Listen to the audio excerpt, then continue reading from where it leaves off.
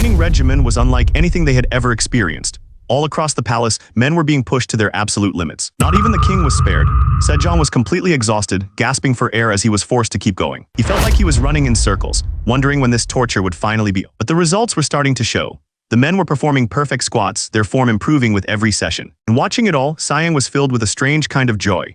He thought the sight of everyone's muscles getting toned was just beautiful. As a life sports instructor and trainer, he felt there was nothing that could make him happier. It made him think back to who he used to be. His name was Choi Young-jik, and his real home wasn't a palace, it was a gym. He was just a regular young man from South Korea who studied food and nutrition to be an all-around fitness trainer. He first learned about bodybuilding in the military, and it changed his life forever. The gym was the only thing that brought him joy during his military service. When he finally came home, he was so huge that his own mother was shocked, barely recognizing the son standing in front of her. Even after he returned to college, his obsession with fitness didn't stop.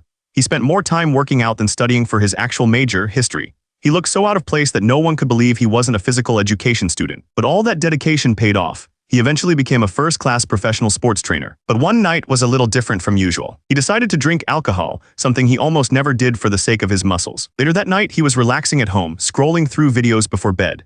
He landed on one about the great King Sejong, asking why the king had lived such a short life. To a fitness fanatic like him, the answer was obvious. It was because they didn't have proper exercise back then. It made him wonder, what would life even be like for a professional trainer in the Joseon era? He imagined it, an army of perfectly trained soldiers in the Joseon era. He thought that if a modern trainer had been there, the entire course of history could have been rewritten. It was a fun thought to have before he finally passed out on the couch. The next morning, the sun rose over a traditional house.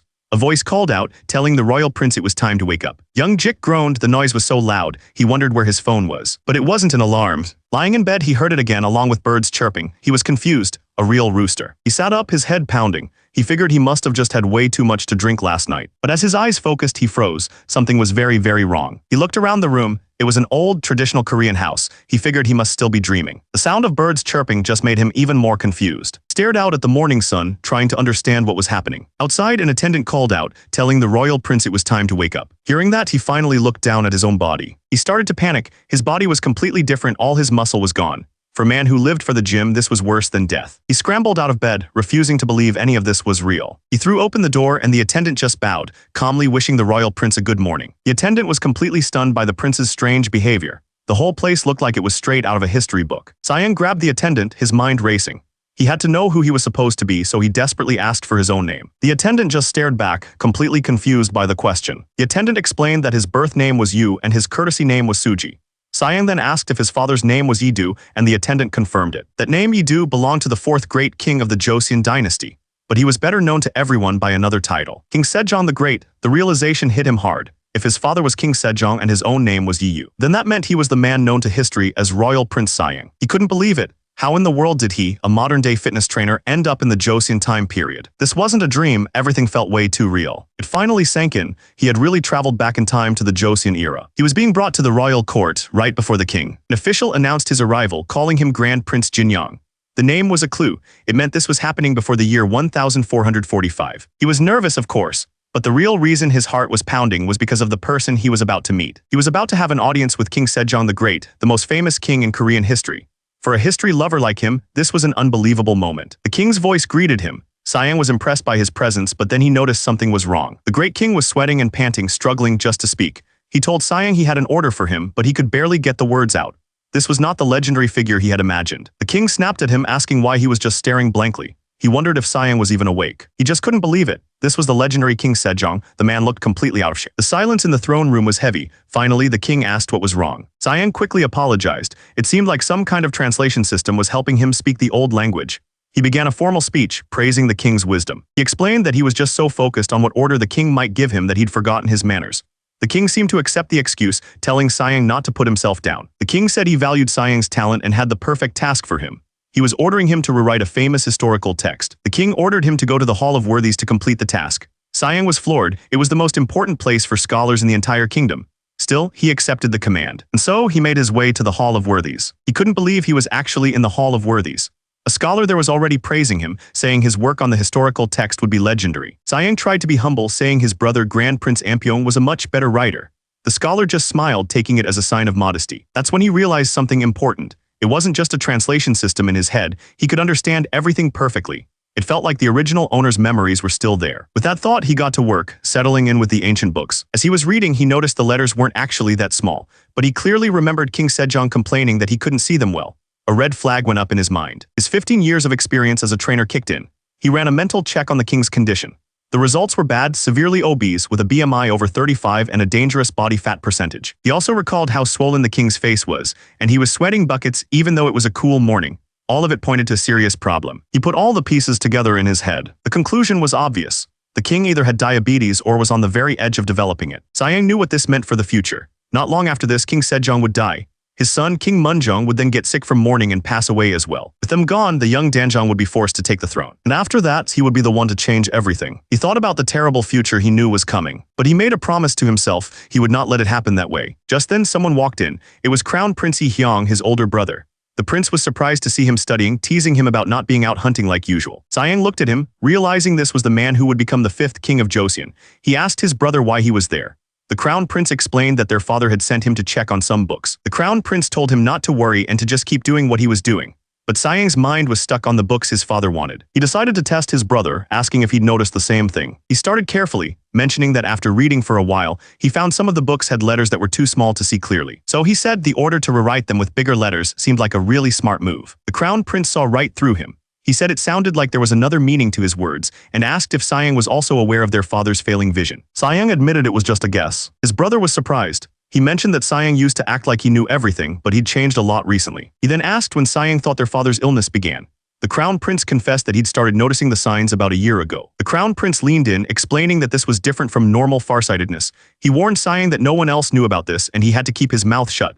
Sayang agreed. As he walked away, Sayang let out a quiet of relief. He thought he'd handled that pretty naturally. He entered a study where a couple of scholars greeted him. He barely gave them a glance, just nodding as he passed by. He sat down, feeling the tension from the conversation settle in his neck. It was completely stiff. So he did what any health trainer would do. He leaned back to stretch it out. But this wasn't just a simple stretch. He put his entire body into it, twisting and straining to release the tension. He finished with a huge of relief. The two men standing nearby just stared, completely speechless. One of them finally asked what in the world he was doing. He said if his neck was stiff, he could have just massaged it, questioning why he had to move his entire body like that. It suddenly hit him. These people had no idea what stretching even was. He knew they had physicians who could give massages, but they weren't very effective. They just didn't understand how the muscles were all connected. He decided to just make something up. He told the scholar that he'd sprained his neck the other day while riding a horse. He explained that his neck was incredibly stiff, and when he just started moving his back around, it suddenly felt better. With a confident smile, he told them they should try it too, promising it was really effective. So he had them sit down and follow his lead, leaning back to stretch out their necks. He showed them how to really get into it, pushing their muscles in a way they never had before. A moment later, the two scholars looked completely amazed. They'd never felt relief like that in their entire lives. The next day, word started to spread. One of the scholars couldn't believe it. He was amazed that just by moving his shoulders and back, his whole body felt better. His neck, which had been as stiff as a rock, was finally moving freely.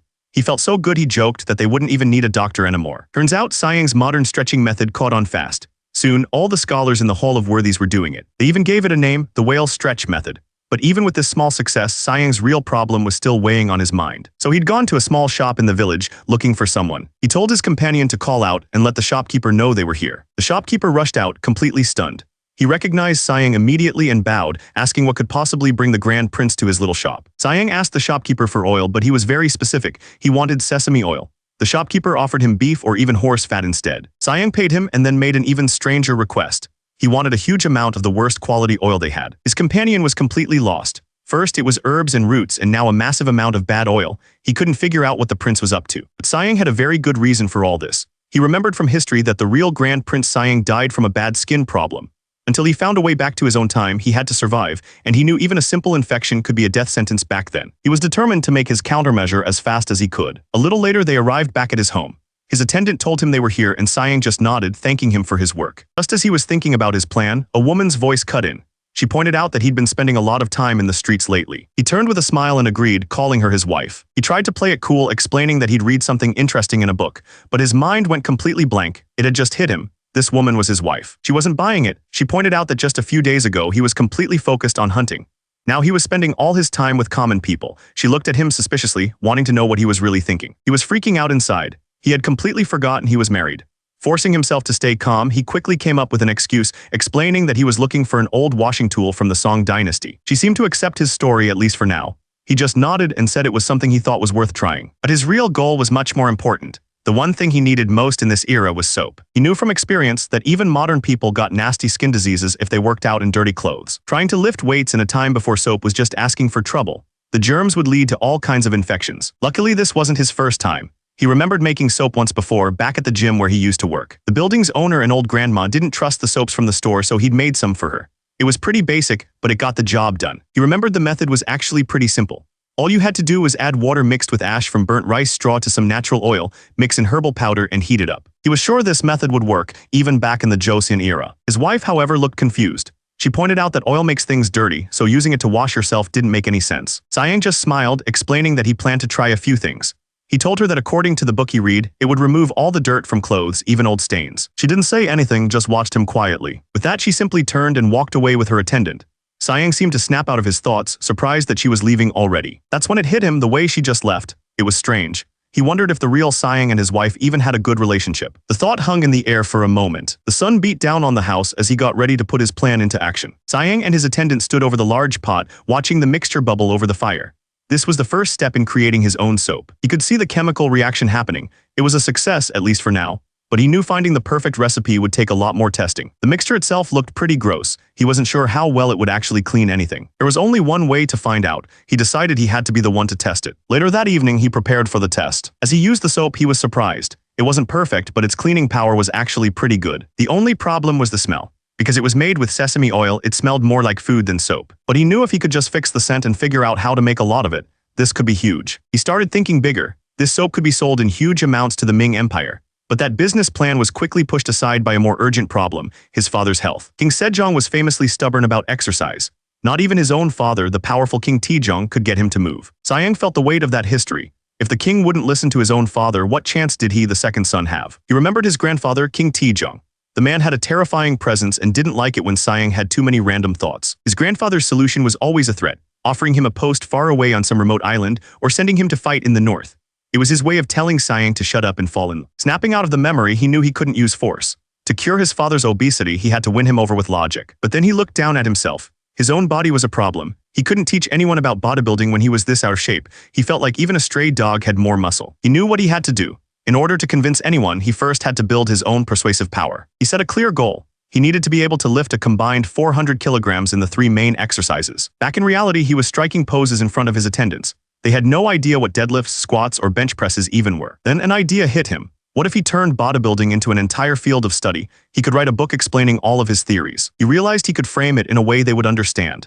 There was a principle about gaining fame to honor your family. So, improving the body he inherited from his parents could be seen as a duty. He knew exactly what to call it. The book would be called Conducting Oneself and Preparing the Body. With his plan set, the sounds of intense training began to echo from his home. His attendants watched from a distance, completely stunned. They couldn't believe what they were seeing. He immediately got to work, starting his training with a set of pull-ups. He landed solidly on his feet. As he trained, he started to realize something. This body, it had some seriously good genes. He used 2 large pots to do dips, knocking out 29 reps. Then he moved on to push-ups, doing 82 of them. He even managed to do a dragon flag, a really tough core exercise. He realized that while most of the muscle groups were pretty average, his natural core and pulling strength were off the charts. He couldn't believe it. Even with all this belly fat, he could still do 15 pull-ups. It all made sense. He was a descendant of Seongjai, the great warrior king. That powerful bloodline was the real reason for his strength. Sayang was in the middle of his training when one of his men called out. He announced that he'd brought the items Sayang had ordered. He was ecstatic, his dumbbells had finally arrived. He didn't waste a second, immediately picking them up to test them out. He told the men he'd pay them right away. The craftsman admitted he was relieved since it was their first time making anything like them. As Sayang laughed and lifted the strange iron blocks, the 2 men watched him from a distance. They didn't look happy at all. One of them whispered that the Grand Prince must have finally lost it. He couldn't believe Sayang paid so much rice for a bunch of iron blocks, muttering that it was impossible to understand nobles. The other man agreed, pointing out that even warrior families wouldn't need that much iron. Then a terrifying thought crossed his mind. He wondered if the prince was secretly gathering soldiers for a rebellion. His friend quickly shut him down, telling him to watch his mouth. He said they should just take their money and forget they ever saw anything. The 2 men didn't stick around. They took their payment and left as fast as they could. Sayang didn't care what they thought. He was just thrilled to finally have weights again. Working out with his bare hands just wasn't cutting it anymore. But inside, his wife and her attendant were watching. The attendant Bangshul couldn't hold back, saying that even for royalty he was going too far. Bangshul asked her highness if she was just going to sit by and watch. But the wife quietly told her to forget it, saying that was enough. Bangshul didn't stop though. She brought up how he even washed with oil and spent a fortune on those iron blocks, enough rice to feed a farmer for years. She reminded her that for a long time he was completely into hunting, treating his own wife like she didn't even exist. Now Bangshul said he's moved on to all these other weird things. Bangshul started to wonder what Her Highness did in a past life to deserve this. But the wife cut her off again, telling her that was enough. Bangshul tried to get her attention, but the wife didn't seem to hear her. She was completely lost in her own world. Her mind drifted back to a memory from a long time ago. She remembered when her husband was different. He wasn't obsessed with muscles or strange inventions. Back then, he was a gentle scholar who would pick flowers for her. But that version of him was gone now. The memory just made her feel even more alone. She told her attendant that she wanted to sleep early and be left alone for the night. Later that evening, she sat alone in her bath just thinking. That's when she noticed something on the table. She wondered if this was the strange thing he called soap. She stared at the strange bar, wondering if this was really what he used to wash himself. She was hesitant, but her curiosity won. She decided to give it a try. She gently rubbed the soap against her skin. Instantly, the water filled with bubbles. She'd never seen anything like it. Her eyes widened in complete shock. The feeling was incredible. Sayang stepped out, drying himself off. He felt amazing. For him, nothing beat the feeling of a good workout with real weights. Suddenly, he heard something behind him. He whipped around, asking who was there. He relaxed when he saw who it was. It was just his wife. He told her how great it was to finally get clean with the soap he made. Then he asked if she had tried it out too. He explained the big problem, though. The soap was made with sesame oil and the smell was way too strong. He joked that if she used it every day, people would mistake her for an oil seller's wife. He started thinking out loud, wondering if he could use pig fat or beef tallow instead. But he quickly realized both of those were just as expensive. That meant the soap would just be a luxury item for the rich nobles. He wouldn't be able to sell it to the common people, let alone to other empires. He needed an easy solution. That's when it hit him. He could mix the soap with other oils like from the euodia tree or camellia flowers to improve the smell. He was sure that was the answer. He excitedly told her that those other oils not only smelled better than sesame oil, but they were also easy to get. He grabbed her hand and thanked her. She just blushed and quietly told him it was nothing. Sometime later, Sayang traveled to a poor village in the Gichon area. The people there were stunned. They couldn't believe the Grand Prince would actually visit such a shabby place. Sayang looked right at one of the men and told him he remembered his face. He asked if the man had joined last year's autumn hunt as a chaser. He recalled how the man had gotten covered in scars while driving a deer out of the bushes. Sayang said he remembered that effort and wanted to finally reward him for it. He explained that he was going to give him silver, but that didn't feel right. Instead, he decided to provide the man's family with rice, oil, eggs, and chicken twice a month. Sayang just told him to make sure his family used it all. The man was completely overwhelmed, asking how they could ever repay such kindness. Sayang told him he didn't have to repay the kindness. But there was one condition: he had to report his children's height and weight twice a month. The man immediately agreed. Sayang smiled. His plan was working perfectly. For the next 2 days, Sayang expanded his experiment. He promised food to 20 different children and ordered all of their measurements to be recorded. He split the children into 2 groups. Half of them were given a diet focused on protein, while the other half received food high in carbs and fat. His goal was to record the changes in their bodies and use the results as evidence.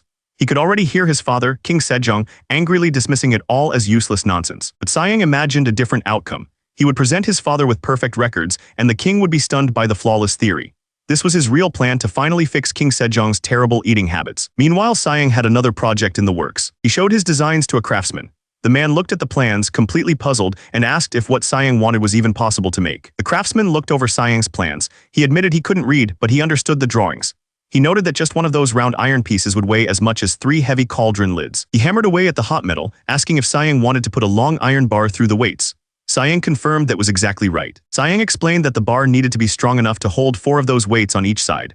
The craftsman was stunned, realizing the total weight would be insane. But Sayang wasn't finished. He told the man that honestly it needed to be able to handle even more. He specified that he wanted it to withstand more than 300 jun of weight. The craftsman was completely speechless. With the weight settled, Sayang pulled out another set of plans. He said he had one more thing for him to make. This time he described a long, hollow tube. He wanted it made from a rolled-up steel plate to keep it light. He was doing this out of pure curiosity. He wanted to see if it was possible to build a simple rifle using the technology of this time. He was sure he could do it. He could actually create a rifle. As they walked, a man with him praised his efforts, saying the king would be very happy to see his good heart. Sayang thought about his public image. Before he arrived, the prince was seen as a total fool. But now things were definitely looking up. The man beside him laughed, agreeing that Sayang had really pulled himself together and put things back on the right path. Sayang stopped and turned to the man.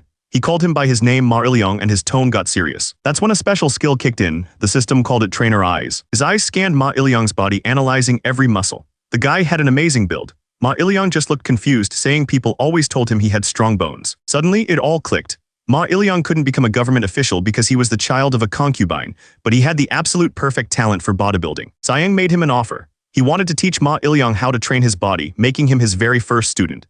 He promised that if he succeeded, almost no one in the entire country would be able to match his strength. Ma Iliang was completely blown away. He asked how he could ever repay such a kindness, but Siang just smiled and told him to forget about that. All he had to do was believe in him. Ma Iliang had absolutely no idea what he had just signed up for. Sometime later, Siang arrived at the palace to meet with the crown prince. The crown prince looked up, acknowledging his brother's arrival. Siang stepped forward, confirming his presence with a confident smile. The crown prince looked him over. He noted that even though Siang seemed to have lost weight, his upper body had gotten bigger and his eyes were brighter. He was curious about why Siang had asked to see him. Siang explained that he'd been working on a new training method instead of hunting.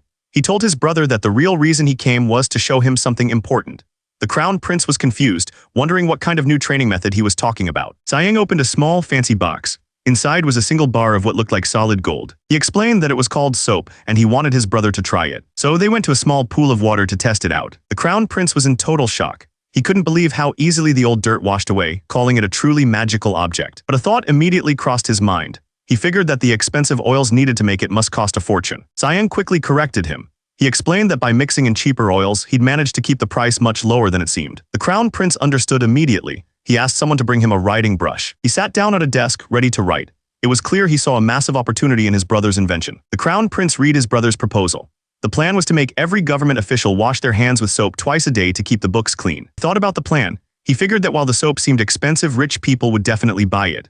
The problem was, since no one knew what it did, it might be a hard sell at first. Then he understood the real strategy. He asked Siang if he was making every official try the soap for free.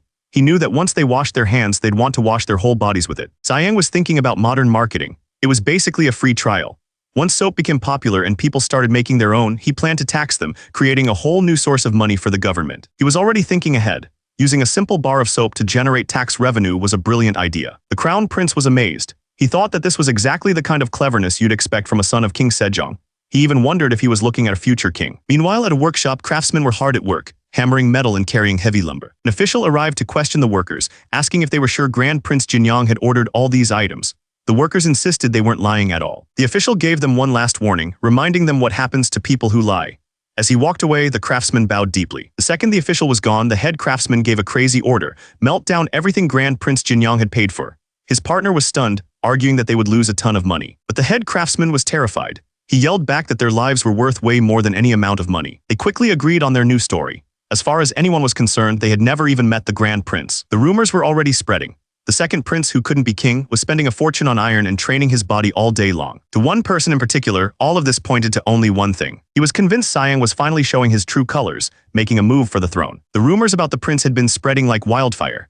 But now, a totally different story was making its way through the capital. One man told his friend about a new thing he'd tried called soap. He was amazed at how it washed away tough ink stains from his hands in an instant. He said it wasn't just for ink, it even washed the grease right off his face. His friend couldn't believe what he was hearing. The man then asked who could have created such an amazing thing. His friend guessed it must have been the crown prince, but he was wrong. Turns out the inventor was Grand Prince Jinyang. The friend was stunned. He thought Jinyang was just a troublemaker. The whole story seemed completely unbelievable. But while everyone was talking, Siang was focused on something else entirely. He was counting his reps, pushing through the 8th one. He grunted, pushing the heavy bar up for the 9th time. He finished his 10th and final rep. That was a full set of bench presses with 45 kilograms. He felt like a bodybuilding god who had come down to earth. His assistant watched in amazement, pointing out that Siang had increased the weight on his bench press yet again. Siang just smiled. He explained that training his body was a duty, so he couldn't possibly put in less effort. He looked at his weights. They reminded him of a rusty barbell from an old army gym, but they worked. Still, he remembered there had been some problems getting them made. The craftsman came to him with bad news. He apologized, saying that due to some urgent matters, he couldn't complete the rest of the big barbells. He offered to return all the silver tokens Siang had paid. Siang thought this was strange, since the craftsman was famous for never missing a deadline. But he shrugged it off and turned to his assistant with a grin, telling him it was his turn now. The man was completely confused. The assistant panicked, convinced the weight would crush him in an instant. But Siang wasn't taking no for an answer. He reminded his terrified assistant that the body always needs new challenges to grow. Siang coached his assistant, correcting his form on the bench press. The man was struggling, but he had to admit Siang was right. Watching from the side, the lady was amazed. She knew he was always quick, but this level of strength was something new. She thought he might even be able to rival General Wonbong. Siang overheard them. The name Wonbong immediately caught his attention. He smiled, thinking about the general's famous military skills. It gave him an idea. What if he created a special training program just for soldiers? He was being realistic, though. In terms of pure strength, he might win, but the moment Wonbong picked up a weapon, he wouldn't stand a chance. Suddenly, a loud bang echoed from the main doors. Everyone froze and turned to look. Someone was pounding on the doors, and it was clear they weren't going to wait patiently. Sayang's expression hardened. He wondered who would dare to bang on his door like that. The doors flew open and a group of officials stormed inside. The man leading them looked furious. This clearly wasn't a friendly visit. They marched straight into the courtyard, right up to Sayang and his people. The lady stepped forward, demanding to know what was going on. She reminded them that this was the Grand Prince's residence, and they had no right to act this way. The official grabbed her arm. He said he knew exactly where he was and that the prince was part of the problem. She was completely stunned by his aggression. That's when Sayang stepped in, grabbing the official's wrist with a grip of steel. The man froze, suddenly realizing he'd crossed a line. The official couldn't believe it. He was from the Inspector General's office, known for his strength, yet he was completely overpowered. Sayang warned him to watch what he said. The other guards didn't like that. They started to draw their weapons. But a voice cut through the tension, telling them to stop. The man in charge stepped forward. He greeted Sayang with a smirk, reminding him that they hadn't seen each other since last year's hunting competition. Sayang let go of the first official's wrist and addressed the leader directly, calling him Yisuk Kai. He demanded an explanation, warning him to stay away from his people. Yisuk Kai laughed, calling the prince shameless. He pointed at the metal bar in Sayang's hand and accused him, saying that one bar alone could make 20 swords. Then he pointed to the rest of the equipment. He accused Sayang of having enough iron to create 400 weapons and demanded to know what he was planning. This was an accusation of treason. To make his point, Yisuk Kai had one of the craftsmen shoved forward. The man was beaten and tied up. Yisuk Kai continued his accusations. He pointed out that just 7 months ago, Sayang didn't care about his people. He asked if the prince was gathering followers for a rebellion. Sayang was furious. He yelled back that the claim was nonsense and not evidence. He accused Yisuk Kai of abusing his power by bringing soldiers to his home based on nothing but suspicion. He warned him not to dare make claims he couldn't prove. But Yisuk Kai just smirked. He admitted they were acting on rumors, claiming that's how their office always worked. He confidently promised that the truth would come out soon. Sayang asked what would happen if his truth turned out to be wrong. Yisuk Kai just scoffed, saying that was unlikely. He then made his threat clear. Until he found the answers he wanted, the interrogation of everyone close to the prince would not stop. Sayang and his people were stunned. This wasn't an investigation anymore. Yisuk Kai was threatening to hurt innocent people just to frame him. Sayang understood immediately. It didn't matter if he was innocent. They had no intention of stopping this interrogation. This wasn't about finding the truth. They had already decided he was guilty. He knew he hadn't done anything wrong since taking over this body. The problem was, he had no idea what the real Grand Prince Jinyang did to make enemies with Yisuk Kai. He was trapped with no easy way out. He was trying to figure out what to do when someone else suddenly arrived. A man in formal robes stepped forward, demanding to know what was going on. Sayang looked up, his eyes wide with surprise. It was the Crown Prince. His older brother was here. The Crown Prince announced that he'd heard troubling rumors and had come to see things for himself. Yisuk Kai and his men were completely stunned by his sudden appearance. But Yisuk Kai immediately warned the Crown Prince to keep his distance. He claimed Sayang was dangerous and might be planning to overthrow the government. The Crown Prince stopped him, questioning the disrespectful way he spoke. He told the Inspector General to watch his mouth. Sayang wasn't just some random person, he was his younger brother. Yisuk Kai argued that even relatives could be traitors. The Crown Prince ignored him and asked one of Sayang's men to explain what these strange devices were. That's when Sayang finally spoke. He agreed that treason was an unforgivable crime, but added that falsely accusing a member of the royal family was just as serious. He looked the Inspector General right in the eye and called him out by name. Yisuk Kai just smirked back. Then Sayang made it clear, if Yisuk Kai was going to make this accusation, he better be ready to risk his own neck. The threat hung in the air, shocking everyone. Sayang repeated the Inspector General's words, telling him he should be ready to risk his own neck. He took a firm step forward, his presence filling the courtyard. Ignoring the Inspector General completely, Sayang turned to his brother. He told the Crown Prince that his timing was perfect, since he had something to discuss with him anyway. He called over one of his men and asked him to bring the book he wrote, titled Conducting Oneself and Preparing the Body. As the man brought the book, Sayang began to explain. He said that all this training, all this work on his body was for a very important reason. He handed the book to his brother, asking him to look it over. The Crown Prince took it, wondering what could possibly be so important that Sayang had written an entire book about it. After reading a bit, the Crown Prince looked up. He understood Sayang's point, that taking care of one's body is a way to honor their parents. He agreed that the idea wasn't wrong, but something still didn't add up. He looked over at the strange wooden contraptions. He just didn't understand why Sayang needed all these massive devices to show respect. The Crown Prince still didn't get it. He asked Sayang why he was going to all this trouble just for a simple training plan. Sayang glanced around at the others listening in. He told his brother they needed to talk about this privately. He then explained the real reason for all this. He reminded the Crown Prince that their father's health was getting worse every day, and he was sure it was some kind of disease. The Crown Prince was skeptical. He said it was probably just his age, and challenged Sayang to name the exact illness if he was so certain. Sayang didn't hesitate. He started listing the symptoms he'd noticed, like their father's feverish face and constant sweating. A mental chart showed just how bad the king's health really was. Then Sayang delivered his diagnosis. He told his brother he suspected their father had high blood sugar. The Crown Prince's eyes went wide. He explained that the cause was a buildup of too much energy in the body. Basically, it was because the king was eating way more food than his body actually needed. Siang kept explaining. Since the king never exercised, all that extra energy was building up inside him, even starting to damage his eyesight. The Crown Prince's expression changed as he started to connect the dots. He asked if Siang's recent charity work was also part of this plan for their father. Siang said yes, it was all connected. He'd figured out that if even simple food like rice and eggs could make someone unhealthy, then the king was in serious danger. That's why he was creating a detailed record of proper eating and exercise. The whole point, he said, was to show this record to their father so the king could see the proof for himself. The Crown Prince listened quietly, taking it all in. That was enough for him. The Crown Prince turned to the Inspector General and ordered him to get his men to step back. He was convinced that his brother had no bad intentions, but the Inspector General refused the order. He stood his ground, reminding the Crown Prince that his office's job was to investigate corruption and correct wrongdoing. He argued that the king himself wouldn't want them to be weakened by power or unjust pressure. He pointed out that all of his best officials were gathered there, from senior ranks all the way down to a brand new recruit. He then challenged the Crown Prince, asking how they could possibly back down on a royal's order without getting any answers. He claimed it would teach the younger officers a terrible lesson. This was no longer an investigation, it was a direct challenge. The Inspector General stood firm, reminding everyone that he was the chief officer of his department. He gripped his fan like a weapon, making it clear he wouldn't be moved. He then shouted that if they really wanted him to step back, they would have to kill him. The Inspector General turned to the Crown Prince, warning him not to take this lightly just because Siang was his brother. He told the future king to show the world how strict the nation's laws were, even for royalty. Siang watched him, realizing this man didn't get to his position by luck. He was dangerous. He understood this was no longer about him and the Inspector General. It had become a public trial to test his own capabilities. The pressure worked. The Crown Prince turned to Siang and told him that he needed to explain why he had gathered so much iron and built all these strange devices. Siang looked at his brother and agreed. Since it had come to this, he would show them everything himself. He declared that he would prove his innocence not with words, but with his own strength. He began to explain his reasoning. Their father's body had too much yang kai, which was causing his health to fail. Siang claimed that working out would remove the excess energy and make him better. Siang admitted the biggest problem, their father hated moving. The Crown Prince's expression showed he agreed. That's when he revealed his plan. What if they showed the king a level of strength he'd never seen before? Something legendary like the power of the great warriors Yang Yu. He believed that kind of display would finally motivate him. Siang explained that this demonstration wasn't just for the Inspector General. If he couldn't convince the people here, he'd never be able to convince his father. The Crown Prince finally seemed to understand. With his mind made up, the Crown Prince turned and shouted for everyone's attention. He then announced the official explanation.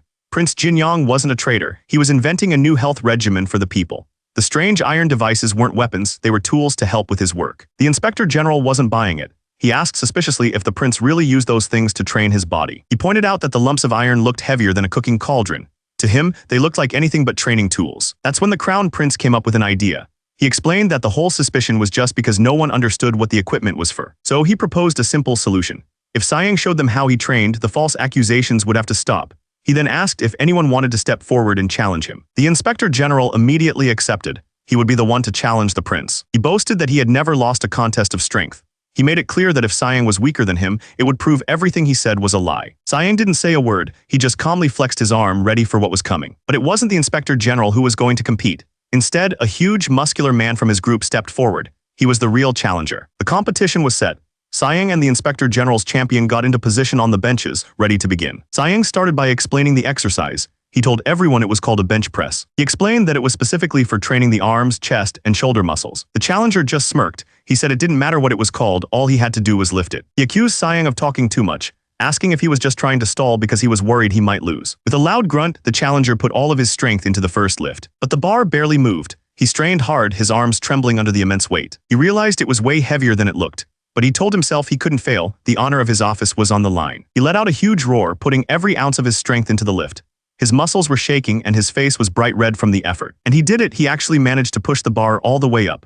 One of the officials watching gasped, totally amazed by the show of strength. The official cheered for his senior, then looked over confidently, asking what the prince was going to do now. But his smile vanished in an instant. Something had just happened that completely stunned him. Turns out that one lift was all he had. The challenger's arms gave out and he couldn't hold the weight any longer. It was Siang's turn. He looked over at the other guy and mocked him, asking if that was really the best he could do. The Crown Prince watched the entire thing without saying a word. The Inspector General was furious. His plan was falling apart and his champion had been completely embarrassed. The challenger was still on the ground, looking up in total disbelief.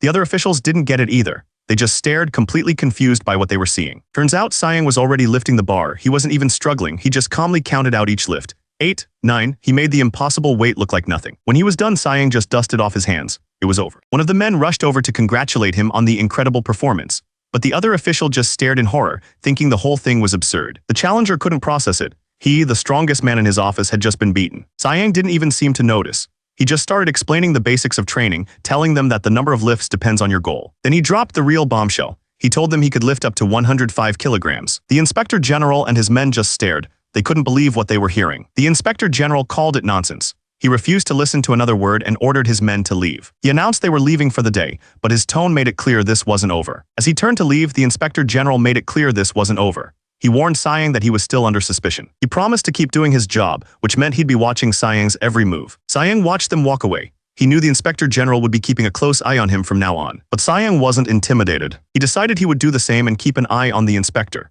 Besides, he was out of immediate danger, and now his elder brother knew about the king's illness. The crown prince said he was leaving as well and told Siang to take care. This was a huge win for Siang. His brother had even offered to help with his new training program. He was making the best of a bad situation. He let out an of relief. Things could have gone a lot worse, but he was glad it all worked out in the end. Siang apologized for surprising her, saying he should have discussed things sooner. But she told him not to be sorry, admitting she was ashamed for not understanding his good intentions. He tried to promise that nothing like that would happen again, but his legs suddenly gave out from under him. He fell right into her, pulling her into a tight embrace. She was completely caught off guard. She tried to stop him, suddenly realizing they had an audience.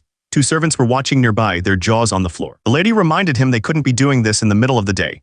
As the servants looked away, completely flustered, he started to sweat, realizing he'd made a huge scene. The lady blushed and whispered that if he wanted to continue, they needed to go to the bedroom. The whole situation was getting really awkward, really fast. The next day, things were much more serious elsewhere. An official was debriefing his men. He started to apologize for what happened, then told them to just forget it. He explained that their mission wasn't a complete failure. His subordinate looked back confused. Turns out, among all of Siang's strange devices, they found one that stood out. It was a thin, hollow tube, like a small, stretched-out version of a firearm. The official had noticed Siang's interest in strange objects before. He was now sure the prince had some kind of secret plan. A thought started to form in his mind. What if Siang wasn't just making odd contraptions? What if he was trying to develop a whole new kind of weapon? The official's mind went back to a hunting contest from a year ago. He was sure that's when he saw the prince's true beast-like colors. He was completely focused on Prince Jinyang. He thought the idea of the prince's exercises being an act of loyalty was ridiculous. He swore to himself that he would keep watching until he uncovered whatever the prince was hiding. But while the official was plotting, Prince Jinyang just went about his daily life. A few days later, news came that the smithy was back to work on his strange devices. 3 months passed. Then one day, Jinyang heard something that stopped him in his tracks. He had to ask them to repeat what they just said. His wife explained that she hadn't been feeling well, so she went to a doctor. The news was that she was pregnant. Jinyang was so stunned he couldn't even close his mouth. She even told him she thought she knew exactly which day it happened. Pregnant, the word echoed in his mind, completely catching him off guard. The news sent him back. He remembered the kinds of conversations he used to have in his old life. A guy would complain that he didn't have time to work out because his kid was 3 years old. Siang would try to tell him that exercise would change his life, but the guy would just call it nonsense. He'd even get insulted for being unmarried at his age. But Siang would just laugh. He'd proudly say that he was married to his two true loves, the barbell and the dumbbell. That was his life just a short time ago, but now everything was different. He was going to be a father. He snapped back to the present moment, his hands instinctively going to his wife's stomach. The shock finally melted away, replaced by pure joy. He excitedly asked her to confirm the news one more time as he lifted her into the air. An attendant immediately suggested they share the great news with the king. Siang's wife just smiled, looking very pleased with herself. His wife was thrilled to see him so happy. She suggested they go together to give thanks to the gods for the good news. She told him that to have a healthy child, she needed to be healthy too. She wanted to learn his exercises, and Siang agreed, saying they'd start with simple postures so she wouldn't get too tired. So he started teaching her deep breathing and stretching. But as they sat there, he knew that this alone wouldn't be enough to guarantee a safe birth. He remembered a terrible fact from history. In this era, death from infection after childbirth was incredibly common. Even the crown princess had died from it. Then it hit him, something as simple as alcohol could be used as a disinfectant. He decided right then that he would have to make it himself. Just then, an attendant called out to him. A guest had arrived. The guest, an older man, was staring at a strange contraption. Siang had apparently told him it was called a sajugori. The man commented that he'd never seen anything with such a strange shape before. It was a device for distilling pure alcohol. Siang explained that he designed the device himself. The long tube was meant to cool down the alcohol vapor, turning it back into a pure liquid. With the explanation over, he ordered his attendants to bring him all the soju in the house. Soon the device was fired up and the distillation process began. Once it was done, Siang announced that he had to check the purity of the alcohol he'd created. He set up a simple test using 2 cups that weighed exactly the same. He filled one of them with water. He explained that pure alcohol has a specific weight.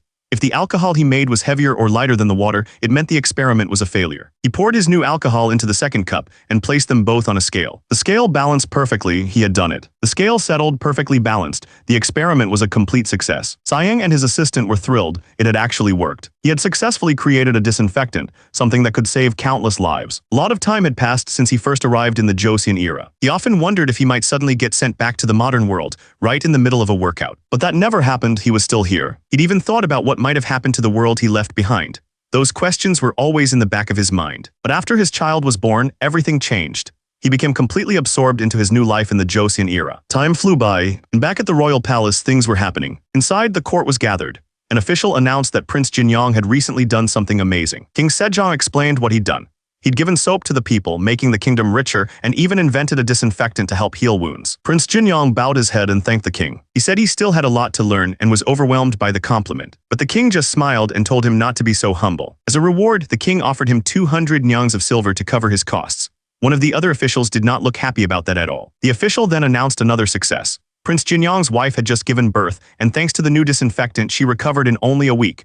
It was the ultimate proof that his invention worked. Hearing this, King Sejong made a decision. He ordered that the disinfectant be used to treat all new mothers and their babies from now on.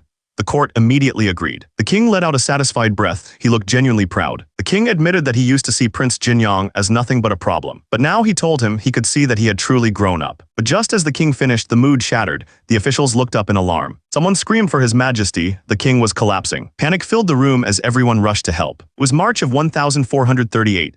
King Sejong had hit the floor, and the court officials were scrambling around him in complete chaos. He was completely unconscious. Someone screamed for them to call a physician immediately. Sometime later, the two brothers met to talk. The elder brother explained that their father's illness had gotten worse. He recovered quickly this time, but the whole situation was unsettling. He asked Sayang how their father was doing now. He said their father was always thirsty, drinking tons of water.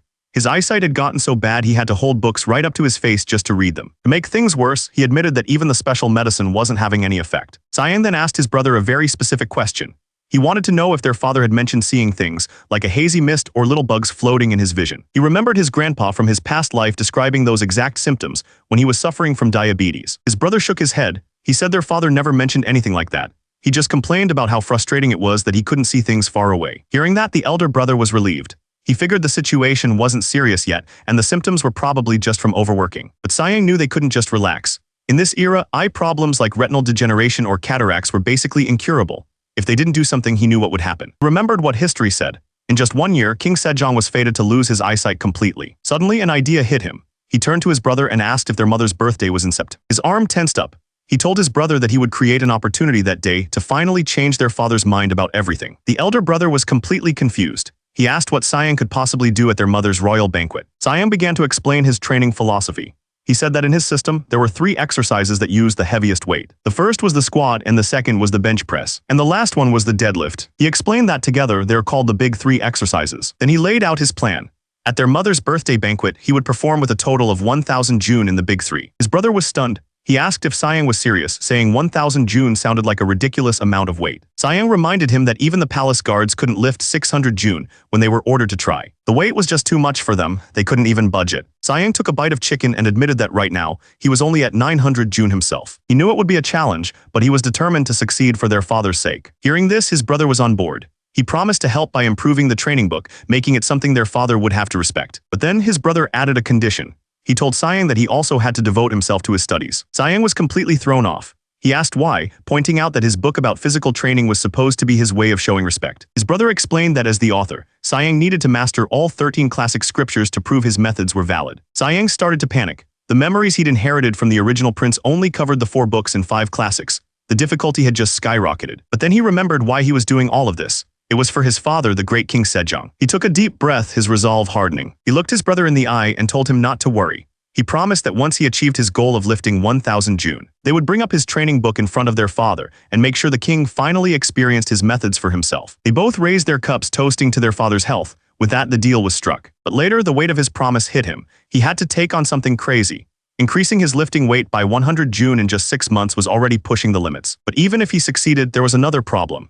He grabbed his side, realizing that a body covered in fat wouldn't convince the king of anything. If he wanted to really show off his muscles, he'd have to drop about 8 June of body fat. That was about 3 kilograms. and the best way to burn calories back in this era was obvious. Hiking, he started running, hoping his body's potential was as limitless as he thought it was. Because from this moment on, it was nothing but special training. The days that followed were quiet but filled with purpose. But the training wasn't just physical, he also had to hit the books. Between the early morning hikes and the intense workouts, he was completely drained. He complained that he didn't even have the strength to turn a page, and memorizing everything felt impossible. That's when his elder brother appeared laughing.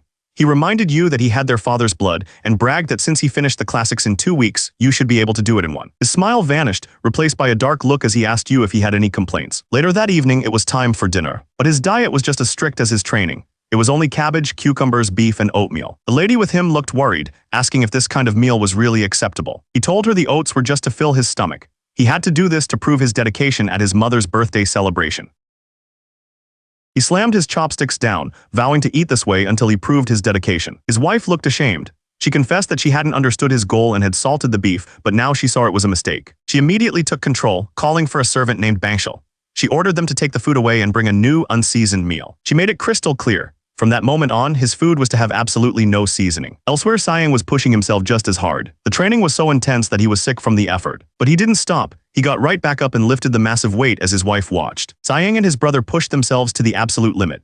Their training now included climbing sheer cliffs without any ropes. While Sayang focused on his body, his brother devoted himself to his studies, poring over books late into the night. Day after day, they trained until they could barely stand. But Sayang's focus never broke. He had a goal and nothing was going to stop him. And just like that, time flew by. Soon, the day of Queen Sohyun's birthday banquet arrived. One of the princes rode out, proudly showing off his skills on horseback. King Sejong and Queen Sohyun were delighted, clapping and praising the young prince's talent. The other princes continued to show off their skills, performing complex moves on horseback. King Sejong watched with a gentle smile, enjoying the show. Meanwhile, Sayang was talking with his brother. He told him that their turn was last and that everyone expected them to just show off their muscles like street performers.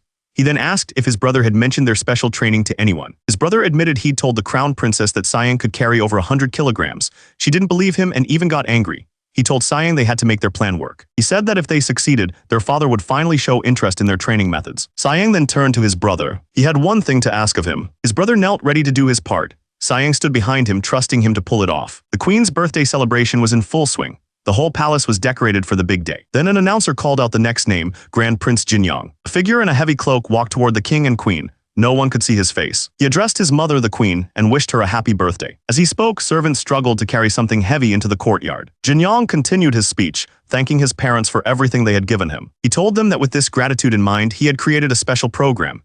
He called it conducting oneself and preparing the body. He explained that it was a healthy discipline for building a fit body and a strong mind. The king looked at the heavy iron weights, completely confused. He asked his son what exactly he was trying to show them. Jinyang replied that he had prepared a small gift just to repay their kindness. He said he was overwhelmed with emotion as he gripped the heavy iron bar. He declared that his gift was something they, his royal parents, had given to him.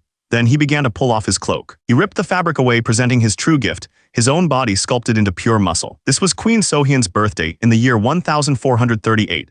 It was a ceremony that would alter the entire course of the kingdom's history. And it was all unfolding right here, right now. The guards were stunned. They'd never seen a body like that in their lives. They wondered if this was even the same Grand Prince Jinyang they knew. With that, he announced it was time to begin. The crowd started whispering. They had no idea what he was trying to do. He lay down on the bench and got into position. He lowered the massive weight down to his chest. One of the men watching couldn't believe his eyes. The plates were even larger than the ones he'd struggled to lift himself. The bar rested on his chest, the weight almost crushing him. He tightened his grip, ready to push. And then with a huge burst of power, he pushed the weight straight up. The guards in the crowd were completely stunned. They couldn't understand where he was getting all that strength from. With a loud clang, he slammed the weight back onto the rack. He stood up, taking a deep breath after the effort. He then addressed the crowd, explaining that this exercise was called a bench press. He said it was a key part of his program for training the chest, shoulders, and arms. The queen just smiled, admitting she had no idea what she had just witnessed. When someone asked how much it all weighed, he broke it down. The bar itself was 40 June, and the plates added up to 240. That brought the total to a massive 280 June. The king and queen were absolutely speechless. But Sayang wasn't done yet. He announced that the next exercise was called squats. His assistant started loading even more weight onto the bar. The clanging sound of the metal echoed through the courtyard. He explained that this exercise involved lifting the bar onto his shoulders, then sitting down and standing up over and over. He told them that while it looked like a leg exercise, it actually trained the glutes, waist, and even the lower stomach. Seeing the massive weight, the queen panicked.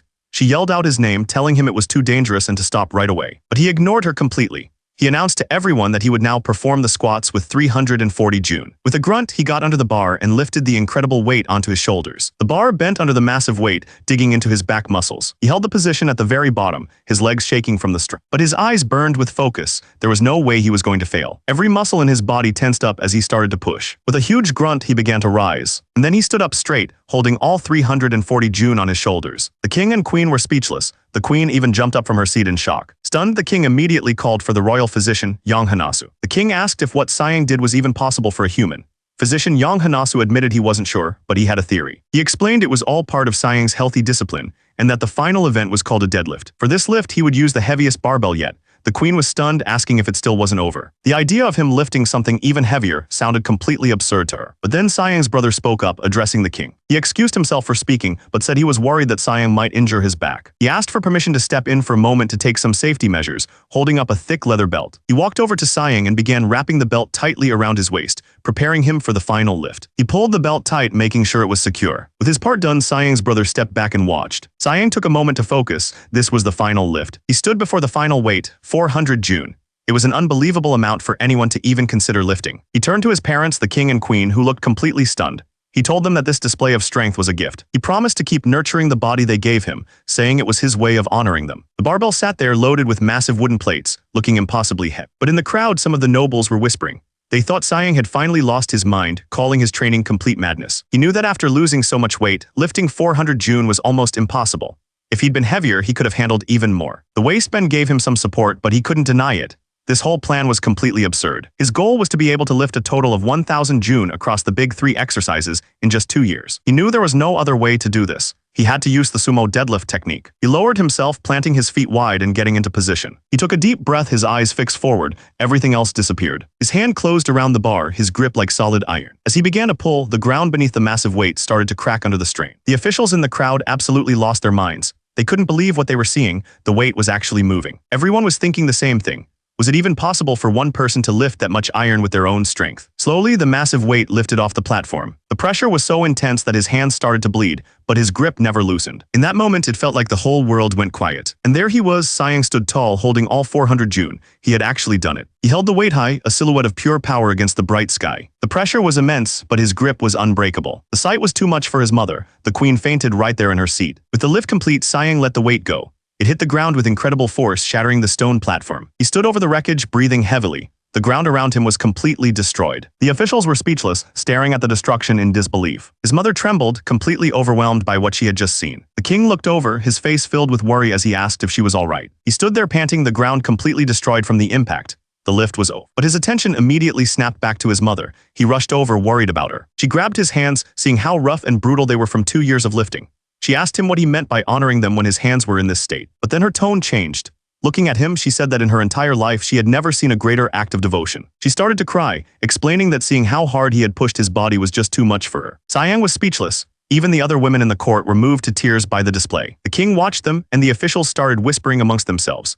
They noted that even martial arts masters didn't have muscles that defined, and they could see them moving under his skin. The king finally spoke, addressing Sayang directly. He told him he had personally proven that his training method worked and that he had truly worked hard. The king had one question. He wanted to know the real purpose behind the intense training Sayang had just shown everyone. Sayang answered that his goal was to perfectly prepare the body that his parents had given him. The king considered this. He asked if lifting 1,000 June was the standard, worried that this kind of training would be too much for weaker people. Sayang quickly corrected him. He explained that he only started this discipline to get rid of his excess fat, and the strength just came naturally during the process. He clenched his fist, adding that in just 3 months, his body moved more smoothly and his fatigue was completely gone. The king nodded. He remembered that Sayang and the crown prince had written books about this. He decided he would read them himself to judge whether it was right or wrong. King then told him they would discuss this new training method later, back at the palace. Sayang couldn't hide his excitement. This was exactly what he wanted. He thanked his father, overjoyed. The king wasn't finished. He said that Sayang's current title, the Grand Prince Jinyang, just didn't feel right anymore. He explained that since Sayang had invented this new discipline and reached its peak, he deserved a name to match. So the king gave him a new title, the Grand Prince Sayang. It was a name that finally matched the man he had become. Later that night, back at the palace, the discussion continued. The king looked over the book his son had written. He admitted it was truly extraordinary. He turned to his other son and asked how Sayang had become so knowledgeable, even with his brother's help. The crown prince replied that he had also marveled at the book. He explained that he simply compiled the regimen Sayang had created. The king noted that unlike other books, this one had a special diagram at the end of the first volume. He decided that's what he would check first. The king continued to read his son's book. He was genuinely impressed by the detailed analysis of how food affected children's bodies, admitting that this logical approach was very similar to his own. The book laid everything out in simple terms. It explained how food could either provide energy or, if eaten in excess, turn into fat.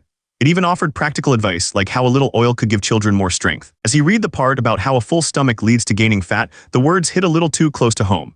He glanced down at his own belly, and the phrase excess fat just kept repeating in his head. The next day, the king's decision was about to be revealed. Siang saw his brother approaching and immediately rushed to ask for the news. He was desperate to know what their father had decided. His brother paused for a second, making him wait. Then a huge smile spread across his face. He told Siang that the king had actually agreed to give the training a try. Siang was completely stunned. The crown prince then showed him that he was serious. He had already prepared a full training area, complete with wooden equipment and a trainer, all ready for the king. The trainer explained that for the first day he'd only go over the basics. But then he dropped the bad news. Due to national affairs, they'd have to wait for a good day to actually begin. Siang couldn't believe what he was hearing. He knew there was no time for that. In just a few months, the king's eyesight would be gone for good. But his father just walked away, complaining he was tired and asking for a plate of sweets. Siang remembered an old saying, the hardest part of getting fit is just starting. So he decided that if the king wouldn't come to him, he would go to the king. And just like that, he took off running. His brother yelled after him, calling him by his old name Yu, trying to get him to stop. The palace guards were completely caught off guard, shouting in confusion about what was happening. Turns out Siang had stripped to his waist and was staging a protest right in the middle of the palace. The guards pleaded with him to stand up, reminding him of the palace rules. But Siang wasn't moving. He yelled back, challenging them to move him if they were strong enough. The guards frantically tried to stop him. They warned him that the king would be arriving any second. Just then, a powerful voice boomed through the courtyard, demanding to know what all the noise was about. It was the king. He stood there, staring down at his son kneeling in the middle of the palace grounds. The king was furious. He yelled at Siang for creating a disturbance in broad daylight and forgetting his royal dignity. But Siang yelled right back. He told his father that there was something urgent they needed to discuss. The king cut him off. He knew it was about that book on exercise and said he'd already read it. He promised to try it out when he had more time. Siang wasn't having it. He explained that the whole point of the training was to start immediately and do it consistently every single day. It was a standoff. Siang insisted they start exercising right now, but the king flatly refused, saying he was too busy. The king's expression turned serious. He asked Siang if he wrote the exercise book because he suspected the king had an illness. Siang didn't back down. He admitted that he interfered because he saw the signs, and it's always better to treat an illness before it gets worse. The king immediately turned to his physician, Yang Hongsu, and demanded to know what signs of illness he saw. The physician replied that the only concern was the king sweating and drinking a lot of water. Siang instantly understood the king's plan. He had brought the physician along just to prove that there was nothing seriously wrong with him. He knew his father had read the book and was secretly worried. The problem was simple. The king just hated exercising. Siang realized he needed one final blow to convince him. So Siang laid out his final argument. He explained that based on the symptoms, he guessed his father's illness was similar to high blood sugar. To prove his point, he revealed that he had intentionally put his own body into a similar, unhealthy state. The king and his physician were absolutely stunned. They couldn't believe what they were hearing. Siang didn't flinch. He had said what he needed to say.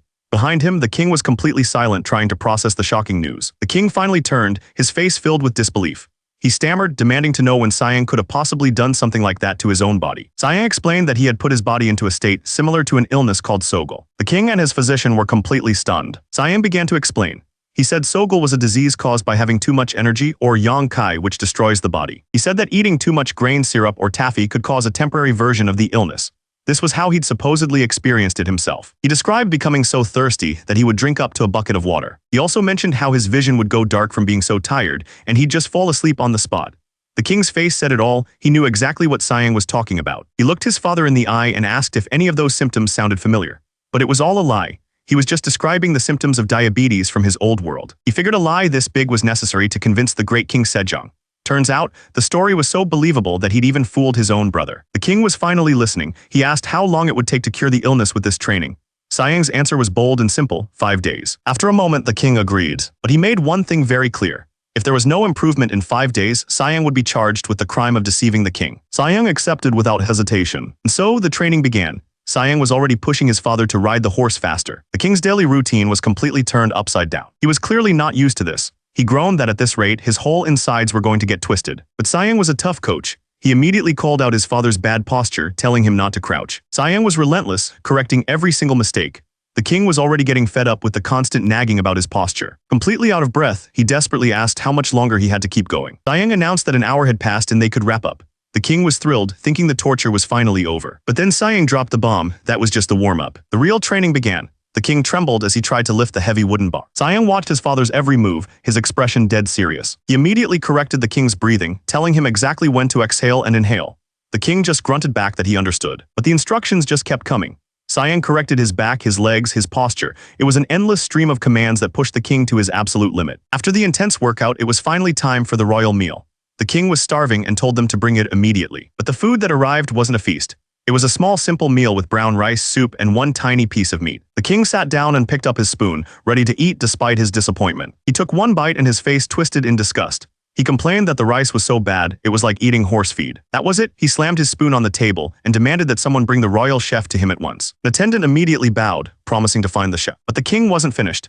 He ordered the attendant to take the disgusting food away and bring him his usual meal, furious about this nasty joke. He yelled about the soup having no meat, only vegetables. Even the one piece of meat he got had no fat on it, making it impossible to eat. The king yelled that the food was so disgraceful, it should be fed to the horses.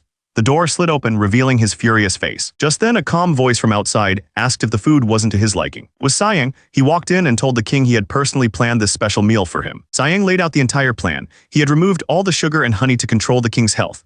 He promised that with brown rice and tofu, his father would feel full and wouldn't gain any weight. The king didn't care about any of that. He exploded with rage, yelling that the food was disgusting. Siang's expression hardened. He reminded his father that he had promised to follow his instructions for the next 6 months, no matter what. He even quoted the classics, saying that a wise man values his promises as much as his own life.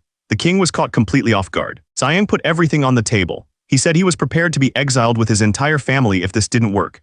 He then asked his father if he really couldn't keep his promise for just 6 months. The king was defeated. He sighed, wondering where his son got that stubborn streak from. That night, the palace was quiet. Later, the king tried to work, but his hand was shaking uncontrollably. He couldn't even control the brush, smearing the ink all over the paper. Frustrated, he told an attendant to get him a new sheet. A voice from the shadows confirmed the order. He realized that after all those lifts, he was too weak to even hold a brush properly. It had been 2 weeks since he started Siang's training program, and he still didn't understand the point of it all. Back at his desk, his stomach started to rumble. The hunger was getting to him. He couldn't take it anymore. He quietly called out, asking for a snack. But just as he did, a shadow fell across the door. An eye stared back at him from the doorway. The king jumped back, completely terrified. But it was just an attendant. He apologized for startling the king, explaining that he just heard him pause mid-sentence. The king waved him away. He muttered to himself that his son was haunting him so much, he'd probably start showing up in his dreams. The night grew quiet. Lying in bed, the king couldn't rest. He complained that his son's training was making it impossible to do his job. If he hadn't promised, he would have stopped a long time ago. The moon hung high in the sky. Throughout the palace, the attendants stood in silence, not daring to make a sound. Outside the king's chambers, 2 attendants whispered to each other. They couldn't believe it. Just 2 weeks ago, the king had been tossing and turning, struggling to breathe, but now he was sleeping peacefully. And it was true, the king was fast asleep, breathing deeply and evenly. He dreamed he was already strong, training right alongside his son, lifting weights he never thought possible. In the dream, his family cheered for him, proud of what he'd become. It was everything he wanted. Soon morning arrived. A full month had passed since the training began. An official carefully pushed open a door and called out, asking if anyone was there. He stepped inside and saw a man sitting at a desk, completely still.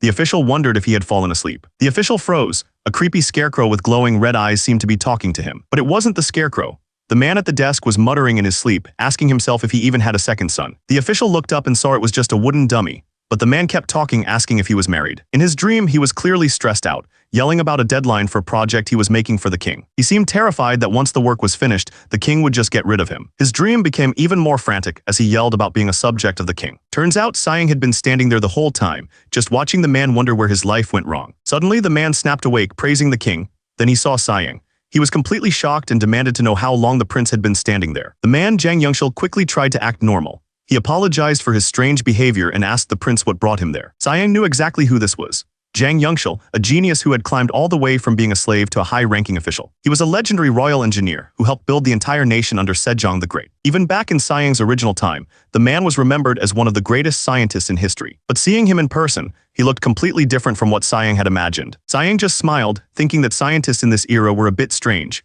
He held out a scroll and told the inventor he had a project for him. He made it clear this wasn't just a request. It was a direct order from the king. Jang Yongshul took the scroll. The words royal order echoed in his mind. And then he just completely lost it. A royal order was clearly the last thing he ever wanted. Siang was completely confused by the inventor's reaction. He tried to calm him down, telling him he hadn't even gotten to the main point yet. He asked Jang Yongshul if he knew about the king's new training regimen.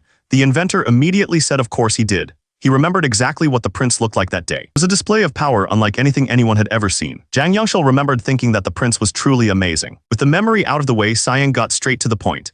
He explained that the king was learning the new training method, but with winter coming, he couldn't go outside anymore. So he needed Jang Yongshul to build something called a steps device. It was a machine that would let the king feel like he was running in a field, but without ever leaving his room. The inventor looked at his messy desk. He told the prince he'd never made anything like it before. With all the other work he had, it might take him a few years to even get to it. Siang knew this was a huge ask. Even for a genius like Jang Yongshul, building a modern treadmill from scratch was going to be incredibly hard. Siang sighed. He told the inventor that if it was going to take that long, he'd have to find another way. He added that the king was suffering greatly from the training. The inventor imagined the king passed out cold on the device. He asked what Siang meant by pain. Jang Yongshul was confused, asking if the training wasn't supposed to make the body healthy. Siang just scoffed and told him not to even get started, explaining that the weights just keep getting heavier. He described the awful pain in his arms and legs and how he'd push himself so hard he'd get sick. Even just thinking about it made him shudder. The inventor was finally starting to understand just how agonizing the training was. He admitted that if it were up to him, he'd refuse to do it. But then his whole attitude changed completely. He put on a big, friendly smile and said that since it was a royal command, he had no choice but to get it done quickly. He announced he was going to draw up the plans right away and told the prince to follow him.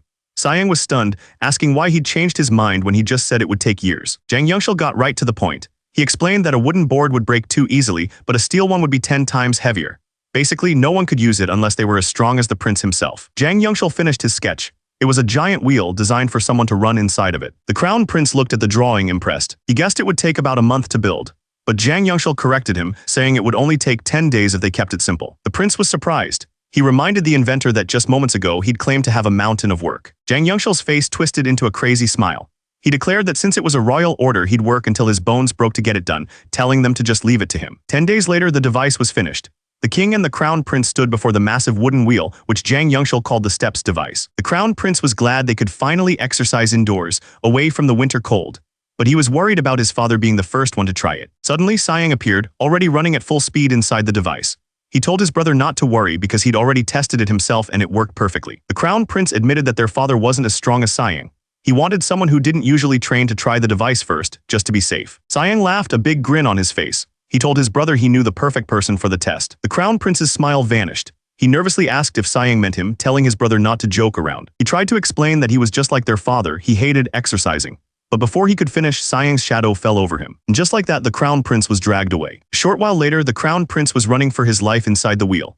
He screamed, asking if he could stop, complaining that it felt like he'd been running for an hour. But Siang told him it had only been 15 minutes. They still had another 15 to go. After the running, Siang made him move to the bench press. The crown prince struggled with the weight, yelling and asking why he had to do this part too. Siang told his brother it was a shame he wasn't training his body. With a big smile, he demanded 3 more presses. The crown prince was at his limit. He couldn't believe his brother was trying to butcher him by adding even more reps. But Siang insisted his brother's muscles could handle it.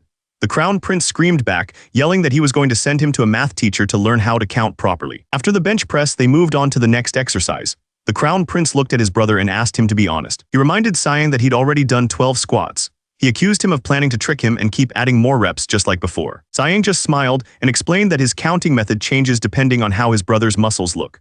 The crown prince yelled back that no such math existed in this world. But on the next rep, the crown prince's knees gave out. Siang immediately told him it didn't count and that he had to do it again. He tried again, but this time his back tilted too far forward. Siang just told him to start over. Completely broken, the crown prince started crying, begging for his old, kind brother to come back. Siang leaned in close, telling his brother he was willing to be an evil spirit if it meant making him stronger. He announced it was time for the next part of the training. The crown prince could only scream and protest. Meanwhile, in another part of the palace, a different kind of training was happening. King Sejong was running hard on a giant wooden wheel.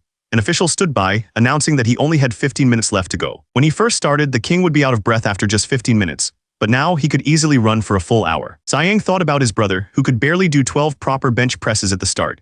He was convinced his family's talent was on another level, but he knew he couldn't have done it alone. The second deputy commander, Jang Yongshul, had played a huge part in all of this. It was incredible that he was able to build the running machine with the technology of this era. On top of that, Jang Yongshul had even asked to do a field study to find ways to make it even better. Siang turned his thoughts to the man who made all this possible, Jang Yongshul. He had wondered if the man would be different from the stories he knew from his past life. But no, he was exactly as history described him, the best scientist in all of Joseon. He could hear his father still pushing hard on the machine. Siang was just amazed by the man's incredible sense of responsibility. Elsewhere in the palace, some of the officials were starting to talk. One of them pointed out that the king had lost a lot of weight recently. He was worried the king might be sick, but his companion didn't seem concerned at all. He explained that the king was just exhausted from training with Siang, but even so, he hadn't let any of his royal duties slide. The official explained that Siang was smart. He was using the king's natural love of learning to keep him hooked on the training. But not everyone was convinced. Another official was speaking with the crown prince, voicing a serious concern.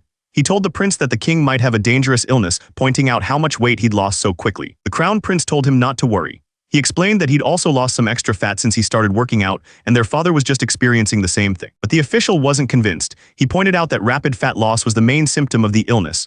The crown prince's confidence started to waver. That was enough for the official. He couldn't believe something meant for health could be so dangerous. He declared that they had to formally demand the king stop his training, starting today. Just as they were getting worked up, a voice boomed from behind them, demanding to know what all the fuss was about. The two of them froze, completely stunned. It was the king. He was standing right there, and he had heard everything. The king's expression was dead serious. He stood there looking stronger and healthier than they had ever seen him.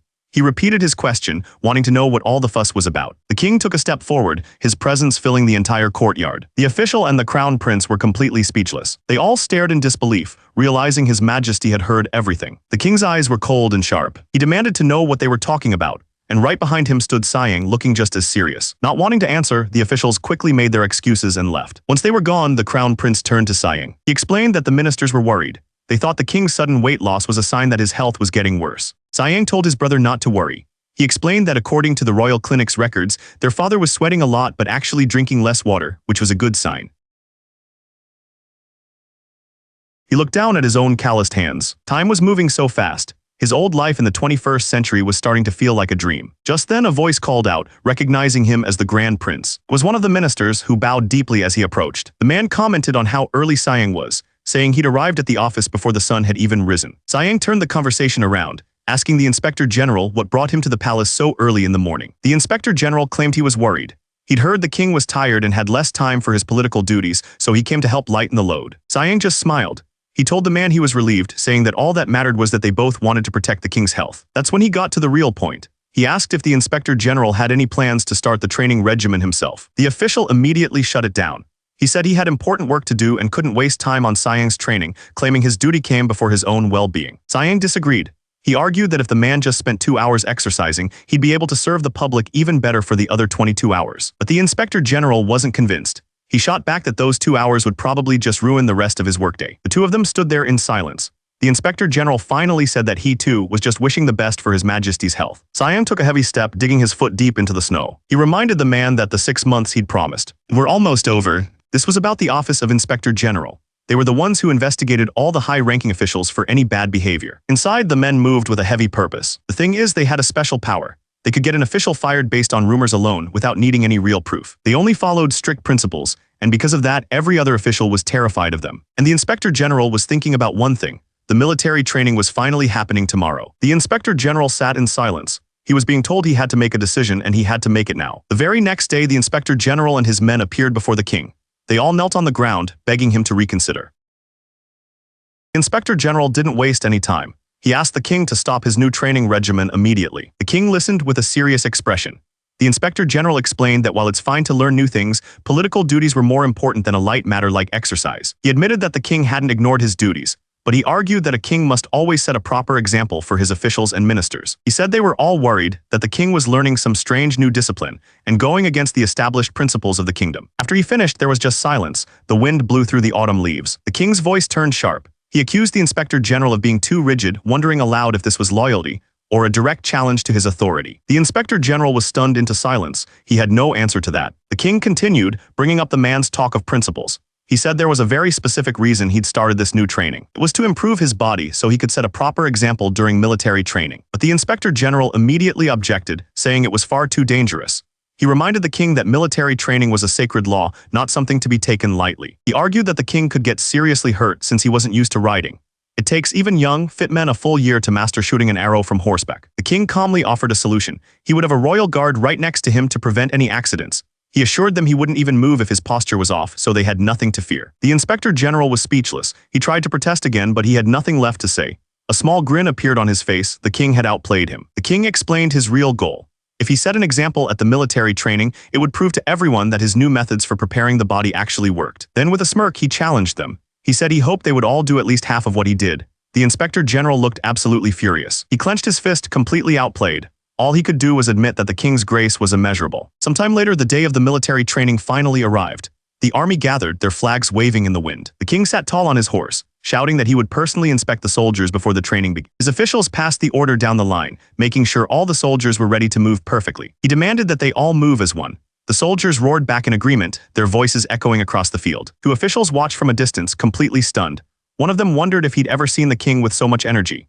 The other agreed, saying that after a decade of these drills, he'd never seen his majesty like this before. One of the officials remembered the last military training. The king didn't even ride a horse, he just gave orders while being carried. But this time was different. The king's voice boomed across the field, ordering the training to begin. As he rode, the king thought about all the hard work. He admitted to himself that riding with his son for 2 hours every day was definitely worth it. He finally understood why the first king of their dynasty loved horseback riding so much. After all that training, leading the military like this felt amazing. Riding behind him, his son watched in disbelief. He never imagined he'd see his father ride a horse with this much power. Suddenly, the king pulled his horse to a stop. He'd spotted something moving in the trees. It was a wild boar way off in the distance. The king was shocked he could even see it so clearly. Without a second thought, he called for bow and arrow. His son immediately went to get them. As they rode, Sayang told the inspector general to go on ahead and join the king's hunt. He said he had another prey to deal with first. The inspector general's expression hardened. He didn't know what Sayang was planning, but he'd never forgotten how vicious the prince used to be.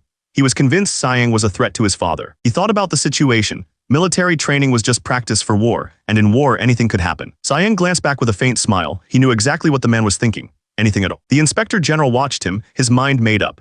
He was convinced Grand Prince Sayang was a seed of trouble that would one day harm the king. Miles away, the king gripped his bow tightly. He aimed carefully at the target far below. It was an incredibly difficult shot, but he was steady. Sayang quickly pulled an arrow and handed it to his father. A moment later, the arrow found its mark. A soldier raised a flag and shouted the news for everyone to hear. His Majesty had caught a wild boar. The king looked on with pride as his men cheered for him. The soldiers were stunned. They said it was like watching the great King Tijo himself during his military training. With the boar down, the king started to get off his horse. But as he landed, he lost his footing and stumbled. Sayang immediately cried out, rushing to his father's side. One of the officials ran over, frantically asking if his majesty was hurt. But the king wasn't hurt at all. He just threw his head back and laughed. Sayang just stared, completely confused by his father's reaction. The king admitted he'd never once hit a target with a bow in his life.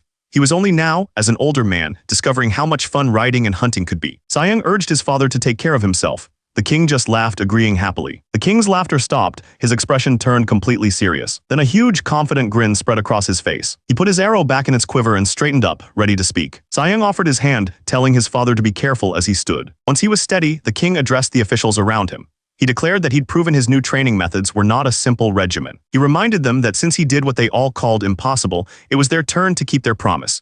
He commanded every single one of them to become experts in his new training. In perfect unison, the officials roared their acceptance of his command. Sometime later, back at the palace, a craftsman announced that the first of Sayang's requested devices was finally ready. The craftsman proudly presented the new device, calling it a lat pull-down. It was the first of its kind. Sayang was ecstatic. He tossed his hat aside and cracked his knuckles, thanking the man for his hard work. He couldn't wait to try it out. He grabbed the bar with a firm grip. With a powerful grunt, he pulled the weight down, his back muscles flexing perfectly. Every muscle in his back strained with the effort. After finishing, Sayang flexed, feeling amazing. He asked the craftsman what he thought, but the man just stared, completely speechless. He quickly apologized, explaining that he only meant to test the machine. But since it happened to be his back day, he just couldn't resist. The craftsman replied that he'd learned a lot from the prince as well. He was already thinking about how to use the pulley system for other new inventions. Sayang was stunned. He couldn't believe that a legendary inventor like Jang Yongshul was actually learning from his ideas. That's when it hit him. The moving pulley system, so simple to him, was basically brand new technology in this time period. The craftsman interrupted his thoughts, clutching his arm in pain. He explained that he tried the device himself, and it felt like his arm was going to be torn off. He couldn't imagine how much the king must be suffering. But he said with a serious face it was a royal order. He had no other choice but to continue. Sayang gave him a sideways glance. He asked if he was really just doing it because he had to. The craftsman's creepy grin told him everything he needed to know. Sayang moved on, already thinking ahead. He announced that the next device they would build was a leg curl machine. He explained that it was an easy machine to make, so it should only take about a month to complete. He turned to the second deputy commander and thanked him for all his trouble. As a reward, he promised to ask the king for a vacation for him once the leg curl machine was finished. But Jang Yongshul immediately refused the offer. He explained that the king had saved him from slavery and given him a position. He felt he owed his majesty everything and couldn't just take a vacation. He said that just watching the king recover his health was all the reward he needed. He then mentioned the new leg curl machine, pointing out that it looked a lot like a chair used for playing drums. With a creepy smile, he said he was looking forward to how much pain, he meant health, the new machine would bring the king. Sayang was seriously disturbed. He decided he had to force the man to take a vacation. Sometime later, a voice boomed across the courtyard.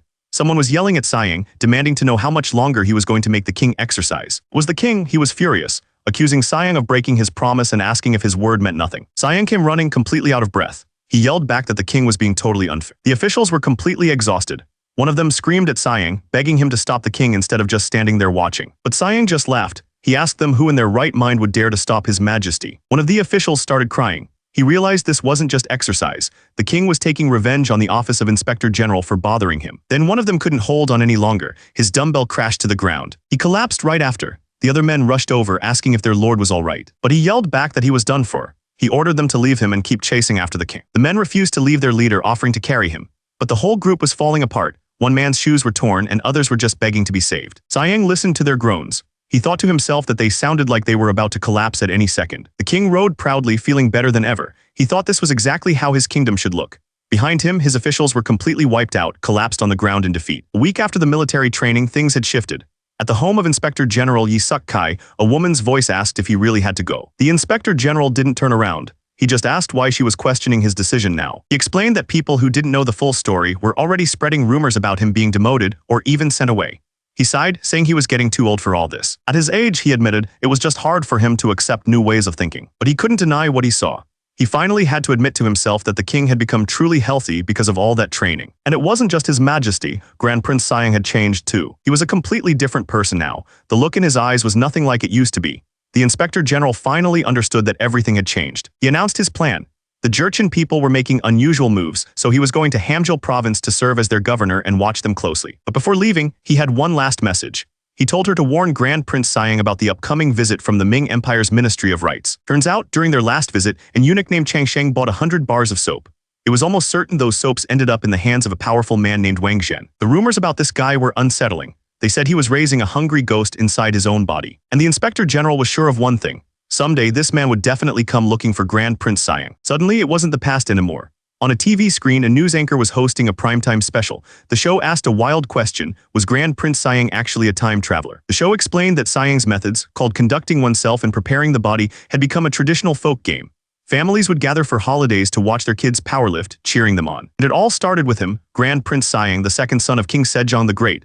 But folk games weren't the only thing he introduced. The show pointed out that Sayang was also the first person to create soap and surgical spirit. It was so advanced for its time that some people really believed he came from the future. They brought on an expert, Li Daowen, the director of the Joseon History Archives. He noted that Sayang's training methods looked a lot like modern bodybuilding. But the expert's opinion took a turn. He said that while Sayang was brilliant in his youth, he became lazy as he got older. If he had just pushed his ideas further, bodybuilding might have become a global phenomenon started in Korea. To sum it all up, the expert's final take was harsh. He claimed Sayang was just a meaningless figure who only added a simple folk game to the country's history. Sayang gasped, jolting awake. It was all a dream, a terrible vision of how he would be remembered, and he was absolutely horrified. Sayang was still shaken from his dream. His father, King Sejong, noticed right away and asked what could have happened to make him act so seriously. The king told him he looked pale and should take a break from his books. Sayang agreed, but inside he was panicking. The dream felt too real and he worried that someday people would find out he was from the future. He realized it wasn't just a silly nightmare. If he didn't push himself, he would go down in history as a failure. That thought terrified him more than anything. The problem was, all this studying was killing him. He felt like he was about to be buried under a mountain of books. That's when the king made a huge announcement. He was going to create a new set of characters for the people. He told Sayang that his passion for training proved he could accomplish anything, and he wanted his help. The king explained that they had help.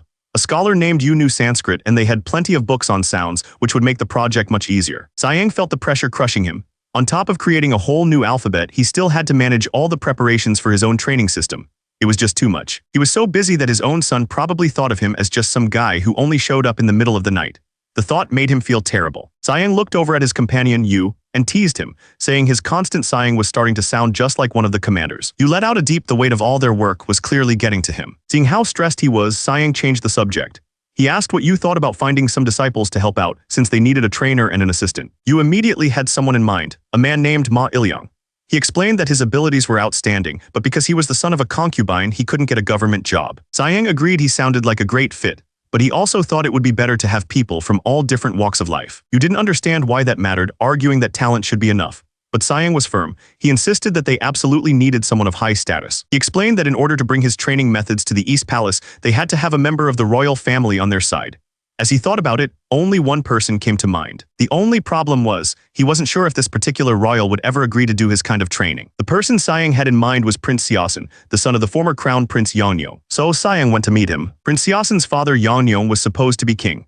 But he was corrupt and unfaithful, so he was thrown out, and King Sejong took the throne instead. The rumors about Prince Seosin weren't good. People said he grew up causing trouble. Prince Seosin greeted Sayang with a smile, calling him brother and asking what brought him to his home. Sayang was surprised. The prince seemed much more normal than all the stories made him out to be. He remembered from history that the real reason Prince Seosin went crazy was because his father insulted his concubine. Sayang figured that event just hadn't happened yet, which explained why the prince was still acting fine. Sayang got straight to the point, asking if the prince had heard of his new discipline. Prince Seosin said he had, and even knew that the king himself had recommended it to the inspectors. Sayang offered to take Prince Seosin as his disciple and teach him everything about his new discipline. The prince just smiled and thanked him for the consideration. Sayang liked that answer. He called for his man Mr. Ma, who stepped forward right away. Mr. Ma explained that they would start by having the prince relax his body with a wooden bar. But Prince Seosin's friendly attitude vanished. He ordered Mr. Ma to stay back. He covered his face, complaining that the smell of sweat was giving him a headache. He was furious that someone so dirty would even think of touching him. He turned to Sayang and explained that while he wanted to learn, he was still a member of the royal family. He couldn't believe Sayang expected him to train with the lowly son of a concubine. Mr. Ma just stood there, completely stunned by the insult. Sayang watched him, his expression unreadable. Suddenly, a furious voice boomed, ordering someone to get down at once. Prince Seosin grunted, his whole body shaking as he tried to lift the bar. He cried out that he couldn't do it anymore. He couldn't even feel his thighs. Sayang's voice cut in, mocking him for making a fuss. He pointed out that Mr. Ma could easily lift way more than that. The prince started crying, admitting he was wrong and begging Sayang to decrease the weight. He even called him brother, pleading for help. But Sayang just thought to himself that this was the answer he'd been looking for. A moment later, Prince Seosin was collapsed on the ground, completely exhausted. Sayang and his father just stood there looking down at him. Then Sayang spoke. He asked the prince if he'd been mistreated his whole life just because he was the son of a deposed crown prince. Sayang continued his lecture, asking how the prince could treat someone else with the same unfairness he experienced all the time. He pointed out that Ma Ilyong was a concubine's son, so any injustice would be felt even more deeply. Prince Seosin slammed his hand down. He cried out that without taking his anger out on others, he couldn't stand the injustice done to him. He felt hopeless, questioning what he could possibly achieve by training when his brothers were already so much better. He'd never even held a government post. He confessed that he'd lived his entire life being watched, with people constantly worrying that he would try to threaten the throne. Tears streamed down his face. He felt like he couldn't do anything, always frustrated and anxious no matter what he tried. But Sayang wasn't moved. He told the prince that even so, as a royal, he couldn't behave like that. He reminded him how scary a royal's anger is to a commoner. With his head bowed, Prince Seosin finally admitted he was wrong. He promised he would behave himself from now on. With the prince's apology, the tension was finally gone. Sayang seemed pleased. He then laid out the first step. Prince Seosin was to learn the 3 basics, bench press, squats, and deadlift from Mr. Ma. But that was just the start. Sayang told him that once he could lift a combined weight of 650 June, he would consider putting him in charge of training inside the palace. The prince was stunned. He asked why they would need him to lead the training when the king himself had already proven how effective it was. Sayang explained that anyone who worked in the palace would have to master this training just like they studied the classics.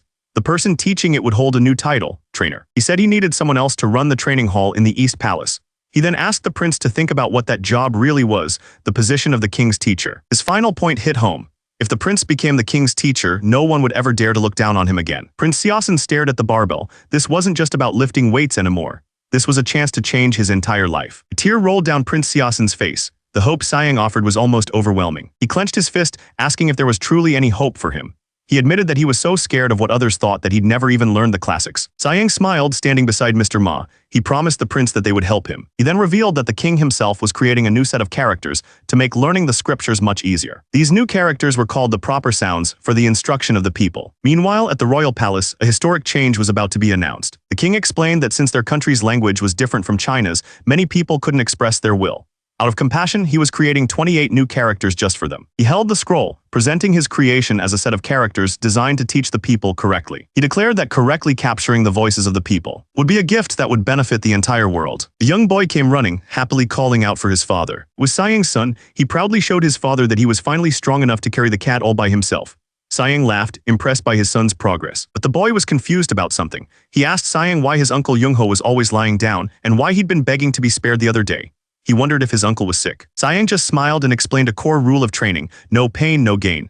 He told his son that muscles get sore when they're growing. The young prince then turned to another man, Uncle Hai.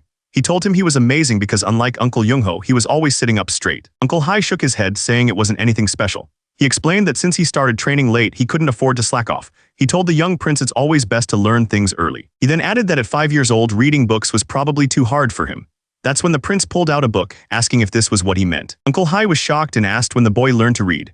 The prince just smiled and said his father gave him the book, then offered to let his uncle take a look. Sayang watched his son, amazed that he was already 5 years old.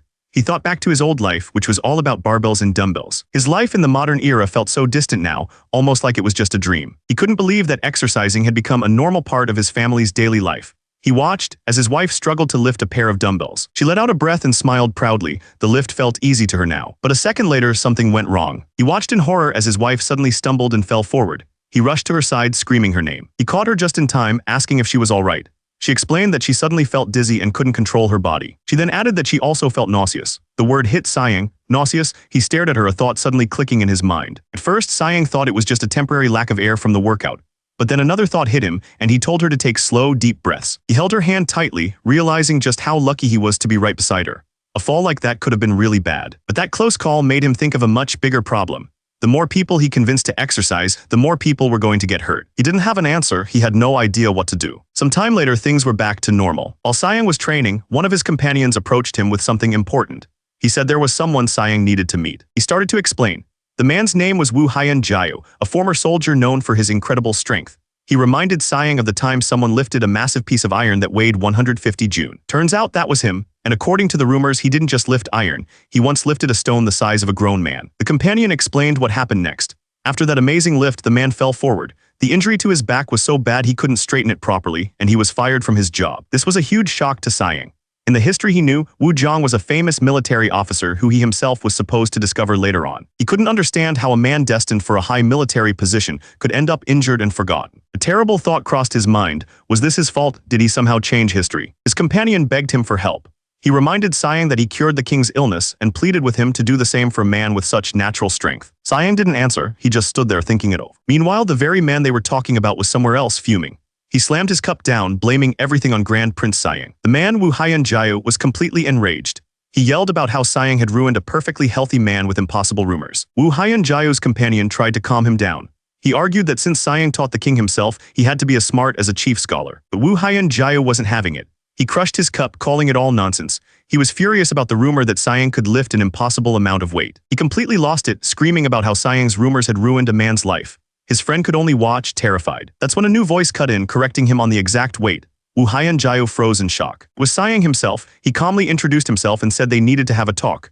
Wu Haiyan was completely stunned, unable to say a word. Sayang just stood there for a moment, looking him over. His internal diagnosis began. The problem was more serious than he thought. Trying to eat his way to recovery had only made him gain weight. Sayang's revealed the real issues. His core was weak, causing his shoulders to hunch forward, and his belly was sticking out. The worst part was that he kept riding horses, making the injury worse. Sayang worried it might already be too late to do anything about it. Sayang explained that trying to train through the pain had only made his condition worse. Desperate, Wu Haiyan asked if there was any way to cure it. Sayang told him there was a way, but he couldn't promise a complete recovery. He just needed the man to trust him and follow his lead. And so the training began. Sayang started him off with simple lunges. Then they moved on to some specific back stretches. Sayang told him this was the way he needed to train. But Wu Haiyan was confused. He asked if this was really training or if he was just moving his body around. That's when Sayang had to give him the bad news. He explained that even with this training, he would never be able to lift heavy weights again. The injury was just too old. A complete recovery seemed impossible. Wu Haiyan was stunned. That was the last thing he ever wanted to hear. Wu Zhang screamed in frustration, asking if there was another way.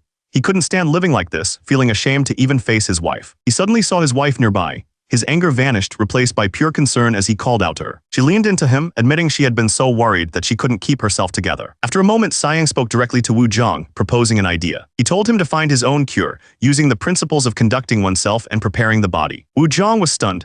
He argued back, saying he wasn't a physician and had never even read a medical book in his life. But Sayang explained that even physicians don't understand muscles in detail. He said that's why so many people get the wrong treatment.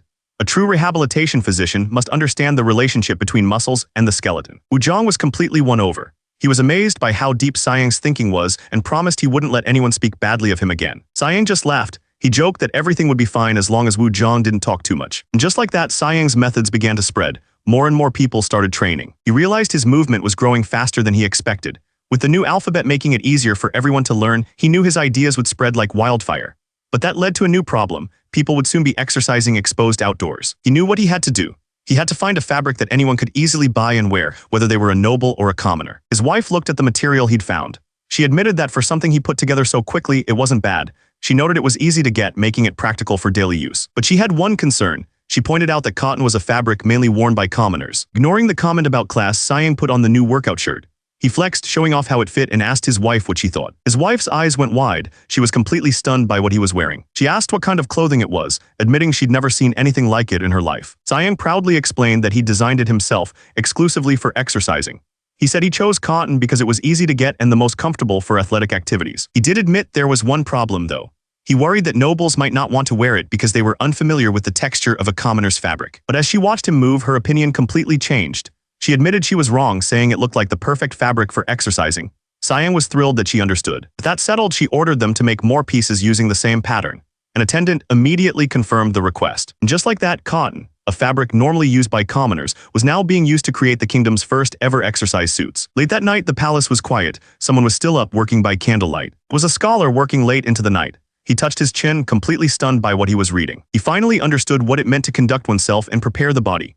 It wasn't just about exercise, it was a philosophy that tied the mind and body together. At Jingwen Temple, things were quiet. Inside, a scholar was completely lost in a book. Another man walked up, asking if he was getting too absorbed in his studies. The scholar Seong Sammun stretched and couldn't believe it was already 11 p.m. He'd completely lost track of time. The other man, a junior scholar named Shin Suk-ju, asked why he'd been focusing so hard on his studies lately. Seong Sam-mun explained that with a member of the royal family setting such a strong example, they couldn't afford to fall behind. Shin Suk-ju recognized the book on the table. It was Conducting Oneself and Preparing the Body. He admitted he'd read it briefly and really liked the content. Seong Sam-mun then asked what another scholar, Ha Wiji, was up to. Turns out, he was already doing something from the book called push-ups. Shin Suk-ju realized something. He asked his friend if he'd been following the book's advice and taking a run on the mountain path every morning. Turns out he had been. He explained that the mountain path was too steep for a run, so he'd been rope skipping instead to warm up and clear his mind. But not everyone was on board. Another scholar chimed in, saying he wasn't impressed with the book. He felt like it was just a collection of old ideas, aside from the bodybuilding stuff. That's when Ha Wiji, a junior scholar, spoke up. He warned the other man not to take the book lightly, reminding him that it came directly from the crown prince. The two scholars just glared at each other. The argument had gotten serious. Someone decided to break it up. He told them they were both getting too worked up and should just continue the discussion tomorrow afternoon. So the next day came. The scholars all gathered for the discussion.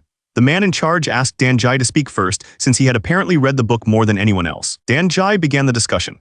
He explained that the book's main idea was that it wasn't enough to just preserve the body your parents gave you, you had to actively make it stronger. But another scholar immediately raised a doubt. He questioned whether Prince Sayang was really the kind of wise person who should be writing scriptures for others to follow. The third man agreed. He argued that the proper way to honor your family was to gain fame and rise in the world, so building the body seemed pointless. The first scholar mentioned the book's promises, that it could cure minor illnesses and help you endure extreme heat and cold. But even he had to admit he wasn't sure if it was actually correct. Another point was brought up that bothered everyone. This new discipline required expensive equipment, which most people couldn't get. The skeptical scholar cut to the heart of the matter. The book claimed the body could be changed, but he asked a simple question: where was the proof? The first scholar paused for a moment. Then he looked up and asked if they really didn't know the answer already. He smiled, revealing the one example that no one could argue with. It was the king. He then turned the argument around, asking if they were trying to disrespect the king. The other scholars immediately panicked, insisting that wasn't what they meant at all. He reminded them that the king himself had changed completely since starting the training. The eunuchs were even saying he was more active now than he was in his youth. He argued that even if not every theory in the book was right, it definitely made the body stronger. If they could study all day and still feel fine, it would only help their work. One of the men was stunned by the idea. He asked if they were actually supposed to bring workout equipment into the temple. The scholar explained that if they didn't have proper equipment, they could just use whatever was around, like heavy stones, or even logs. Anything with a bit of weight would do the trick. He looked at them seriously and said that if they didn't like the idea, they didn't have to do it. 8 days later, the results of that decision started to show. One of the scholars slammed his log on the ground. He complained that it was just too hard, questioning the point of it all. He shouted that he couldn't take it anymore. Another agreed, saying they could be reading books instead of wasting their time. And with that, most of them just walked away. But one of them stayed behind, catching his breath as he watched the others go. He knew everyone else was quitting, but he had seen how much the training could change a person, so he decided to keep going. He was determined to build a strong, healthy body for himself, no matter what. It was now August of 1441. Sayang arrived to check on the progress of his new project. He praised an official named Yu, telling him he'd done a great job. He looked over the new shoulder press and seated row machines they had built. Sayang admitted he was impressed, saying he thought they would be much harder to create. Yu explained it was possible because they worked day and night. He looked at the men struggling with a wicked grin, already wondering how he could make the machines even harder to use. He figured it was only natural for subjects to obey royal orders, especially when they were being paid for it. Turns out the men being forced to test the equipment were from the Office of Inspector General. They were the ones putting in all the hard work, testing the stability of the new devices. Sayang told Yu he was there to see the finished machines. That's when he spotted someone else arriving and called out to his brother. The two officials were completely shocked. They immediately bowed, realizing the Crown Prince himself had just arrived. The officials from the Inspector General's office made their report. They shouted that they had proven the stability of the new devices. They had just one request for the Crown Prince. They begged him to get on the machine and perform the exercise himself. That's when Siang stepped in with a grin. He jokingly threatened to punish them all, then suggested his brother should try the big 3 exercises. The Crown Prince struggled with the weight, his hands trembling. Siang coached him from the side, telling him to push just a little bit more. With one final push, he did it. A message appeared. The Crown Prince had raised his level of conducting oneself and preparing the body. He'd reached 500 June on the big 3 exercises. The Crown Prince smiled, admitting that getting Siang's approval felt different. He was getting stronger so fast, he figured it would only take a year to reach 700 June. Siang explained that everyone's muscles grow at different speeds. He mentioned that he'd worked hard to be able to lift 800 June on the big 3 exercises, but he admitted that ever since hitting that number, about 300 kilograms, his muscles just stopped growing. He thought about his own situation. He had the gifted body of Grand Prince Siang, plus all his experience from the modern era. His brother, on the other hand, had the royal bloodline but lacked any real skill or training. Because of that, Siang figured it would take his brother at least 2 years, maybe even 5, to reach 700 June. The Crown Prince, meanwhile, was already flexing for an attendant, asking if his arm looked big. But Siang knew the timeline wasn't what really mattered. The most important thing was something else entirely. He just smiled and asked his brother if he was ready for another set. The day went on, and elsewhere things were quiet. Siang found his wife resting in bed looking pale. He rushed to her side, asking if she was okay. She told him not to worry. Turns out she'd been having morning sickness for a while and it had completely ruined her appetite. His wife then admitted there was one meat she was craving. Siang realized she was talking about pork. He'd been so focused on his own diet of lean beef and chicken that he hadn't even thought about it. That was all he needed to hear. He clenched his fist, telling his wife to just wait for him. He promised to get her some pork right away and then sprinted out of the room, leaving everyone behind in a cloud of dust. He arrived at the market and demanded the biggest pig they had. The butcher smiled and proudly presented a giant cooking pot. Siang just stared at it, completely confused. He told the man to stop joking around, but the butcher swore he wasn't, looking totally baffled by the prince's reaction. The butcher pointed towards his prize pig, boasting about how firm and perfect its flesh was. Siang just stared at him. He couldn't believe this was supposedly the best pig in the entire kingdom. He had to ask if it was even an adult. Then he saw it. The biggest pig in the market was a tiny little piglet, oinking happily at his feet. Siang was completely speechless. The butcher kept trying to sell it, bragging about how sturdy and chubby the little pig was. Siang couldn't believe what he was hearing. The butcher swore this was the best pig in the entire country and that it was fully grown. He stared down at the tiny animal, which just happily oinked back at him, completely unaware of his frustration. He decided right then and there, this tiny thing wasn't going to cut it. He had to find a real pig for his wife. Far from the market, a powerful general named Kim Jong-seo arrived at the palace. He announced that he had defeated the northern barbarians and returned to the capital. The king welcomed him back, recognizing how difficult the fight must have been. He noted that with winter approaching, the threat from the barbarians would be gone for a while. The general bowed low, humbly giving all the credit for the victory to his king. The lanterns swayed quietly in the night sky. Later, Siang offered to pour a drink for General Kim Jong-seo in the king's place. The general happily accepted. Siang just Kim shook his jong head. He said muscles for Siang's thing's presence was so strong it could rival the shooting a bow or greatest general in the swinging a sword world. The general disagreed. He asked if the prince hadn't sent something to the north that was more trustworthy than any bow or sword. Siang looked confused. He was talking about the strong liquor. The general recalled being suspicious when they first received it from the capital. But the delivery came with a message. It was the prince's invention, and they were to use it to wipe wounds with a clean cloth. Because they followed those instructions, the number of soldiers with infected wounds dropped by a huge amount. It all clicked for Siang, so that's why his distiller never had any rust. He couldn't believe his idea was being used so well on the battlefield. But the general explained that sending the strong spirit wasn't all good news. He said the soldiers up north always drink to fight off the cold. So many of them got in trouble for drinking it. All they had to do was add a little water, and it basically became regular alcohol. Siang asked how they handled it. The general explained their solution. They added a really bitter plant called motherwort to the spirit. After that, even if a soldier tried to drink it secretly, it tasted so bad they had no choice but to spit it out.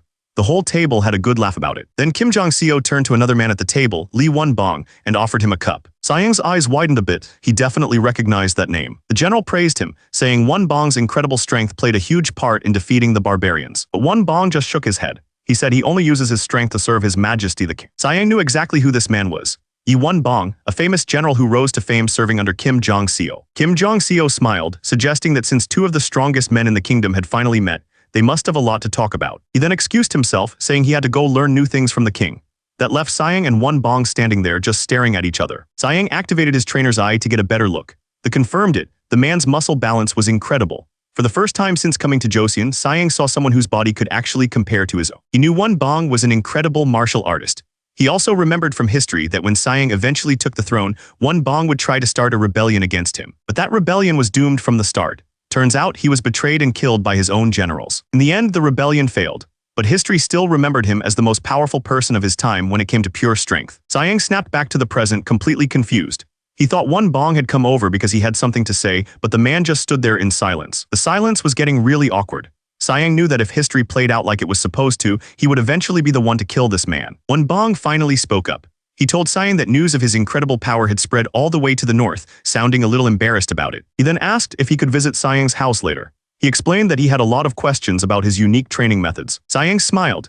He realized One Bong was being thoughtful, suggesting they meet later to avoid a public strength contest that would make everyone uncomfortable. He started to think that maybe this guy wasn't as bad as he'd thought. Later at Sayang's house, two of his men were in the middle of a workout when they looked up in surprise. Their guest had arrived. One Bong towered over them, looking absolutely huge. The men stared up at him, wondering if he was even human. He walked through the training area, having already read Sayang's book.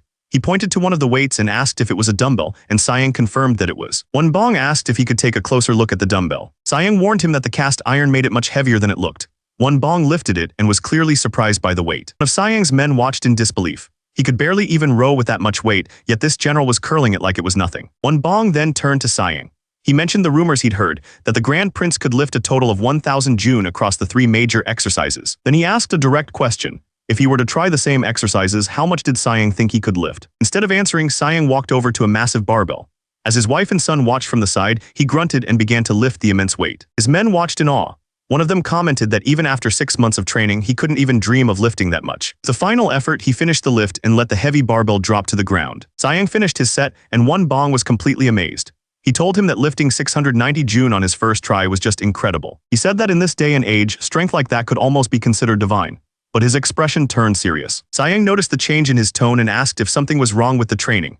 One Bong quickly said no, claiming he'd learned a lot. But Sayang pushed him to be honest. He admitted that since he invented the method himself, he knew it wasn't perfect. That's when One Bong finally opened up, starting with what the king had said. He recalled the king's words that Sayang's new method could perfect the body and be used in military art. But there was a problem. Before One Bong could even finish, Sayang understood. He asked if the real issue was that his training would be too difficult to use for the entire military. Sayang went quiet, thinking it over. He knew One Bong had a point. One Bong explained his first point. He said Sayang's method was all about building big muscles, but he didn't think a soldier actually needed to be that muscular to use a weapon. He argued that you need a specific type of body for combat. He'd even heard people say that bodybuilding muscles were just for decoration. Sayang listened carefully and told him to keep going. He then brought up another problem. The training guide said to eat meat every day, but how could an average soldier possibly afford that? One Bong concluded that since the path of a soldier and the path of a scholar were completely different, Sayang's training could only ever be for academics. Basically, he was saying it just wasn't practical. Hearing that, Sayang was absolutely furious. He felt like One Bong was telling him he didn't know a single thing about the military. He thought to himself that while Grand Prince Sayang might not be a military man, Choi Youngjik was. Before he came to this world, he was a reserve sergeant in the Korean military. In fact, the army was where he first learned about bodybuilding. That settled it. He promised himself that within 3 years, he would invent a whole new training program designed just for soldiers. Meanwhile, at the royal palace, something new was developing. King Sejong was reading a letter, and whatever was in it, it was serious. One of the princes noticed his father's expression and asked him what was wrong. The king explained that the Ming Empire sent a letter asking to buy 100 bars of soap. He thought it was great news, a sign that their new trade was working. But there was something else. They also wanted to see Grand Prince Sayang, the one who created the soap in the first place. An official found this strange. Sayang had no ties to the Ming Empire, and the request came from one of their eunuchs. The prince, however, thought this could be a good thing. He pointed out that Sayang was more open-minded than any of the other royals. So he made a suggestion. Why not send Sayang to the Ming Empire as their official envoy? The heavy barbell slammed onto the ground with a loud thud. Yo was completely out of breath, sweating from the effort. Sayang watched him looking pleased. Sayang told him that in just over a year, he'd already managed to lift over 190 kilograms. He thought Yo could easily become an assistant trainer by next year. But Yo wasn't so sure. He said he didn't even think he could catch up to the crown prince, let alone become a trainer. Then the conversation took a turn.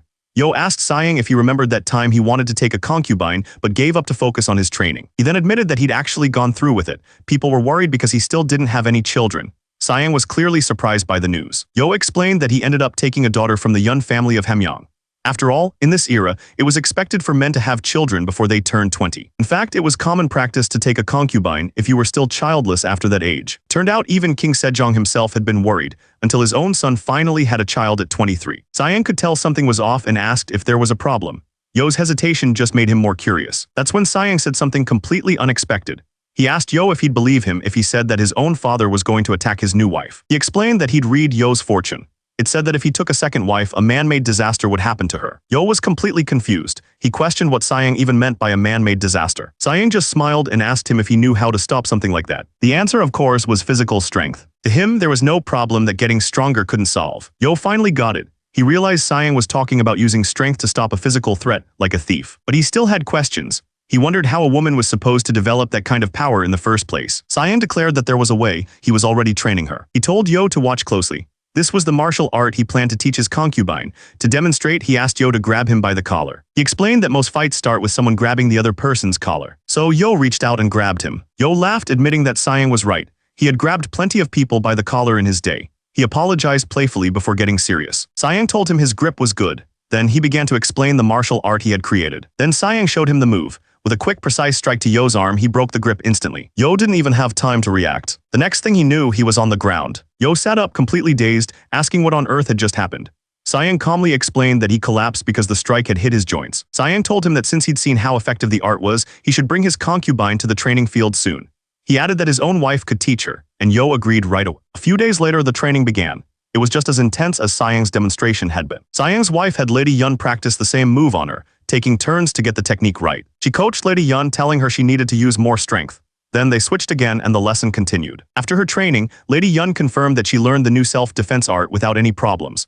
But she was confused and asked why they were teaching it to her in the first place. Teacher insisted that the skill would be a great help to her one day.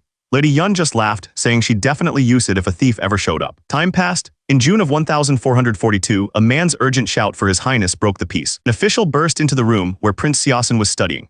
He frantically reported that something terrible had happened to Grand Prince Yanyo. As he listened, Prince Siasen thought to himself that the day had finally come. The official explained that Yanyo had been beaten by a family member, leaving him with a broken arm and damaged teeth. He was stunned. He couldn't believe that someone who had only learned a basic self-defense art could injure Grand Prince Yanyo that badly. He demanded to know what on earth had happened. Meanwhile, in another part of the palace, the mood was different. An older prince was lounging around, drinking. He commented with surprise that Prince Siasen was actually studying so hard. The older Prince Yanyo was lounging around and yelling for someone to bring him tea. A woman entered with the drink, but before she could even set it down, he started yelling at her. He threw the hot tea right at her, screaming that she took too long and didn't care about him anymore. As he kept insulting her, his angry expression started to change. The woman was terrified, soaked, and kneeling on the floor. Suddenly, a creepy smile spread across Yanyo's face. He commented on how beautiful she was, saying his brother Siasen had good taste in women. That's when he lunged forward and grabbed her. She screamed, begging him to stop. The woman begged him to let her go, but instead he slammed his head right into her face. The impact sent him flying back, his nose bleeding. He couldn't believe what just happened. The woman stood over him, ready to defend herself. Yanyo screamed from the floor, accusing her of being crazy. With a sickening crack, his arm broke. All he could do was scream for help. The incident was immediately brought before the king. King Sejong looked down at his son, Yanyo, whose arm was now in a sling. The woman knelt before them, awaiting judgment. The king turned to his chief inquisitor and ordered him to report what the Royal Investigation Bureau had discovered. The chief inquisitor gave his report. He confirmed that Grand Prince Yanyo had been beaten by the concubine and was seriously hurt. But King Sejong found that hard to believe. He asked how a concubine could possibly defeat Prince Yanyo, who was trained in martial arts. Another official spoke up, blaming Sayang and Prince Siasen. He claimed they had trained the woman with techniques designed to kill. Yanyo argued that even with his skills, he barely survived. He insisted that if he were an ordinary man, he would have been killed. All the while, the woman just knelt there and cried. The official then demanded that the king punish not just the concubine, but also the ones who taught her such dangerous moves. The king turned to Sayang and asked him to explain what happened. Sayang calmly stated that he had only taught the woman how to defend herself. The king was silent for a moment, then said he understood. After thinking it over, the king gave his opinion. He said it seemed Sayang's method wasn't about killing people, but about protecting one's own body. King looked at his officials. He asked them plainly who they thought was at fault. The chief state counselor Chwang Hui was the first to speak, but it was the Minister of Justice, Yu Jaimun, who offered a shocking theory. He suggested that given Prince Yanyo's history, he probably tried to assault the concubine and she was just fighting back. But he continued, explaining that even if the prince was wrong, Lady Yun still harmed her father-in-law. That alone was a crime of ethical violation, a very serious offense. The king looked worried. This was a complicated mess. He knew his brother's reputation all too well. But the law was clear, and a crime of ethical violation was punished as severely as treason. In other words, the punishment was death. The concubine knelt on the floor, her fate now resting entirely in the king's hands. The king let out a quiet. This was a seriously tough problem to solve. Finally, he gave his verdict. Concubine Yun would be punished with 20 floggings, and the sentence was to be carried out immediately. The order was followed without question. While the king watched from his seat, the concubine was tied to a wooden board in the courtyard. The man in charge of the punishment raised the heavy paddle, his face completely serious. She cried out, bracing herself for the first strike. The paddle swung down with incredible force. The sound of the first hit echoed through the air. She squeezed her eyes shut and clenched her teeth, trying to bear the pain. But then the executioner just tapped her lightly on the back. The concubine looked up, totally confused. This wasn't what she expected at all. The executioner cleared his throat. The concubine looked up, confused by the gentle tap. She let out a loud scream, playing her part in the punishment. But someone else wasn't fooled. Prince Siasen stormed forward and stopped the executioner, demanding to know what he was doing. He was furious. He yelled that she needed her legs broken so she would never look down on her father-in-law again. Calling the man useless, he shoved him out of the way. He grabbed the paddle, declaring he would do it himself. His face was twisted with rage as he raised the paddle high, ready to bring it down with all his strength. But another hand shot out and grabbed the paddle mid-swing. It was the king. He looked at his brother and told him that was enough. Prince Siasen was in complete shock. He couldn't understand how this was happening. Ever since they were kids, he'd always been stronger than the king. He trembled with rage, struggling against his brother's grip. He demanded to know what the king thought he was doing. Siasen yelled, furious that the king was letting the woman who harmed him get away with it. But the king cut him off, telling his brother to shut up. He then asked Siasen a chilling question. Did he want to spend the rest of his life in exile? With that, the king let go of the paddle. Prince Siasen stumbled backward and fell to the ground. The king just stood there looking down at him. The king reminded him that their own father, King Tijung, had ordered Siasen to never set foot in the capital. He said the only reason he was allowed to stay was out of pity. He went on, explaining that even after Siasen committed all kinds of evil deeds, he was the one who protected him when everyone else wanted him exiled. The king stared coldly at his brother. He warned him that this would be the last time he ever showed him mercy. With that settled, the king immediately turned his attention to his son. He ordered the guards to place Grand Prince Yanyong under house arrest right away. As the guards dragged him away, Yanyong screamed in protest. He yelled that the king couldn't do this to him, even shouting the king's personal name out of pure rage. An official then approached the king, ready to carry out the sentence on the concubine. But the king held up his hand. He told them that was enough and ordered them to untie her. Prince Siasen immediately dropped to the ground and bowed. He thanked his brother, saying he didn't know how he could ever repay such kindness. The king looked down at them, calling the whole thing a very unfortunate incident. He told them he would prepare a new home for them to move into. He then spoke gently to the woman. He said she must have been through a lot and told her to forget about everything and just rest. Tears of relief streamed down her face. With the king's judgment passed, a sense of quiet relief settled over the palace. Not long after Grand Prince Yeonyong was put under house arrest, life began to move on. During that time, Sayang's second child was born, a daughter named Ju Hyeon. Things were peaceful for a while. Then one day, a servant announced that Sayang had a visitor, someone who had never been there before. The man greeted Sayang and introduced himself as Wiji, a member of the Jinju-ha family. Sayang recognized him. He remembered seeing him on the way to the Hall of Worthies and asked what he was doing here, thinking he was away for temple study. But what really stood out was his physique. Sayang commented that he had changed so much he almost didn't recognize him. Wiji explained that his body used to be weak. His back would hurt so much from sitting and reading that he couldn't stand it.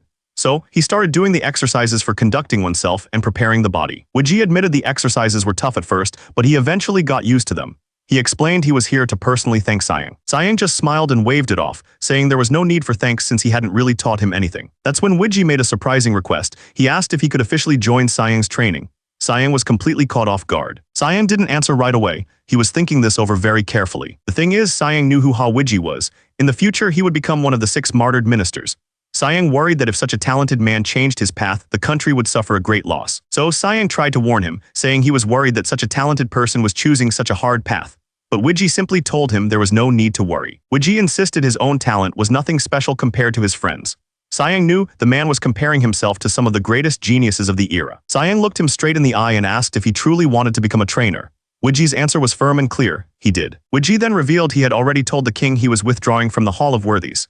His decision was final. With that settled, they headed to the training grounds. It was an incredible sight, a full-on outdoor gym filled with wooden workout equipment Sayang had designed. That's when another man stepped forward. He introduced himself as Ha Jui, the newest disciple. One of the senior trainees welcomed him, but added that since Jui was new to this, he should just watch and learn for now. Jui just bowed and eagerly asked for their guidance. But then he surprised them. He said he wanted to show them what he had accomplished on his own. He declared he would start with pull-ups, which seemed to catch the other trainees off guard. One of the senior trainees warned Jui not to overdo it. He explained that for beginners, even one proper pull-up was a huge challenge. The trainee admitted that even after studying for half a year, he could only manage 3 or 4 reps himself. But Jui just kept going, easily passing that number. The trainee's face twisted in disbelief as the count hit 8. Trying to find a reason for it, the trainee started yelling that Jui's arms weren't fully extended. He insisted that correct form mattered more than the numbers. But Sayang just watched with a proud smile as Jui hit 11 reps. He could see the new disciple was already firing everyone up, and that was a good thing. Sometime later, Sayang and Ha Wiji stood together, looking out over a spectacular mountain range. Wiji pointed out the thousands of Uodia trees below. He calculated they could squeeze an incredible amount of oil from them. He suggested they could make a fortune selling soap to the Ming Empire. But Siang had a different idea. He planned to get something far more precious than silver on their trip. Wiji was confused. He asked what could possibly be more precious than a fortune in silver. Siang's face lit up with a huge, confident smile. He declared that they were there to secure the very future of their country. Siang was kneeling before his father, the king. The king told him he'd heard about his recent successes, curing a man's back and even treating a condition that had stumped the royal doctors. He was clearly very proud. The king promised to reward him for his service. Siang just smiled and humbly thanked his father for the honor. Seeing how well his son's methods were working, the king gave him a new task. Before Siang left for the Ming Empire, he wanted him to visit the chief state counselor, Huanghui, who had recently requested to resign. He explained that the counselor's health was failing. His back was hunched and his eyesight was going, and the king worried it might be too late to help. But he still wanted Siang to take a look just in case. So Siang went straight to the chief state counselor's home. The servants at the gate spotted him and completely freaked out. One of them yelled for everyone to come quickly, shocked that the Grand Prince was there. Siang immediately noticed something was off. The whole atmosphere felt strange. Then a weak voice came from inside the house. It was the counselor, apologizing for having to stay lying down while the prince was visiting. Siang looked down at the chief state counselor, Huanghui. The man was 79 years old and looked incredibly weak. The counselor coughed, explaining that he wanted to keep serving the king, but his body just wouldn't let him. Ever since he turned 70, his back had hunched and his limbs grew weak, forcing him to step down. Siang put on a concerned face. He told the counselor that the king had ordered him to help, but seeing how much pain he was in, he wasn't sure what he could even do. He thought about how a royal order was absolute, but that ultimately the counselor knew his own body best. Siang then pointed to a beautiful Go board in the room.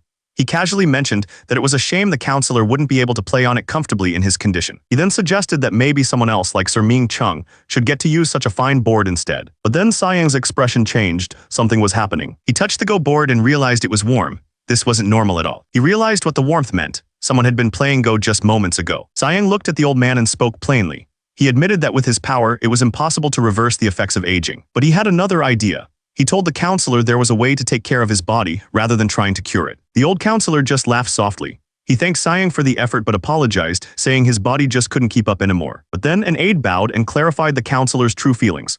He was ashamed to face the king in his condition, but he promised to use Siang's exercise method to keep himself fit. Siang replied that he truly hoped the chief state counselor would recover his health. He watched the old man, a confident smile on his face. His plan was working. Siang then turned his attention to the room itself. He explained that while keeping the room warm was good for the body, too much of it could be like poison. The aide suddenly understood why the room was so hot. The Go board was still warm to the touch. It meant the old man had been playing right up until they arrived. Having said what he needed to, Siang turned and took his leave. The king thought about the counselor's condition. He wasn't in immediate danger, but he was so old that Siang's exercises couldn't fully cure him. As they walked, the king felt a deep sense of regret. He told Siang it was a real shame they hadn't stepped in 10 years earlier. He believed that if the counselor had started training back then, he could have served the government for another 10 years. The king remembered talking with him 10 years ago, when the counselor was still full of energy. He wished he discussed more important things with him back then. He realized how much better things could have been if the man had learned these exercises from a young age. It was a powerful lesson on the importance of investing in the youth. The king then changed the subject, asking Siang how things were going with his new disciples. Siang smiled, thinking about his trainees lifting weights. He told the king he'd gathered good people and they were already starting to show results. The king then brought up Kim Jong-seo, a key figure in the north. He suggested Siang should find a way to strengthen the northern soldiers as well, and Siang agreed. The conversation then turned to Siang's upcoming trip to the Ming Empire. The king asked about his travel plans and Siang confirmed the route. The king noted that Siang's route was huge, covering almost half of the Ming Empire. He could tell his son had a bigger goal than just being an envoy. Siang looked at his father and revealed one of his main goals: livestock. He explained that the pigs in their country were tiny, basically mini pigs. His plan was to bring back bigger pigs from the Ming Empire. That way, everyone in Joseon, no matter who they were, could have access to good protein. He knew the pigs in Ming were bred to be big and easy to raise, which would change everything. The king listened quietly. He could tell there was more to his son's plan than just pigs. He was right. The king told Siang he knew there had to be another, bigger goal. Siang realized he'd underestimated his father. He thought the king would be easy to convince, but he was clearly mistaken. So Siang laid out the next part of his plan. He explained that since the Ming Empire was so vast, he wanted to study their farming methods and bring back new grains and vegetables. And there was one more thing. He wanted to stop in Nanjing to pick up some books. The king immediately understood. He knew Nanjing was an ancient capital full of rare and valuable books. The king then asked if Siang thought the chief eunuch who selected him would be of any help. Siang's answer was simple and confident. He was sure of it. He explained that this eunuch Wang Zhen was already so powerful that even the ministers called him father. Having him as an ally would be a huge advantage. Siang explained that Wang Zhen would gladly help their cause, but only if it was good for the country. If the offer was harmful, he'd reject it without a second thought. The king listened, then warned his son to be careful. He'd never met the eunuch himself, but he knew the man had a terrible reputation. With the warning given, the king changed the subject.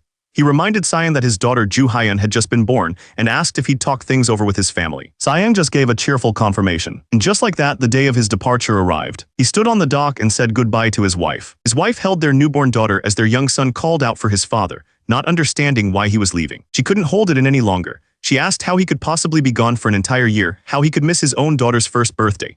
Sayang just tried to calm her down, reminding her that people were watching. His wife complained that he was being too harsh. Sayang just tried to calm her down, reminding her that people were watching them. That's when one of his friends stepped forward. He promised Sayang he would take care of his family while he was gone. Sayang looked genuinely grateful. He thanked his friends and said he'd see them when he got back. Another man with a blindfold came up and playfully accused Sayang of planning to exploit him.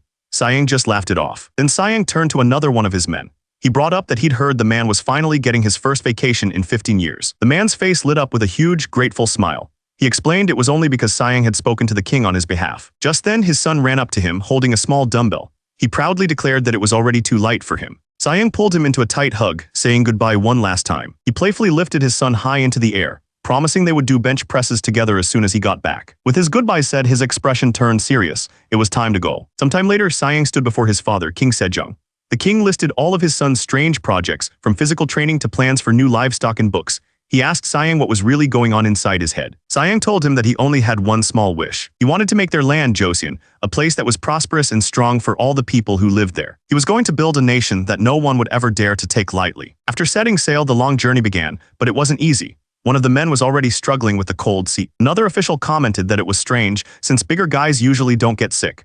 The shivering man just said he breathed in too much cold wind. He felt terrible about it, apologizing for not being strong enough for the journey. One of the other men formally apologized to Sayang, taking the blame for the interpreter's coughing. But Sayang wasn't angry. He just saw it as a perfect chance to make the scribe, Shin-suk-ju, exercise and get healthy. The ship continued on its way, sailing across the open water. Sayang stood at the front, watching the horizon. That's when he finally saw it. They had arrived. The first thing Sayang did was check on their cargo. He turned to his men and asked if the soap was still in good condition. A scholar named Yi stepped forward and confirmed they had just checked, and everything was fine.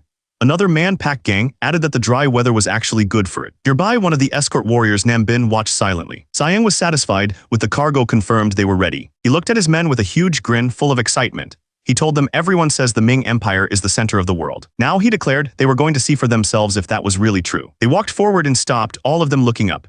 The building in front of them was massive, unlike anything they had seen before. They stood together before the giant red doors, ready to face whatever was on the other side. One of Sayang's men couldn't hide his shock. He said their own capital city was nothing compared to this place. It felt less like a city and more like a massive mountain range built by giants. Watching them was a man named Eunuch Changsheng.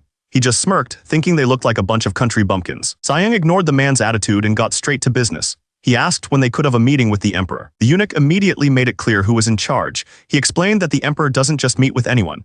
Only Grand Prince Sayang would be allowed an audience. He then paused, pretending to think about when that meeting could happen. Then he dropped the bomb. It would take about 40 days. Sayang's men couldn't believe what they were hearing. Ignoring their reaction, the eunuch pointed to the men carrying their cargo. He asked if those were the tributes they brought.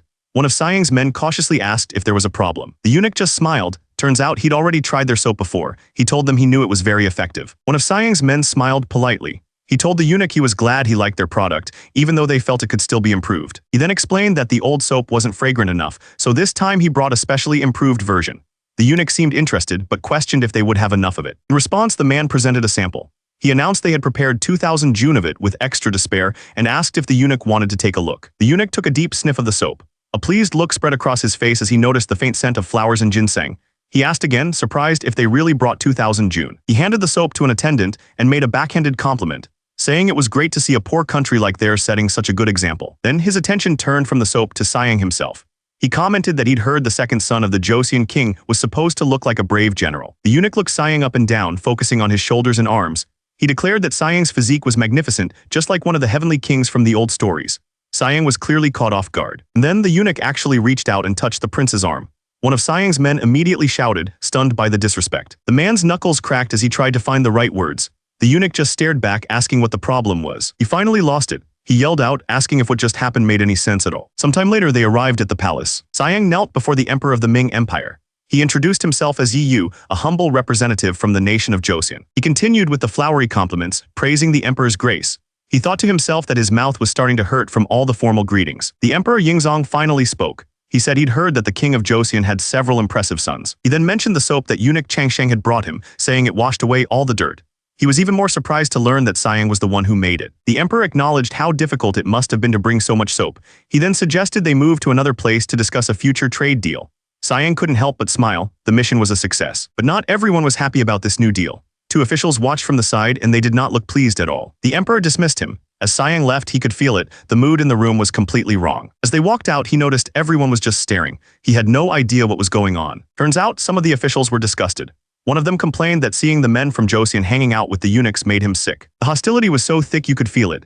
Siang started to sweat, wondering what this was all about. That's when a voice called out, saying they had finally arrived. It was a man holding an ornate fan surrounded by his followers. He smiled and said they had been waiting for him. Siang and his men immediately bowed low. He thanked the eunuch, saying it was only because of his kindness that they met the emperor in just 10 days. One of Siang's men smiled, saying this was a huge blessing. He quietly asked his companion if he knew who this person was. The other man explained that he'd heard rumors about a powerful gentleman from the Ministry of Rights, who the people simply called Elder. The eunuch looked Siang over. He commented that he'd heard the prince was strong, but it seemed he was also very intelligent. He then praised the soap from Joseon, saying it made him feel refreshed every day. He was especially impressed by the quality of this new batch. Siang smiled, ready to make a deal. He told the eunuch to name his price but said it would depend on the ingredients. He explained that 1 bar of soap with ginseng was worth 10 bags of rice. The scented soaps were a little cheaper, costing 6 bags each. The eunuch quickly did the math in his head, converting the cost to silver. He nodded, seeming to accept the terms. But then the eunuch asked how much it would cost to buy the manufacturing method. One of Siang's men was furious. He couldn't believe the man's nerve trying to steal the recipe after getting so much soap. But Siang didn't hesitate. He told the eunuch the soap was made with kelp from Hamjil Island. The man behind him was stunned that he'd give up the secret so easily. The eunuch laughed, finding the situation very interesting. He couldn't believe Siang would just tell him the key to Joseon's biggest export. Siang explained that as a guest, he was just trying to be polite. But he also pointed out that kelp was almost impossible to get now, all because of the Ming Empire's ban on sea trade. The eunuch didn't seem to care about the problem. He just said it was a shame and told them to keep making the soap in Joseon regardless. Then he pushed even further. He asked if it was possible to increase the amount of soap they were getting and to make sure most of it was the scented kind. Siang didn't look worried at all. He just smiled and asked the eunuch to tell him exactly how much he wanted. The eunuch's number was insane. He demanded 10,000 jun of soap, which was nearly 4,000 kilograms. Siang's eyes went wide. And he wasn't done. The eunuch added that all the new soap had to be the same high quality and that they should slowly increase the quantity over time. Siang's men were completely stunned. With the insane demand on the table, Siang decided it was time for proper introductions. He stated his name, Yiyu, and his title as the second son of the Joseon king. The eunuch just smiled. He introduced himself as Wang Zhen, the chief eunuch of the Ministry of Rights. This wasn't just some official, he was a major player in the Ming court. He held his gaze, a confident smile playing on his lips. This was a man used to being in charge. With the deal settled, Wang Zhen seemed pleased. He asked Siang if there was anything he wanted, promising he would listen to any request. Siang didn't ask for money or power. Instead, he requested permission to travel around the Ming Empire to find new products for his country. Wang Zhen was clearly surprised. That was not the answer he was expecting. He offered Siang a massive sum of money instead, 50,000 nyong of silver. The attendant behind Siang gasped at the amount, but Siang remained calm. He knew that things like grain seeds and livestock were worth far more to Joseon's future than cash. Siang politely thanked him for the generous offer. He promised that in return for the favor of travel, Joseon would do its best to send even more soap. Wang Zhen considered this for a moment. He glanced at his own man with a smirk and agreed that it sounded like a good idea. Wang Zhen promised to make their first trip to the Ming Empire a very comfortable one. As they walked, one of Siang's men suddenly said he understood why the eunuchs were so obsessed with the fragrant soap. The other attendant asked him what he meant. He explained that in Joseon, eunuchs were only partially castrated, but in the Ming Empire, everything was completely removed. Siang was disgusted by how brutal that was. But his first thought wasn't about the pain. He realized that without those parts, it would be incredibly difficult to build muscle. The other attendant couldn't believe he was worried about muscles at a time like this. He pointed out a much more serious problem. The eunuchs couldn't control their bladders. Because of this, their bodies constantly reeked of urine. It was an awful smell that no amount of lotion or perfume could ever hope to cover up. Hearing this, the men from Joseon looked sick. They finally understood the real reason behind the Ming eunuch's obsession. It all made sense now. That was the real reason they were so desperate for the soap. The next day, their journey continued. A beautiful carriage was waiting for them. An official approached them and asked if they were the envoys from Joseon. He explained that the chief eunuch himself had sent him to make sure their tour went perfectly. Siang's men were amazed by the carriage. One of them commented that it was so fancy, it looked like something a prince would ride in. They wondered if they were even allowed to accept such a gift. But the official just laughed and told them not to worry, explaining that the carriage for the prince was twice as big. With that settled, they set off. As they traveled, one of the envoys was amazed by how fast the carriage was moving. He remarked that covering so much ground in a single day was incredible. But inside, Yi Gi was coughing from all the dust. He yelled at the other man to close the window. He complained that it didn't matter if they were in Joseon or Ming, the dusty roads were just as bad. Siang, sitting calmly, just agreed with him. He reached over and slid the window shut. Then he explained that proper paved roads didn't really exist at this time, except for what was left of ancient Rome. The man just stared back, completely confused by what the prince was talking about. Ignoring the man's confusion, Siang sat down on the floor of the moving carriage. One of his men asked him what he was doing when there was a perfectly good seat right there. Siang started talking about how being in a foreign country makes you miss your parents. He said that honoring them means taking care of the body they gave you. He told Yi that he should never neglect his body. The man just looked uncomfortable and mumbled his agreement. And that's when Siang's tone changed completely. He pointed directly at Yi stomach, calling out the fat hanging over his belt. He wasn't done. He pointed out that even though Yi was young, he already had a double chin. The truth was too much. The collapse said how completely easily he got out of breath, overwhelmed TP. But this wasn't just a lecture. Siang stood over him and announced that he had prepared something for him. Siang smiled, mentioning the long journey they had ahead of them to Chang'an. This was the perfect opportunity. He called it the 12-day body-shaping miracle. He flexed, telling a horrified Yi that they could definitely do it together. Yi screamed, begging him to stop, but it was no use. 12 days later, they finally arrived in Chang'an. Change was incredible. Yi looked like a completely different person. With tears in his eyes, he told Siang he didn't know how to repay his kindness. An official waiting for them stepped forward. He said it was nothing, explaining he was just following the strict orders of the chief eunuch. Just then, another man in a red robe approached them. He confirmed they were the envoys from Joseon and said he'd received a message about their arrival. This was the Governor General of Chang'an. He welcomed them warmly and invited them to have a meal, since they'd come such a long way. The Governor General told them to enjoy the meal as the first dish was brought out, a steaming bowl of noodles. The Joseon envoys had never seen anything like it. Yi thought the noodles looked really odd. Their host explained that it was called knife-sliced noodles, a dish that came from the Yuan dynasty. Just after they finished, the next dish was brought to the table. It was a platter of boiled beef. Siang picked up a piece, ready to give his expert opinion. After a moment, he delivered his verdict. He said the pork in the noodles was excellent, but the beef was terrible. He complained that it tasted like it came from a sick cow that the farmer hadn't even bothered to feed properly. He shook his head, disgusted that they'd waste such precious meat by cooking it so badly. Yi started to sweat, worried his prince was about to cause a problem. The Governor General let out a nervous laugh, trying to fix the awkward moment. He quickly changed the subject, asking if everyone at least agreed that the pork was good. He kept going, saying he could eat pork like this every single day and never get tired of it. Meanwhile, far away in Beijing, the capital of the Ming Empire, an official knelt before his superior, reporting that a message had arrived from the Governor General of Chang'an. He explained that the governor was doing everything he could to escort the envoys. He was hoping Wang Zhen would put in a good word for him with the emperor. Another man in the room looked confused. He asked Wang Zhen why he was bothering to take care of people from such a small, unimportant nation. Wang Zhen just took a sip from his cup. He told the man that when he first became an eunuch, he only had a single silver coin to his name. But now he had climbed so high that he was in a position to offer them 50,000. He casually tossed the silver coin into the air. It tumbled down from the window, falling towards the courtyard far below. He smiled, saying he was looking forward to something. He wanted to know just how much 50,000 nyang was really worth to the second son of the Joseon king. Sometime later, they found themselves looking at a pig. But this wasn't just any pig, it was massive. One of the men noted it was as big as a wild boar, but clearly a pig since it had no tusks. The farmer proudly explained that these pigs could grow to about 120 kilograms in just a single year. Siang was impressed. To judge the quality, one of the men asked the farmer to cut off a piece for them to try. The pig did not seem happy about that idea. His companion was already convinced. He said that even one of these pigs could feed a nation and wondered why Siang was still hesitating. But Siang wasn't rushing into anything. He told his men they had to be careful and compare these pigs to others first. He explained that if they just brought in all kinds of pigs without a plan, the different bloodlines would mix and create a mess. With that, their search for the perfect pig continued through the busy streets of the town. Their journey took them to Luoyang, another massive city in the Ming Empire. It was packed with people just as busy as the capital. In the street, a crowd had gathered to watch some kind of show. One of the men commented that you'd never see something like this back in their own capital. But something felt off. The companion turned to Siang confused. He'd overheard someone insulting their country, calling Joseon a land of savages. That's when he heard it clearly. A merchant was shouting to the crowd, promising that if they bought his pills, they could have a body just like Grand Prince Siang. His companion was furious. The merchant was a complete fraud, using Siang's name to sell ginseng pills he claimed came directly from the prince. But Siang just laughed. He ripped off his shirt, amazed that in only a month his reputation had already spread this far. His companion immediately tried to stop him, warning that an envoy couldn't just start a fight in the middle of the street. Siang just flexed, grinning. He explained he wasn't going to cause a problem. He was just going to show everyone what real muscles looked like. His companion was freaking out, begging the prince to stop. But the merchant just kept yelling his sales pitch. He promised that 100 of his pills would make you the strongest person alive, claiming they were made with ginseng from the Joseon prince himself. To prove his point, he pointed to a huge guy standing next to him, claiming he'd eaten 100 of the pills. But he stopped mid-sentence. Something had caught his eye. It was Siang. He stood there with his arms crossed and the crowd just stared, completely stunned.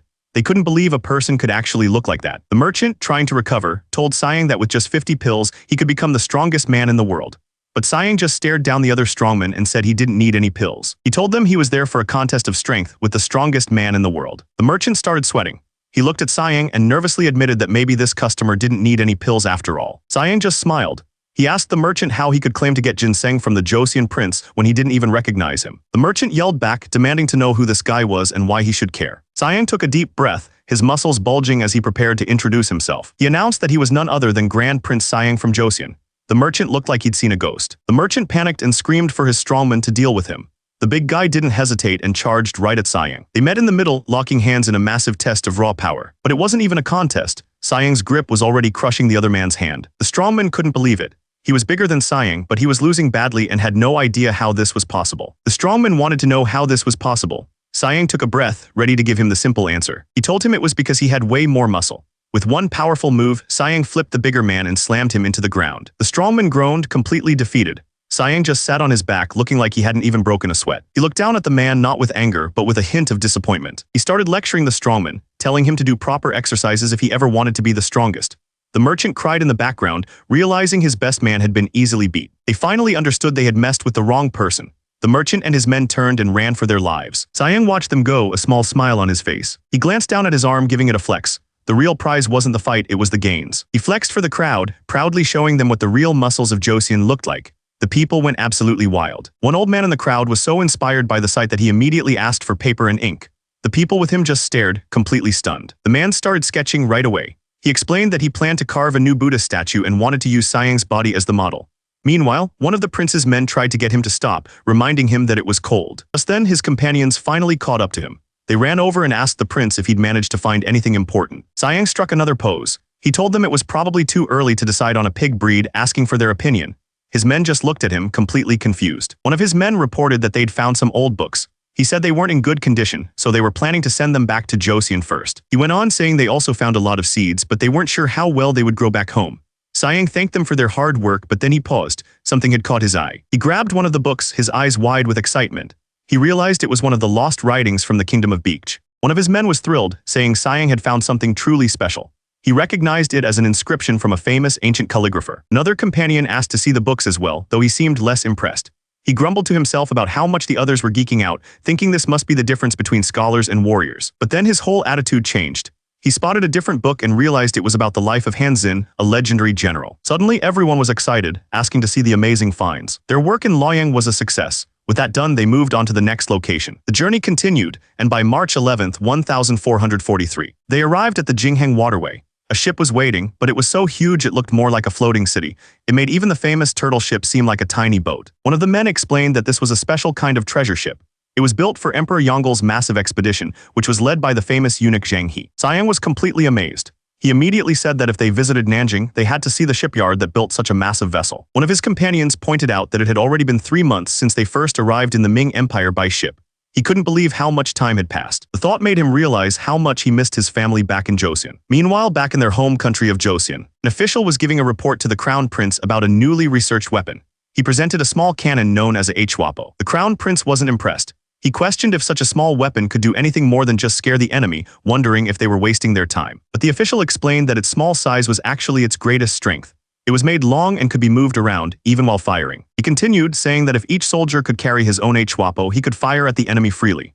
The official paused, but he still had more to say. He brought up a recent report from the north.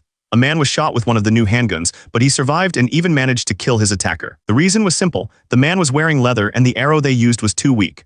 A stronger, wax-coated shot would have pierced right through his defenses. This problem inspired a young inventor. He explained that he tried to find a breakthrough using some counterweight sticks he was given. He gripped the metal pole firmly, then he lifted it to his eye. He hadn't just modified a stick, he'd created something entirely new. Meanwhile, in another part of the country, a man took a slow sip from his cup. He sighed, enjoying the peaceful day outside. But even on a long-awaited vacation, he couldn't stop thinking about his majesty. He started talking to himself, asking aloud what he could possibly do to please the king.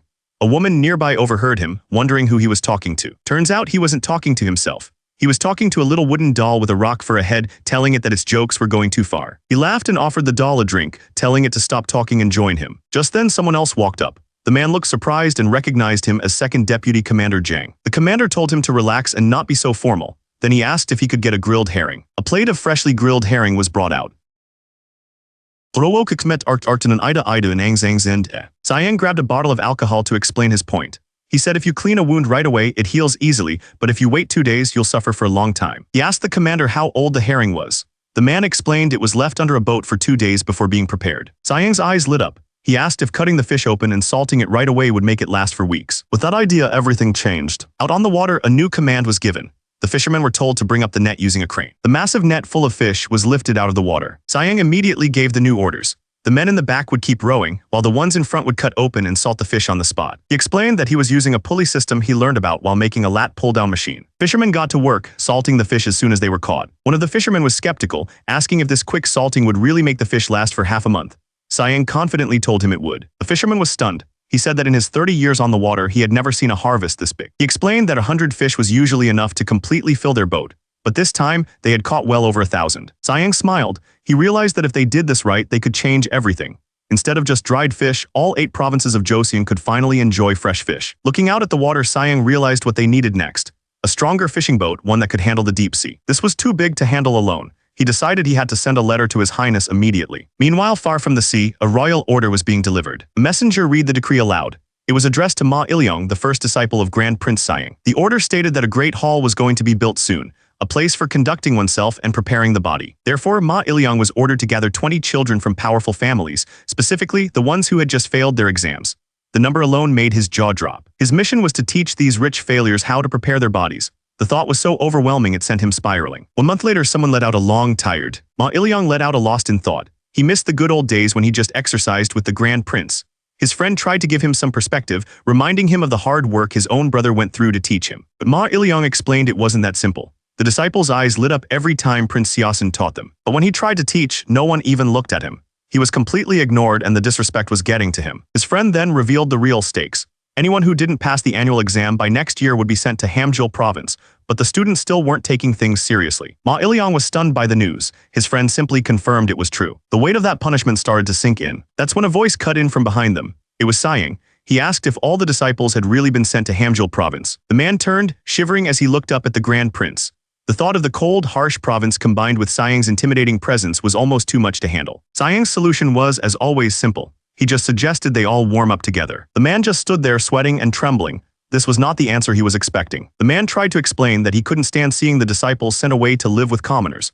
Siang just asked him what he planned to do about it. Siang figured that for someone who wasn't a scholar, the only logical answer was weightlifting. And just like that, the training began, the air filled with grunts and screams of effort. One of the students struggled to lift the heavy bar.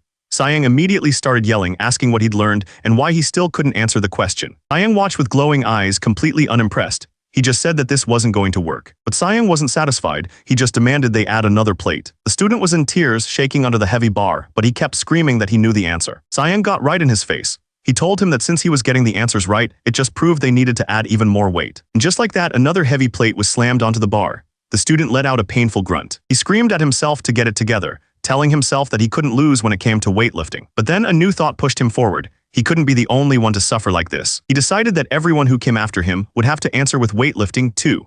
And that's how this new philosophy began to spread throughout all of Joseon. A month later, the group arrived in Nanjing, in the Ming Empire. The city was so impressive that one of them remarked it looked more like the capital than Beijing itself. As they walked through the market, one of Siang's companions started complaining.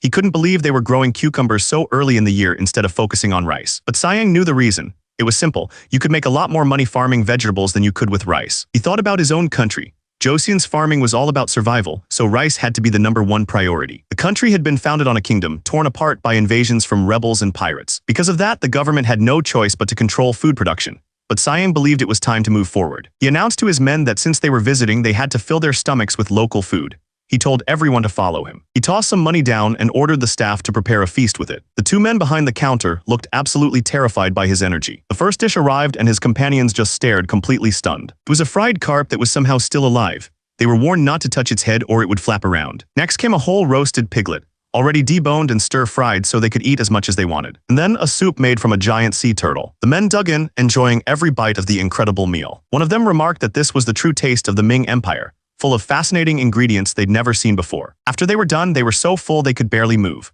One of them wondered if this was the real flavor of the mainland, wishing the people of Joseon could experience it. With the massive feast finally over, Sayang had something to say. He then told the group that there was someone he'd like them to meet. With the massive feast finally over, Sayang had something to say. He told everyone that there was someone he'd like them to meet. Soon after, they arrived at the bustling Nanjing shipyard. Sayang walked up to one of the workers, telling him he had something to ask. The man looked Sayang up and down, completely misjudging him.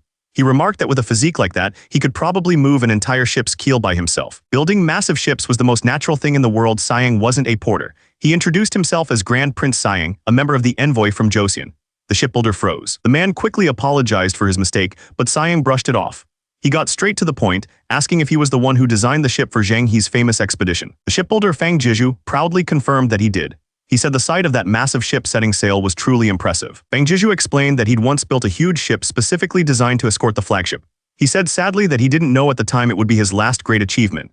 After that, the expedition stopped, and the ships he'd built were all gone. He now made a living building simple 280-ton merchant ships. He called the work miserable. Suddenly, he got fired up. He declared that for man, building massive ships was the most natural thing in the world. Sayang changed the subject, asking if he'd ever built other types of ships. Fang Jiju admitted he'd become obsessed with them and learned a lot. He proudly listed off all the different ships he'd had a hand in building, from the Fu Chuan to the Nio Chuan. He was familiar with all of them. Sayang looked at him seriously. He said it was a pity to let such great skills go to waste and asked if he had any plans to build a new ship. Fang Jiju understood immediately. He knew Sayang was suggesting he move to Joseon and build ships there. He said he appreciated the offer. But for him, the life of a true man was about building a large ship to conquer the ocean. The shipbuilder was furious. He yelled that there was no way he'd go to Joseon just to build a smaller ship. But Sayang just smiled. He said that engineers are the same everywhere. Then he pulled out a draft. He asked Fang Jiju to take a look. The shipbuilder scoffed. It looked like a simple fishing boat with one sail and some oars. But then he noticed something unusual. Sayang was pointing to a strange device on the deck called a windlass. Sayang explained it was a special pulley. With it, this small boat could catch 4 times more fish than any other boat its size. That's when Fang Jiju got it. The windlass was so powerful it could pull up the nets by itself, which is why the ship only needed one mast. A grin spread across his face. He admitted that while Sayang might not know how to build a ship, he definitely knew how to design clever devices. Sayang challenged him, asking if it wouldn't be an engineer's pride to make a small boat that could outperform a large one. He told him to think about it until it was time for them to leave for Joseon. He told the shipbuilder to visit them in 10 days if he decided to take the job. With that settled, Sayang and his men traveled to a farm on the outskirts of Nanjing. His companions were amazed by the fields of Napa cabbage. They were huge and dense, perfect for lasting through the winter. Sayang looked at one of the cabbages. He realized it was basically the great-great-grandfather of the kind he was used to from his old life. He immediately decided to buy some and called out for the owner. He told the farmer to pick out the very best seeds, making sure they were worth the money. The owner was surprised to see nobles from Joseon but quickly agreed. Next, they saw the pigs. One of Sayang's men asked how many years it took to grow one so big. The farmer proudly said it only took a little over a year. He explained that these special pigs could grow to weigh over 240 jun, which was massive. This was exactly the kind of high-quality protein Sayang was looking for. The difference in quality was insane. Sayang realized that even the best pigs from Joseon were nothing compared to these, so he made a bold move and asked to buy 100 piglets. The farmer waved his hands dismissively. 100 piglets, he said that sounded way too difficult. Sayang just smiled. He pulled out a huge stack of silver coins and told the farmer to name his price. He knew exactly what he was buying, the famous Yaimeng black pig breed. The money worked instantly. The farmer promised to have the pigs ready by tomorrow with a perfect mix of males and females. He was suddenly full of praise for Joseon. With their business in the countryside finished, Sayang watched the sun go down. His journey to the Ming Empire was finally coming to an end. But there was one big problem. The silver coins he had borrowed from Chief Eunuch Wang Zhen were all gone. He figured they could easily cover the debt by exporting soap. The real issue was dealing with a powerful man whose true intentions were a complete mystery. But Sayang wasn't discouraged. To make Joseon a strong and wealthy nation, this was a challenge he had to overcome. He looked out at the horizon, ready for whatever came next. Just then, one of his men called out. A man named Fang Jiju was here to see him. Sayang realized the time had finally come. He couldn't help but smile. It seemed his plan to gather talented people for Joseon was working perfectly. Sometime later, they were at the docks preparing to leave. Sayang reminded his men to handle the baggage with care, especially the 400 books they were bringing back. One of his men pointed out that the journey back to Joseon was going to be tough. They had more belongings than people. Another was more optimistic, saying the good wind should get them to Shandong in about 6 days. But he was curious what would happen once they reached Hanyang. Man worried about how the gifts they brought would be received. Sayang just grinned, telling him not to worry, the Hall of Worthies was going to be packed. Meanwhile, back in Joseon, someone was rushing to see the king. An official came running to the king, yelling that something big had happened. He said there was a huge uproar at Muaki. King Sejong was not happy. He said he was just about to break his deadlift record. He warned the official that if the news wasn't important, he'd be punished. The official explained that the group sent on the diplomatic mission had returned. The king thought that was great news. But the official quickly corrected him. The real problem was that pigs had escaped, and the whole area was in chaos. The king was annoyed again. He told the man not to make a big deal out of it, assuming they were just small piglets from Ming. But the official nervously explained that the big one weighed over 120 June. The king's eyes went wide. That was about 45 kilograms. He couldn't believe it. The entire village was in an uproar. People were shouting, trying to catch the animals that had gotten loose. One of the officials managed to grab a pig, but he couldn't believe how strong it was. It felt more like a wild bull. The situation was getting ridiculous. Another officer was on horseback, but both he and his horse were too scared of the pigs to do anything. To make things even weirder, another pig started crying, angry at the man for grabbing her husband. The official screamed in panic, realizing the angry pig was about to charge right at him. The official fell to the ground, helpless. But just as the pig was about to hit him, someone stepped in the way. With one hand, the person easily lifted the pig, stopping it in its tracks. With sighing, he held the massive pigs like they were nothing, wondering what had happened to his dignity while he was gone. After all that chaos, the pigs were finally put into a pen. But they still looked really angry, growling at each other. The king watched them and commented to the man beside him. He said their fiery temper and their build made them look more like wild boars. One of the pigs actually turned its head, looking completely offended. But the king just smiled and held out a bundle of hay. He told the animal it must have been a long journey to get to Joseon. He looked genuinely happy to welcome them. The pig stared at the hay and its angry expression started to fade. A moment later, it was happily munching away. The king chuckled, saying he guessed the pig's hunger was pretty serious. The king smiled, satisfied. He said their size meant he didn't have to worry about the future. The pig seemed to understand, thinking he was someone they could trust. Then with a grin, he ordered the fattest pig to be brought for a celebration. Sometime later, the king was walking with one of his men. He explained that he'd brought back many books that were lost during the Goryeo dynasty. He mentioned most were about farming and commerce, which would keep the ministries busy. He turned to Siang and praised him for his hard work, asking if there was anything he wanted. Siang said there was. He'd learned a lot during his visit to the Ming Empire. He started explaining his idea. If they could apply Ming's farming methods to Joseon, it would completely change their diet. It could even solve the country's nutritional problems. But farming was only the first part of his plan. The second was about talent. Presented the people he'd brought back from his trip. Fanghe Jiju, who promised to make sure each of them had a nervously place to stay, stepped forward and confirmed it was him. He knew an enthusiastic craftsman would be incredibly useful. Sometime later, Siang was at the training grounds. His men bowed, telling him it was an honor to see him. He looked them over, noting that they'd all been pushing themselves hard. He turned to Ma Youngho and told him he was doing a great job. Ma Youngho just smiled, saying that being a teacher was a completely different challenge. Siang already had a feeling he knew what was going on. He thought about his fitness teachings. They weren't supposed to distinguish between a commoner, a servant, or the child of a concubine. It was all just about discipline. He wondered if that was the issue, if the others were disrespecting Ma Youngho because of his background. A small grin appeared on his face. He knew exactly how to handle it. He announced that starting now, he was going to teach them a whole new way. A heavy kettlebell sat on the ground, a sign of what was to come. Told the men he had a new training method for them called CrossFit. He said he'd heard they were getting bored with doing the same exercises over and over. So he explained they were going to do a bunch of different movements to clear their minds.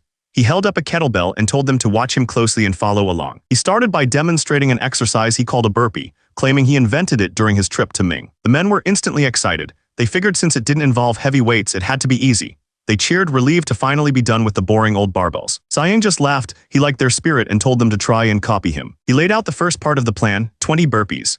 That was immediately followed by 20 jumps over a waist-high log. But they weren't done. The third exercise was 20 swings with a heavy kettlebell. He stood ready, showing them the proper form. The full, brutal workout was now laid out before them. The final exercise was 20 squats without any weights. Siang explained they had to do the whole circuit twice, take a break, and then repeat it 2 more times. One of the men looked relieved, asking if that was really all for the day. Siang just smiled. He said it was, but cryptically warned that a storm always comes after the silence. The trainee had no idea what he was talking about. A moment later, screams of pure agony filled the training grounds. The men were already at their limit. They cried out that they couldn't do it anymore. The reality of the workout was devastating. They were pushing their bodies far beyond anything they'd ever experienced. One of the trainees finally broke. He stumbled towards Siang, saying he was going to throw up. Siang just stood there watching him. Another man nearby looked on in disbelief. He couldn't believe the training was actually making people sick. But Siang's response was terrifying. He told the man to get it over with and then get back to training. With a wicked grin, he added that he'd done the same and that humans are a lot tougher than they think. The trainees were completely broken. One was crying, another was shaking, and a third looked like his soul was about to float away. One of them finally cried out that Siang was just being mean. Siang slammed a book on the table. He told the man it had been 6 months and his learning was still not good enough. He ordered them to open their books and study. His logic was simple. Once their bodies were too tired to move, their minds would have no more distractions. The trainee stared at the book, completely exhausted. He couldn't understand how anyone could possibly read in this condition. But Siang insisted it was a must. He pointed to Ma Youngho and Prince Siasen, who looked perfectly calm and focused. He explained that both of them had dedicated themselves to studying this way and achieved great things. The trainee just screamed that it made no sense at all. The room was filled with books, showing just how much work was ahead of them. One of the men, Yi Yang, was amazed by the books. He excitedly asked his elder brother if he was holding a copy of a famous calligrapher's work. Turns out that was just the beginning. Siang showed them the entire collection of rare copies, telling them that mastering this detailed calligraphy was a requirement. Another brother, Grand Prince Ampyong, chimed in. He suggested that Yi Yang should be the one to go on the next mission instead of Siang. Yi Yang loved the idea. He said he'd always wanted to visit the home of Confucius's descendants. But Siang cut the celebration short. He told them their father was pleased with his results and had already asked him to be the next envoy. The mood in the room shifted instantly. Yi Yang looked back, asking his brothers what was wrong. Siang looked at him seriously. He brought up how another scribe had transformed his body, and then said he was worried that Yi Yang's frail physique couldn't handle the hardships of the journey. Siang smiled, explaining that you need real physical strength to handle long journeys to other countries. But Yi Yang tried to argue his way out of it. He claimed his hands were too delicate for lifting heavy lumps of iron. Siang sarcastically agreed, asking a man named Yu if Yi Yang would ever understand how delicate a dumbbell truly is. Yu immediately backed Siang up. He boasted that even though his own strength had doubled, his skill in calligraphy was as good as ever. Yi Yang was speechless. He stammered, asking when Yu had ever cared about calligraphy in the first place. With the argument settled, Siang announced he would personally train him to strengthen their brotherly bond. From inside, Yi Yang screamed in absolute terror. Sometime later, Siang revealed a new invention. He called it a firearm that even an ordinary soldier could use. He handed it to one of his men, who took aim, ready to test its power. A massive blast erupted from the barrel. The soldier was amazed. He reported that its power was enormous, strong enough to pierce armor up close and leather from far away. But Siang wasn't satisfied. He asked the man for his opinion on what improvements it still needed. Far away in another place, a masked man was listening in on a different conversation. A woman asked if the spy they sent to Joseon was performing his mission without any problems. The man confirmed that everything was going as planned. The spy reported to his leader that the Prince of Joseon had a real talent for developing new items, like soap. This caught the leader's attention.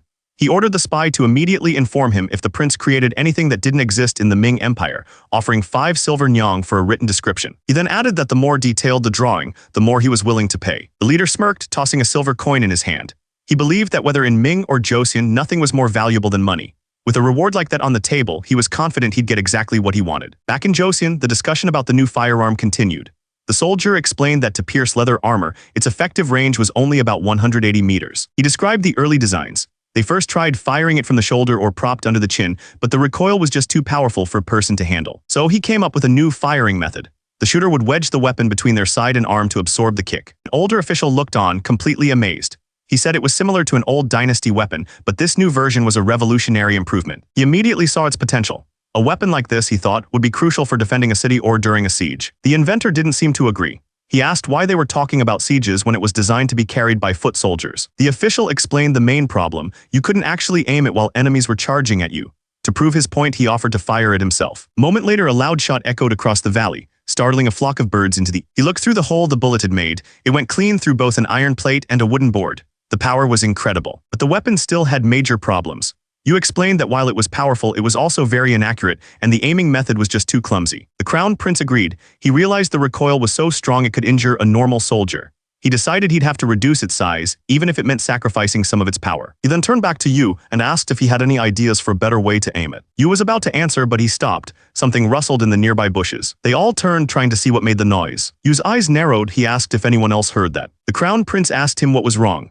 Yu brushed it off, saying it was nothing, and quickly changed the subject back to the firearm. The crown prince arrived at a new location, looking for a man named Pak Gang. He got straight to the point. He reminded Pak Gang that he'd studied the Ming Empire's crossbows before and asked if he could rebuild one. Pak Gang said of course he could. In fact, he'd already been working on improving the design and was ready to show them. That's when Yu stepped in. He told his elder brother he'd shoot the crossbow himself to show exactly what the problem with the firearm was. He took a steady aim, lining up the shot perfectly. And he fired. It was a perfect bullseye. The crown prince wasn't surprised. The crossbow's accuracy was exactly the point Yu was trying to make. Yu explained the problem. For high accuracy, you have to line up your eye perfectly with the weapon. But the firearm had another huge issue.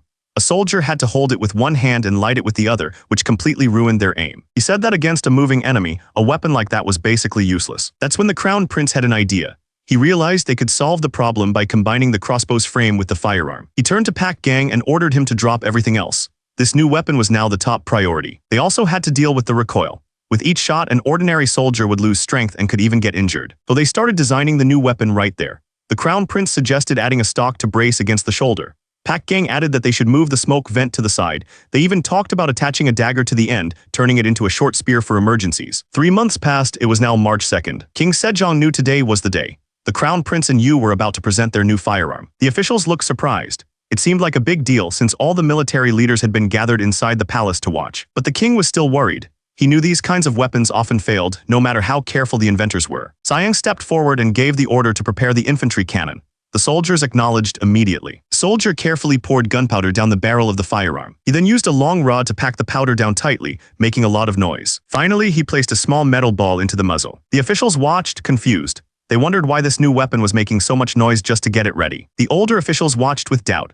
One of them muttered that you couldn't expect much from soldiers who had never seen a real battle. But the Crown Prince ignored them. He raised his hand and gave the order to fire. The soldier didn't hesitate. He lit the fuse ready for the blast. A huge explosion erupted from the barrel, shaking the entire area. Hearing the loud noise, some of the men in the back started laughing. The sound of the shot echoed across the training grounds. An officer immediately ordered someone to check the target. A soldier called back, confirming he was on his way. A moment later, the report came back. It was a direct hit. The Crown Prince was surprised that such a loud weapon could be so accurate. Still, he wondered where it would actually be useful. He turned to one of the older ministers, asking him to repeat what he just said. The minister explained the weapon's biggest weakness. It could only hit the target once, and from far away its accuracy was terrible. With the first test over, a soldier prepared to fire a different weapon, the cloud hand cannon. The officials watched, stunned by the weapon's size. They realized it was too big for normal soldier and must require special ammunition. The order was given and he fired. The report came back almost immediately. 2 shots had hit the mark. One of the ministers admitted this cannon was better, but he pointed out that it took forever to reload, making it much slower than a skilled archer. One of the officials argued that the weapon was still useful. He explained it was perfect for hiding, taking 1 shot, and then running away since the gunpowder could be loaded ahead of time. The king listened to all of this without saying a word, a faint smile on his face. He spoke, directing his attention to the Crown Prince. He told him that the first weapon, the infantry cannon, was hardly a firearm at all. And the second one, the cloud hand cannon, was much slower than a simple bow. The king then asked him directly how he planned to make use of either of them. Sayang explained that the infantry hand cannon was never meant to be a replacement for the bow. He reminded them that it takes 10 years of hard practice to train a skilled archer. Then came the twist. Sayang revealed that the soldiers in the demonstration had only trained for half a month. The king was stunned, asking if he heard that correctly. The official confirmed it was true. He added that half a month was barely enough time for a new recruit to even learn how to properly hold a bow. The king added that it takes at least 6 months of practice for an archer to hit a target properly. Sayang smiled, reminding the king that the marksman he'd already seen had only trained for 15 days. He paused, letting the statement sink in. Then he announced it was time for the truly skilled marksmen to show what they could do. Sayang turned to the king, a confident look on his face. He reminded him that they had just seen what soldiers with only 15 days of training could do. As he spoke, a new line of soldiers stepped forward. He announced that it was time for the truly skilled marksmen to show what they were capable of. The soldiers raised their weapons in unison, taking aim at the targets downfield. Sayang gave the command to fire. In an instant, a volley of shots slammed into the distant targets. The report came back almost immediately. Out of 60 shots fired, 19 had hit the very center. One of the officials was completely stunned. He explained that it meant a 30% chance of hitting the target from that distance. Not only that, but their reloading speed had also gotten much faster. The king was impressed. He admitted that kind of skill shouldn't be possible to learn in such a short amount of time. Sayang explained his point. With just 2 months of training, a regular soldier could match the strength of an archer who had practiced for years. But he wasn't done. Sayang announced it was time for the final demonstration, the 2-inch cannon. He called out to a soldier named Yu, asking if he was ready. The soldier Yu stood beside the massive weapon and confirmed he was ready. The officials watching were confused. One of them pointed out that the weapon was huge, more like a siege cannon than a personal firearm. The king asked what kind of ammunition it used. Sayang explained that it fired slugs and that its power would speak for itself. With the order given, the cannon fired with a blinding flash. A second later, a massive explosion tore through the target area. The demonstration was over. The officials stared in complete disbelief. The power of the cannon was beyond anything they had imagined. The king was more than impressed. He declared that with weapons like these, they could crush any enemy, even the ones who used to trample their lands. Sayang simply smiled and told his father that it was his honor to serve. As the smoke cleared, Sayang made sure to give credit where it was due, telling everyone that his soldier Yu had helped him a lot. But news of these new weapons had already traveled. Far away in the Ming Empire, a man named Wang Zhen was thinking. He had just received a report on the firearms. He wondered aloud if he should have a spy send over a copy of the blueprints, but he quickly decided against it. A drawing made by an outsider would be too difficult to copy perfectly. A greedy smile spread across his face. He decided it would be much better to get his hands on the real thing. The king wanted to talk about the new cannons that Sayang and the Crown Prince had created. He explained that they had run into a problem trying to mass-produce them. The official looked confused and asked what he meant. The king's expression turned serious. He told him they had received a letter from the Ming Empire. The letter said that the Ming had heard about new objects being made in Joseon. Their emperor was very interested and demanded they be sent as tribute. The king was pretty sure he knew what objects they were talking about, the new cannons. The official looked shocked by the news. He asked how they could have possibly found out about the weapons already. He wondered if maybe the letter was talking about something else entirely. The king considered it for a moment. He admitted it was possible, but he knew it was a long shot. He laid out the problem. If they sent something else and the Ming later discovered the firearms, it would look like they were hiding them. That could turn into a much bigger problem. Siang realized the Ming were being clever. They called the cannons objects even though they knew exactly what they were. He was sure this was the work of a man named Wang Zhen. So, he told the king they should send 2,000 cannons as tribute. The king couldn't believe it. He argued that 2,000 was way too many, and that sending 500 a year would be more appropriate. But Siang was firm. He insisted they send all 2,000. Meanwhile, in the Ming dynasty's Forbidden Palace, the news of the tribute had arrived. Wang Zhen smirked when he heard the number was 2,000. An official reported that the third prince of Joseon would deliver the tribute himself. He added that a small border country would never dare to go against the Great Ming. The official then nervously asked Wang Zhen why he had chosen to write objects in the letter, instead of just demanding the cannons directly. Wang Zhen explained his logic. He said that if Joseon sent another object so easily, it would prove they had some other plan up their sleeve. And if that happened, it would give the Ming Empire the perfect excuse to pressure them for even more tribute. He smirked, adding that since the king of Joseon was a smart man, he probably wouldn't make that mistake. But he continued, if Joseon had complained about the tribute, he would have used it as an excuse to demand something even greater. The official looked confused and asked what he meant. Wang Zhen's real plan was to demand the second prince of Joseon as a hostage. And if they still refused to listen, the Ming Empire would simply use force to make them understand. Meanwhile, back in Joseon, life went on. An axe hit a block of wood with a heavy thud. A muscular man turned to his friend Yong-hee and asked if he'd seen the new announcement. He admitted that he couldn't read it properly because the writing was too complicated. Yong-hee explained that he'd heard the government was recruiting for a new unit called the Military Training Command on February 5th. The muscular man immediately thought it sounded sketchy. He worried that if things went wrong, they'd just be sent to the dangerous northern border. But Yong-hee pointed out that since they were recruiting in the capital, the training would be there too. He then added a rumor. The person who founded the command was Grand Prince Siang. As he chopped wood, the man figured if they were recruiting in the capital, they must be looking for cavalrymen. He dismissed the idea completely, saying it was impossible for him since he didn't even own a horse. But Yong-hee stopped him. He explained the announcement didn't mention horseback riding at all. In fact, it said a bow and arrow weren't even needed. The man paused, sweat beading on his face as he thought about what that could possibly mean. He looked up, his expression suddenly serious. He asked his friend if he was telling the truth. Yong-hee explained that all you needed to bring was an ID tag. They were looking for people with a strong body and a strong will. Best of all, they wouldn't question anyone's social status. The man's mind started racing. He wondered if completing the training meant he and his family could become commoners, finally free. For others, it wasn't a choice. A lord told his servant he was being sent to the capital but warned him not to run away. If he did, his parents would be punished in his place. With no other option, the young man bowed his head in the snow and thanked his master. As he began his journey, he swore to himself that he would pray every day for his parents' safety. And that's how it started. From all 8 provinces, hundreds of young men, regardless of their status, began to travel. They all believed that if they had a strong body, they could become a military officer. They all made their way to the capital, where Grand Prince Siang was waiting for them. The capital was bustling with new arrivals. They were all there for one person, Grand Prince Siang. On February 5th, the day of the test, all the men gathered. They looked around at the huge crowd, taking everything in. Siang watched the crowd, counting the applicants. There were 1,052 people. He was a little disappointed, admitting to himself that he'd expected a much bigger turnout. But he figured there was nothing he could do about it. He realized the problem was that none of these men really knew what the military training command was. He turned to the person cowering behind him and asked why they kept hiding. The man begged Siang to speak for him, but Siang pointed out that he was the Minister of War and was supposed to command the army. The minister started crying, insisting he couldn't do it because he'd only ever handled paperwork. Siang tried to calm him down, saying the king must have chosen him for a good reason. With the minister clearly not up to the task, Siang stepped forward to address the crowd himself. He welcomed everyone, thanking them for traveling through the cold winter to be there. He formally introduced himself as Grand Prince Siang, the man in charge of the new military training command. He explained that this new unit would use completely different training methods and weapons, so not everyone would be able to join. The crowd listened nervously as Siang announced that only those who passed a test would get in.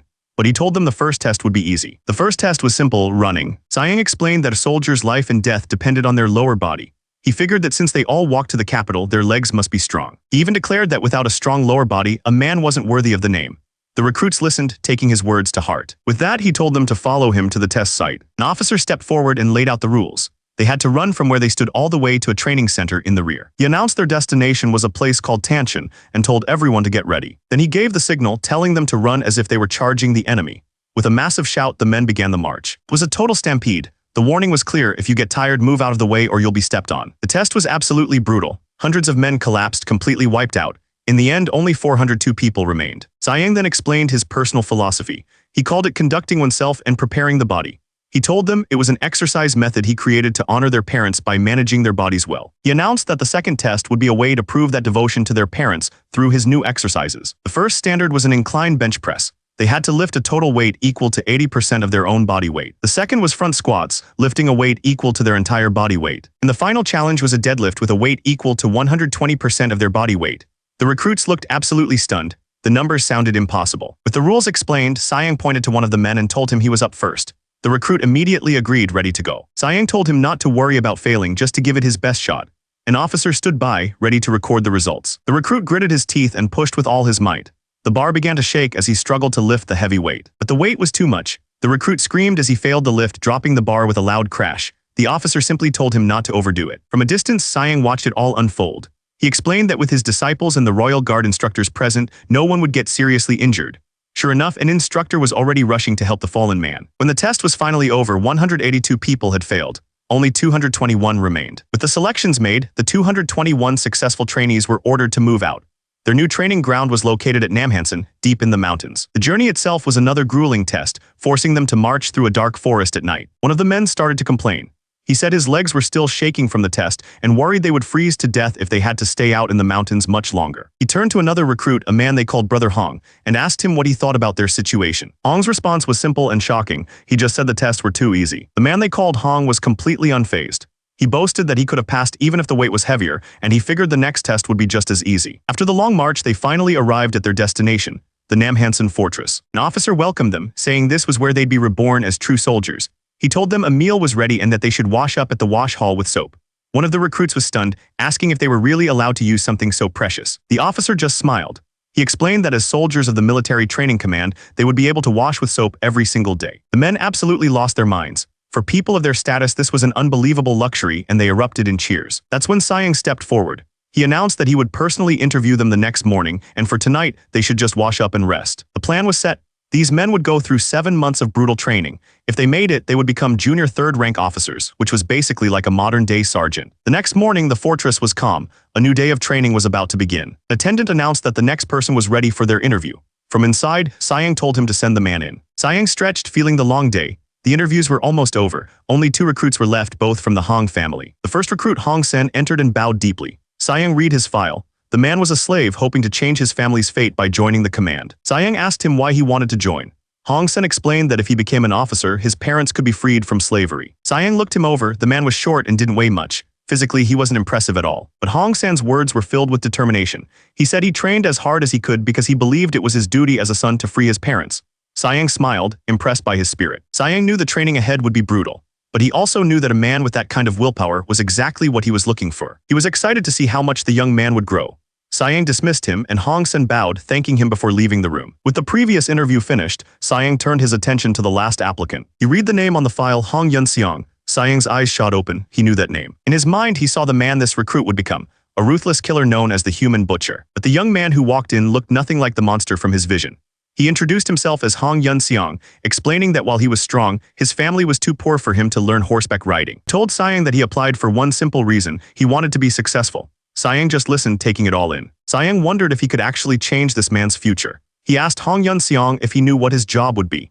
The young man replied that he was told he'd become an infantry leader and take care of his men. Sayang then explained his own philosophy. He said a true leader knows how to handle people without being cruel. It wasn't about beating them to make them listen. He looked at the young man and asked him one final question. Could he lead his men that way? Hong Yun-seong didn't answer right away. He thought about it for a second, then asked a sharp question back. If soldiers couldn't use harsh tactics, he asked, then why did they even exist in the first place? His expression made it clear he believed a soldier's job was to be cruel. Hong Yun-seong continued his question, his tone sharp. He asked that if soldiers couldn't be harsh, then what was the point of them existing at all? Sayang listened quietly, taking in the young man's point of view. Instead of arguing, Sayang just smiled. He told the recruit that he hoped he would find the answer to his own question by the time training was over. With that, Sayang dismissed him. Hong Yun-seong turned to leave, his expression unchanged. The door slid shut, leaving Sayang alone with his thoughts. Sayang was confident. He thought about how he'd even managed to change the stubborn King Sejong.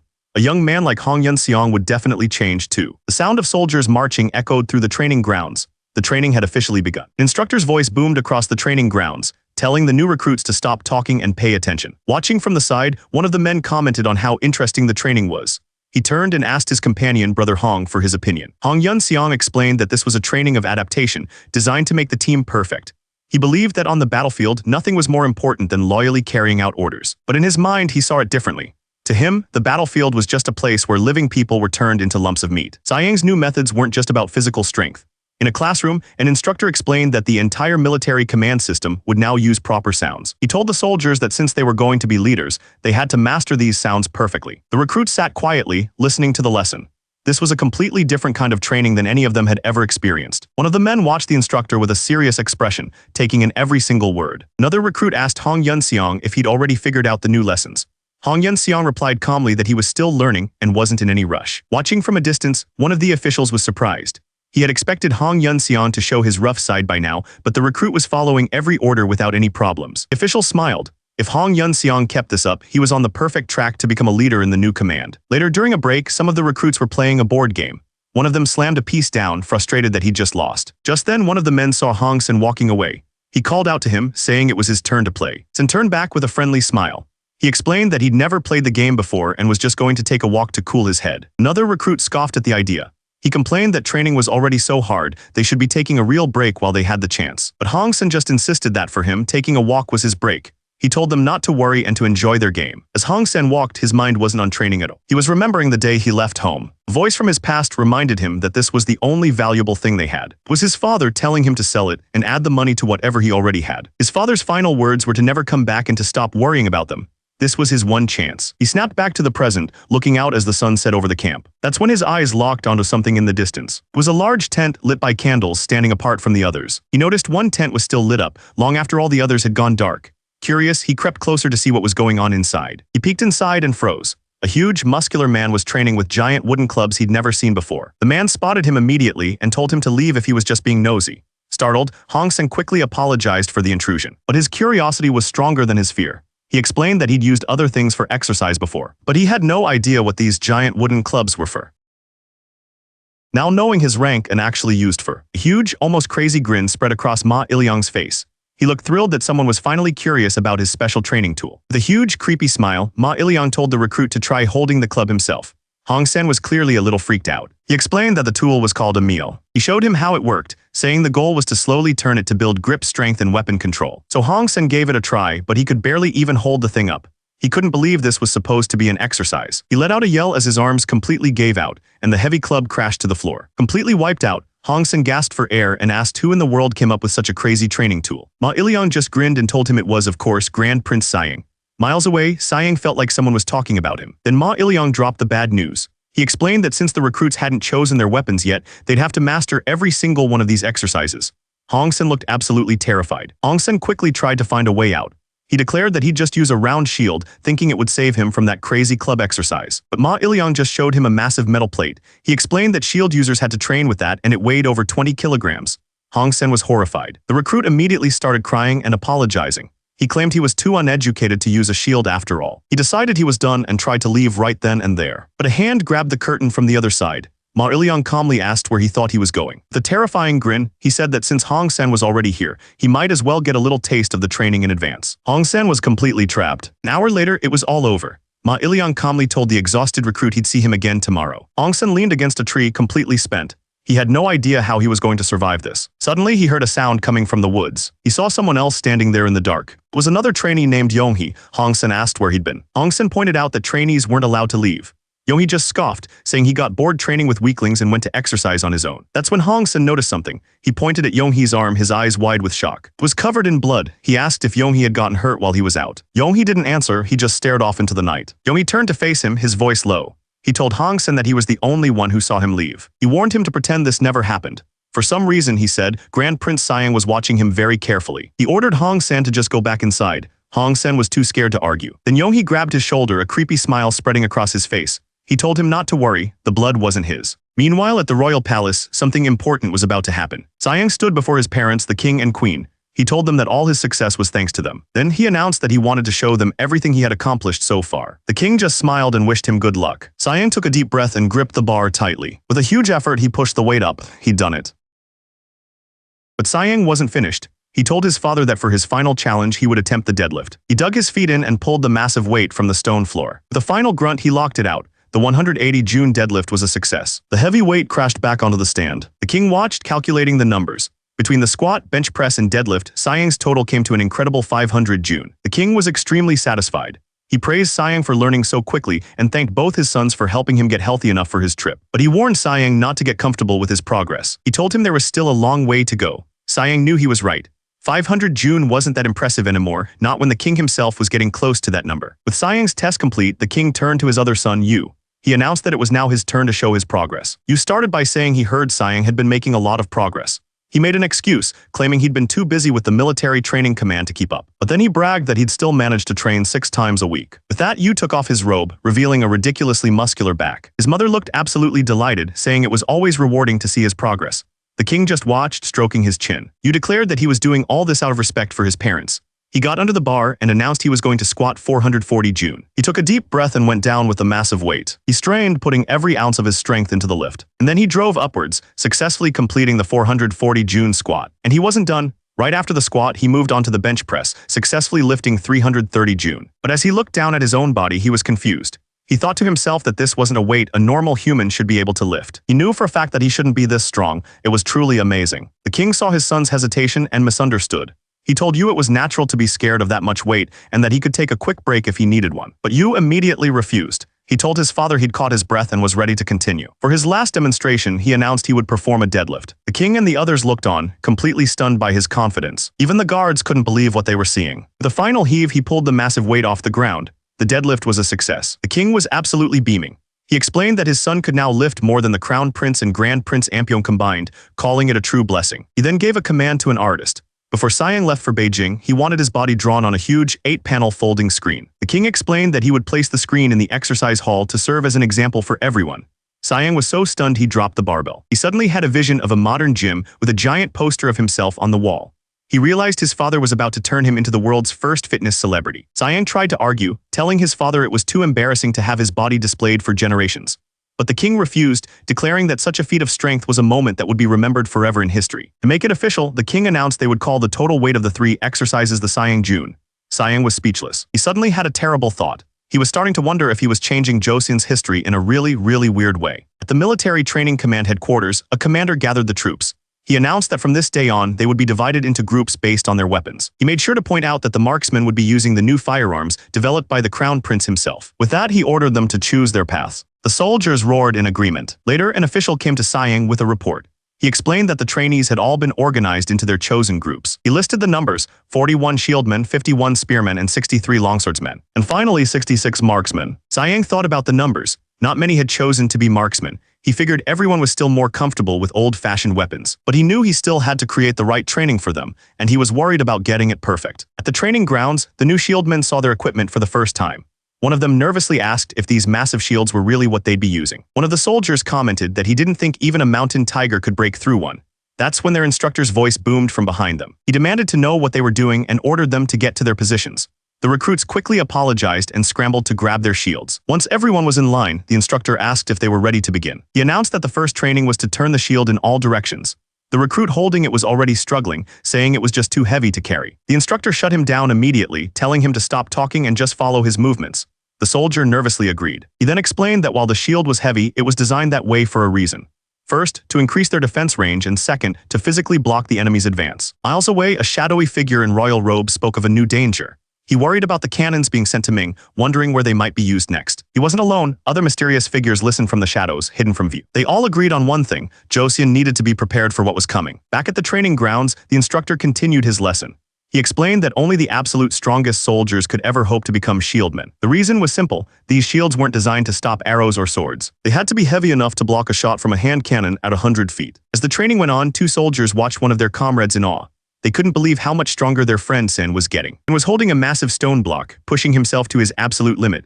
Finally, one of the soldiers had to call out and tell him he could stop. His friend asked him a strange question. Did he remember how many times he'd turned the stone block? Sen just looked back, completely confused. The other soldier just stared, thinking about the guy training next to him. Meanwhile, another group of soldiers was getting familiar with their new equipment.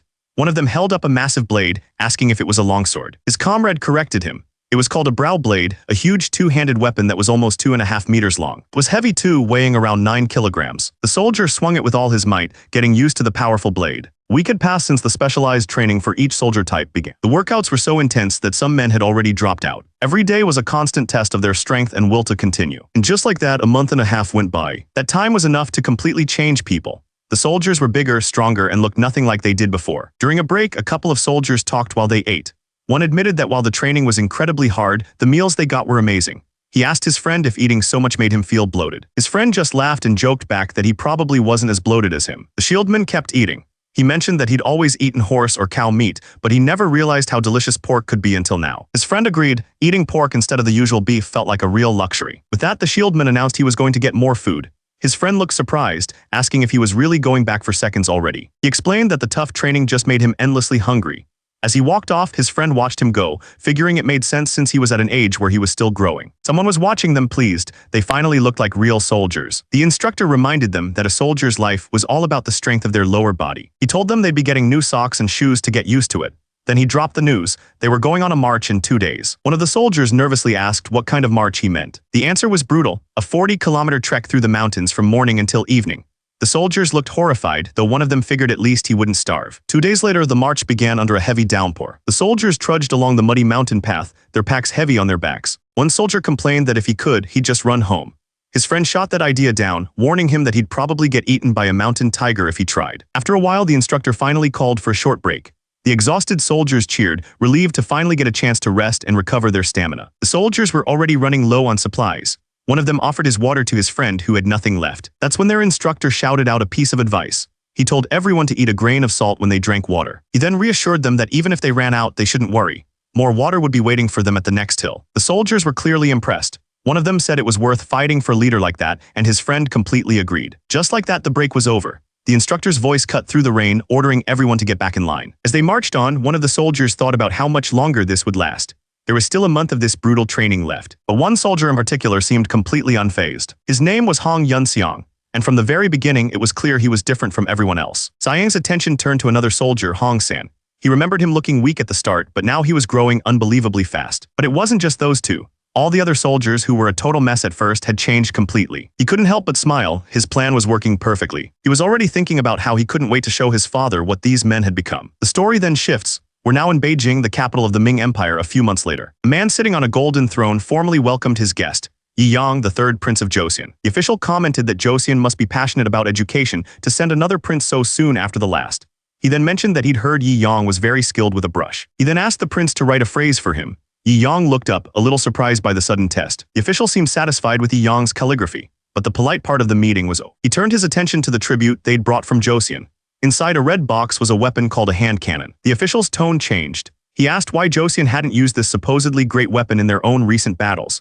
Yi Yang calmly replied that as a civilized country, they couldn't just use it recklessly. He explained that just as a child must show respect to their parents, it was right for their nation to act honorably. But the Ming officials weren't buying it. They accused him of sending them an unproven weapon that had never even been tested in a real fight. Yi Yang didn't back down. He insisted the weapon was excellent because it could pierce right through armor. He added that any soldier could master it in a month, which would make the Ming Empire unstoppable. That confidence seemed to work. The official leaned forward with a curious smile. He wanted to see its power for himself. The soldier took aim with a hand cannon. The demonstration was about to begin. The weapon fired. 3 shots slammed right through the armor, leaving massive holes. Yi Yang explained the results. He pointed out that the shots went through the chest and stomach areas. Anyone hit like that would have died instantly. The Ming official was clearly impressed. He noted that it used less gunpowder and could shoot faster than their own cannons. He declared it an excellent weapon. He started laughing, completely won over. He praised Joseon for making a firearm that was even better than what the great Ming Empire had. Then came the real question. The official asked if Joseon would be willing to send 1,000 hand cannons every year as tribute to help them fight their enemies. Yi Yang didn't hesitate. He announced that they had come prepared to offer 2,000 hand cannons as tribute, and he asked them to consider their sincerity. Meanwhile, back in Joseon, things were very different at the military training headquarters. A fist slammed into a soldier's face. The man hit the ground hard. It was Siang who had thrown the punch, and another soldier watched in complete shock. The soldier looked up, terrified and confused. He wiped the blood from his mouth, his fear turning into anger. Siang just stared down at him, his expression cold. This was all happening in September of 1445. And the reason for all this? A formal notice stated that Siang had been fired from his position for abusive behavior. Meanwhile, far away in Luoyang at the famous Longmen Grottos, a famous painter from Joseon named Jion looked at the thousands of Buddha statues carved into the cliffs. He was amazed. He called over to Grand Prince Ampyong, pointing out a newly carved stone Buddha. When they looked, they saw something completely unexpected. The statue was incredibly muscular. They agreed it was a bold and different take on the heavenly kings. As they walked further in, they realized it wasn't just one.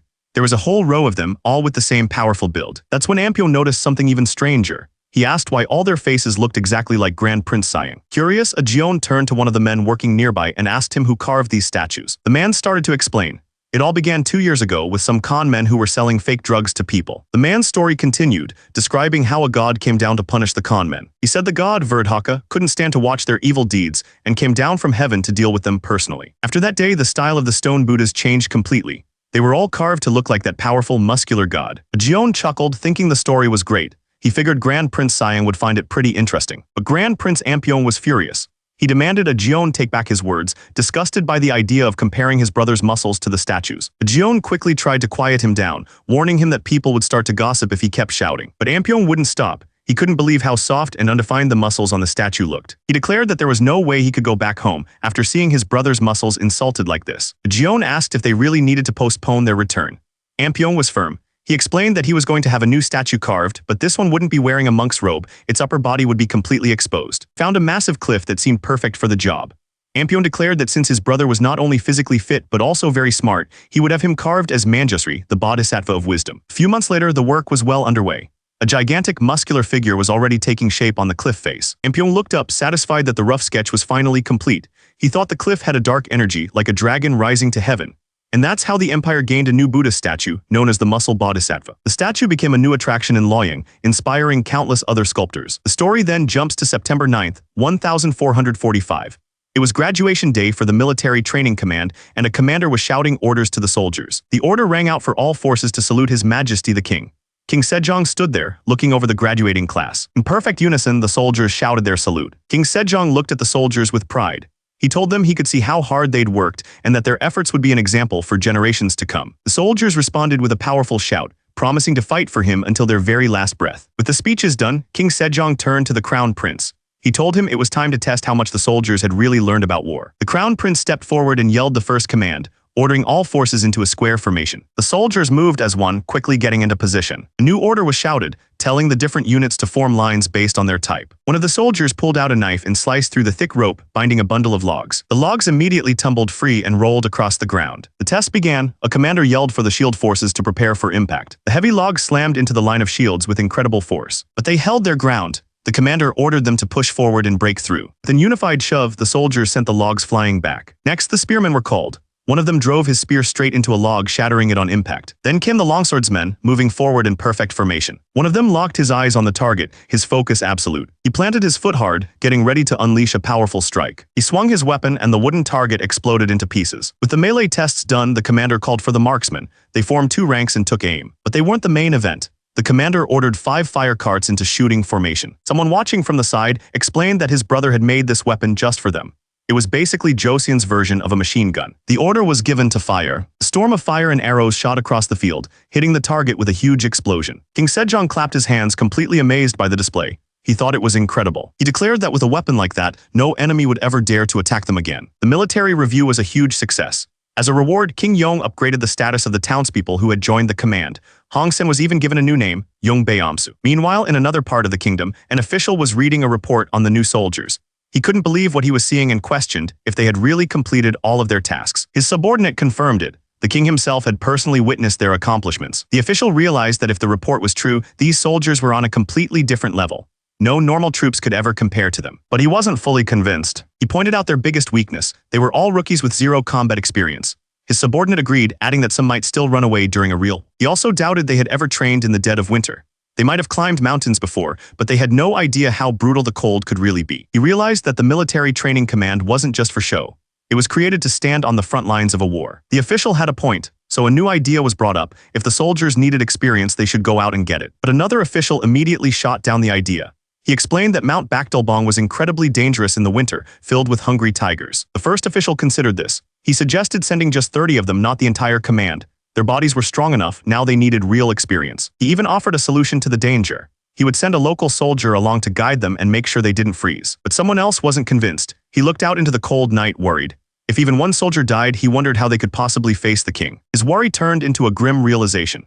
If they couldn't handle this, then the entire military training command was basically worthless. This was General Yi Chingok. He knew they couldn't entrust the northern region to soldiers who weren't ready to face real danger. On the 1st of November, the soldiers arrived at the Hamhung provincial office. An officer called everyone to attention. The general commander had arrived. The soldiers all snapped to a salute. Turns out, Siang had brought the modern army's greeting method to his command. The commander welcomed them to the northern area. He told them he knew they'd all been through some rough training, but he warned them that Hamhung was a harsh land, full of fierce cold and dangerous bandits. He gave them a personal example, explaining how he fought 3 horse thieves and lost an ear. The stab wound on his back was still numb. He looked at them, wondering if they could endure the same.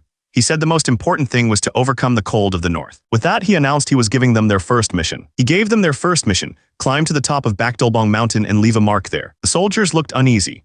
The commander ordered them to select 30 of their most nimble men and said he would assign 2 guides to help them. The time limit was short, just 8 days. The lead officer looked calm, but the soldier behind him was clearly worried. This was their chance to prove that the military training command was as good as everyone said it was. When one of the officers asked who the guide would be, a nervous-looking man stepped forward and said it was him. Officer Hong Sen pulled out a map to start making a plan. The other officer immediately questioned if they should really go through with it, worried they'd be in big trouble if anything went wrong. Hong Sen shot back that soldiers have to follow their orders. He pointed out that bandits don't just stop attacking because it's winter. The guide finally spoke up. He warned them that their training on the mountains near the capital was nothing. This place, he said, was going to be completely different. The guide kept pressing them, asking if they had a plan for the extreme cold. He warned that even experienced hunters lose fingers and toes out there. Hong Sen clenched his fist, crushing the map. He was clearly getting annoyed. He glared at the guide and told him to stop talking. If he wanted to come, he was welcome, but otherwise he should just stay quiet. The other officer stepped in, smiling. He explained that one of their instructors was from a tough mountain region, so they had learned plenty about hiking in difficult conditions. The guide gritted his teeth, clearly not expecting them to be so confident. Hong Sen turned and gave the order to move out. He said there was no time to waste and told everyone who was packed to start heading out. As they left, the local soldiers started talking amongst themselves. They admitted the leader was tall and well-built, but they doubted one man could lead a group of 15 effectively. They laughed, wondering if the new guys even knew how to fight. One of them even made a cruel bet on how many toes they'd lose to the cold, guessing it would be at least 20. As the soldiers marched, one of them noticed a strange iron bar being carried by his comrade and asked what it was for. The local guide worriedly pointed out all the weight the soldier was carrying, from shields to weapons. But the soldier just smiled and told him not to worry about it. Instead of being annoyed, the soldier gave the guide a helpful tip, suggesting he loosen his earmuffs. The guide realized that was why his head hurt and thanked him. But as they walked, the soldiers realized the chains on their boots weren't helping much on the slippery ice. One of them looked down in frustration, wondering what kind of person would suggest wearing something so useless. Suddenly, a memory flashed through his mind, a tense moment where 2 men stood over someone on the ground. And there he was in the memory, Grand Prince Siang, clenching his fist with a look of absolute resolve. Back in the present, the soldier remembered. He told the others that it was Grand Prince Siang's idea and that they shouldn't ask any more questions. The local guide just stared, completely confused. As night fell, the leader decided they had traveled far enough. He called a halt and ordered everyone to set up camp. Without wasting a moment, the men got to work, putting up the tents with practiced speed. The local guide sat by the fire, amazed. He asked how they were all handling the cold mountain so easily. The soldier told him that Grand Prince Siang had originally wanted to train them in a winter mountain, but they ran out of time. Explained that instead, they'd gone through 2 intense mountain training sessions to get ready. The guide's attention turned to the pot bubbling over the fire. He leaned in, curious about what they were making. The soldier handed him a bowl. He explained it was an assorted stew from their training camp, not delicious but full of energy. The guide thanked him and took the bowl. He took his first sip, not sure what to expect. The guide was shocked. The taste was unique and it had a strange fruit scent. He asked how it was made. The soldier explained the recipe: roasted pork, dried and ground up, then mixed with dried cherries, seaweed, and apples. The soldier ran up to Officer Hong Sen, reporting that all the tents were installed. Hong Sen was surprised they had finished so quickly. With the camp secured, Hong Sen decided that 6 men would be enough for the night watch. He ordered them to stand guard in groups of 2 on 3 sides of the camp, making sure everyone carried a whistle. The soldiers immediately confirmed they understood. The camp settled in for the night under a dark, cloudy sky. Officer Hong Sen sat alone by the fire, watching the flames. A moment later, one of his comrades walked up to him. Hong Sen asked if the bonfire was all right, pointing out that it wasn't his turn for watch duty yet. The soldier admitted it wasn't his turn, but he wanted to talk. He suggested that maybe Hong Sen could try speaking more kindly to the other men. Hong Sen turned back to the fire. He explained that while they were comrades, he was their leader. He believed that if you're too soft, people will take advantage of it. Hong Sen cut straight to the point.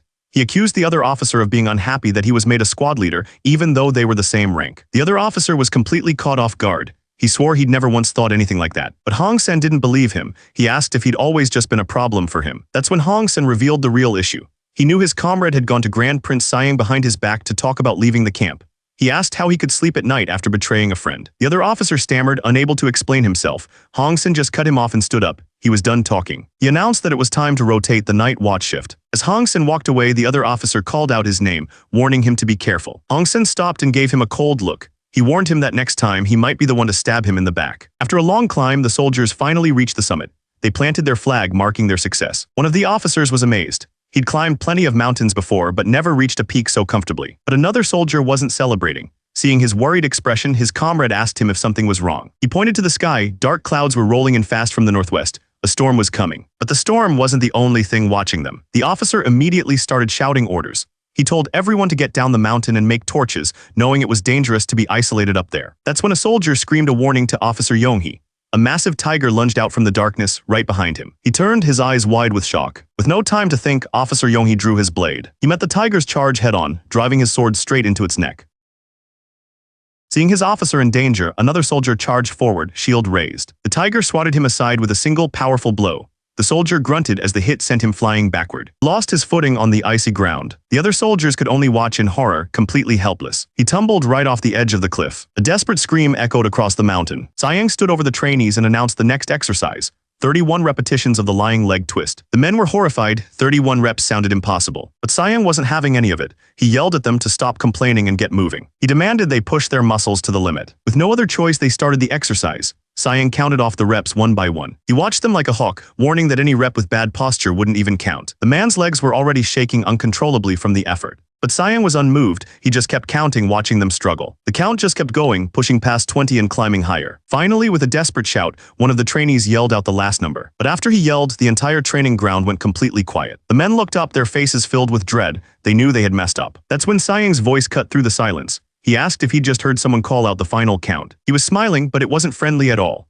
He calmly asked them to remind him how many reps they were supposed to do before yelling. No one dared to say a word. That's when he snapped. He screamed the question at them again, his patience completely gone. The soldiers cried out in complete agony, 62 reps. Sayang's voice boomed across the training ground, ordering them to begin the lying leg twist. Their screams echoed, and then everything went dark. Miles away on the snowy mountain, Officer Yonghee slowly came to his senses. He looked around, completely stunned. He was alive. He wasn't the only one. Another soldier was lying nearby, muttering to himself about climbing ropes. The soldier spotted him and called out his name, trying to wake him up. Yonghee's eyes shot open.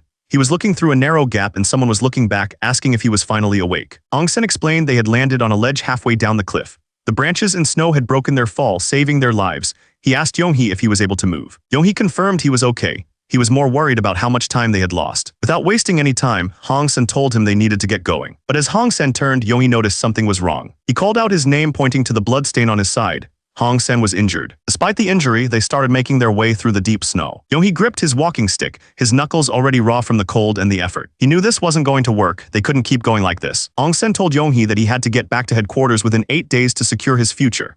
He urged him to go on ahead, promising to rest for a bit and catch up later. Yonghee just looked back at him, not saying a word. He reminded Hong Sen that the tiger was still somewhere nearby. Resting alone was a terrible idea. But Hong Sen just smiled and insisted he was fine, telling him again to go on first. Yonghee's expression turned cold. He thought to himself that with an injury like that, Hong Sen was just a burden anyway. So he told Hong Sen to do as he pleased. He agreed to go ahead, and with that he turned and walked away. And just like that, Hong Sen was left all alone in the falling snow. He watched him disappear, thinking to himself that he'd done the right thing.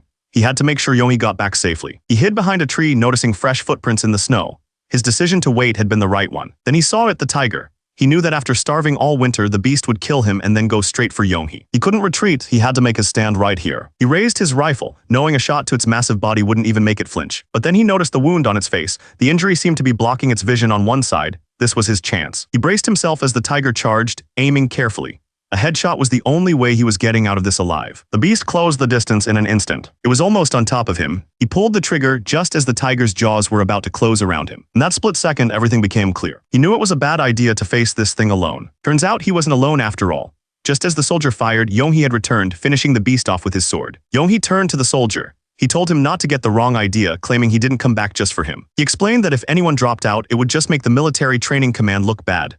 That was the only reason. The soldier just smiled, he understood. Then he asked a different question, if Yonghee still hated the Grand Prince.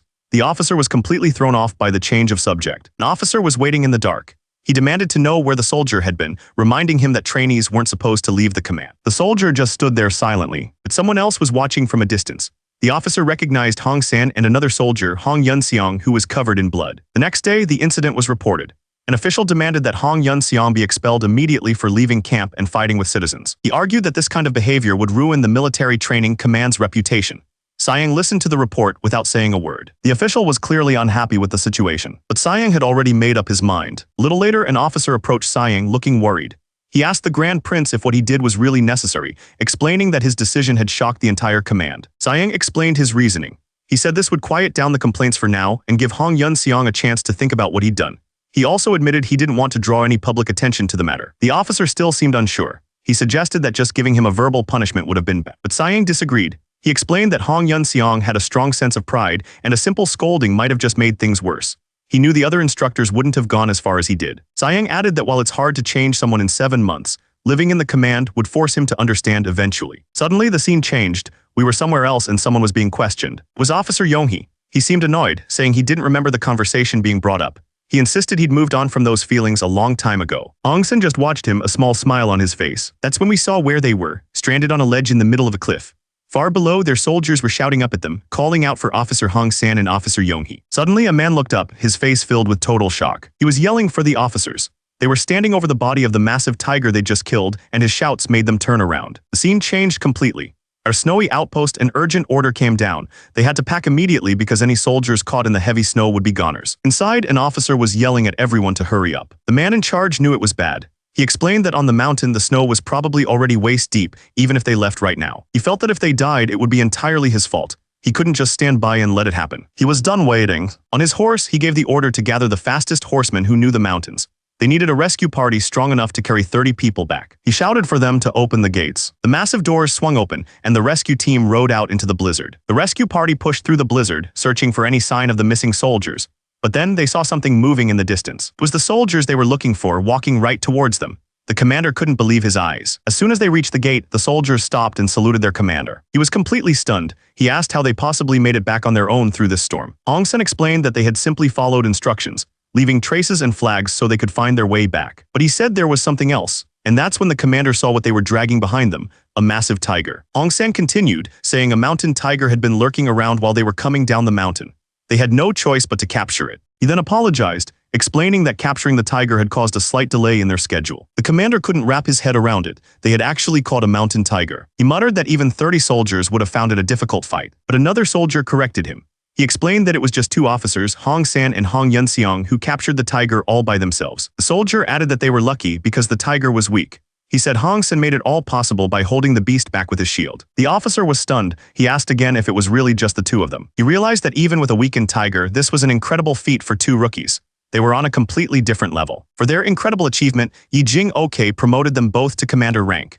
It was an unheard of promotion for soldiers from the military training command. But somewhere else, someone was furious. He refused to believe the story he was hearing, saying he'd rather believe in flying pigs. The other soldiers surrounded him, laughing. They accused him of being a liar, refusing to believe that just 2 men could take down a mountain tiger. One of them joked that anyone could bring back a starved beast and claim they hunted it. But Hong San didn't react to their insults. He just lowered his head and introduced himself as a shield trainee from the military training command. The change in tone was immediate. One of the soldiers froze, suddenly terrified by the quiet intensity in Hong San's voice. With his arms crossed, Hong San announced that it was time to start training. He promised them it wouldn't be difficult, but his calmness just made them bolder. They demanded he be honest, accusing him of just killing time and stumbling upon the tiger by chance. They laughed, saying there was nothing special about his unit. They took his silence as proof that they were right. That's when Hong San's hand shot out, grabbing one of the men by the arm. The talking was over. The soldier was stunned when Hong San suddenly ripped off his top, demanding to know what he was doing. He pointed to a deep gash on his side. He explained that he got the wound while catching the tiger and asked if they still wanted to tease him.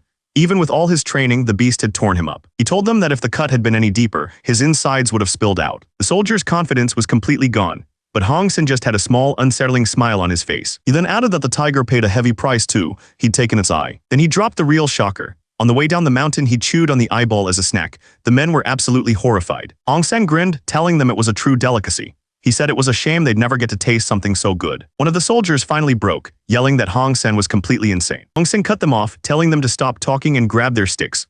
The soldier with the eye patch got nervous, asking if Hong San was planning to beat them into submission. Hong San just gave them a look, asking if they really wanted to find out. The next thing we knew, they were outside in the training yard. Hong San stood with a round shield and told the men he was about to show them just how weak they were. He challenged them to step forward one at a time and hit his shield as hard as they could. Then he made a bet. If anyone could make him drop the shield or even move backward, he'd give each of them 5 mal of rice. The men were stunned. That was an insane amount of rice. The soldier with the eye patch grinned and grabbed his stick. He wasn't about to turn down free food. He yelled that he was looking forward to the meal and swung with everything he had. The impact was insane. The soldier went flying backward and hit the ground hard. A few hours later, every single one of the new recruits was on the ground, completely wiped out. They had all tried to take him on and they had all failed. The soldiers apologized, admitting they had no idea he was so strong. Hong Sen just smiled and asked if they were ready to follow his training now. The soldier with the eye patch stammered, asking if they had to start right away. But Hong Sen cut him off with a terrifying grin, announcing the first exercise. He ordered them to prepare for something called the lying leg twist. A moment later, screams echoed through the snowy mountains. Turns out, the military training command's methods were very effective. The new recruits' bad attitudes didn't last long. Meanwhile, back in the capital city of Henyang, Grand Prince Ampyeong had just returned from his trip to the Ming dynasty. The king was pleased. The trip to the Ming dynasty had been a success, managing to lower the annual tribute of horses. A man named Yi Yang was greeted warmly by his elder brother, Grand Prince Ampyeong. Ampyeong noticed that his younger brother seemed to be in better shape than before. He smiled and asked if the trip had been a good one. Yi Yang confirmed it was a great trip. He explained that he'd even discussed the importance of preparing the body with the descendants of Confucius. He mentioned that the scholars were surprised by his ideas. Then, changing the subject, he held out a gift for his brother. Ampyeong took the scroll and unrolled it. He immediately recognized it as a drawing of the Longmen Grottos. Yi Yang explained that the drawing represented Ampyeong. He then proudly announced that he'd commissioned a new statue of his brother in Loyang. Ampyeong was speechless. He suddenly looked furious. He explained that the original statues had filled his brother's beautiful muscles with fat, and he couldn't just stand by and let that happen. It was his duty as a younger sibling to fix it. Ampyeong let out a long, his anger finally gone. He was actually touched. He told Yi Yang he was the only one who truly cared about his muscles and promised he would definitely visit the new statue. Suddenly, a servant's voice cut through the air. Someone had arrived at the royal palace. Siang was in the middle of his workout. He looked up from the weights and asked who the visitor was. He stopped what he was doing, waiting for an answer. The servant reminded him that the king and the crown prince were supposed to be away at a hot spring. The servant looked confused. If they were gone, then why? Had the king's grandson come to the palace? The young boy just stood there looking like he was about to cry. To cheer the boy up, Siang offered to tell him about his trip to the Ming dynasty. The grandson eagerly agreed. The young prince asked if it was true that ships could cross mountains there. Siang explained that they don't cross mountains, but instead follow the rivers that run between them. His eyes lit up with excitement. He leaned in and asked how something so amazing could have been made. Siang began to explain that the Grand Canal was first built by a man named Emperor Yang of Sui. He told the boy that to connect 2 major rivers, the emperor treated his people horribly. He was explaining that people were so desperate they would break their own bones just to escape the work. That's when another man's voice cut him off, calling for the grandson. It was the scholar of the Hall of Worthies, Li Ha-jip. He told the young prince it was time for his evening study and that he needed to get ready. The story was over. Siang stared at the scholar, clearly not happy about being interrupted. Siang didn't say anything, but you could tell he was already thinking of a way around this. The young prince looked like he was about to cry. He didn't want the story to end. Seeing his chance, Siang smiled and asked the scholar if he could teach the boy for a little while instead. The scholar let out a tired he agreed, but told Siang he only had 1 hour. Siang told them to wait there while he went to get something. The grandson's mood changed instantly, and he called out to his uncle with excitement. The scholar just sighed, reminding the young prince to mind his dignity. This was clearly not going how he planned. When Siang came back, he was holding a strange-looking racket. He announced that this was called badminton. He explained that even the crown prince used this kind of exercise to train his body and mind. The young boy looked determined. Siang explained that this new exercise was designed for kids. He said it was safer for them since their bones weren't ready for serious training yet. He served the shuttlecock, adding that it was also a form of learning. He was clearly trying to get the scholar on board. But he wasn't swinging like he was playing with a kid. He put his entire body into it. The shuttlecock shot across the court like a cannonball. The grandson just watched it, smiling, ready to play. It flew right past his head and smashed into the wall behind him, cracking the wood. The boy's eyes went wide with shock. He immediately started crying, telling his uncle there was no way he could do this. Siang froze. He realized he might have overdone it just a little. Turns out he'd been practicing with Mr. Ma. He was so used to their intense games that he completely forgot who he was playing with and put way too much power into his swing. He quickly tried to play it off, blaming his own clumsiness. He told the boy they should try again. This time he served with a lot less power. The young prince watched it come over the net and got ready to swing. Siang easily returned the shot and a real game started. The boy was having a great time, amazed at how fast the shuttlecock could fly. But the scholar watching from the side was not impressed at all. He just stood there silently judging the whole thing. Finally, the scholar spoke up. He sighed and asked Siang what kind of teaching this was supposed to be, clearly unhappy that it was replacing the boy's evening studies. He reminded Siang that the king would be back soon and would expect to see real progress in the boy's education. He understood Siang needed to show results, but this was not the way. Siang pushed back against the scholar. He explained that learning through the body was just as important as learning from books, and that badminton would help the boy's future. Siang asked him what this could be if not a form of learning, The scholar had no immediate answer. After a moment of silence, the scholar finally admitted that he understood. With that settled, Siang turned back to the young prince. He told the boy, whose name was Hong Wai, to mimic his movements. But they weren't alone. Someone else was watching, and he completely agreed with Siang's methods. Turns out it was the crown prince, the boy's father. He stepped out and asked his son if he wanted to try playing too, and the boy was thrilled. A moment later, the shuttlecock was flying through the air. The crown prince jumped right in, happily joining the training session. The young prince was having the time of his life, completely lost in the game. The scholar kept a close eye on the score. He noted that the grandson had 9 points, while Siang had 11. The scholar thought they'd had enough for one day. He suggested to Siang that it was time to stop and go inside. Siang cheekily asked the scholar why he didn't try playing himself. The scholar flatly refused, saying he was only there to serve the grandson. But Siang wasn't taking no for an answer. He grabbed the scholar's arm, insisting he played just once. The scholar stammered in shock, asking what he was doing. The scholar was furious. He yelled that Siang was going too far and warned him that the crown prince would be very disappointed that the grandson was skipping his studies. A little while later, things had completely changed. The scholar was now the one playing, sweating and yelling at the grandson to move his feet faster. Finally, the young prince said he thought it was time to go back to the palace. A court lady agreed, seeing how tired he was. Siang told the boy to go have his dinner. Siang suggested his wife should try playing badminton, saying it was good for everyone. She calmly replied that while staying healthy is good, it was getting late and time for dinner. But a little while later, she was completely hooked. She excitedly claimed she'd just scored a point, insisting she saw it hit the line. Her husband just stammered nervously, quickly agreeing that they could go have dinner now. But the popularity of badminton didn't just end there. The crown prince was walking with his son. He told the boy that he'd heard about his frequent visits to his uncle's home. He reminded the young prince that he'd missed a lot of his evening studies, and that he should have known he'd be scolded for it. Turns out the crown prince was playing badminton himself. He yelled at his father that it was evening study time and told him to hurry up and hit the shuttlecock. He jokingly yelled at his brother Siang, complaining that he should have been the first to learn this new exercise. It looked like the game had taken over the entire palace. It was like badminton had become the only drug allowed in Joseon. The trend started with the upper class, but it quickly spread to everyone, even the common folk. And just like that, Joseon had a new traditional game. Meanwhile, in another kingdom, a ruler sat on his throne and asked one of his ministers for a report. He wanted to know how many infantry hand cannons had been produced so far. The minister reported that they had received 3,000 cannons from Joseon. On top of that, they were in the process of making 8,000 more themselves. The ruler asked about the quality of the new cannons. The minister explained that while their performance was similar, they were much heavier, which tired out the soldiers more quickly. The ruler just smiled. He said if the weight was an issue, they should just let the strongest soldiers carry them. The minister suddenly remembered the plan. He confirmed they would use the hand cannons when they went to fight the northern Yuan. A white-haired official with a sly smile agreed, promising to follow the order and produce even more cannons. The minister in the background could only look on in confusion. The minister stammered, asking if he heard correctly. He couldn't believe His Majesty had used the word subjugate. The ruler's smile didn't fade. He confirmed that was exactly what he said. His expression turned dark. He announced that he would use this opportunity to wipe out the northern Yuan for good. Meanwhile, back in Joseon, things were happening at the military supplies department. King Sejong was there to see the progress himself. He noted that after several failures, they'd finally managed to improve the infantry hand cannon. The official bowed, confirming it was true.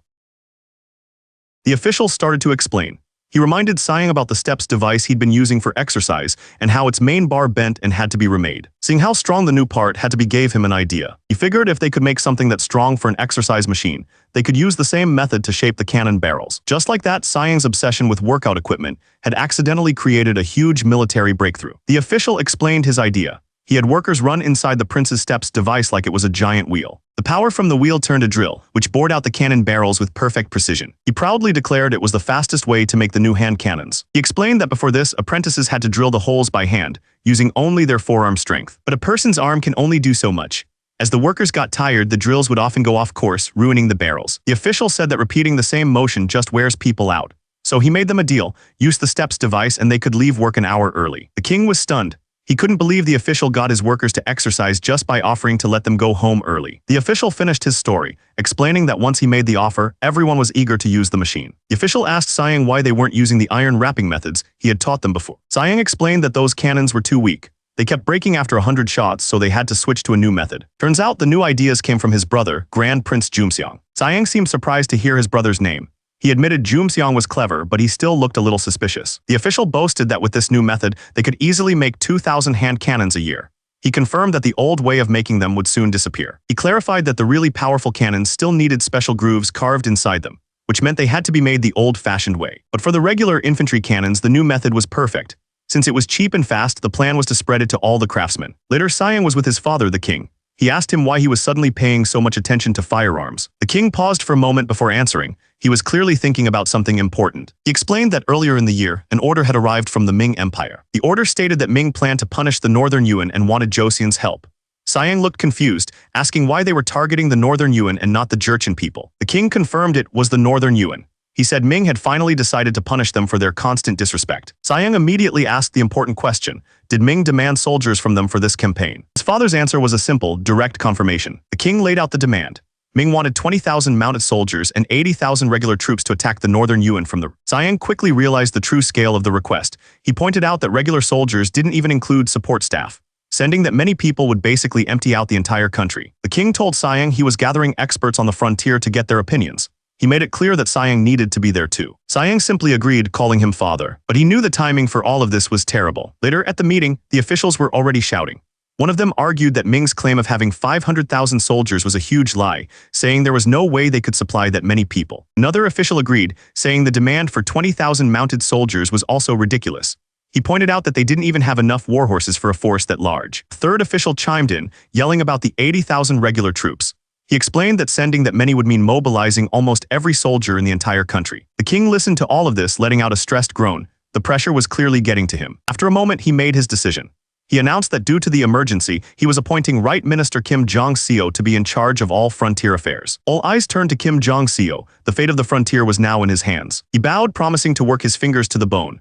But inside, he was screaming, terrified that the king was planning to send them north again. The king then turned to him directly. He wanted to know how the new Frontier Affairs Minister saw the situation in the north. Kim Jong-seo began his report, explaining that several nearby regions had recently overthrown their rulers, causing unrest everywhere. The king brought up a recent report, pointing out that one of the frontiers seemed to have no issues at all. But the minister corrected him. He said that province was the only one in good condition.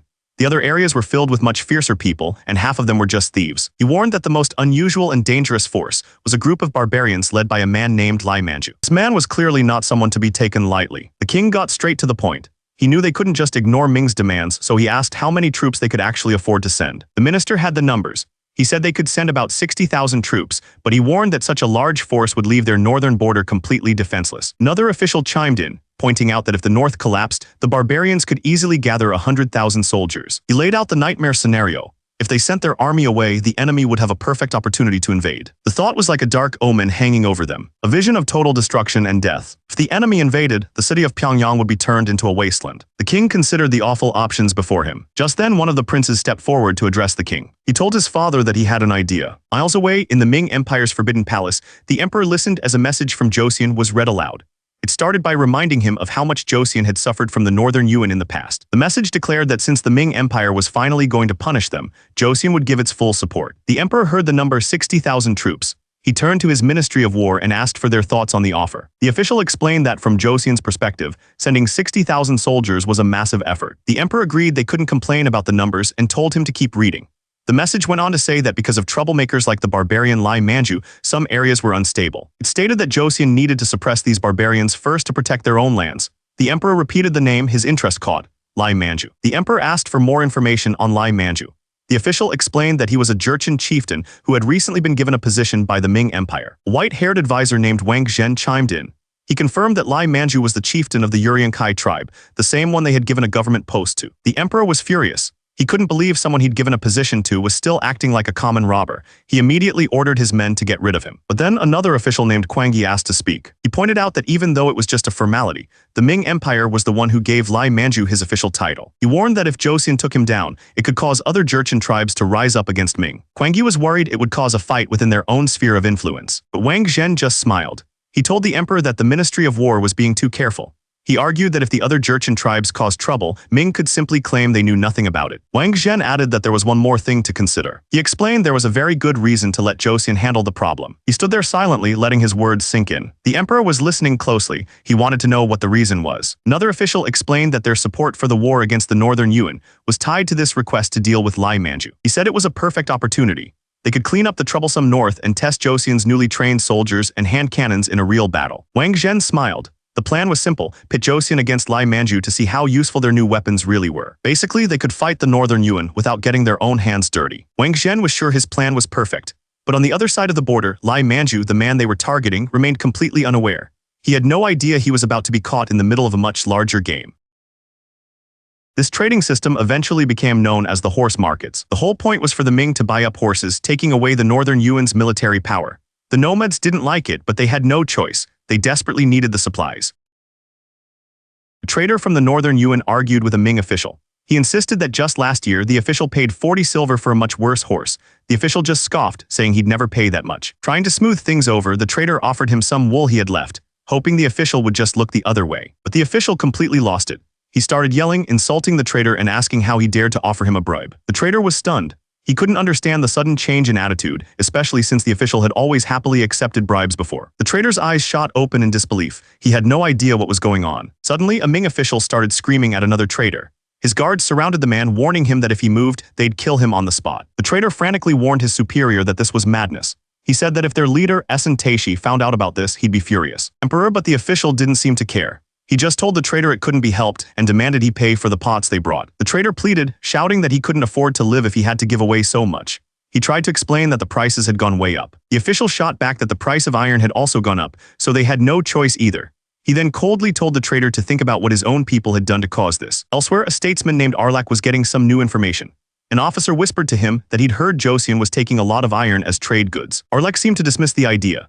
He didn't believe a small country like Joseon could possibly buy enough iron to affect the entire market price. He knew they had to figure out what was really going on. Far away at the home of Asura, the ruler of the northern Yuan, a man arrived with a heavy heart.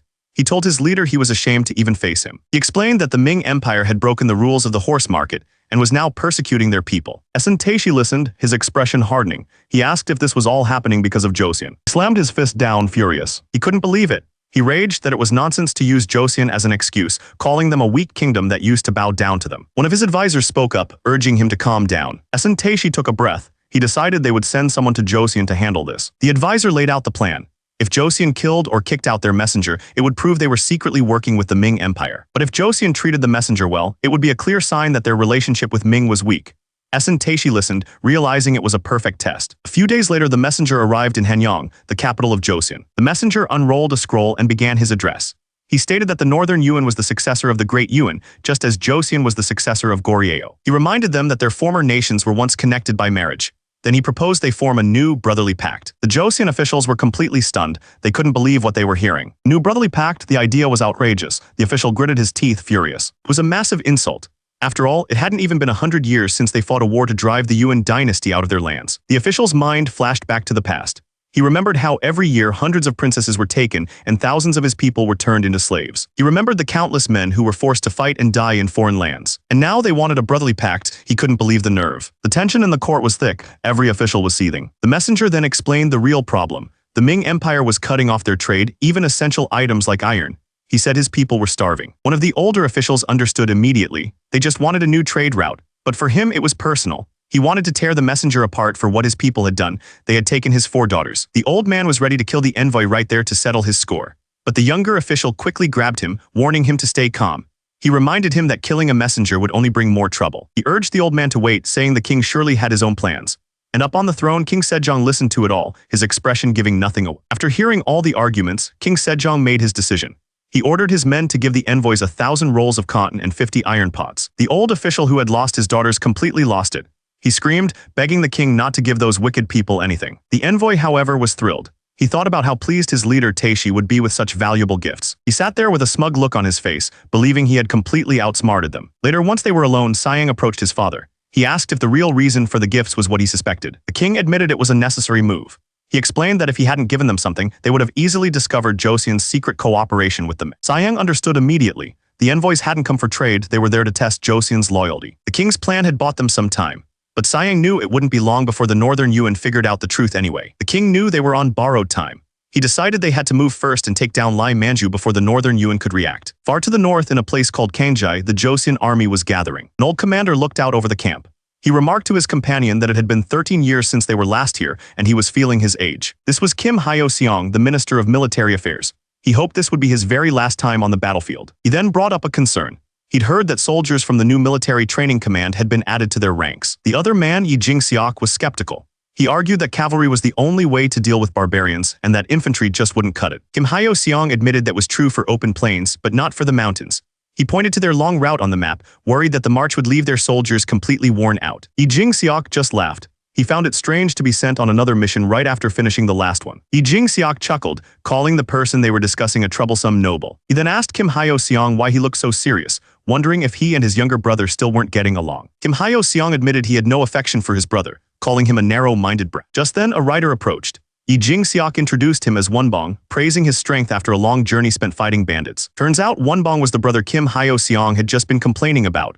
The two of them just stared at each other, the tension thick between them. Later in a planning room, the commanders made their decision. They would move their troops on the first day of the 6th month. One of the commanders stressed that the mission's success depended on one thing. If Lai Manju escaped, it would only boost his morale and attract more followers. Another commander then offered a plan. He suggested they split their forces into 2 groups to surround the enemy. The commander laid out the plan. The left flank would march north from Kangjai to strike Lai Manju from the east. He stressed that timing was everything. They had to coordinate perfectly to trap him. Thanks to a friendly chieftain, they knew exactly where Lai Manju was hiding.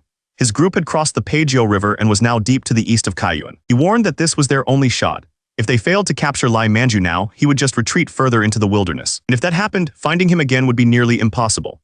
He was worried about the left flank, questioning if they could really travel hundreds of kilometers through harsh mountain terrain. Then he made a strange request. He asked to remove 400 infantrymen and 600 support staff from the left flank. The other commander was confused, arguing that they needed those support troops for the war. But the first commander explained he had already handpicked a special group for the job. These weren't just any soldiers. They were an elite unit, already experienced with training in high-altitude mountains. The question was, could this special unit really make it in time? The commander was certain they could, but there was still a hint of doubt. The commander then raised a critical question. If his special unit got there before the main army, did they have permission to attack right away? The look on his face was all the answer needed. There would be no hesitation. The central flank was led by Commander Kim Hyo-seong.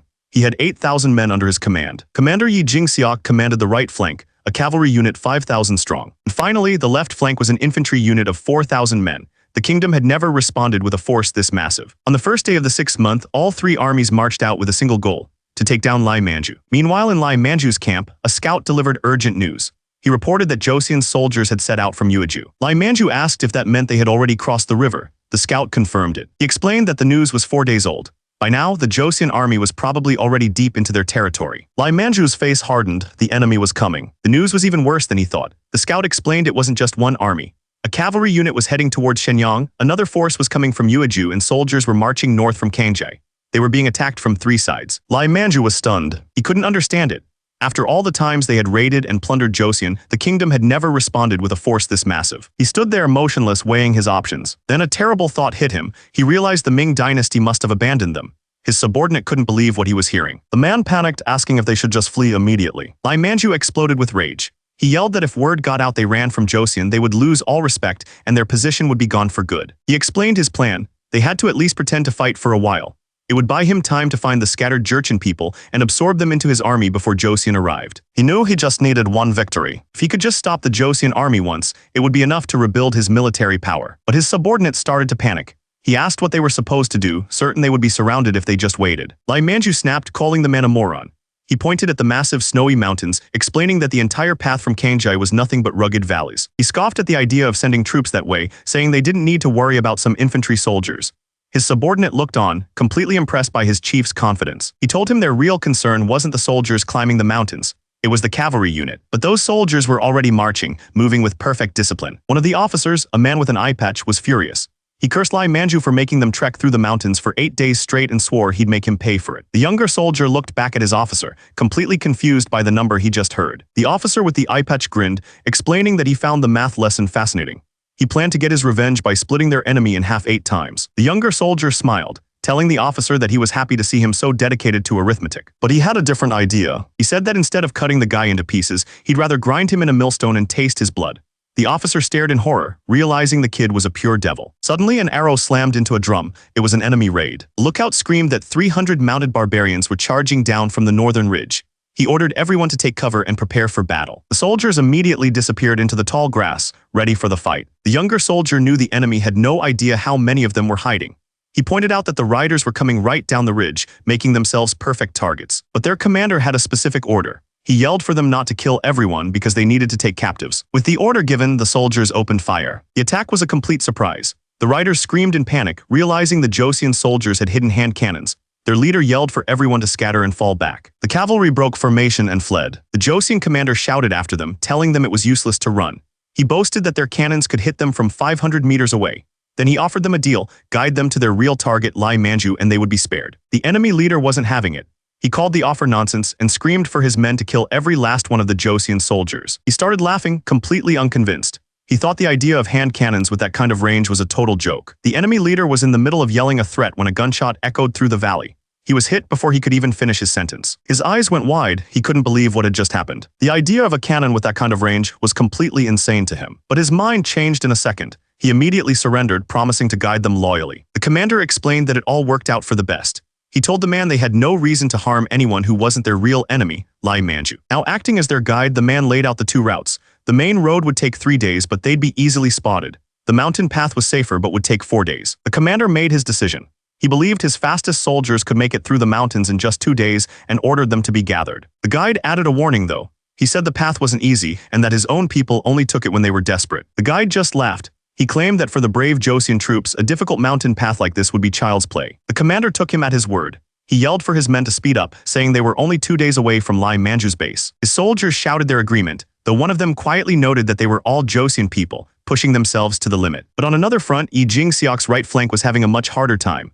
Their horses were struggling through thick, deep mud. The entire unit was bogged down, the path nearly impossible for the horses to cross. One of the commanders sighed in frustration. He reported that another horse had broken its leg, complaining that they shouldn't be moving the army at all. But Yi Jingseok wasn't worried. He told his companion there was no need to rush. After all, if Lai Manju tried to escape, he'd be stuck in the same mud. The other commander wasn't convinced. He grumbled that the left flank was probably stuck too, and asked his brother why they were going through all this unnecessary hardship. The commander of the right flank was disgusted with the entire situation. He thought this wasn't perseverance at all, it was just pure foolishness. But 2 days later, the left flank had actually made it. They arrived at the southern mountains of Zaifeng, looking down at the enemy's base. The commander walked up to his men and asked if the journey had been tough. One of the soldiers admitted he felt like he was dying. The rest of the troops just stood there, completely drained. To lift their spirits, the commander promised everyone extra rice since the schedule had been delayed. The soldier asked what they should do now. The commander replied that their first step was to wait for the right flank to arrive. He figured the enemy guards were lazy so they wouldn't be noticed for a while. But just then, another soldier ran up in a panic, yelling that they had a big problem. The soldier yelled that the barbarian they brought as a guide had gone missing. Turns out the guide had been acting the entire time and he was proud of it. The commander knew the guide was rushing straight to Lai Manju. It was too dangerous to stay still now. He realized they had no other choice. He slowly drew his sword. With his blade ready, he ordered everyone to prepare for an attack. The commander knew what this meant. They had no other choice. He slowly drew his sword. With his blade ready, he ordered everyone to prepare for an attack. Meanwhile, at the enemy base, everything was calm. The enemy chief was giving orders to his men. He told them to feed the horses and pack everything so they could leave at a moment's notice. He even ordered them to dump some of their supplies. He was preparing to run. But just then, he was startled by a shout from the distance. A scout came running, yelling that the Joseon forces were on the mountain. The chief couldn't believe it. The chief was furious. He yelled, demanding to know how cavalry could have possibly reached the top of the mountain. He looked for himself and his face hardened. It was true. The Joseon army was right there. And they weren't just there, they were in perfect formation waiting for them. Every single soldier looked ready for a fight. The chief couldn't believe his eyes. It made no sense. Finally, he snapped out of it and yelled for his men to get on their horses. He figured the Joseon soldiers had to be tired after that climb and ordered his men to move. But one of his soldiers pointed out that something about their formation looked strange. He asked why they had put an extra line of soldiers in the back. It wasn't a normal tactic. The chief thought he understood the situation. He figured the soldiers in the back were just archers, and their bows would be useless after marching in the... He was about to dismiss them as simple reserves, but he was cut off by a sudden, deafening blast. The volley tore right through his front line. He stared at the bodies littering the ground. It was a terrible mistake. Those weren't bows at all, they were hand cannons. He was completely stunned. He led his men straight into a trap. On the other side, the Joseon commander ordered his men to reload. That's when the chief saw his only chance. He screamed at his men to charge. He knew reloading the cannons took time, and if they didn't move now, they'd be hit all over again. As the enemy charged, the Joseon commander ordered his infantry hand cannoneers to step forward and take aim. He waited for the perfect moment, then screamed the order to fire. Second volley ripped through the air, crashing directly into the charging horsemen. The force of the blast was immense, knocking riders clean off their horses. In seconds, the entire charge was wiped out. The ground was covered with bodies. The chief watched in disbelief. He couldn't believe what he was seeing. He roared at his men not to panic, telling them they had closed the distance. He ordered them to grab shields or wooden boards, anything to block the cannon fire, and keep pushing forward. The chief ordered the charge. One of his men hesitated, but the chief explained he'd already sent troops to the west to flank them. His man was impressed. The chief was confident his flanking force would shatter the Joseon formation when they returned. He believed his men on horseback were unstoppable, claiming one of his cavalrymen could take on 10 of their infantry. He yelled for them to wipe the enemy out. His plan was to send the horses ahead alone to take the hits from the hand cannons. But the Joseon commander saw the move and knew it was a bad one. He ordered his hand cannoneers to hold their formation and prepare to fire in waves. At his command, the first row of soldiers fired as one. The volley slammed directly into the charging enemy. Before the smoke could even clear, he ordered the second row to fire. The tribesmen braced against the volley of arrows. One of them yelled for his men to hang on, shouting that the enemy was right in front of them. They finally reached the Joseon line. The tribesmen declared that now, in close quarters, the battlefield belonged to them. He screamed and charged forward, swinging his blade with everything he had. But the Joseon soldier stood his ground, and the attack slammed uselessly against his shield. The tribesman grunted in surprise. Before the tribesman could recover, a weapon swung out from behind the shield wall. It was a feint. Another soldier's spear went straight through him from the side. The two soldiers celebrated with a high five, proud of their teamwork. But then one of the soldiers stopped. He looked down, confused by something he saw in the snow. Suddenly, a soldier shouted a warning. A whole group of enemy cavalry was charging right at them from the side. Commander immediately identified them as barbarian cavalry. He ordered the infantry hand cannoneers to get ready. But one of the soldiers thought the cannons should be saved for the main enemy force. He decided he would take care of the cavalry himself. The cavalry leader just laughed. He couldn't believe someone would actually try to block a charging horse with just one shield. Challenged the soldier to stop him if he could.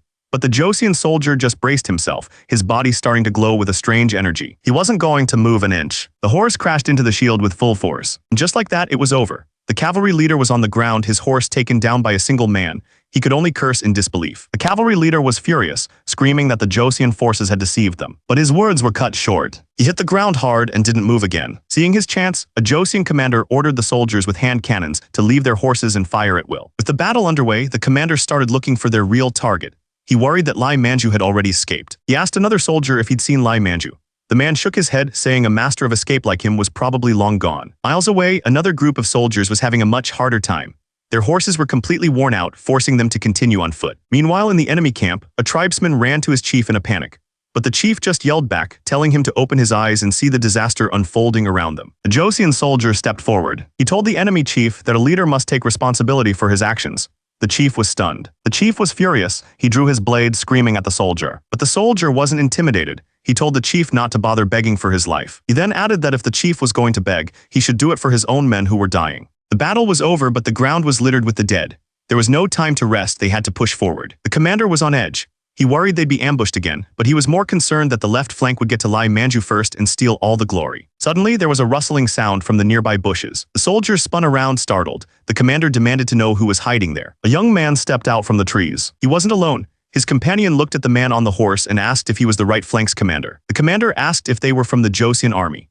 The young soldier confirmed it, explaining they were messengers from the left flank on their way to find the right flank. The commander stared at them, his expression filled with suspicion. Messengers, something didn't feel right. He stammered, unable to process what he was looking at. They stared at the shadow on the ground. It was Lai Manju's head. The left flank had beaten them to it. Just then, one of the messengers walked in, casually washing his hands.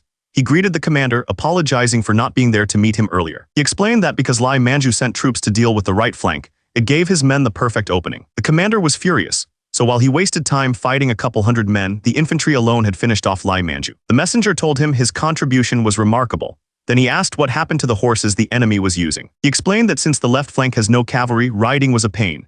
So they just concentrated their fire and killed the horses right away. The commander's expression was grim. As for any surviving horses, they would be eaten. The soldiers were enjoying the spoils of war. They complained that the drink was bad, but agreed that getting to eat precious horse meat made it all worth it. Jing Seok was furious. He told his brother that some horses were given as food and others to allies, but then demanded to know what happened to the Jurchen captives. Jing Ok casually explained that he handed most of them over to the local villages that guided them. The commander was stunned. He completely lost it. He screamed at his brother, questioning if he had any idea how valuable those captives and their horses were. But Jing Ok didn't flinch. He just looked his elder brother in the eye and calmly asked if there was a problem. The commander gritted his teeth, trying his best to swallow his anger. He quickly backed down, insisting there was no problem at all. Then with a huge fake smile and tears in his eyes, he sarcastically praised his younger sibling.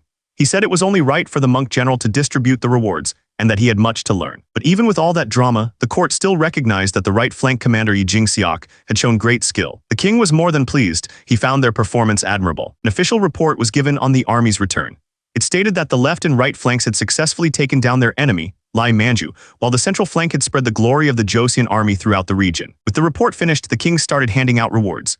He gave the Minister of Military Affairs, Kim Hyo-seong, a noble title and 80 rolls of silk. The minister was overwhelmed with gratitude. Next, the king addressed Jing Seok.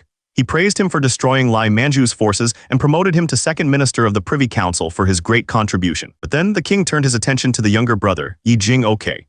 He announced that by crossing the mountains to strike the enemy from behind, Yi Jing-ok had made the single greatest contribution of all. For this, Yi Jing-ok was being promoted to the first junior rank Grand Chancellor and would be given a new, important position. Yi Jing-seok had to bow his head and thank the king for his grace.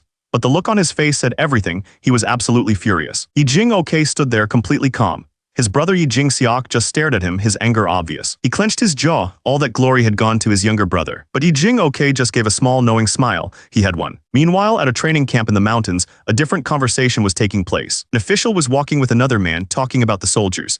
He admitted he'd been worried about how they'd handle real battles, but now he saw they were a truly powerful army. The official then turned to his companion, addressing him as the Grand Prince. He said he knew the Grand Prince was responsible for training the ordinary soldiers. Because of that, he had a special request. He explained that the elite armored soldiers hadn't earned any merits in the last battle. He was convinced it was because they lacked the right kind of training. The official's face dropped. He knew exactly where this conversation was going. Siang just smiled, asking if the official was seriously suggesting he train those soldiers, too. The official explained the problem. The cavalry was getting smaller, and he was worried the armored soldiers would soon lose their funding and support. He called it his desperate request, putting all his hope in the Grand Prince. Siang listened carefully, thinking it over. Siang understood immediately. He pointed out that since they were sending fewer warhorses to the Ming dynasty, more men were becoming armored soldiers instead. But Siang saw potential. He started thinking about all the different types of cavalry from history, wondering what they could accomplish with better weapons. Meanwhile, far away in the forbidden palace of the Ming dynasty, a different plan was already in motion. A voice full of authority ordered his guards to get rid of the filth inside a large wooden box. The men immediately obeyed, addressing the speaker as Your Majesty. The Ming emperor sat on his throne, smiling. He admitted that Joseon had managed to do something very difficult. An official named Yu Kaiyan agreed. He added that a report had come in about the effectiveness of infantry hand cannons. He explained that even the barbarian cavalry was startled and scattered by the weapons. Just 5 shots from about 100 meters away could seriously injure an enemy soldier. The emperor listened intently. The report also mentioned an unexpected effect. The loud sound of the cannons startled the horses. He realized this weapon could be used against the Tatar riders. A plan started to form in his mind. He suggested they could provoke their enemies, forcing them to attack first. He smiled, a dark look in his eyes. He explained that even if the enemy didn't react to their provocations, starvation would tear them apart from the inside. That would be their chance to begin the conquest. Hearing this, Yu Kaiyan stepped forward to make a request. Since the hand cannons were proven to be so effective, he asked that their own ordinary soldiers be trained to use them before the conquest began. The emperor paused to think. He then raised a serious concern, asking what would happen if even one of their soldiers was captured. The enemy could turn their own weapons against them. An eunuch stepped forward, agreeing with the vice minister of war. He proposed that every soldier should fire 10 shots from the hand cannons to get used to the sound. The emperor was skeptical. He wondered if just 10 shots would be enough to properly train them. A darker thought crossed his mind. He suspected the eunuch was trying to save gunpowder just so he could pocket the extra cash. Miles away in the northern Yuan, their leader Essen Taishi was exploding with rage. He screamed that Joseon had completely fooled him. Turned on one of his men, pointing a finger right at him. He demanded to know if the man even remembered his orders. The leader reminded him of his mission, to go to Joseon, meet the king, and find out their intentions. The terrified man could only stammer that he remembered. He yelled at the man for returning with nothing but pots and cotton. The subordinate tried to explain, saying that during his visit, Joseon didn't seem to be allied with Ming at all. Another man stepped in, trying to calm his furious leader down. Buyan warned his leader that he might actually kill the man.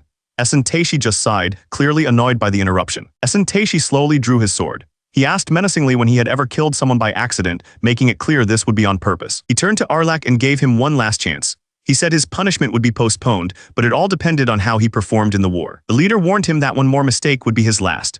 Filled with fear, Arlak swore he would wash away his guilt with the blood of their enemies. Miles away, 2 officials discussed the situation. One of them noted that the king of Joseon was smart, having sided with the Ming to take down Lai Manju. Another leader realized this meant they were the next target. He refused to let Joseon get away with it and ordered his men to get ready for a fight. Back in his tent, Essen Taishi stood up, his mind made up. He announced he was going to see the Khan. He had a plan to crush Joseon. He declared they would join forces with the Golden Horde of Kublai. Taishi went to see the Khan, getting straight to the point. He asked if there had been any new reports, but the Khan was just relaxing with 2 women. He casually replied that there was nothing new to report at all. Taishi didn't hide his frustration. He said he was eager to see the Ming completely wiped out, but he knew it wasn't that simple. He pointed out that their real problem was the mysterious metal rods the Ming kept using against them, and they knew nothing about them. The Khan looked completely lost. He had no idea what Taishi was talking about. Taishi couldn't believe it. He explained that the Ming had been using these strange new weapons for several years now. To prove his point, he turned to Arlak, the man who had seen the weapons firsthand. He ordered him to draw exactly what he saw. Arlak quickly sketched out the weapon. It was a long metal tube with a strange firing mechanism on the side. Taishi asked a key question. He wanted to know if the soldiers using these weapons carried a rope to light the fire. The memory was clear. A rope was attached right to the top of the weapon. Taishi knew this was the final clue. He slammed his hand on the drawing. It was a firearm. The Khan's eyes widened. He remembered stories of a weapon just like this, used to wipe out the Jin dynasty and conquer everyone in its path. Taishi had never heard of a portable hand cannon. He'd been told that a single iron bead from it was even stronger than a crossbow. But it wasn't just the power. The weapon fired with a deafening explosion. The sound was like thunder. It was so loud it could scare horses into falling right over. The Khan couldn't wrap his head around it. He asked how such a small cannon could make a sound that powerful. Taishi then posed a terrifying question. He asked them to imagine what would happen if thousands of those hand cannons were fired all at once. The Khan understood immediately. It would be like thunder striking right beside them. He laughed, thinking he'd found a weakness. He asked if they could just wait for strong winds or rain to attack. But Taishi explained that the enemy already knew this. On windy or rainy days, they were determined to stay inside their fortress. He then considered plugging the horses' ears, but he knew that would just make them more nervous and unable to follow commands. The Khan was getting incredibly frustrated by the problem.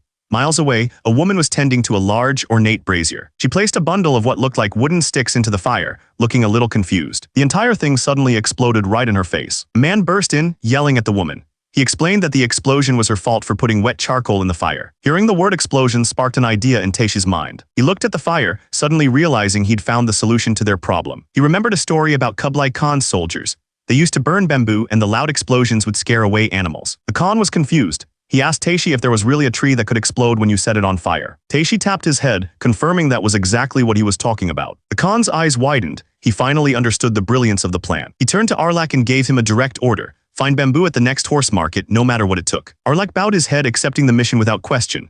He declared that the Khan's order was law. The Khan turned to Taishi, wondering if their plan was really as simple as just attacking the Ming. But Taishi had a different idea. He explained that while he handled the Ming, he needed the Khan to take care of Joseon. Miles away in the capital of Joseon, the total number of armored soldiers was only 3,000. Of those, only 1,000 were considered on duty, serving just 10 days out of the month. The other 2,000 were off duty, spending their time on household chores or making money. Sayang looked on, clearly not impressed. He couldn't believe it. After gathering all the armored soldiers in the entire capital, only about 400 people had actually shown up. Apparently, a huge number of them had just made excuses to stay home. Seeing the state of his soldiers, Sayang seriously wondered how the country was even managing to function. An official approached Sayang and apologized for the terrible state of the armored soldiers. Sayang didn't say a word. Then he started walking toward the line of soldiers, catching everyone off guard. He stopped in front of one man and ordered him to take out his sword.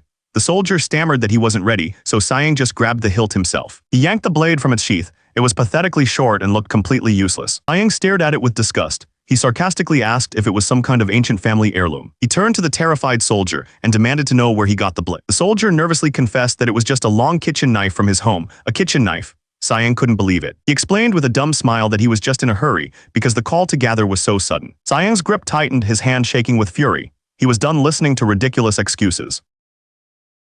He declared that this was completely unacceptable. Any soldier without the right equipment would have their pay cut. Then he announced a new plan, one he'd made with Grand Prince Sayang.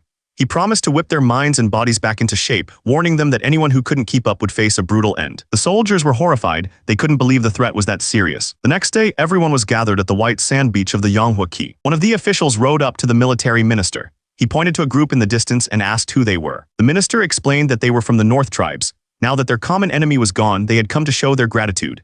He added that the king had given them a clear order, show these tribes just how strong Joseon had become. The Joseon soldiers themselves weren't feeling very confident. One of them whispered that he wasn't even sure he was holding his sword right, feeling like they were about to make a fool of themselves. The leaders from the North tribes watched with contempt. One of them scoffed, telling his companion not to worry, because untrained men like these would be easy to slaughter. Another commander, a man named Kungsun, agreed. He figured that even the simplest drills would look threatening to a force this pathetic. His companion wondered why Joseon would even bother showing them their cavalry. Kungsun told him not to worry, saying there was no way Joseon would be dumb enough to actually invade their lands. He decided it was all just a cheap trick, a weak attempt to scare them off from raiding their borders. The thought alone made his blood boil. But then one of them noticed the general leading the troops from afar. He had to admit, the man looked like a true leader. He even said the general reminded him of King Yi Seongjai, the founder of Joseon and one of the greatest warriors in history. Kungsun thought about it for a moment. He decided they would just have to wait and see what this general could really do. A voice suddenly boomed across the training ground. It announced that Grand Prince Imyong was about to personally show the soldiers the level of skill they all had to reach. The speaker was Grand Prince Imyong, the fourth son of the king. He smiled, saying that for this, he wouldn't even need to use his real horseback riding talent. He told the mounted soldiers that he'd start with something easy, but he warned them that if they couldn't repeat it, they weren't qualified for their jobs. He then ordered everyone to watch him closely. Without another word, he spurred his horse forward, pulling out his bow. He urged the horse into a powerful leap, clearing the wooden fence with ease. But that wasn't the amazing part. While still in the air, he knocked 3 arrows onto his bowstring at the same time. He let them all fly in a single, perfect shot. All 3 arrows hit the target dead center. Smiled, they couldn't believe he called that easy. With that, he ordered them to begin. But things didn't go as planned. Almost immediately, soldiers started falling from their horses. Soon, the training ground was littered with dazed men who couldn't even stay on their mounts. One rider and his horse crashed right in front of Imyong and Sayang. They just watched, completely unimpressed by the mess. Sayang watched the chaos, completely unimpressed. He turned to Imyong and said that the soldiers were worse than he was as a child, and that this level of skill was unacceptable. That's when Sayang decided to step in. He yelled out, getting everyone's attention. He told the men that they probably felt weak right now.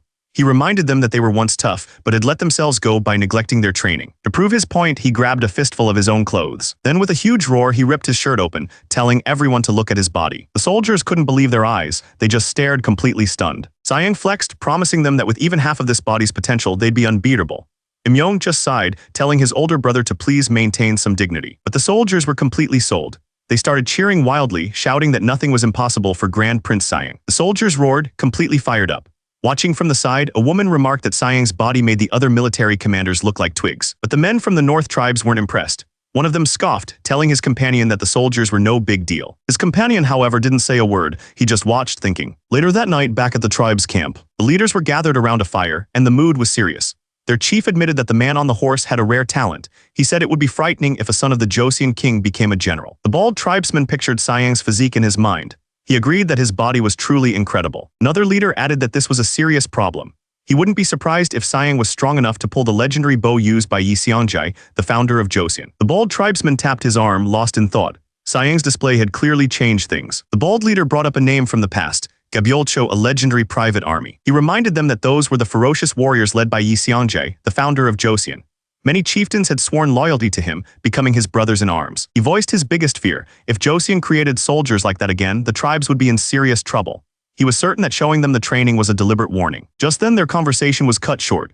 A man pulled back the curtain to their tent and announced they had a guest. A warrior stepped inside. He introduced himself as Keshig, a bodyguard of the northern Yuan Khan, and said he was there on the Khan's orders. The bald leader was taken aback. He replied that it was an honor for the Khan to need anything from someone as lowly as him. Keshig wasn't impressed by the act. He reminded the man that as a brigade commander he was far from lowly. Then he got straight to the point. He told them the reason he was there was simple. They were going to strike Joseon and it was happening soon. The leader stared back, completely stunned. The bald leader didn't get it. He stammered that to teach Joseon a lesson, they'd first need to raise an army. Keshig told them the Khan already had 40,000 soldiers ready. All he needed was for them to add 5,000 of their own troops. He then gave them another order. Since they had connections with Joseon, they were to report on everything, the army, any political changes, and all defensive preparations. The bald leader immediately agreed to follow the Khan's command. He then offered his first report. Joseon had recently sent 20,000 troops to take down a man named Lai Manju. He claimed that due to a lack of stability, Joseon's army didn't get good results. He quickly added that many soldiers got left behind because they were rushed. He explained that his people guided the soldiers they found, and that's why the king of Joseon had invited them. One of the other commanders looked suspicious. He asked how Joseon managed to capture Lai Manju if their army was so weak. The explanation was simple. Lai Manju had dreadful luck. He was caught by a fever at the worst possible time and couldn't even escape, lasting 4 days before he was finally captured. But the bold leader told Keshig that providing 5,000 troops was impossible for them right now. Keshig didn't seem to believe it. He pointed out that they could easily gather that many soldiers just by bringing the surrounding tribes together. The leader admitted he was right, but said there were problems because of his uncle. One of the other men cut in. He asked if he meant Fanka, who he'd heard died recently. He questioned why they couldn't just absorb the men he left behind. The bald leader looked ashamed. He said he wanted to rush into battle, but something was stopping him. Keshig had heard enough. He gave them a new task. They would assist and supply the Khan's troops. But he made it clear they wouldn't get any of the rewards from them. One of the other leaders was furious, calling the offer a complete humiliation for a warrior. With nothing left to lose, the bald leader looked up. He said that since he'd revealed everything, the Khan needed to share the details of his plan with them. The bald leader's eyes widened. He finally understood and asked if this whole war was just a diversion. Keshig grinned, impressed that the leader had figured it out. He laid out the real plan. 2 massive armies, one under Taeshi and one under the Khan, would strike Joseon and Ming at the exact same time. He told them they could look forward to it and then turn to leave. He walked out, leaving them alone with the terrible news. One of the leaders was furious. He said they were being pushed around and used again. But the bald leader looked up, his mind made up. He ordered his men to get the horses ready, saying they had to go to Joseon immediately. Miles away, inside the Joseon palace, someone was reporting that Keshig had paid them a visit not long ago. The tribal leader stood before King Sejong and delivered the terrible news. The enemy was planning to conquer Joseon and was forcing his people to help. He added that they also planned to invade the Ming dynasty at the same time. The king's voice was sharp. He pointed out that for the Tatars to share this plan, the leader must have already agreed to cooperate with them. The leader admitted it was true. He explained that he only bowed his head to survive and he begged the king for forgiveness. Another official stepped in to add more detail. He explained that the enemy made it clear what would happen if they refused to comply. His face twisted with anger as he finished. The threat was Joseon's complete extinction, just like another nation that had been wiped out before. He cursed them under his breath. The tribal leader warned the king that if the northern Yuan managed to unite the barbarian tribes, it would create a massive, uncontrollable uprising. He argued that even the great Ming army would have a hard time stopping them. The king listened as the leader began to explain why he was sharing this secret. He explained that he only came to them because he needed their protection. He begged the king to understand, saying that just as the king leads his country, he had to do what was best for his own people.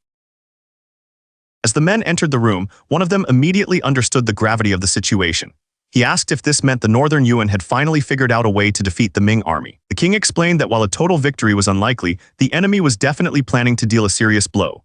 He suggested they might have a way to counter Ming's cannons, or were planning to use a rainstorm as cover for an attack. The crown prince agreed, adding that throughout history, a strong army has always been the only true way to prevent disaster. The king then gave his orders. He told Grand Prince Sion to prioritize training the elite armored soldiers. After that, he turned to the Frontier Affairs Minister, saying he had a special task for him as well. The king gave the minister his final order: check on the soldiers joining the expedition and then head towards Shenyang. Far away out on the vast empty plains, a massive army was gathering. Their leader rode before them, reminding them of the one thing they all shared: a deep grudge against the Ming dynasty. He yelled that he wanted to tear the Ming emperor apart for how they'd been treated.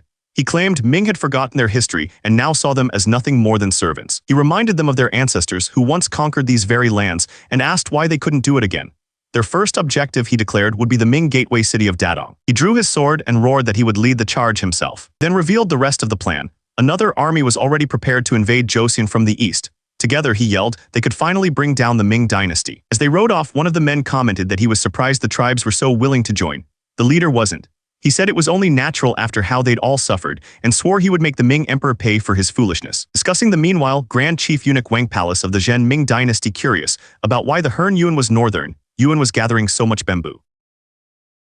With his thoughts collected, Wang Zhen approached the throne to report to the emperor. He announced that the preparations to sow chaos in the northern Yuan were complete. The emperor was pleased and declared that he would lead the campaign himself, ordering all high-ranking officials to join him. He then thought about Joseon's promise to defend the Shenyang region. A small smile crossed his face as he wondered if they were worried he might actually be defeated. Wang Zhen explained that Joseon was just trying to survive. If the enemy got past Shenyang, they'd be next. But he assured the emperor that such worthless thoughts would vanish once they witnessed his royal power. The emperor held up his sword, looking smug. He said he wished he could just summon King Yidu of Joseon and have him lead the army personally. That's when Wang Zhen had an idea. He reminded the emperor that King Yidu's second son had recently visited their country. Since the eldest son had to inherit the throne, he suggested that the second son would be free to participate in the war. But another official, Yi Kaiyan, stepped forward to object. He argued that even if Siang was from a lesser country, it wasn't right to force a royal to fight in another nation's war. The emperor just stared back at him coldly. The emperor slammed his hand down. He didn't care about logic. He declared that his will was the only thing that mattered. He ordered his words to be written down immediately. Not long after, a letter from the Ming arrived in Joseon. It stated that Grand Prince Siang was to join the emperor's campaign to witness his royal power. Back in Joseon, King Sejong was furious. He told Siang that sending him away with such a ridiculous excuse was completely out of line. But Siang just smiled. He joked that his only real concern was finding a horse that could actually carry him. He then reminded his father that he was being sent as an envoy, not a general. He promised that he wouldn't be on the battlefield and would stay safely behind the lines. He told the king not to worry and that he would be careful to avoid any mistakes. King Sejong grabbed his son's hands, his face filled with worry. He had only one thing left to say. He begged Siang to make sure he came back alive. Sometime later, at the military headquarters, Siang was already back to his training. The soldiers watched in awe as their general started climbing the nets. He was training harder than ever, scaling the equipment with ease. He landed with so much force that the ground shook, and the soldiers could only watch in amazement. Another general watched from the side, impressed. He noted how effective the training equipment was, but his face quickly turned serious. He walked up to two other officials. The general was telling his companion that Siang was set to deploy in a week, and he couldn't believe the prince would personally go to the battlefront. The older man tried to warn Siang, saying the battlefield wasn't a game. But Siang cut him off, telling him to stop beating around the bush and get to the point. So the other general made his intentions clear. He wanted to cross swords with the Grand Prince right then and there.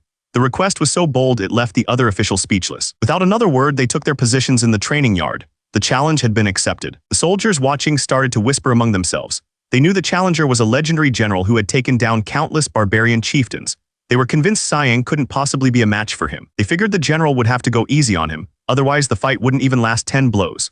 One of the officials looked at Siang with concern, telling him that this whole situation was getting crazy. Siang just said that in a world this crazy, you never know what's going to happen. The general's eyes burned with fighting spirit. He announced that he was going to fight the Grand Prince with everything he had. The other official completely lost it.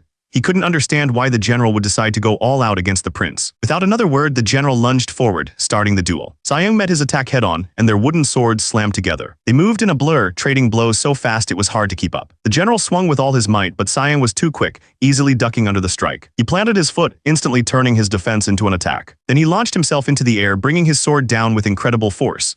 The general looked up, completely caught off guard. The impact was so strong that both of their swords started to crack. The crowd stared in disbelief as they were locked in a stalemate.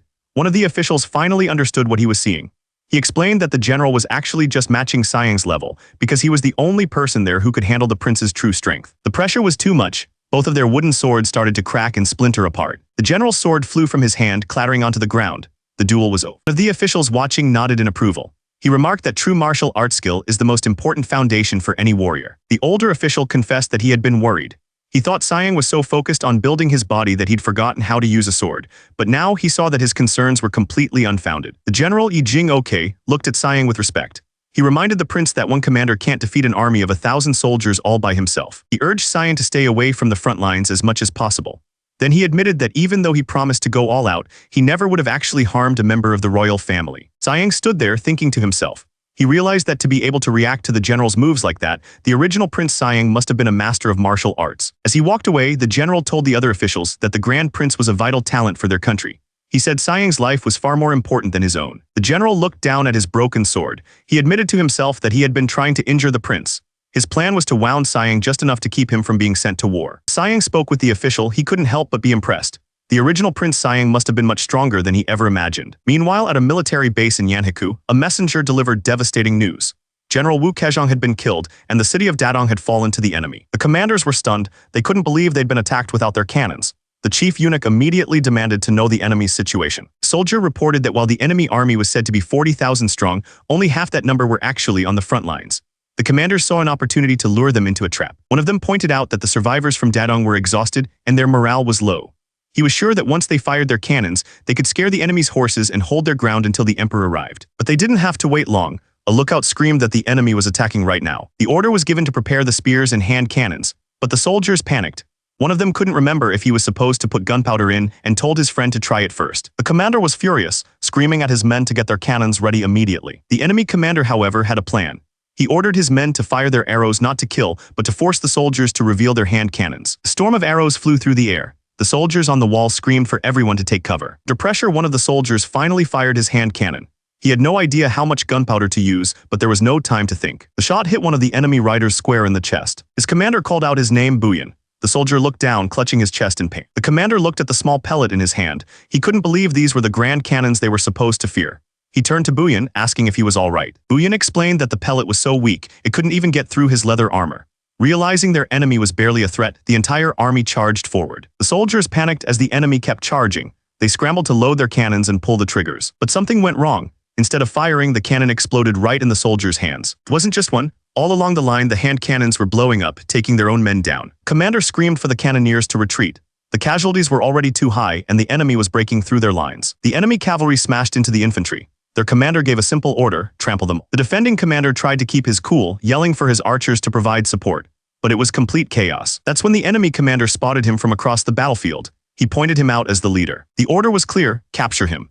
The defending commander and his men could only watch in terror as the enemy closed in. Meanwhile, the emperor arrived near Dadong. He was told the vanguard unit had been there for 2 weeks, but not a single messenger had returned.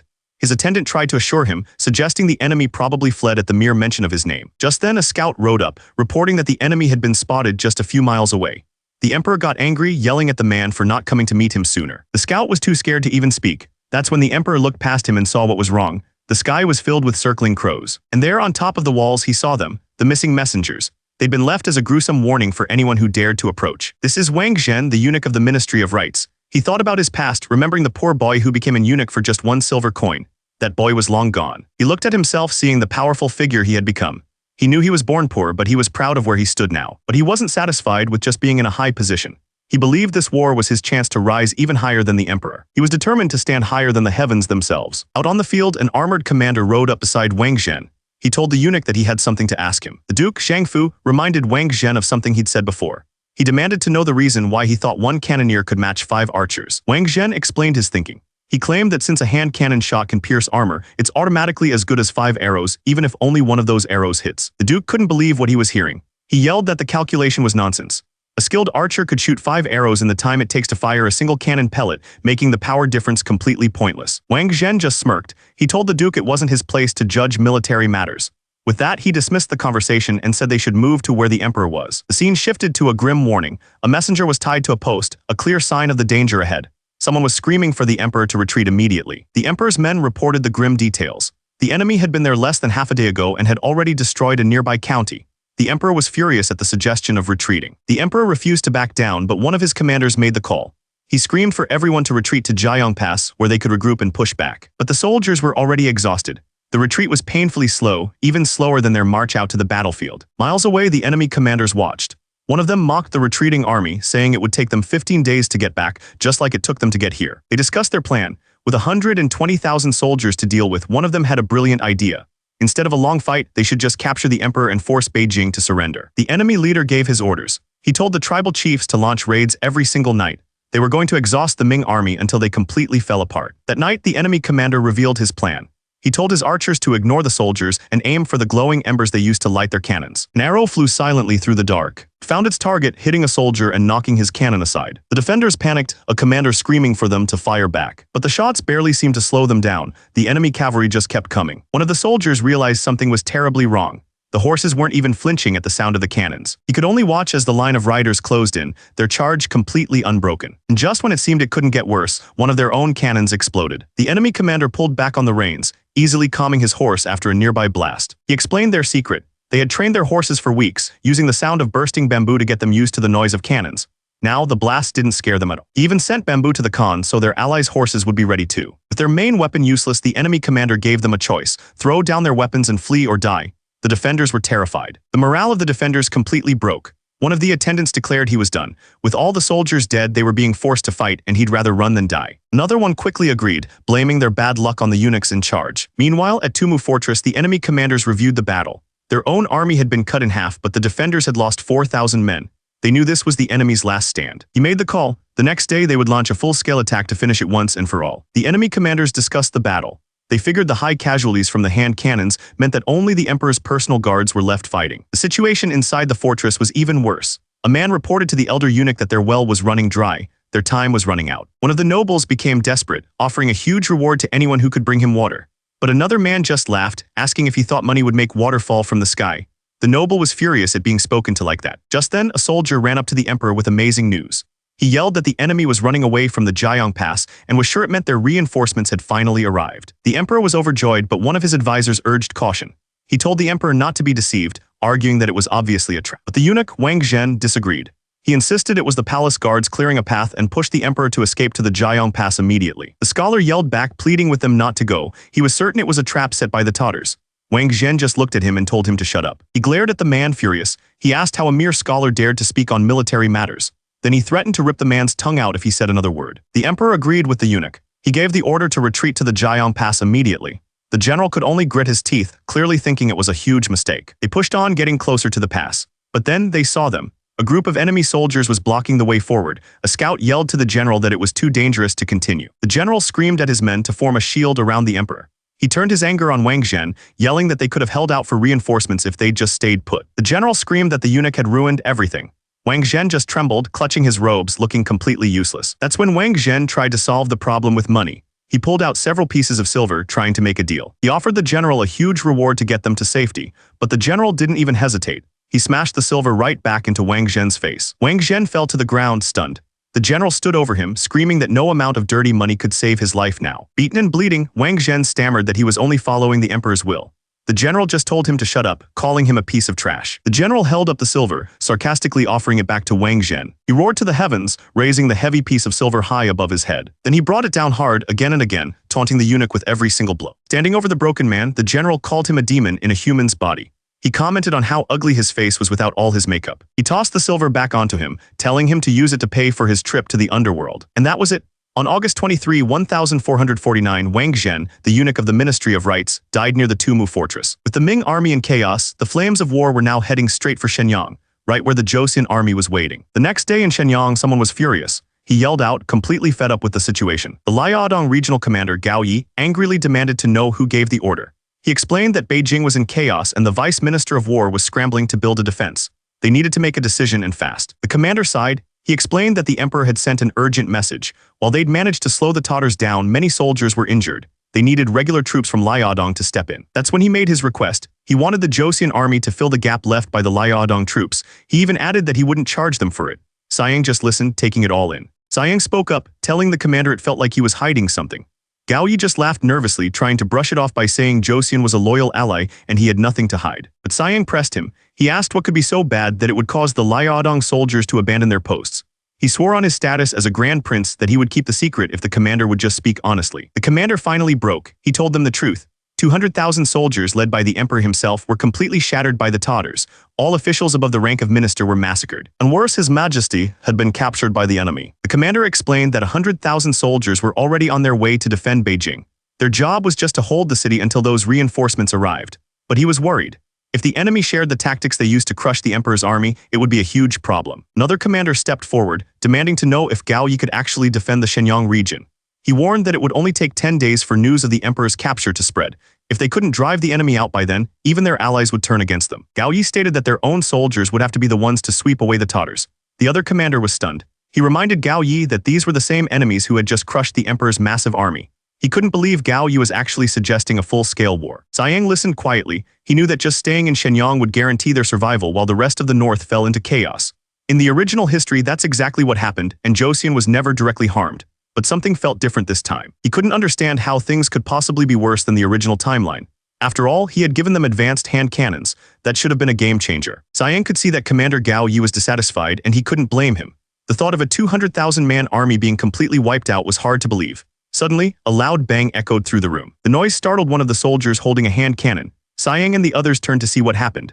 Sayang's eyes locked onto the soldier, a confused look on his face. Sayang walked over and asked the soldier to let him see the cannon. The soldier, flustered to be addressed by the Prince of Joseon, nervously agreed.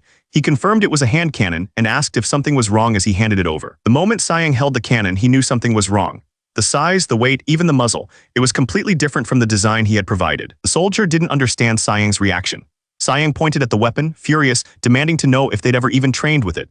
The soldier nervously admitted this was their first time ever using real gunpowder. He explained that they couldn't afford to practice because gunpowder was just too expensive. Sayang was absolutely speechless. Sayang's mind was reeling. He knew that even properly trained soldiers had accidents with these things. They were sending completely untrained men into a war with randomly produced cannons. But then a new thought struck him. If his soldiers had never truly used these cannons, it meant the Northern Yuan had never experienced their real power either. Miles away in Taesun Khan's camp, a commander reported that their forces had smashed through the Ming army. He believed that since Joseon was so much weaker, 30,000 troops would be enough to crush them. The Khan agreed it was worth a try.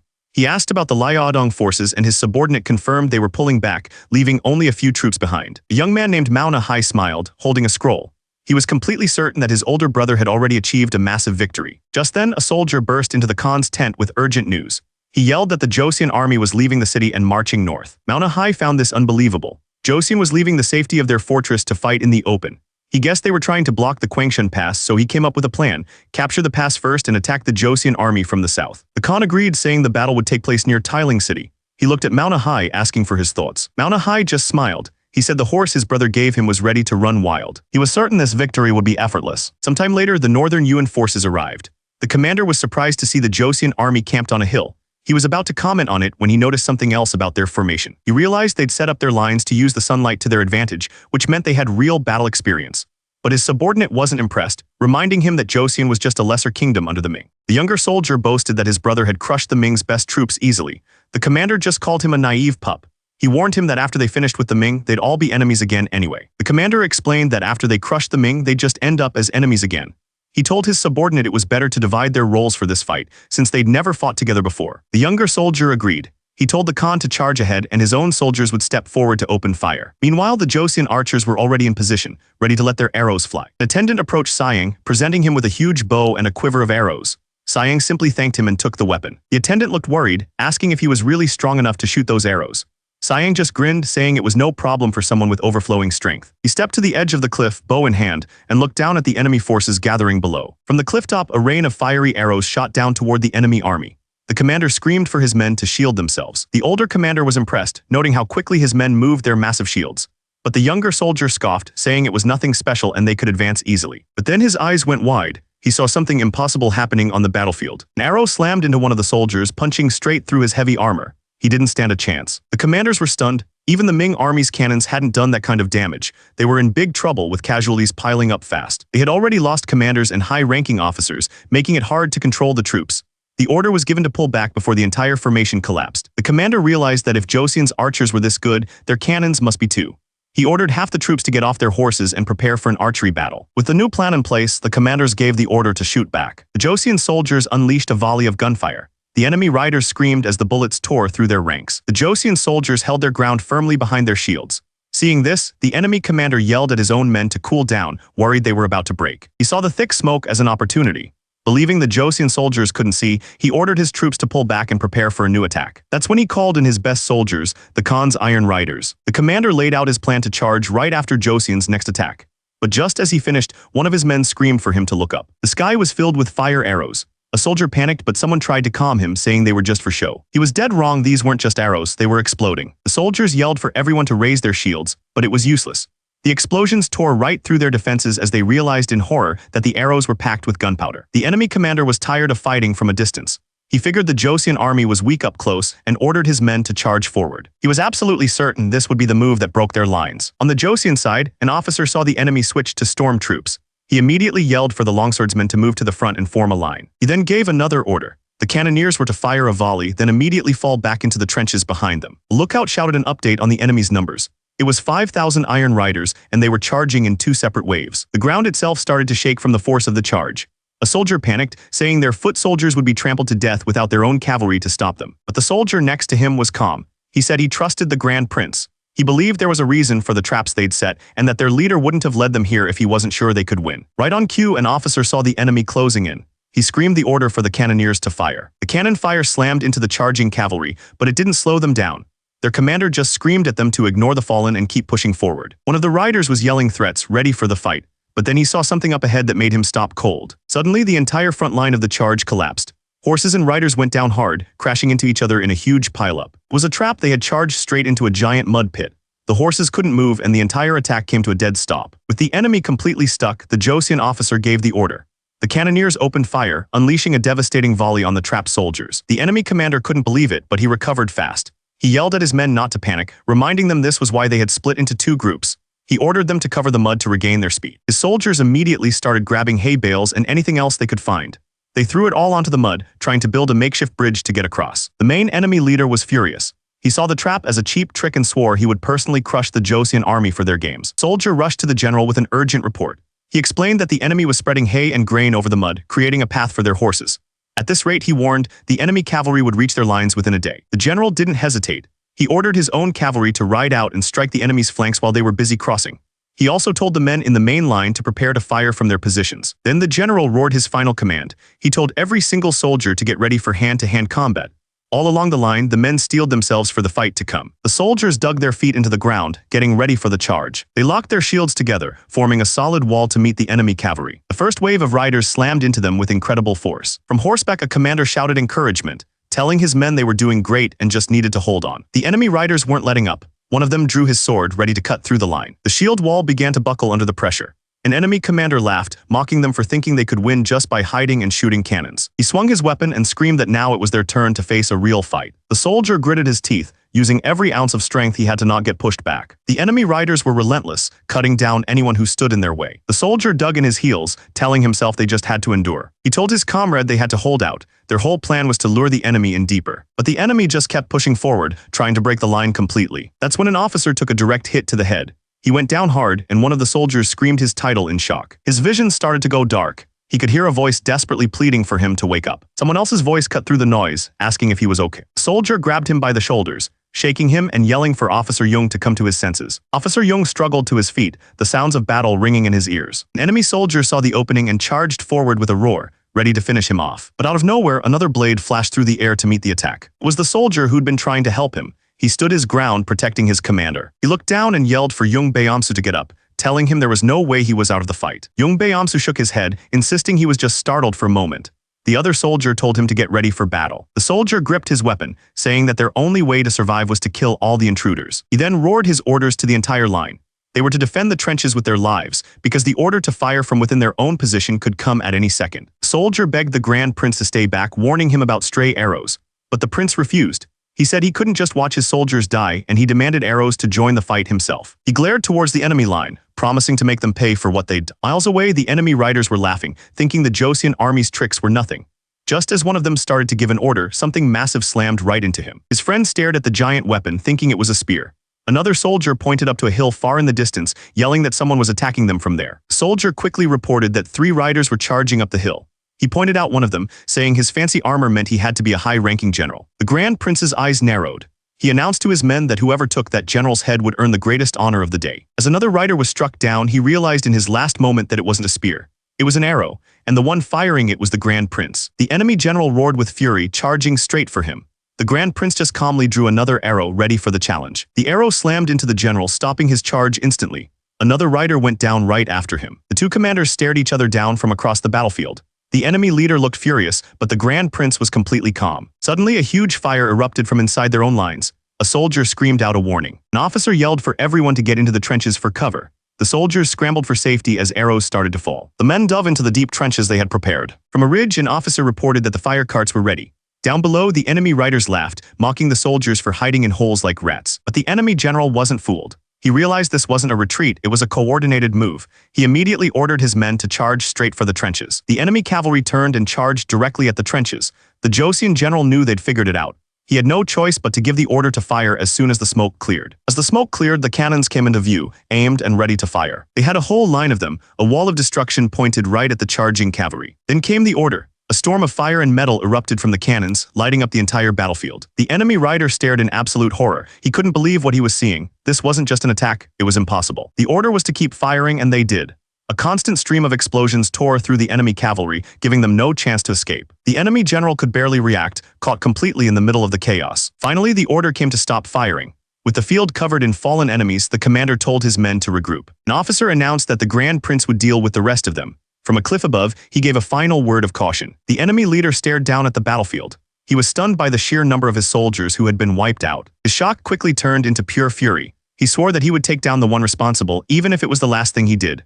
With a roar, he charged forward alone. The Grand Prince was waiting. He calmly drew his bow, completely unfazed by the desperate attack. He let the arrow fly, screaming a curse at the charging rider. He yelled that the enemy was the one who was about to die. The arrow shot forward, glowing with an insane amount of energy. It flew across the battlefield in an instant, aimed right at the enemy commander. The commander's eyes went wide. He had no time to react. The arrow struck him with incredible force, ending his charge instantly. The enemy leader fell to the ground. The Joseon soldiers just stared, completely stunned by what they had just seen. Then their shock turned into a massive cheer. A soldier yelled out that the Grand Prince had taken down the enemy commander. An officer confirmed the kill. With their leader gone, he ordered the men to wipe out the remaining enemy soldiers. The enemy officer saw a chance. He realized that since his men were mixed in with the Joseon cavalry, the cannons couldn't fire without hitting their own soldiers. He ordered his troops to press the attack before the Joseon army could regroup. But the Joseon soldiers were already moving. One of them charged forward and cut down an enemy rider with a single, brutal strike. Seeing his men fall, the enemy officer's confidence shattered. He immediately screamed for everyone to retreat. But another officer rode up beside Khan, arguing against the order. He was worried that running away would make them look weak. Khan yelled back that it wasn't about looking weak, it was about staying alive. He knew if they didn't escape now, the cannons would destroy them while they were trapped crossing the river. From the Joseon line, an officer saw the enemy turning to run. He gave the command to light the rocket arrows. The rockets slammed into the retreating cavalry, creating a huge explosion. The enemy soldiers were thrown into chaos. Khan couldn't believe what he was seeing. He screamed that the Joseon soldiers were completely insane. He urged his men to get away as fast as they could, asking if the other corps led by Kungsan was still out there. With the battle over, the officers talked about how the Grand Prince's plan had saved them, though they admitted it got dangerous when the enemy commander charged him. But then, one of them noticed something was wrong.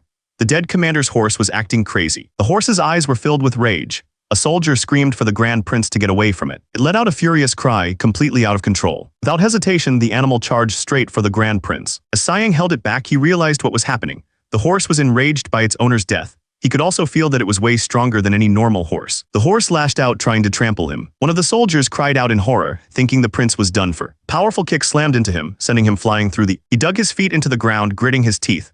The horse was strong, but he told himself there was no way he was going to lose this fight. The animal thrashed wildly, trying to throw him off with all its might. Sayang focused all his energy, pumping his muscles for one big move. With a massive roar, he lifted the horse clean off the ground and threw it. One of the soldiers watched in horror, yelling that it was too dangerous. But the prince was determined to see this through. He landed right on top of the horse, trapping it in a headlock.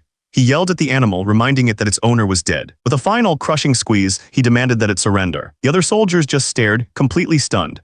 One of them asked if the prince was actually trying to break the horse's neck with his bare hands. Still holding the horse down, Sayang threatened it with a boring life in the stables. But one of his men had to interrupt. He calmly explained to the prince that most war horses are geldings, so his threat didn't really make sense. Sayang was genuinely horrified by this, his eyes filling with tears as he called it cruel. He then turned back to the horse and gave it a final choice, serve him or die right there. The horse immediately calmed down and nuzzled against him. It seemed to understand. Sayang was taken by surprise, but the wild animal was now completely gentle. The soldiers couldn't believe it. He had actually tamed the violent horse. Sayang gently stroked the animal and gave it a new name, Sorgrief. He turned back to his men with a grin. He joked that he was sorry for taking the best prize from the battle for himself. The battle was over. The numbers showed just how complete their victory was. Out of 30,000 enemy soldiers, about 20,000 were dead. The Joseon army, on the other hand, had lost only 1,400 men. It was an overwhelming and decisive win. As the battle was ending, news spread like wildfire. The Northern Yuan army was on the move. The Jurchen leaders knew they had to make a choice. One of them worried that if they hesitated, they'd be betrayed by one side or the other after the war. Meanwhile, the Joseon commanders were planning their next move. One of them declared it was time to go after Taesun Khan. The soldier turned to his commander to offer his thoughts, but Sayang cut him off with a confident smile. He told them he already had a good idea. He remembered something from the history books. Taesun Khan was supposed to be killed by a man named Essen. But Sayang had a different plan. What if he changed how things were supposed to go? He wasn't going to let history play out. He was going to take matters into his own hands. Sayang considered the possibility. What if Taesun Khan didn't die at Essen's hands? Miles away, Taesun Khan's remaining soldiers were riding for their lives, trying to escape the slaughter. Taesun Khan looked at his exhausted men and asked if this was all that was left of his army.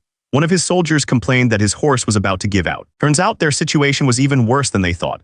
The moment they retreated, the Jurchens turned on them, attacking them and stealing their horses. Taesun Khan was furious. He cursed the Jurchens for having no honor. He knew that if this hadn't happened, his iron riders would have been massacred and Manhwa would be dead. One of his advisors felt something was wrong. He wondered if Essen had deliberately sent them false information. But another soldier just thought the Joseon army had fought surprisingly well. Taesun Khan laid out the new plan. They would join Essen, strike the Ming first, and worry about Joseon later. Just then, a soldier ran up with terrible news. The Jurchens had stolen the horses and fled.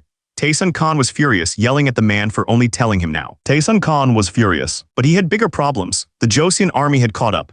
Their commander yelled that the Jurchens didn't matter, they were here to finish the job. Back in the command tent, Sayang was going over the plan with his generals. One of them couldn't believe what he was hearing, questioning the order to leave the Khan alive. The general pieced it together. He realized Sayang's true goal was to make sure Essen could never become the leader of their enemies. Sayang confirmed it. He explained that Essen wasn't from the right bloodline, so the other tribes would never accept him. That's why they had to use the Khan for their own plans. Just then, a soldier burst into the tent with an urgent report. He announced that their forces had driven Taesun Khan into the forest. One of the generals turned to Sayang, suggesting it was time for him to ride out on his new horse. Sayang grinned, eager to finally let loose. The general added that this was the perfect chance for the Grand Prince to demonstrate his true strength when they captured the Khan. Sayang considered the idea. The general told Sayang that when the enemy soldiers saw him, they started shouting the name of Grand King Tijo. Even though the king was long dead, his legend was still powerful in these lands. He added that some of them even recognized the bow Sayang carried. Sayang brushed it off, saying he was just big and couldn't compare to the great king. But the general insisted he was underestimating himself. What mattered was that the enemy saw him as a legendary general. Then the general laid out his plan. He told Sayang to imagine defeating Taesun Khan in a barehanded fight. If he did that, the rest of the enemy forces would surrender immediately. It would make it much easier to get favorable terms for their country. Meanwhile, Sayang's soldiers pushed through the dense forest, determined to clear a path. Taesun Khan was being rushed to safety by one of his men. The soldier urged him to survive, pointing out that the Joseon army wasn't firing cannons in the forest. But the second they stepped out, they'd be completely exposed. Taesun Khan gripped his sword, ready for a final battle. But then his soldier noticed something odd. The Joseon forces weren't acting like they were preparing for a normal attack. A voice boomed through the forest, calling for Taesun Khan to come out. It called him a disgrace to his people. The Khan just gritted his teeth, his face filled with anger. The voice belonged to Sayang. He yelled into the trees, mocking the enemy for claiming to be from a mighty empire while acting so pitifully. Taesun Khan's men couldn't take the insults. One of them begged his Khan to let them charge out and take the prince's head. Sayang wasn't finished. He roared his identity for all to hear, declaring himself a descendant of the legendary Grand King Tijo and the second Prince of Joseon. He gave the enemy an hour to come out and fight like men. Inspired by his words, his soldiers erupted into a powerful chant, shouting Sayang's name. The sound echoed through the forest. Hiding in the trees, Taesun Khan's men started to look worried. One of Sayang's men rode forward, laughing. He yelled that they weren't real men if they were just going to sit there and take the insults quietly. That's when Sayang took it a step further. He started taking off his gear and shouted that they didn't even need weapons. He was challenging them to a barehanded fight. He flexed his arm and yelled that he wanted to try their version of wrestling. But inside the forest, one of Taesun Khan's men was losing his patience. He was tired of the talk and just wanted to fight. That's when a voice finally answered from the trees. It was Taesun Khan, the enemy leader, addressing the prince directly. He wanted to know what was in it for them. If he beat Sayang, what would they get? Sayang laid out the deal. If the Khan won, Sayang would give them back 1 horse for every man and guarantee their safe escape to the Guangshan Pass. The Khan asked if he could really trust him. Sayang just smirked, saying that a true man of Joseon would never lie about something like this. But he added one last condition. The Khan had to come out and fight him personally. If he refused, Sayang's army would wipe out every last one of his men. Watching from a distance, one of Sayang's men wondered if the Khan would actually accept the deal. His companion was sure he would, since it was the only way to save his troops and get out of there alive. The soldier then asked how Sayang even came up with that kind of wrestling. Sayang explained it was just a little something he developed for fun while he was training his body. Sayang knew this wasn't like regular wrestling. There were no tricks or clever moves here. This was going to be a pure test of strength. Then from the trees, the enemy leader finally stepped out. It was Taesun Khan. The Khan grinned, saying he could finally see the face of the man causing all this trouble. Sayang just stared back, completely calm. Sayang told him he'd been waiting for this moment. The 2 men stood alone in the clearing, ready to settle this. Seeing this, the Khan's men started yelling. They were furious that Sayang would dare speak to them with such arrogance. But Sayang just smiled, reminding them of the crushing defeat they'd just suffered. His own soldiers cheered loudly behind him. The enemy soldiers were losing it. They screamed for their Khan to break Sayang's back and teach the muscle-bound prince a lesson. With that, the time for talking was over. The 2 men locked hands and the fight began. The soldiers on both sides watched, holding their breath. With a grin, Sayang declared it was time to end this war. A powerful red aura exploded around him. This was it, the final fight. Taesun Khan charged forward, putting all his weight into the first attack. But Sayang didn't even budge. He held the Khan in place and mocked him, asking if that was really the best he could do. He tightened his grip, his muscles glowing with power. It was time to make his move. With a powerful roar, Sayang began to lift him. He hoisted the massive warrior into the air like he weighed nothing at all. Sayang shouted out the name of his technique, the storm throw. The Khan could only grit his teeth in pain. He slammed Taesun into the ground with incredible force. Sayang stood over him, completely unfazed. He told Taesun to get up and show him some real strength, unless he wanted to be dragged back to Joseon as a captive. The enemy soldiers roared, begging their Khan to fold Sayang in half, but it was already too late. Sayang had him by the throat. He lifted the massive man with one arm and shouted the name of his next move, the chokeslam. The Khan hit the ground so hard it shook. Sayang stood over him and told him to get up. He asked if collapsing was the only thing his strength was good for. That was the last straw. Taesun Khan got to his feet, screaming with absolute fury. He threw a wild punch, but Sayang caught his fist in midair without even flinching. The Khan couldn't believe it. He was furious, accusing Sayang of being a coward for breaking the rules and using his fists. Sayang's face went dark. He told the Khan that for that he deserved to die. The warrior screamed as he felt his bones begin to creak under the pressure. Sayang wasn't done yet. He announced his next move, the giant swing. Hearing that, his own soldiers screamed in terror. The Khan was on his knees, completely broken. Sayang calmly asked if he was up for more, but tears were already streaming down the warrior's face. He couldn't believe this kind of strength was real. Looking up, the Khan finally understood. It wasn't just some trick, it was the muscles themselves. Sayang just stood over him, flexing with total confidence. And then the enemy leader finally yelled it out. He had lost. He was giving up. Sayang's soldiers went wild, celebrating their prince's victory. Sayang proudly announced that his body had won the war. He claimed it was all thanks to the body his father gave him, and that by taking such good care of it, he had proven his loyalty. To celebrate his triumph, he announced he would perform the Black Dragon's pose. He struck a massive pose, his muscles glowing with a powerful red energy. His men stared in absolute awe. They agreed he looked just like a black dragon. The soldiers began to chant his name over and over, Grand Prince Sayang. Back at the command tent, a soldier reported to the commander-in-chief. He confirmed that all the remaining enemy forces had been defeated. The commander simply replied that they had done well. The commander-in-chief was told that this victory would completely split their enemies. A moment later, Sayang was summoned and told to prepare for the treaty signing. Inside a tent, the defeated Khan was tied up on the floor. Sayang's shadow fell over him as he considered what to do next, thinking it would be a waste to just kill him. The Khan glared back furious. Sayang just smirked and taunted him, saying it was obvious he wanted to live because nobody really wants to die. The captured leader spat back that he knew the game. He'd be spared, but only to be dragged back to Joseon for a lifetime of disgrace and imprisonment on some forgotten island. But Sayang told him he was wrong. He explained they would simply let him go as long as he accepted their agreement. The Khan looked up, stunned. Sayang then called for an official to come in and read the terms. An official stepped forward and began to read the agreement. The first term was simple. They had to officially acknowledge Joseon's victory and pay a ransom of 5 horses for every captive. The second was to actively participate in any future trade. The list went on. Third, they had to send a letter warning Joseon of any future invasion attempts. Fourth, at their next two great assemblies, they had to treat Joseon's representatives with the same respect as a king. Finally, the official added one last detail. The representative from Joseon didn't need to be royalty, a high-ranking civil servant would be enough. The Khan listened silently, taking it all in. The official looked down at the silent Khan and asked if he had a problem with the terms of the agreement. The Khan admitted that the first 2 points were fine, he lost the battle after all. But he was furious about the part where a Joseon representative would be treated like a king at their great assembly. He shouted that their old king was a man with a proper title. He argued that they once called Joseon a brother nation, so he'd treat their man like a chieftain, but nothing more. The Khan was furious, yelling that he'd never approved that term while he was still breathing. The official just turned away and told him he clearly had no idea what was happening in Beijing right now. The Khan scoffed, wondering if Essen had killed the Ming emperor or something. He was sure that otherwise Essen could never challenge his position. But the official explained it was far worse than that. Essen had defeated the Ming's huge army of 200,000 soldiers, taken the emperor hostage, and was now breaking through the passes to attack Beijing. He told the Khan that if he hadn't been taken captive, he would have heard this news today. The Khan could only stare in shock, repeating Essen's name. The Khan realized that if the battle had started just 3 days later, the Jurchens would have all been on his side. But the official simply looked at him and said that Essen's failure was also inevitable. The official explained that Essen's delay was a huge mistake. By now, the Ming army would have brought in hundreds of thousands of reinforcements. He then mocked the Khan, asking if getting thrown around so much had messed with his head. He looked down at the captured Khan and told him something that changed the entire game.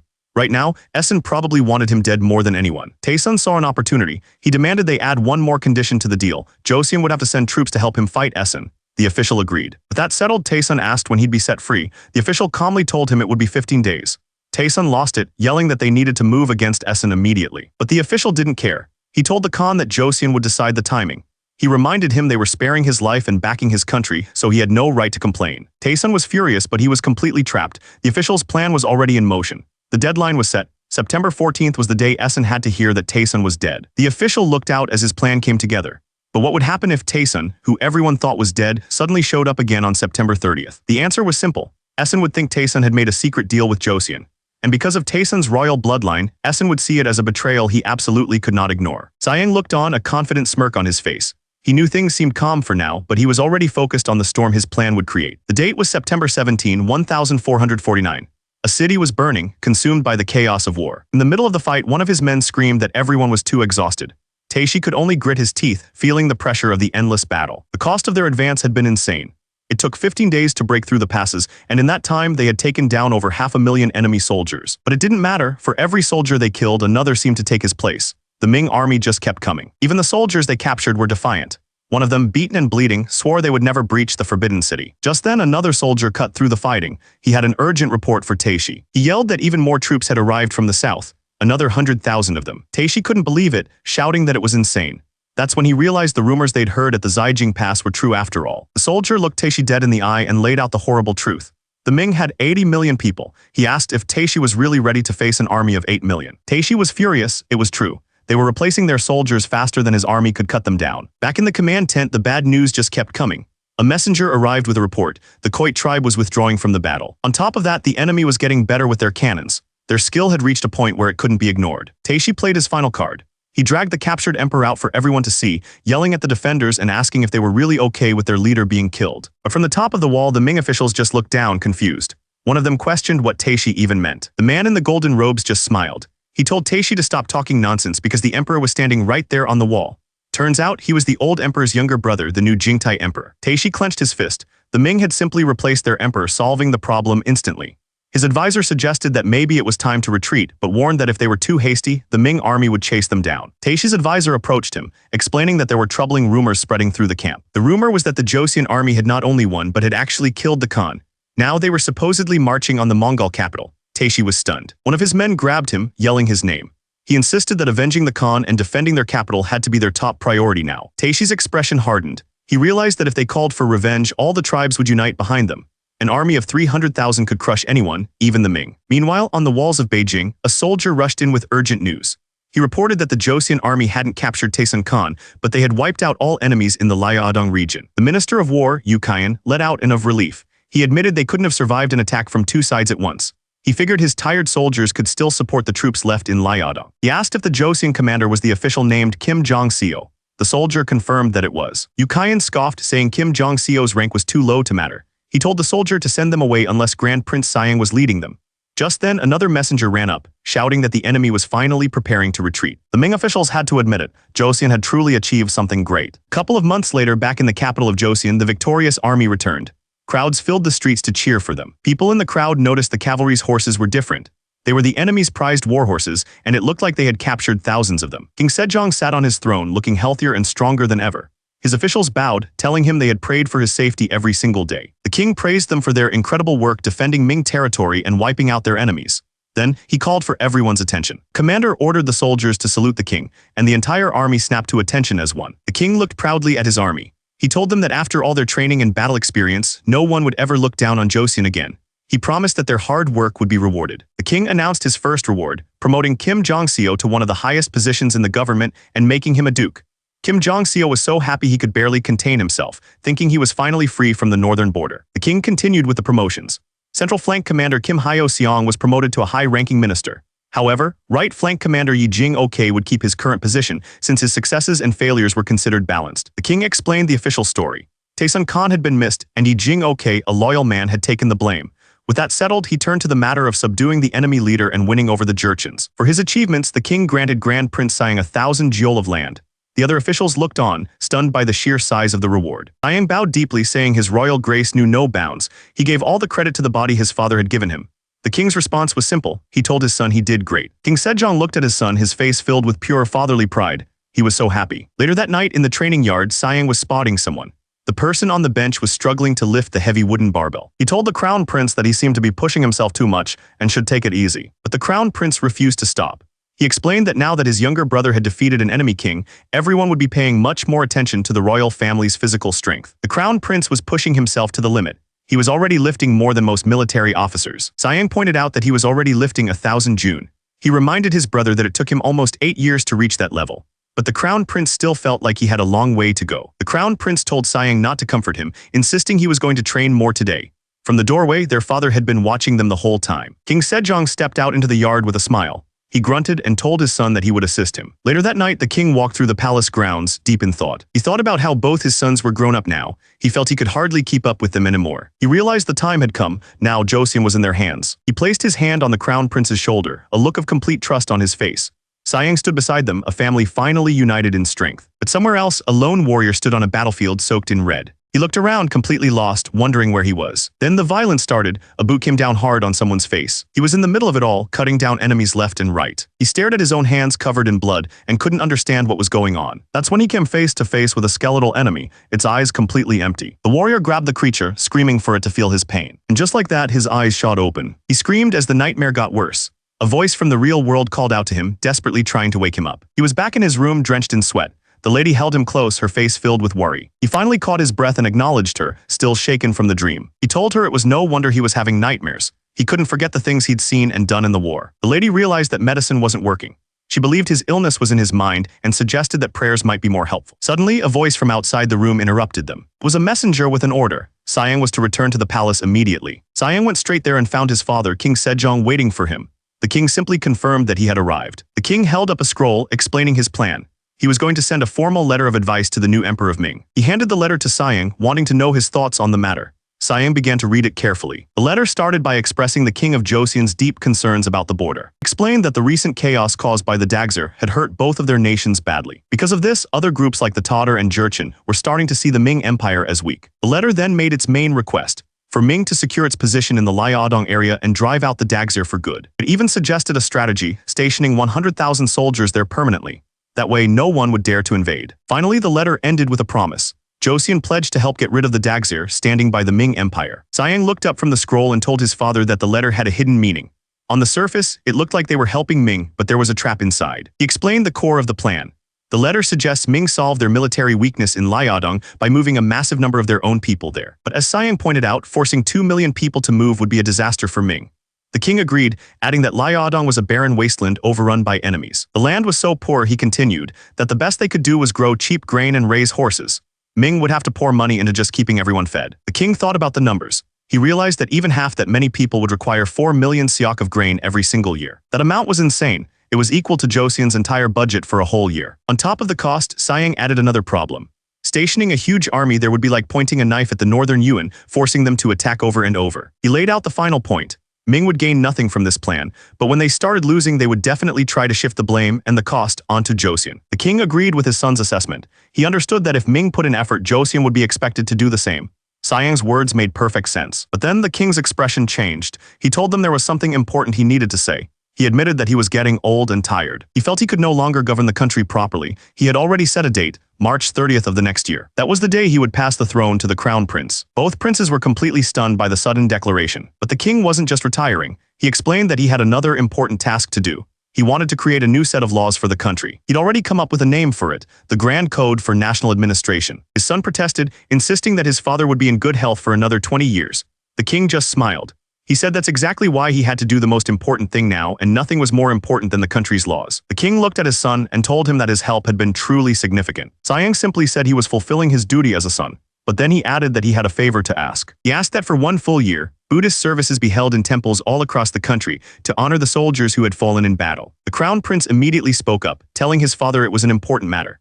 He suggested that their uncle, Grand Prince Hyeoryeong, should accompany Sayang since he was a deeply religious man. The king realized what his son was really doing. He was worried about the shock Sayang must have felt on the battlefield and thought this would help calm his mind. Hearing this, a small smile appeared on Sayang's face. He understood his brother was looking out for him. Together, the two princes bowed deeply to their father, expressing their immense gratitude. With the matter settled in Joseon, the gears of politics were turning elsewhere. Far away, in another kingdom, an emperor sat on his golden throne. He had just received news that Joseon was demanding payment for their help in the war. One of his advisors spoke up, guessing that Joseon couldn't handle becoming enemies with the northern Yuan alone. He figured King Yi-do must have seen this as a perfect opportunity. The emperor sighed. He considered sending 100,000 soldiers to Liaodong, but then thought about sending 1 or even 2 million people. The cost to move that many would be huge. He explained that they'd have to extend the Great Wall to protect them, but their treasury was already low from the war. He turned to his officials and asked for their advice. The advisor claimed it was impossible. He said Liaodong was a wild land where the Jurchen tribes survived by raiding, and he didn't believe Joseon could handle them. The emperor listened, then revealed his true plan. He would solidify Liaodong by shifting all the responsibility to Joseon. He declared he would give King Yi-do all the land east of Tiling. The officials were stunned. One of them cried out in disbelief, unable to understand the emperor's command. But the emperor just smiled. He explained that once Joseon was busy dealing with all the northern tribes, they would eventually wear themselves out. It was a perfect trap. With a confident smile, the emperor ordered his men to prepare a reply for Joseon. His plan was officially in motion, and a new wind was beginning to blow. Time passed. On March 1st, 1450, a new king was crowned. The fourth king of the Joseon dynasty, Munjong, officially took the throne. And while the entire kingdom was celebrating, there was one person who wasn't happy at all. This was Hwang Hui. At 80 years old, he could barely stand, but even with the new king, he wasn't allowed to retire. He decided he would ask the retired king one more time for permission. So the next day, Hwang Hui went to the now retired King Sejong to ask for his retirement. But Sejong also refused to let him go. Meanwhile, deep in a forest, an older man waited with his arms crossed. He watched Sayang train, thinking to himself what a wicked person the prince was for using an old man like this.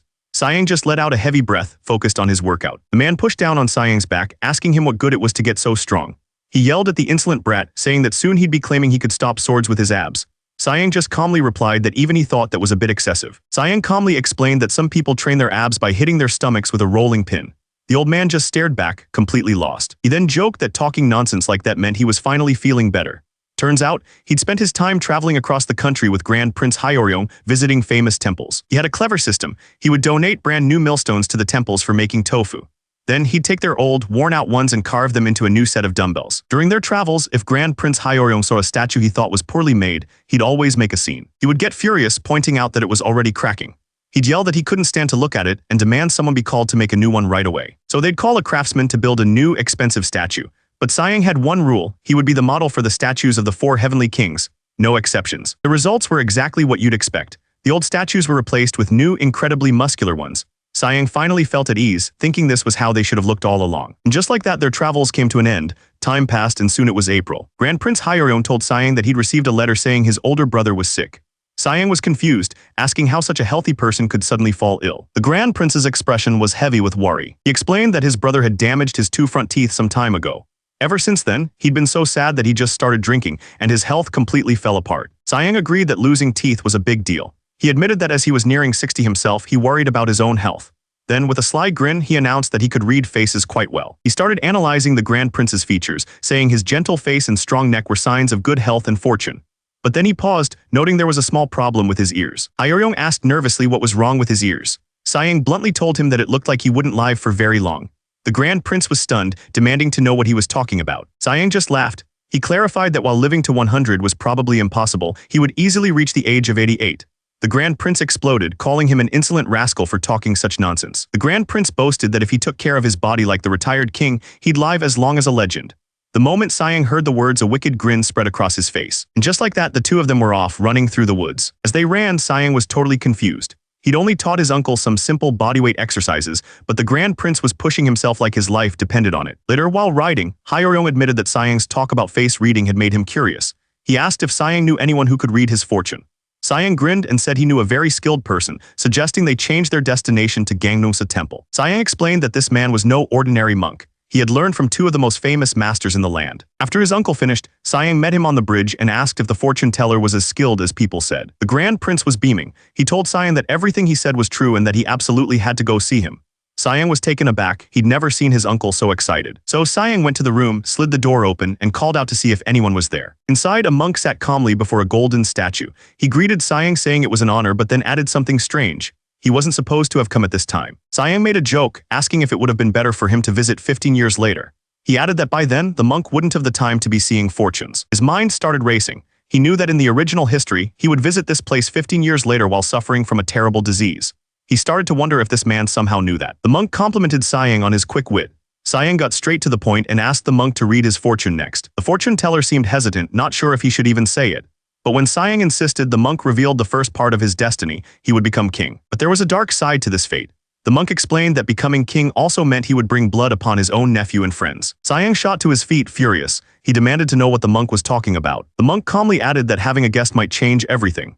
Sayang was confused, asking if the monk was saying he was possessed by a ghost. The fortune teller simply stated that destiny wasn't something that could be easily changed. The monk's words painted a dark picture in Sayang's mind. A future filled with fire, and a much harder version of himself standing in the middle of it all. Explained that no matter how much this guest tried to guide fate down a different path, it would be incredibly difficult to avoid the bloodshed. Sayang repeated the word, letting it sink in, a bloodbath. The monk simply confirmed it was true. The monk asked him a simple question: could he handle it? Sayang's jaw tightened. He answered without hesitation, he had to handle it. He clenched his fist, declaring that he'd already changed so much with his own two hands. A confident smile spread across his face. He told the monk that whatever was coming, he would just face it head-on and change it too. The monk seemed satisfied with that answer. He said there was no need to worry, recognizing the immense power Sayang held. And he was right. He had already saved his father, King Sejong, completely changing his health and his future. He had already changed the fate of the king. Now he was on a completely different path, traveling across the country. His uncle, Grand Prince Hyeryong, watched him with a thoughtful look. He had been sent to keep an eye on his nephew. The monk's words echoed in his mind. He was certain that Sayang would create a new future, completely different from the one that was foretold. And Sayang was more than ready to build that future with his own two hands. While traveling, Sayang came across two men on a path. He stopped and asked them if they had come from the north. The man's eyes widened in shock. He suddenly realized he was standing in front of Grand Prince Sayang. His companion immediately dropped to his knees, saying it was an honor. But Sayang just reached out his hand and told the man to get up. The man looked up at him, completely stunned. To him, Sayang looked like a divine general, a warrior straight from the heavens. They arrived at a quiet, peaceful-looking estate. The man stared at Sayang's incredible body, asking if he was one of the disciples. Sayang explained that over 2,000 people had already properly learned his immortal body training. The man's mind started racing. He thought about what would happen if he could learn from someone like this, if those teachings were passed on to others. And soon, the entire nation would begin to grow stronger. The man, Nisarin, explained that in the north, strength was the only thing that mattered. He begged Sayang to take his son as a disciple so the boy could have a better life. He promised he would get the king's approval for it. Nisarin was overjoyed, tears streaming down his face. The idea of his son becoming a disciple of the king's brother was more than he could have hoped for. Sayang simply told him that with the right training, his son would definitely grow strong. But Sayang had a much bigger plan. He'd already talked it over with his brother the king. He wasn't interested in teaching the chief, but the children were a different story. The only problem was they couldn't even read. He wondered how they'd ever understand his training methods. He clenched his fist, explaining his real goal. If they took in the Jurchen chief's children and taught them, the next leader of that tribe would basically become one of their own. His plan was meticulous. A child would arrive at 10, spend the next 7 years learning their language and culture, and then master the martial body training. He wasn't just going to let someone with that much investment walk away. The final step was to have them take the imperial exam. He and the king would create a special test just for foreigners. The goal was simple: create a new generation of leaders with the body of a Jurchen, but the mind of a Joseon scholar. Nisarin then asked about a rumor he'd heard. He wanted to know if it was true that Sayang had defeated the Taesun Khan up north. Sayang just smiled and confirmed it. He had crushed him. He then happily described the fight. He'd thrown the Khan over his shoulder, slammed him into the ground, then grabbed his leg and just tossed him. It was a complete beatdown. Nichiren was so impressed by the story that he asked Sayang if he could try the move on him. The moment the words left his mouth, he knew he'd made a terrible mistake. Sayang didn't hesitate. He explained exactly how he'd lift him up, slam him down hard enough to break his back, and then finish him by grabbing his neck. Just as he was about to slam him into the ground, Nichiren screamed for him to stop. He yelled that he was sorry and that he completely believed him now. That was all the convincing Nichiren needed. He bowed and promised to return in the winter to pay tribute. Sayang just watched him go. After that, word started to spread. Other frontier chiefs came to see Sayang for themselves. They were suspicious at first, but that didn't last long. All their doubts vanished when they saw his incredible muscles. The chiefs were completely in awe, promising to pay tribute if he would just take care of their sons. With the chiefs handled, Sayang called for his horse, Hyukwu, to start his waist training. The onlookers couldn't believe he was using a giant warhorse just to work out. The chiefs were completely sold. They all promised to pay tribute if he'd train their sons. And just like that, over 30,000 Jurchen people came to Joseon, pledging their loyalty. Back at the palace, Sayang met with his father, King Sejong. The king was glad to see him looking so strong and asked for a report. Sayang confirmed he'd done exactly as ordered. He told the king that he'd studied the records of their northern battles, and what he found was that their army still had a lot of weaknesses. One of the officials immediately spoke up, advising the king not to interfere with the northern troops. But the king waved him off, saying he knew they fought well and wasn't going to get involved. The king explained the real problem wasn't the soldiers, it was the musketeers. He held up a firearm and asked if anyone who wasn't a military officer knew how to use it. An official just replied that weapons were for soldiers. The king completely disagreed. He explained that muskets were supposed to be used with cannons, but no one knew how. He pointed out there were 7 steps just to get the weapon ready. It wasn't something you could teach easily. That's when Sayang revealed their plan. They were going to create a brand new unit, the Bureau of Firearms, to handle it. He seemed pretty confident this was the answer. The king asked how many members the new Bureau of Firearms would have. Sayang suggested about 500, and the king's face lit up. It was clear this was a topic he was passionate about, but Sayang immediately suggested they should set a much larger goal. He explained that with the money they'd received from Ming, they could easily expand the unit to 1,000 members. The king agreed it was a good idea. Sayang then changed the subject. He asked his brother if it was true that his total for the 3 big lifts was now over 500 kilograms. He remembered it was much lower just 2 years before. The king explained that he'd been following Sayang's diet and working harder. He even told Sayang to just call him older brother instead of your majesty. Sayang just smiled and said that wouldn't be proper. The king joked that if Sayang wanted to be so formal, he'd first have to lift an impossible amount of weight. That's when Sayang quietly told him that his own lifting total was already 810 kilograms. The king laughed, calling his younger brother a monster. But then he got serious again. With so many Jurchen people coming to Joseon, he wondered if they would even have enough teachers for them. Sayang already had an answer. He said he knew the perfect person to teach the Jurchen heirs. A man of deep knowledge with no greed and no official position. Meanwhile, in Gangseohyun, a messenger stood before a respected teacher. He explained that he carried an official order directly from the king. Seeing the teacher's reluctance, the messenger pleaded with him to at least read the message. Far from the serious business of the court, a group of kids were having the time of their lives. They were being lifted up and down on a long bamboo pole, shouting with joy. Turns out this wasn't just a game. Sayang was using the pole with the kids on it as a massive weight for his workout. He smiled and promised them that once they were clean, he'd play a throwing game with them. Sometime later, at a quiet estate, it was time to get ready. The kids were all in a big wooden tub, splashing around while the maids washed them. They were still buzzing with excitement for the game Sayang had promised. One of the boys couldn't wait any longer. He jumped right out of the water and ran towards Sayang, shouting that he was ready to play. A maid quickly stopped him, reminding him that he needed to put on clothes first. Sayang just grinned and told the boy not to cry if he got scared. The boy, now dressed, looked up at Sayang with pure excitement. He was ready for the game to begin. And then with all his might, Sayang launched him. The boy went flying into the sky, screaming with absolute joy the entire way up. The boy landed safely in the big sheet, caught by 4 adults who were helping with the game. He was already flying again, screaming about how much fun it was. But one of the men watching was just completely stunned. He looked over and saw Sayang lifting huge weights, wondering if he was even human. That's when he got an idea, realizing he could use this method to serve both his parents at the same time. After all the fun, one of the boys looked up at Sayang with total admiration. He asked when he would ever be able to become that strong. Sayang smiled and told him he could start learning when he turned 16, once his bones were fully grown. Until then, he just needed to listen carefully to his instructors. The boy promised he would. As the sun set, the day's games ended and the evening's training began. Later at dinner, one of the boys stared down at his food. He couldn't believe it. There was no seasoning at all, it was just bland, dense meat. The instructor told him to eat up, saying the meat was essential to build up his frail body. Before the boy could even argue, the instructor stood up and announced their next activity. A simple 10-lie run. Boys were immediately herded outside for the run. The one who'd complained started crying, protesting that he hadn't even finished his food yet. After the long, hard run, they were sent straight to their desks to study. They were completely drained and couldn't believe the schedule. One of the students picked up his book and stared at it, confused. He wondered why the Analects of Confucius was so thin. Another student explained that the books were split into smaller parts to help them focus for short periods. But just as they were getting into it, the instructor announced that reading time was over. It was time for martial body training. The students were shocked. They had just started to concentrate on their books. The same boy started crying again, but this time it was because he wanted to keep reading. Turns out, the martial training was actually a game that looked a lot like badminton. An old teacher watched from the side, laughing to himself. He was impressed, noting that one of the Jurchen kids was very skilled at the game. Another instructor watched the scene, wondering if this strange method could really improve their learning. As night fell, the training grounds finally went quiet. An instructor handed one of the boys in uniform. He told him to put it on and follow him because it was time for a test on what they'd learned. The student was panicked. He protested that they'd only studied for a short time, so how could he possibly remember everything? But the instructor explained the catch. Any mistakes on the test would affect his progress in martial body training, which was split into 3 parts. He laid out the workout plan. The first part focused on chest, abs, and triceps. The second part was for back and biceps. The final part of the training would be shoulders and lower body. He said that for their first time, they'd be lifting 40 June for 3 sets. The instructor smiled, then added the final condition. They would only get to do that if they didn't make any mistakes on the test.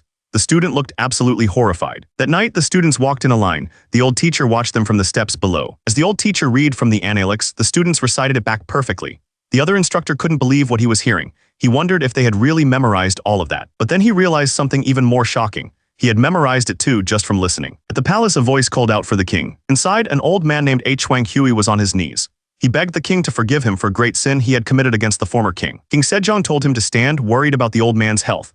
But Huang Hui kept going, asking if the king remembered when he presented his illegitimate son to the palace, back when he was still the crown prince. The memory jumped back 11 years. It was a memory of a tribute, a presentation of gold. Back then, an official had interrogated a man named Huang Yongxing, demanding to know what happened to the rest of the gold. Back in the present, Huang Hui was shaking. Just remembering it filled him with dread. The flashback continued. Huang Hui was completely stunned, demanding to know what was happening. An official declared that the sinner, Huang Yongxing, had stolen golden goblets and treasures from the Eastern Palace. Huang Yongxing cried out, insisting that he didn't do it by himself. He looked over at another man, trying to drag his brother into it with him. He claimed he only took what his younger brother had given him. The other man couldn't believe what he was hearing. But then another official stepped forward. He started to make a statement about Huang Yongxing, but was interrupted by a desperate denial. It was Huang Hui. He roared that the child wasn't part of the Huang family at all.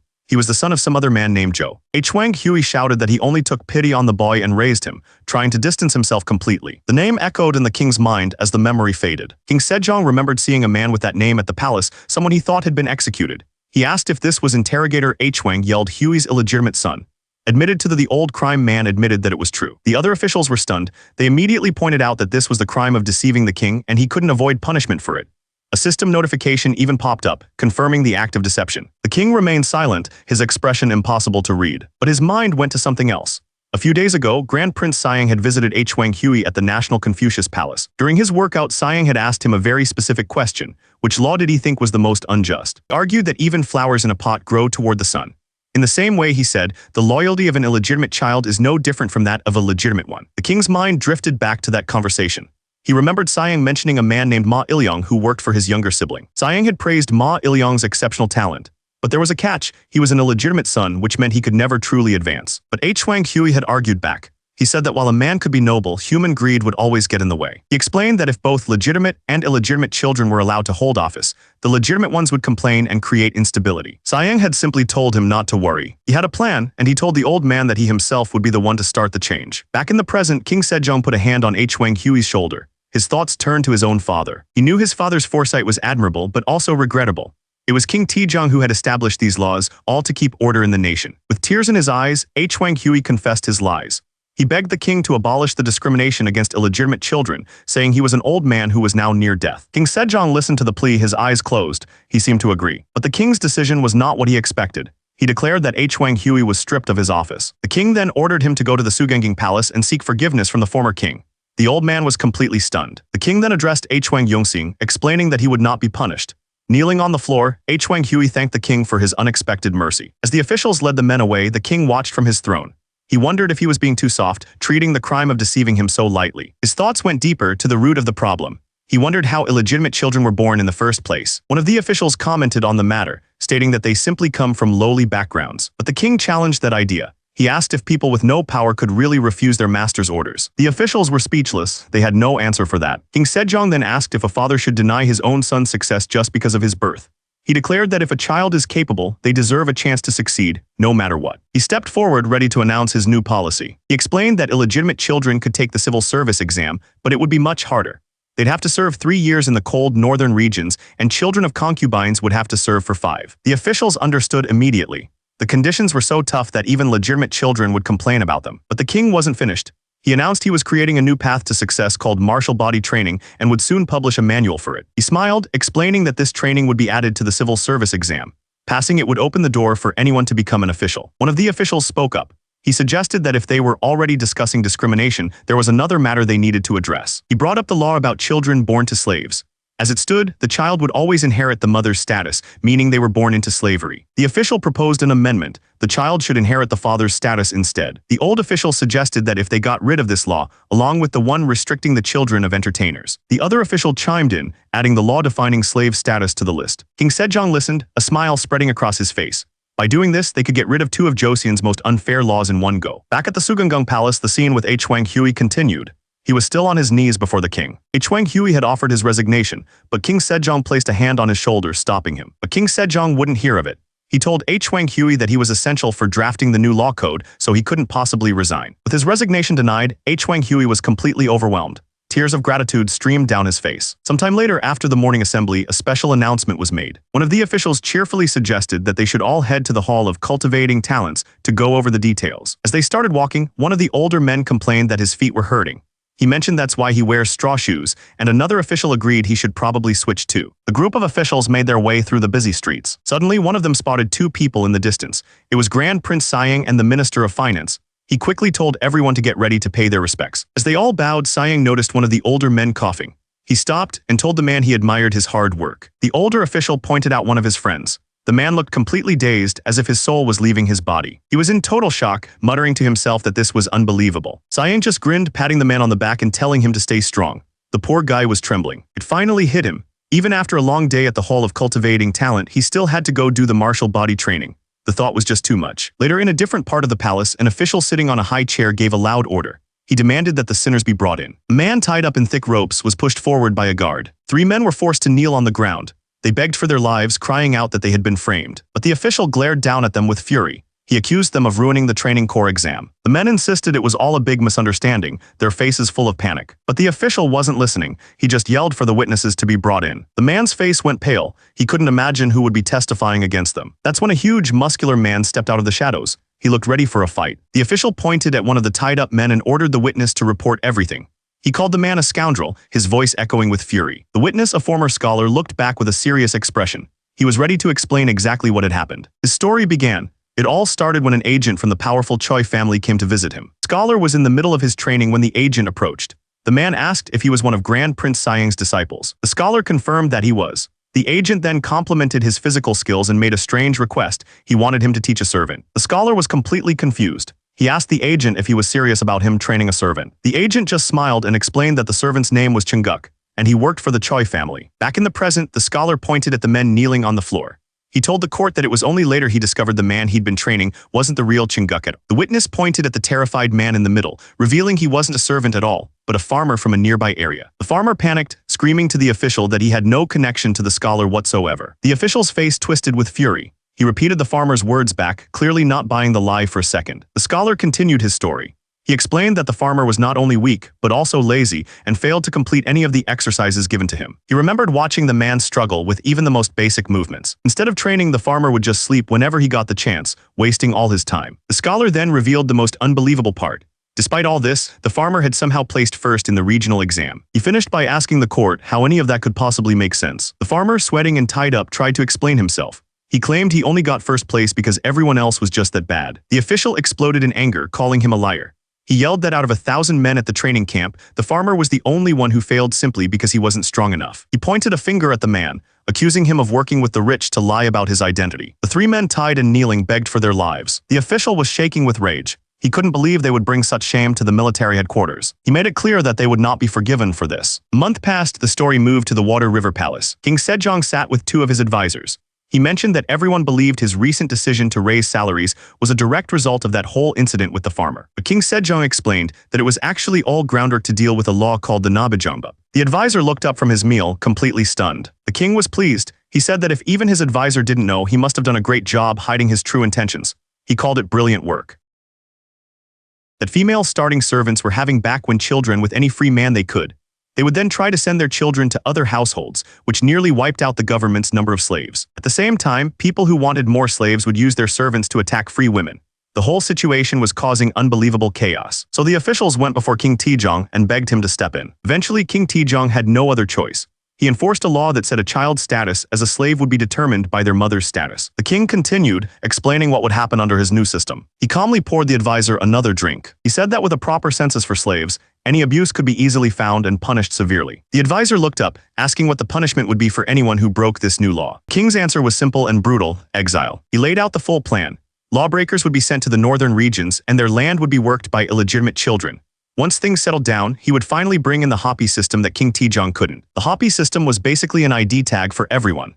It was the government's way of keeping track of who was who and where they were. The advisor was speechless. The king had thought of everything. The advisor was completely overwhelmed. He couldn't believe how smart these people were. The whole plan was just too much for him to handle. Sayang, however, was thinking about something else. He figured it was impossible to predict these things.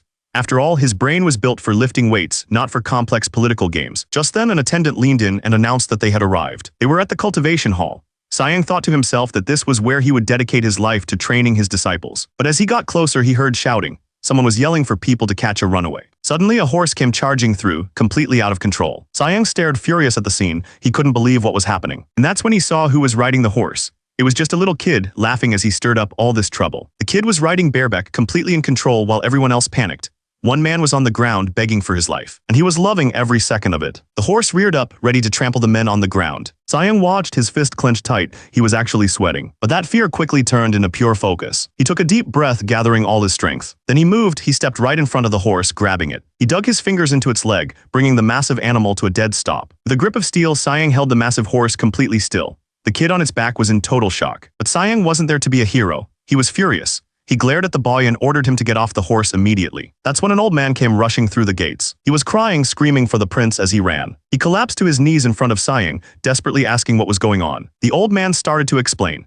He said that recently the children had started demanding to learn physical training. They were completely sick of studying and rebelled, throwing their books to the ground. And before he could do anything, a few of them stole horses and just took off. The old man continued, explaining that the kids had trampled all over the fields in their escape. It got worse. He said that in the chaos, someone was actually injured by one of the runaway horses. The old man was at his wit's end, claiming the children were impossible to reform. Sayang just held up one of the boys, who was laughing like it was all a game. The boy just kept shouting, begging Sayang to teach him physical training. He yelled that books were boring. But Sayang refused. He tried to explain that the boy was too young, that his bones hadn't even fully developed yet. The kid didn't care. He started flailing his arms and legs wildly, insisting that he was faster than everyone else and deserved to be taught. The old man just kept repeating that they couldn't be reformed. Sayang let out a wondering what he was supposed to do with these kids, as the boy just wouldn't give up. So Sayang came up with a simple solution for the kid who wouldn't stop screaming. He locked him in a building. Didn't take long for the boy to change his tune.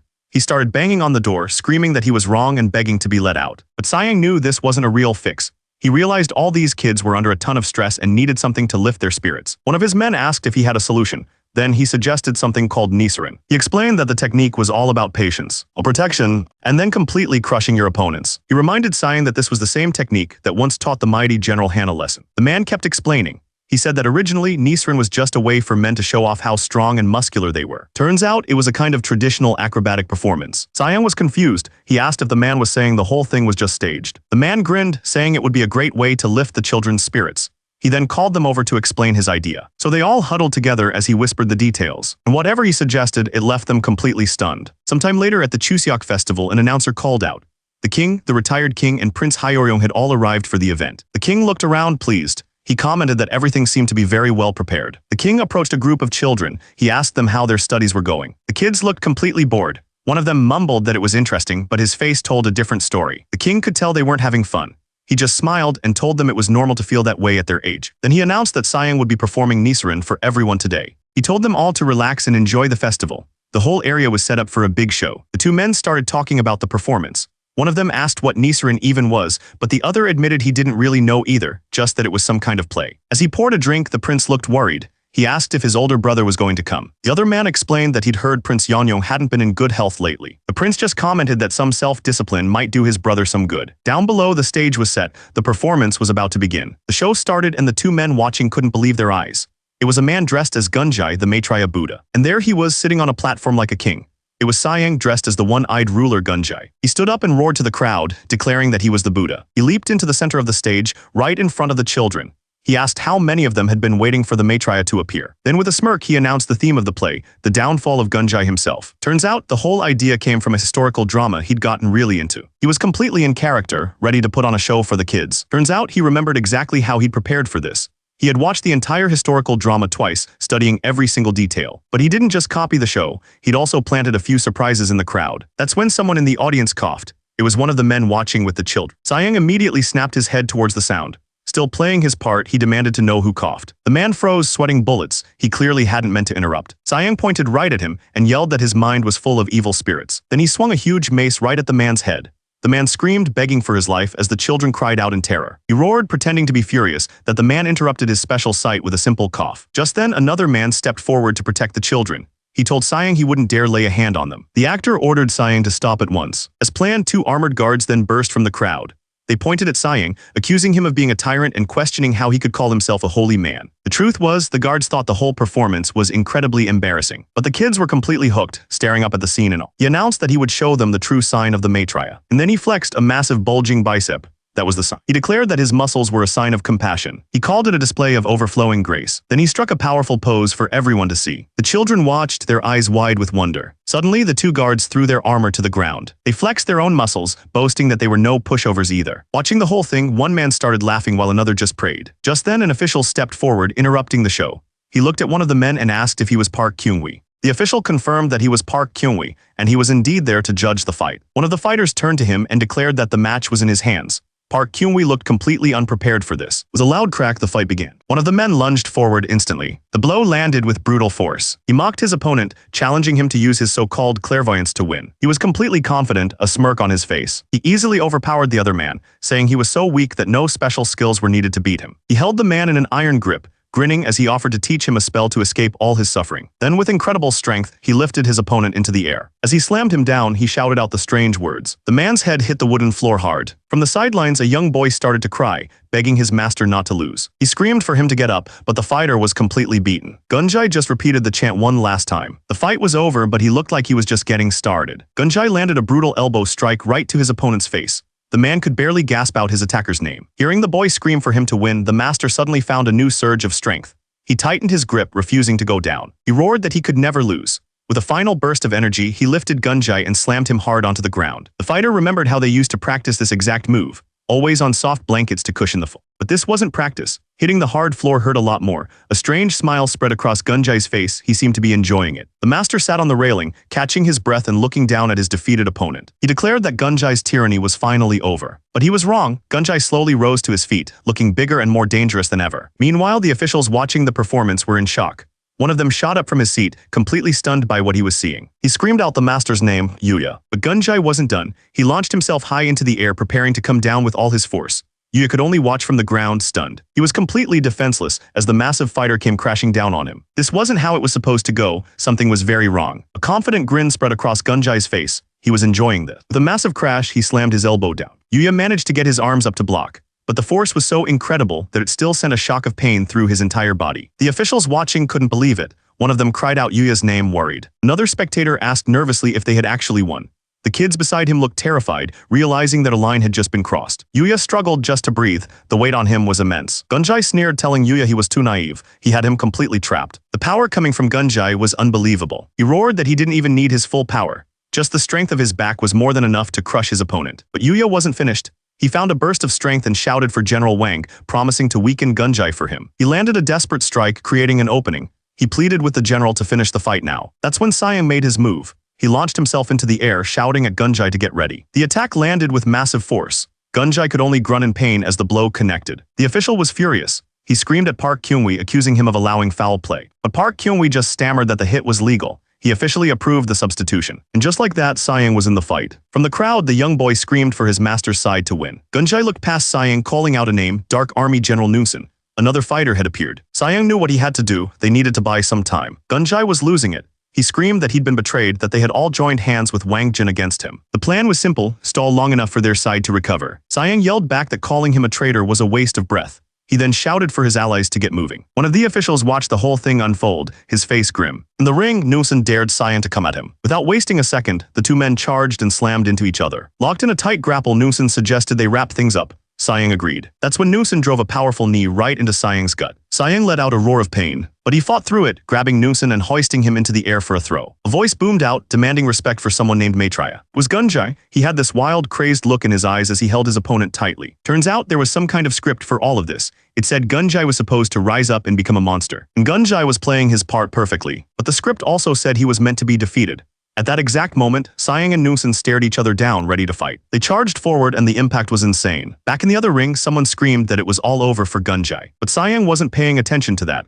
He turned to someone and asked if they had watched his moves carefully. The instructor began his lesson, explaining that Nichiren was all about heroic tales. It was a tradition of showing off one's body and competing through pure skill. He explained that the day's theme was about the final moments of Gunjai, but he knew one of his students wouldn't know that because he hadn't studied. The boy just blinked, asking if Gunjai was that crazy monk he'd heard about. The instructor told him that if he actually paid attention to the studies he hated so much, he would enjoy Nichiren even more. Another student sighed, complaining that he just hated studying. The instructor continued, reminding them that even their masters had fully completed their studies of the classics. Only after that could they begin their martial body training. Cyan stood behind one of the masters, the perfect example of this philosophy. But the student didn't want to wait, insisting that he wanted to learn quickly. He asked how much studying he actually had to do before he could start. Cyan smiled and told him he had to study until he was 16. That meant he could start his martial body training in 5 years. He asked if they would all study hard until then. The students nervously agreed. Later, Cyan met with two officials. He bowed deeply, apologizing for causing them any concern. One of them said he was on edge the whole time. He was worried about how embarrassing it must have been for Shimidisa, who had come with them. Cyan just smiled, explaining that he'd already apologized to the monk right after it ended. He figured he'd just have to make a big donation to smooth things over. The other man looked at Cyan with a curious expression. He wanted to know where he had read the story about the insane monk, Gunjai. Cyan then asked if the history of Goryeo had even been officially written down yet. The official didn't know what to say. Cyan just smiled, waiting for an answer. He explained that the warehouse used to be filled with books about the three kingdoms. There were huge piles of historical records just sitting there. Cyan admitted that he just mixed those official records with old folk tales to make his story. One of the officials began to lecture him. He said that while entertainment is fine, making up stories that go against history is a different matter. He finished by saying that Cyan's version of Gunjai was completely over the top and exaggerated. Cyan realized he'd messed up. He quickly bowed and apologized for his story. The official who had lectured him was still fuming, but the other one just smiled, agreeing that there were plenty of other good stories to tell. Cyan just gave a nervous smile, hoping that was the end of it. But it wasn't. The next morning, everyone was gathered for the royal assembly. An official began reading from a scroll, formally accusing Prince Cyan of holding a festival during the Chuseok holiday. The charge was that Cyan had used a bandit who was pretending to be a holy figure named Maitreya. It was King Sejong himself reading the charges. He looked up from the scroll, asking if Cyan had also performed a forbidden ritual. His voice echoed through the hall as he called out for Prince Cyan. The other officials looked on nervously. The king ordered him to step forward. Cyan's face was grim. He knew he was in serious trouble. He felt completely cornered. To his horror, he realized his own elder brother was now part of the accusation. King Sejong looked down from his throne. He demanded that Cyan explain exactly what happened during the Chuseok festival. Cyan didn't make any excuses. He admitted he'd acted recklessly out of arrogance and done something foolish.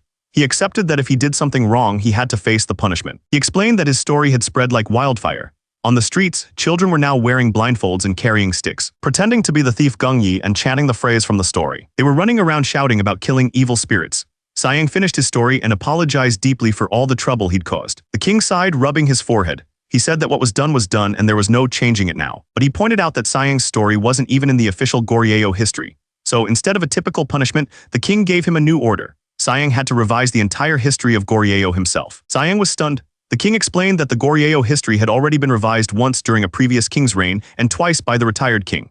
This was a monumental task. The king explained that even on the third attempt to revise the history, the work was left unfinished. So he ordered Cyan to gather anyone willing to help and start the entire project over from the beginning. The other officials in the room were completely stunned by the king's decision. Without another word, Cyan was led away to begin his new task. He was taken to what looked like a massive old library. He looked around, a strange feeling of dread washing over him. Something felt very wrong. The room was enormous, filled with countless shelves and stacks of old records. He stared at the mountain of paper in front of him. This was the entire history of Goryeo. The task was bigger than he could have ever imagined. Looking at the mountain of records, Cyan asked the official if there were any other people who had been working on this. The officials, Kwon Ram and Kim Uijung, explained that the other compilers were busy with different books. They told him the manuscript was 139 volumes long and could take years to finish. Cyan listened quietly, but he wasn't thinking like a prince.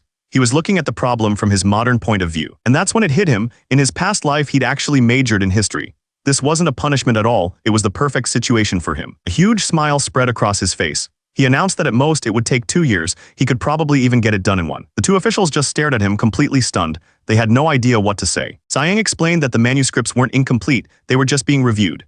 Since the primary sources were already verified, the hardest part of the job was already finished. He laid out the plan for them. First, they just needed to arrange all the manuscripts in order. The actual writing could be compiled later. Then Siang grabbed one of the officials by the collar. He pointed out that while they were great at reading, they were completely ignoring their physical training. The 2 officials looked incredibly nervous. They stammered and admitted that yes, that was pretty much the case. Siang flexed a terrifying grin on his face. He told them not to worry because he was here to help them. He announced they would start lightly with some meditation exercises. But the 2 officials just screamed and ran for their lives. Meanwhile, far away on the East Sea, a fleet of ships was on the move. On board, one of the soldiers, despite his huge muscles, was getting incredibly seasick. He complained to his friend, wondering why they were being sent up north. He'd been enjoying the warmth of the southern provinces. His companion explained that the northern front was too dangerous for new recruits. That's why their experienced unit had to go. The soldier with the scar started boasting about their old days. He claimed they fought on White Mountain and even took down mountain lords. His companion just patted him on the back, telling him the story was probably an exaggeration. He tried to comfort him, saying they just had to hang on a little longer. And he was right, the fleet was getting close to its destination. They had arrived at the northern region of Horyong. There, a royal official was reading a decree to a tribal leader named Aguchi. For his loyalty, Aguchi was being appointed as a 6th-rank military training officer. His mission was to defend Horyong and obey the king's commands. Aguchi was completely stunned. He didn't know what to say. The official looked on, waiting for him to accept the honor. Finally, Aguchi took the scroll and declared that he would honor the king's command. The official told Aguchi that all of this was a gift from the king. He gestured to a long line of wagons, telling him to use the supplies wisely. He explained that there were 9 wagons in total. They were packed with everything they'd need, from grain and pots to live cattle. He told Aguchi not to worry about farming just yet.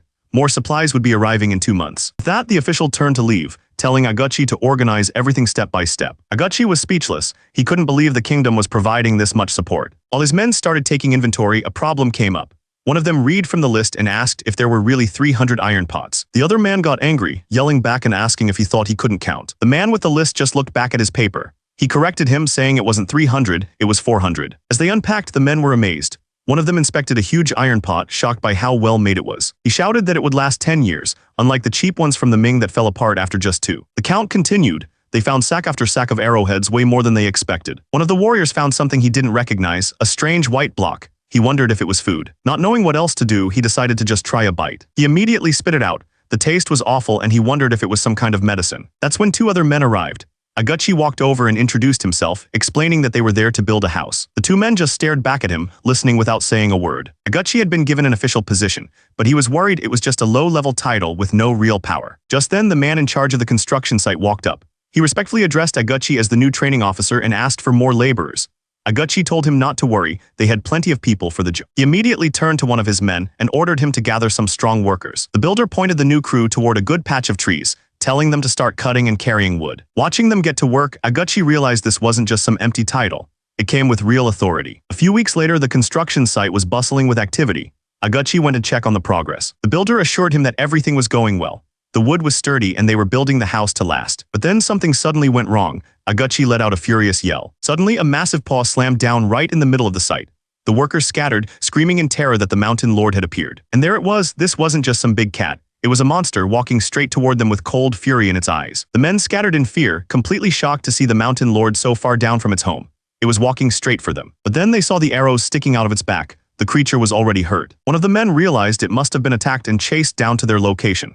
He yelled for everyone to get to safety. But while everyone else was ready to run, one man just stood there thinking. A huge grin spread across his face. He wasn't scared at all. He just announced that today they were going to eat the mountain lord. And that's exactly what they did. After they had all eaten their fill, one of the men happily asked the military training officer if he had any spare siakgam, a material they used to wash themselves. The officer just laughed, telling him they had already used up everything they brought. The military training officer had no idea what siakgam was. It was basically soap. One of the men explained that it wasn't for eating, it was for washing your body. He figured someone named Manhwa must have forgotten to tell him. But then he revealed the most shocking part. A single piece of it was worth a huge amount of rice. The officer couldn't believe what he was hearing. He told the officer he should try it, saying it was excellent. A few days passed. The men were now training hard every day. After a long run, the warrior was covered in sweat. He decided it was time to get cleaned up. The second he started washing, he yelled out in shock. The water all around him was changing color. But a moment later, a huge smile spread across his face. He felt amazing. For a little while after that, the stream had a pretty rough time. The men were now washing themselves every day, and they'd never been cleaner. 2 months passed. One day, a man arrived with an announcement for everyone.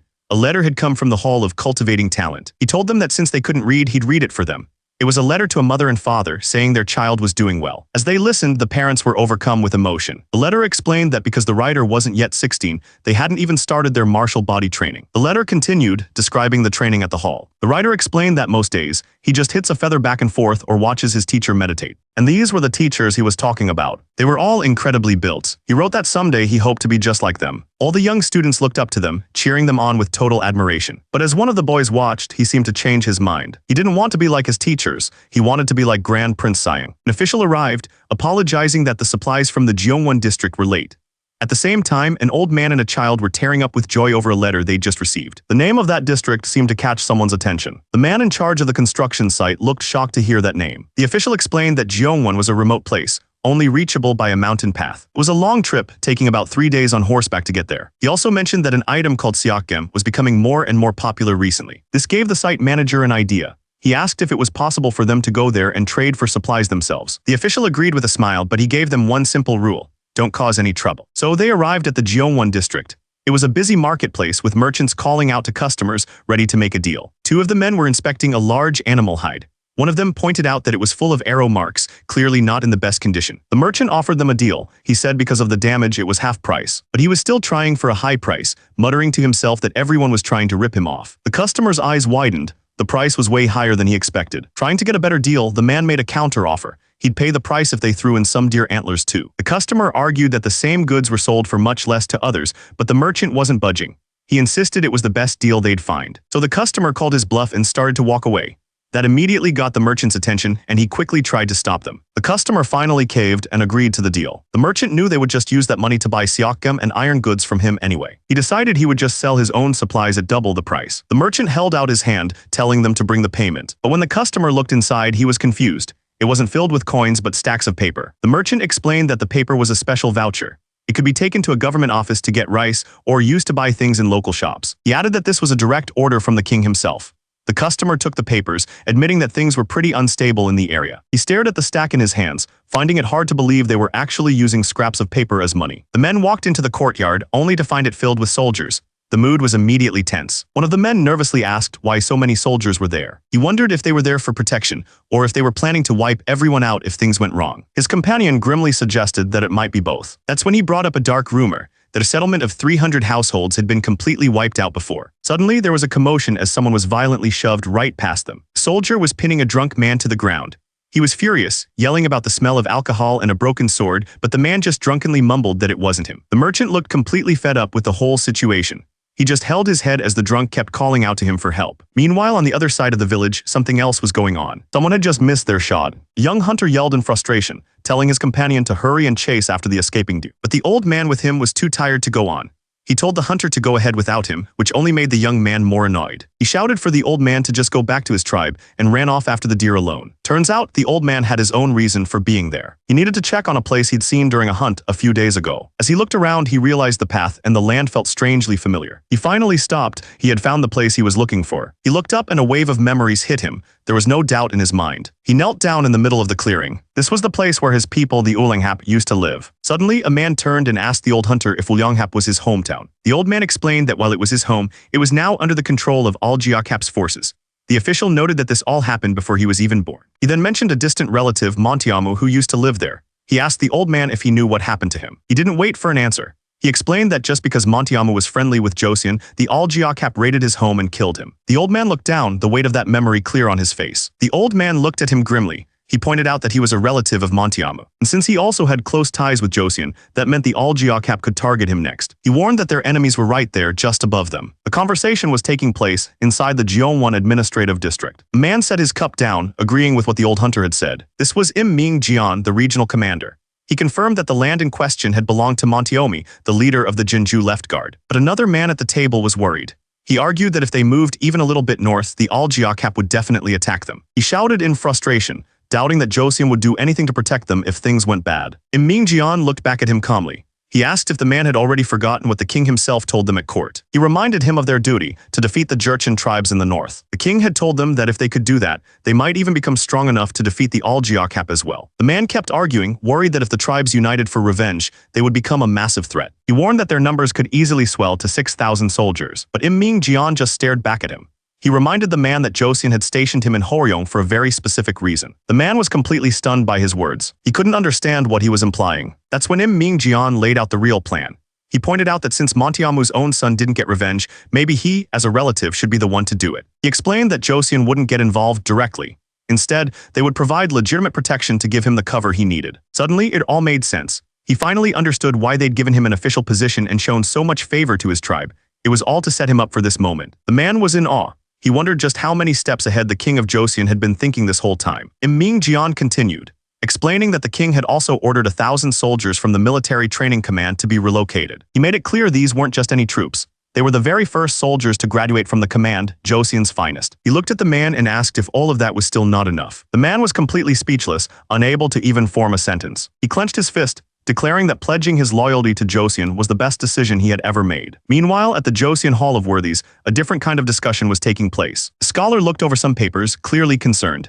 He asked if they were really going to compile the records this way. The scholar argued that even a bad king deserved some credit for his good deeds. But Sayang just sat there, sweating like crazy. The scholar trailed off, looking over at Sayang with concern. Another scholar whispered, asking how anyone could possibly concentrate like this. Turns out Sayang wasn't just sitting, he was holding a deep squat the entire time. The scholar tried to get back to the topic, pointing out that the monk Mayaching was getting too much attention in their records. Sweat dripped from his forehead right onto the pages. They guessed it was probably because he was a Buddhist monk. That's when Sayang's eyes snapped open. He had heard enough. He slammed his hand down with incredible force, yelling that it had to be corrected. The two scholars were sent flying from the impact. The scholar asked if he was trying to change the book's content or just correct their posture. Sayang stood up and declared he was doing both. Meanwhile, King Sejong called out to his son, looking worried. He questioned how anyone could possibly understand a book while sitting like that. Sayang just casually flipped through the pages. He assured his father he could read it just fine. He then admitted it was his own mistake for making the king focus only on books. Changing the subject, Sayang complimented the king on a clever strategic move involving Montiamu's relative. But Sayang brushed it off, saying his own strategies were nothing compared to his father's. The king added that even the seeds Sayang had brought were taking root, and the grain harvest was already increasing. The king mentioned that iron production had increased a lot. Not only that, but the number of warhorses on the northern frontier was also rising. He laughed, joking with Sayang that he might have to change his official title to reflect his new military strength. But then he got serious. He explained that there was a problem with getting all that iron distributed. He remembered that the Minister of Public Works had recently talked about expanding the roads to fix this. Sayang smiled. He told his father he knew exactly who proposed that idea. He explained that the person behind it should be in Giseong right now, inspecting weights and measures. It was clear Sayang had a plan for everything. Meanwhile, in the city of Giseong, the person Sayang had sent was already there, trying to carry out his orders. The official demanded to know why they weren't using the standard measures set by the state. But the local man just scoffed, saying Giseong had its own customs. He angrily told the official to stop meddling in their affairs. The locals couldn't believe how persistent he was. Most officials gave up after a few days, but this guy had been there for months. As he walked off, the official warned him that continuing this way would only lead to losses. That's when one of the local thugs had enough. He came charging forward, calling the official a fool. He screamed at him to get out of Giseong at once. The official gave a simple command, show the thug what real hardship is. His companion understood perfectly. He didn't waste a second, he just clenched his fist. And with one clean hit, the thug was sent flying. The man who threw the punch just stood there, completely calm. When the thug finally came to, he was completely dazed. He found himself thrown into the water, struggling to stay afloat. The official looked down at him and began to explain that he'd once traveled with Grand Prince Sayang. He told his companion that during that trip, he'd studied their body training and watched how they did business. The subordinate seemed confused by his choice of words. The official was completely stunned. His subordinate suddenly told him that he needed to change his approach. His companion held out a book, explaining it was a travel record from the Ming Empire. The official was so taken aback he hid his face with his hat. The subordinate looked on with a serious expression, waiting. The official looked completely worn out, clearly not understanding where any of this was going. As they walked, the subordinate praised the official's dedication, saying he was so relentless he'd even chew through raw flesh to get a job done. But then he warned him that chewing through muscles would only lead to muscle loss. The official completely lost it. He screamed from the river below, demanding to know what muscle loss was and calling his companion a musclehead. Meanwhile, in a different part of the country, things were a lot quieter. The subordinate felt that despite all the trouble, at least they had managed to get one thing right. The official sat down to write, trying to organize his thoughts. He remembered a piece of advice Grand Prince Sayang had given him. Sayang had said reports should follow 6 guiding principles to be easy to understand. The official decided to follow that structure. Just then, another official walked in and asked if it was true he was heading to the capital. The man confirmed he was. He was excited about the trip. He explained it had been a while since he'd seen Grand Prince Siang, and he wanted to know if his self-training had been effective. His colleague was impressed by his dedication. In the background, a servant struggled to carry a heavy stack of books. His colleague wished that Grand Prince Siang could visit Giseong and teach his body training methods there. Meanwhile, in the Gyeongwon administrative district, a group of soldiers was gathered. It saluted clearly Nervauslai worried him. He introduced himself to the 6th-rank military training officer, a man called Aguchi. Hong Yun-seong immediately thought that this officer was different from any he'd met before. There was a sharp intensity in Aguchi's eyes. The soldier felt like he was staring at a wild wolf. Hong Yun-seong kept a straight face, but the man's presence was completely unsettling. The official explained that strong winds had delayed his arrival. He wanted to sit down and get a full report on what had been happening. They sat down together, and the official asked for an update on the situation. Aguchi reported that they had already taken down 3 Jurchen villages. He added that one of them was almost completely destroyed. The official asked if the tribes had started to group up in response. He figured that since they were only hitting small villages, the Jurchen hadn't formed a large force yet. Hong Yun-seong agreed, saying they hadn't pushed too far into enemy land yet. He suggested they should send out scouts before going any further. But he admitted there was a problem with that plan. The issue was simple: they didn't have enough men who were skilled at riding horses. Aguchi immediately understood the problem.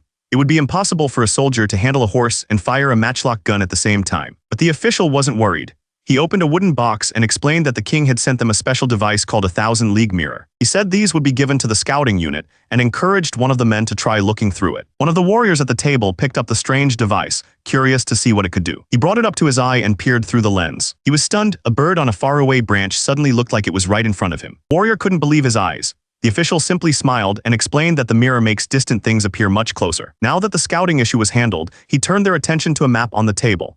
He said it was created using information from Aguchi and the other tribal chiefs. He pointed to an area with deep mountains, saying they'd be spotted immediately if they went that way.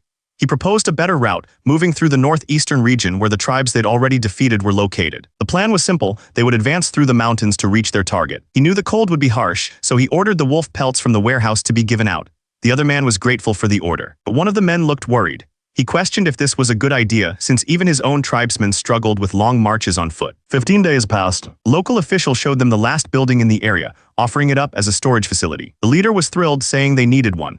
But just then a soldier came running towards them, shouting for the magistrate. He announced that the reconnaissance team had returned. The 2 men faced each other. The air was thick with tension. The magistrate realized he'd made a huge mistake. This wasn't just some wolf. His eyes widened as he understood who he was really dealing with. This man wasn't just a soldier, he was a mountain lord. The soldier stood before him with the spirit of a tiger. The soldier gripped his arm and gave his report. They had gathered the information, but 2 of his men didn't make it back. The magistrate couldn't believe it. They had traveled through the mountains for 15 days, and out of 100 men, only 2 were lost.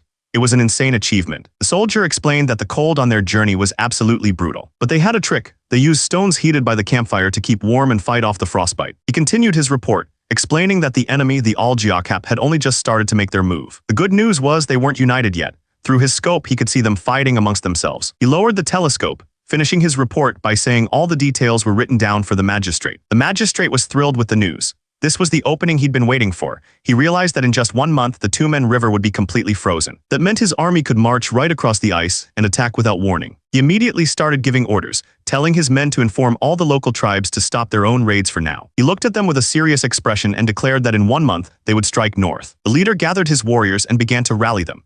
He reminded them of their history, how their people once lived in the northern frontier before moving away to gain favor with the Ming Empire. Aguchi's voice boomed over the crowd. He reminded them that the Ming Empire had only deceived and used them. Then he asked who it was that actually welcomed them with open arms. The warriors roared back in unison. It was Joseon. He kept going, his voice rising, asking who gave them the steel for their weapons and the food to survive. His expression was full of fire. Again, the crowd thundered their answer. It was Joseon who had provided for them. Aguchi then brought up a painful memory. He spoke of Montiamu, one of their own who had gone to the Joseon court for aid. But on his way, he was ambushed and killed by their rivals. He said that most people would probably forget Montiamu's name. But the look on this man's face showed that he wouldn't. This was now about revenge. Aguchi continued, explaining that every war must have a just cause. And he told them exactly what that cause was. Montiamu's son Chungsun was still alive, but he was being deceived and used by the Ming. He took a breath, his voice full of conviction. Then he roared his personal creed for all to hear. Never forget a grudge and always repay a favor. The warriors responded instantly, stomping their feet in unison. One word echoed from the crowd: revenge. The chant grew louder and louder, shaking the very ground they stood on. With the army's cries behind him, Aguchi glanced back at the man beside him. The path was set. Aguchi saw the fire in their eyes and was pleased. He had their full support. Then he called for 6th-rank official named Yahello to step forward. The official looked up, surprised to be called out in front of everyone. Aguchi then revealed the man's connection to their cause. Yahello's grandfather was Jurin, a cousin of Montiamu himself. He told the crowd that during the Jurchen rebellion, Jurin had been mercilessly killed by the very enemies they were about to face. That personal story was all it took. The crowd exploded with rage, screaming for the death of their enemies. Aguchi knew this was the right move. Reminding them that a hero's descendant was fighting alongside them would make them unstoppable. The warriors were ready. They roared, promising to fight to honor the spirit of Montiamu. The crowd roared in agreement. Aguchi gave the final command. They would march to Mita Lake. The battle began with a simple choice. The attackers yelled from below the fortress walls, telling the defenders to surrender or be destroyed. An arrow flew, hitting its mark with a powerful thud. One of the defenders went down. The others stared in disbelief, not at the attack but at the weapon itself. It was a steel arrow. Their leader couldn't believe it. He wondered how their enemies had gotten so much steel. The quality of their weapons was undeniable. Faced with such overwhelming power, the defenders gave up almost immediately. They threw their hands in the air and yelled that they surrendered. The commander of the attacking force looked down at them. He asked if they were now ready to submit to Joseon, but one of the soldiers glared back, his face full of anger. He accused them of acting like they were from Joseon, reminding them that they were all Jurchens, just like his own people. The commander explained that his people had become loyal subjects of Joseon. Their current mission was to destroy the all-Anicap tribe. He made it clear what would happen if they refused to join them. One of his men drew a sword, ready to silence the soldier who had spoken out. That's when the leader of the defenders made his choice. He ordered his men to prepare their horses, announcing they would submit to Joseon. One of his soldiers was shocked. The soldier argued back, reminding his leader that the all-Anicap were their own relatives. But their leader just yelled back that family ties meant nothing. He said the only relatives that mattered were the ones with the most wealth. And Joseon had plenty of that. Their horses were strong and well supplied. Their weapons were made of steel, far better than anything the tribes could make. The choice was obvious. The decision had been made. Everyone would submit to Joseon. The commander then turned to the last chieftain, a man named Namnal, and demanded his decision. Would he submit or would he fight them? Namnal began to speak, invoking the name of his tribe. He gritted his teeth, the difficult choice clear on his face. Then he saluted, shouting that his people pledged their loyalty to Joseon. But just then one of Namnal's men suddenly raised his sword. The commander was caught off guard. The soldier, whose name was Galgan, knelt down and declared that he would also submit. It was a show of loyalty, not a threat. The chieftain stared in disbelief. The enemy soldiers weren't even drawing their swords. He had no idea what was going on. He wondered if they were somehow friendly, but that didn't make any sense. That's when a new group of warriors appeared riding hard. They were the Nimechajok. Their leader was thrilled. He yelled that this was finally a battle worth fighting, then swung his sword at the other tribe. He called them traitors for trying to join Joseon. The chieftain watched in shock as his own men started to ride away. He couldn't believe they were just leaving him there. He knew it was over, his only thought was to escape. But someone spotted him instantly, shouting that the chieftain was getting away. The warriors immediately turned to chase him down. An arrow flew through the air and hit him square in the chest. His escape was over. A Joseon soldier on the ground looked around, completely confused. He had no idea what was happening. The enemy warriors threw down their weapons. They were surrendering. A Joseon officer inspected the supplies they'd captured.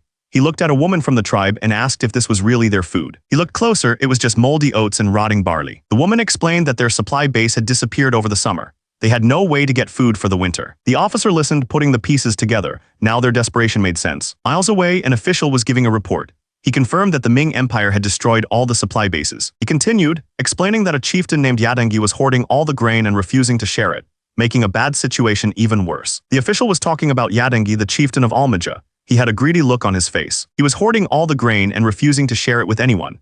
Because of him, the soldiers from the 6 tribes were left with nothing. So when those tribes finally submitted to Joseon, their soldiers were eating twice as much as normal people. They ate as if they had been starving for ages. This created a new problem. The Joseon army's own supplies were now running short. The commander finally understood why they were so eager to submit.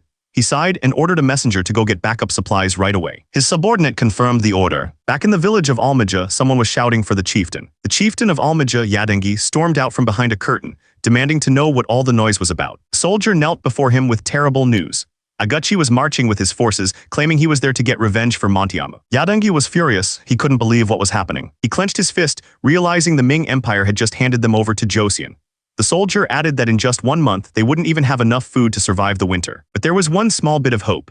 The soldier explained that the Joseon forces were also running out of supplies and couldn't hold out for much longer. Hearing this, Yadengi made a decision. He ordered his men to head to Goyangseong and buy them as much time as possible. 3 days later, an army stood ready outside the snowy fortress walls. The command was given to fire the cannons. A massive volley of projectiles lit up the sky. The cannonballs slammed into the fortress, and the wall just exploded. Soldiers were thrown everywhere as the defenses crumbled. The blast didn't just destroy the wall, it created a perfect opening for the attackers. With the angle changed, Nothing could stop the volley of flaming arrows from raining down inside. The soldiers inside looked up in shock. They understood this was all part of the plan from the very beginning. From across the battlefield, Aguchi's voice boomed. He gave the Almaja tribe one last chance to surrender. One of his commanders then shouted the reason for their attack, explaining that it was about settling Montiamu's old grudge. He yelled that the only one left to answer for it was Montiamu's own relative, Yadengi. Yadengi roared back from the fortress walls. He demanded to know why they weren't mentioning the fact that Montiamu had tried to betray them first. Yadengi argued back, pointing out that Montiamu's son was still alive.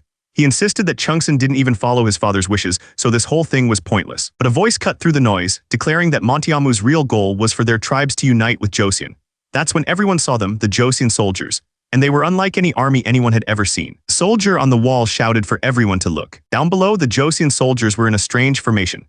Each man was carrying another fully grown man on his shoulders, and they weren't even breaking a sweat. The tribesmen stared, wondering if what they were seeing was even possible. One of them just yelled out how enormous they were. They were all completely ripped, with muscles that seemed carved from stone. Another tribesman couldn't believe his eyes, pointing out that one soldier's stomach was split into 6 perfect sections. But instead of being terrified, one of the enemy soldiers just looked jealous. He decided right then and there that he wanted a body like that too. The tribesman who was jealous of their bodies heard a voice in his head, explaining what it took to be a true champion. Champion had to be strong enough to lift another person straight into the air. And an army made of warriors like that, only Joseon could command them. The enemy soldiers were horrified. If they could lift a man, they could probably throw him too. The chieftain gritted his teeth. He was completely trapped. That's when 2 of his own men stepped forward, their hands on their swords.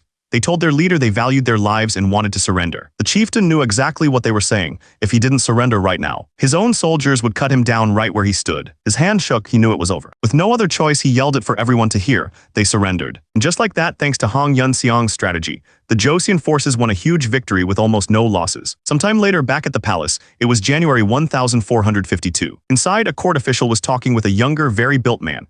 He was amazed at how many books the man had already studied, but the man just said he wasn't even close to finished. The official was impressed. He then changed the subject, mentioning the good news they'd all heard from the Northern Front. The younger man smiled and confirmed it was true. He explained just how big the victory was. With only 2,000 troops, Joseon had taken control of 50,000 Jurchen households.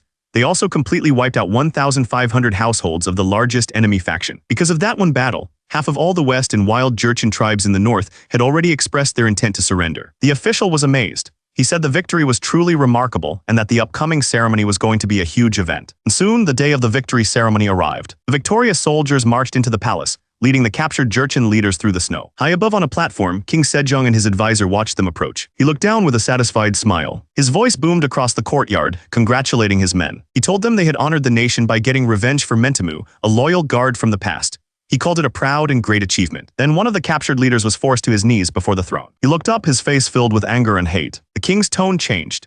He reminded the man of his crimes, killing a loyal servant, invading their lands, and daring to raise weapons against the true rulers of the north. The king's voice was cold. He told the captured leader that his worst crime was refusing to surrender until the very end.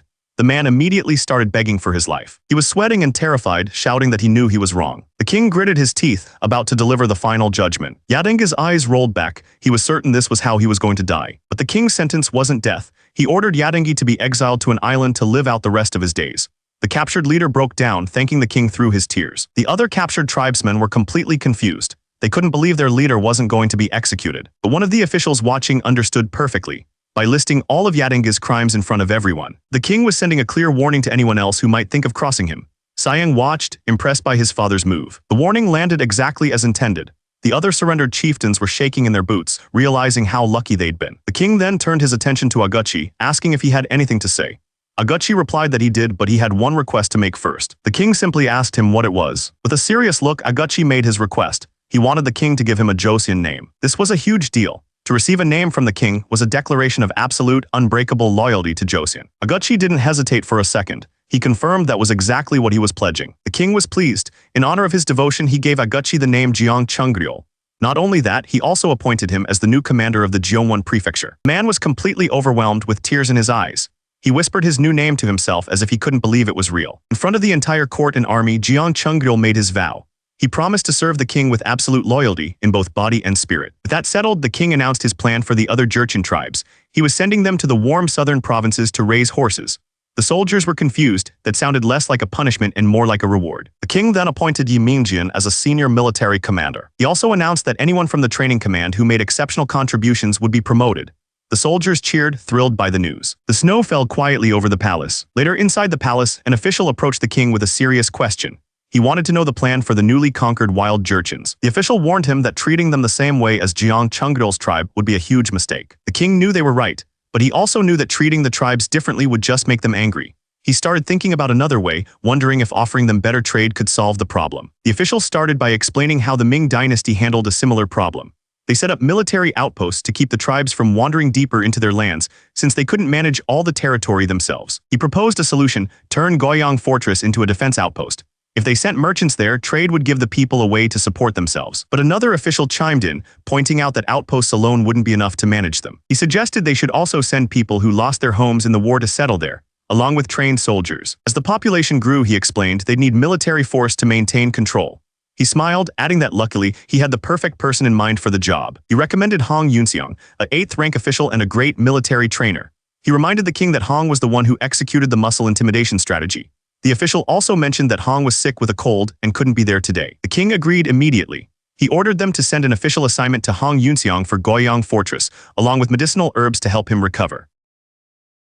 Xiang couldn't believe it. The fact that his muscle-flexing tactic might become an official military strategy was terrifying. Meanwhile, in the snowy Zhongwan prefecture, a man let out a huge sneeze. His friend pointed out that his cold still hadn't gone away. He said it was bound to happen, since Hong was always training half-exposed in the freezing weather. But Hong wasn't worried. He told his friend that after this assignment, he was going to retire for good. He wanted to settle down in a quiet post and just teach the reserve forces. His dream was to collect his pay, get married, have kids, and live a peaceful life. His friend smiled and said he was sure it would all happen for him. But Hong Yunxiang was dreaming an empty dream, because at that very moment, an official carriage was arriving at the Pei Timber Hall. An order from the king was on its way. An older man called out to a young boy. The boy's face lit up as he called back to his father. The father knelt down, amazed at how much his son had grown. He wiped away a tear, telling the boy how proud he was. Then the father turned to the man who had been watching and bowed deeply. He asked the commander to take good care of the children and to treat him informally. But the commander bowed even lower, insisting that a student must not even step on his teacher's shadow. The boy just watched, completely confused. Elsewhere, people were talking about Grand Prince Xiang. They'd heard he was reforming the wild Jurchens, even teaching their children respect through his training methods. But it seems there was a problem. Saisup sat there sweating from his workout. He wondered out loud if his duties even mattered when he was already comfortable and well-fed. An official heard laughter and turned around. A couple of men were teasing Saisup, but he didn't seem to find it funny at all. He looked closer and realized Saisup looked truly unwell. Then it hit him, it wasn't just Saisup. None of the other scholars looked right either. A terrible thought suddenly crossed his mind. He couldn't believe it, but it was the only thing that made sense. Xiang figured it out. He thought Saisup must not be following the special meal day tradition, something even he held sacred. Hearing Saisup's earlier comment, he decided today called for some golden pyramid training. With a calm smile, Xiang decided he'd have to manage Saisup's mental state soon. In the background, someone was already screaming in terror. Meanwhile, in another part of the palace, the day was quiet and cold. Inside, a couple of scholars were complaining about the cold. One said the wind was making it feel even worse. But then one of them had a thought, maybe it wasn't just the wind. He wondered if they were losing body heat faster than usual. The training had completely changed their bodies. That's when Xiang walked in. He told the scholar that instead of focusing on rewriting historical texts, he had a different job for him. Xiang looked at him dead serious and said that instead of writing, he was being put on heavy lifting duty. The scholar jumped, completely surprised by his arrival. He quickly smiled and explained that to prevent muscle loss, consistency was the most important thing. But Xiang wasn't there to talk about training. He told the scholar that since he was already revising the history of Goryeo, there was something he wanted to ask. He explained that the nation needed a strategic outpost in the north. He said he was thinking of reviving something from the past, and asked if there were any records left about the Jin dynasty, which was founded by the Jurchens. Scholar began to explain. In the early Joseon period, people barely knew about the kingdom of Balhi, and even the history of Goryeo hardly mentioned it. He said that according to the records of an old minister, Balhi once had huge territories, but it was eventually destroyed by the kittens. Its last crown prince, Di Guanghyun, moved south with tens of thousands of refugees. He was given the royal surname Wang from Goryeo. But at the time, the scholar explained, accepting all those refugees was so urgent that they barely kept any proper records of what happened. Xiang told the scholar he'd find someone else to take over the history revision. He gave him a new mission, go to Giseong and search for any records about Di Guanghyun. The scholar bowed deeply and accepted the command without question. Xiang had another idea. He decided he'd bring Saisup along, thinking it would be a good chance to help him with his mental state. But before any of that, he declared it was time to celebrate a special meal day. So they all gathered for the occasion. And this was the special meal, a simple plate of boiled chicken. The scholars sat there forcing down the plain food. They kept reminding themselves it was all for muscle growth and to avoid losing their gains. But when Xiang saw this, he exploded. He stormed in, furious, and demanded to know when he had ever told them to eat like this. One of the scholars tried to explain, saying he thought reducing fatty food was the right thing to do. But Siang cut him off. He reminded them that going without meat for too long was harmful, even for scholars. He said what they needed wasn't to starve themselves, but to nourish their bodies. He explained that enjoying rich food once in a while was good for the mind and body, and would actually help them make more progress. And with that in mind, he announced that today's special meal was on him. He stood there with a huge grin, looking completely satisfied. The scholars all erupted in cheers, thanking him for the incredible meal. Even then, Siang couldn't help but give advice, reminding them to wrap their meat in vegetables to get enough fiber. One of the older men was moved to tears by how good the pork was.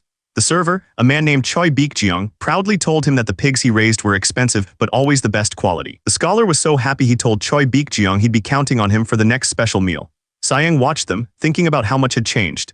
He remembered that just 9 years ago, people like Baekjeong were treated like criminals. But now, after his reforms, they were finally being treated differently. He held up a small packet of spices, knowing they were the key to a perfect meat dish. The scholars couldn't believe their eyes. They started whispering about how precious sprinkled the pepper was, food saying it was worth almost as much as silver. Siang knew exactly how expensive it was. It was a good thing he had the money to spare. He then addressed the entire room, telling them to enjoy the feast today, because tomorrow it was back to hard training. After the meal, Siang approached Saisup with a new order. He told the young scholar that he'd be going with him to Giseong for a month. Saisup was completely confused and asked why he was chosen. Siang explained that the officials in Giseong had been practicing his training methods for the past year. He thought there was a lot Saisup could learn just by watching them. Saisup tried to argue, saying he could learn everything he needed right there at Pei Timber Hall. But Siang just grabbed his shoulder with a crushing grip. He told the young scholar not to be nervous, that the trip wouldn't be that hard. He told Saisup to just go with a light heart. But the scholar was terrified. Traveling with the Grand Prince was anything but light. Far away at the Tumen River, the weather was freezing. The ground was completely frozen over. A couple of soldiers were talking about their friend, Hong Hyung.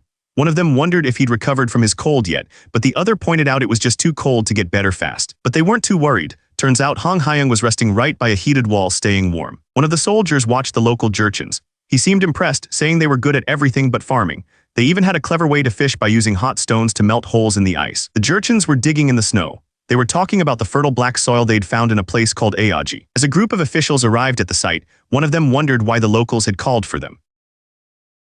The Hunchun chieftain, Hashini, began to explain. He said they'd found something odd while digging for soil across the river. Confused about how they could even ask what dig in the frozen exactly was so ground, the chieftain told him they use fire to thaw the earth first. They showed him what they'd found. It wasn't just a rock. It was a stone block that had been carefully shaped with a chisel like it was part of an old building. But it was bigger than that. The chieftain explained they'd found these stones in every single pit they dug. Finding one suggested a building, but finding them everywhere was just weird. Li Jiancheng looked through his spyglass at the landscape. As he stared at the rows of hills, he realized something. They might not be hills at all. Li Jiancheng put it all together. This wasn't just a collection of hills. It was the site of an ancient fortress. He told the chieftain he'd report the discovery to the capital. In the meantime, he ordered them to clear the area, promising a reward for their work. The chieftain was thrilled at the mention of a reward. A few days later, at the Hall of Worthies, scholars walked quietly through the courtyard. Inside, a man was studying when a voice interrupted him.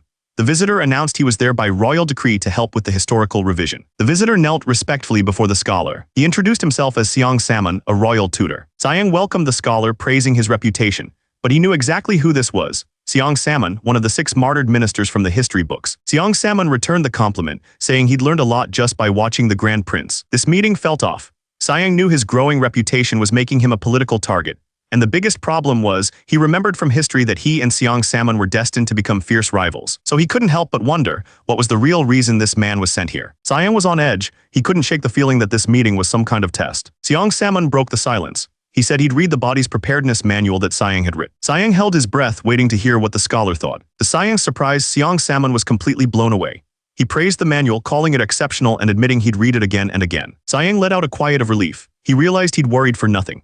In fact, Siang Salmon was exactly the kind of talented person he wanted on his side. Just then, another man walked in. He explained he was just stopping by to grab some books before a trip. Siang welcomed him inside. The newcomer was greeted by another official who was already there. He asked if he'd been well since they last met. The 2 officials started talking about their duties.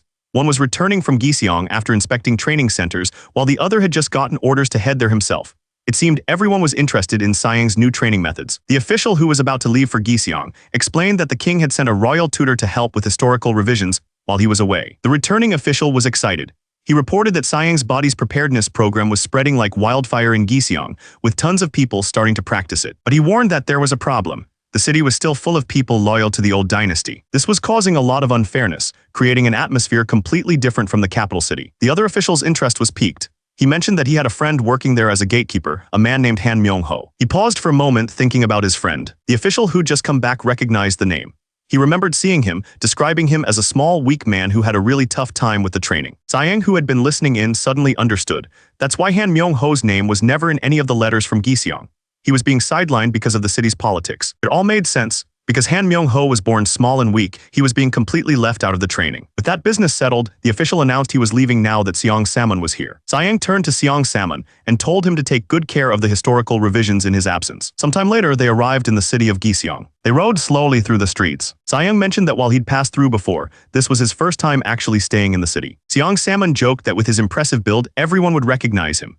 But Sayang was worried about something else, the old families who might still hold a grudge against the current king. As they looked down into the street, they saw a bizarre argument. One man was shouting that he was a holy figure, while another screamed back that he was a fake. Down below, one of the men was carrying the other on his shoulders, shouting that he was a loyal subject. The other man grabbed his ear, calling him a disrespectful fool. He yelled that King Taejo would be furious if he saw this. The other guy screamed back that he was talking about a completely different king. But then he suddenly stopped. He looked up at something. A huge figure on a horse was looking down at them. The man started screaming, thinking he was some kind of Buddha, and told everyone to run away. Watching it all unfold, Seong Samon just sighed. Seong Samon couldn't believe what he was seeing.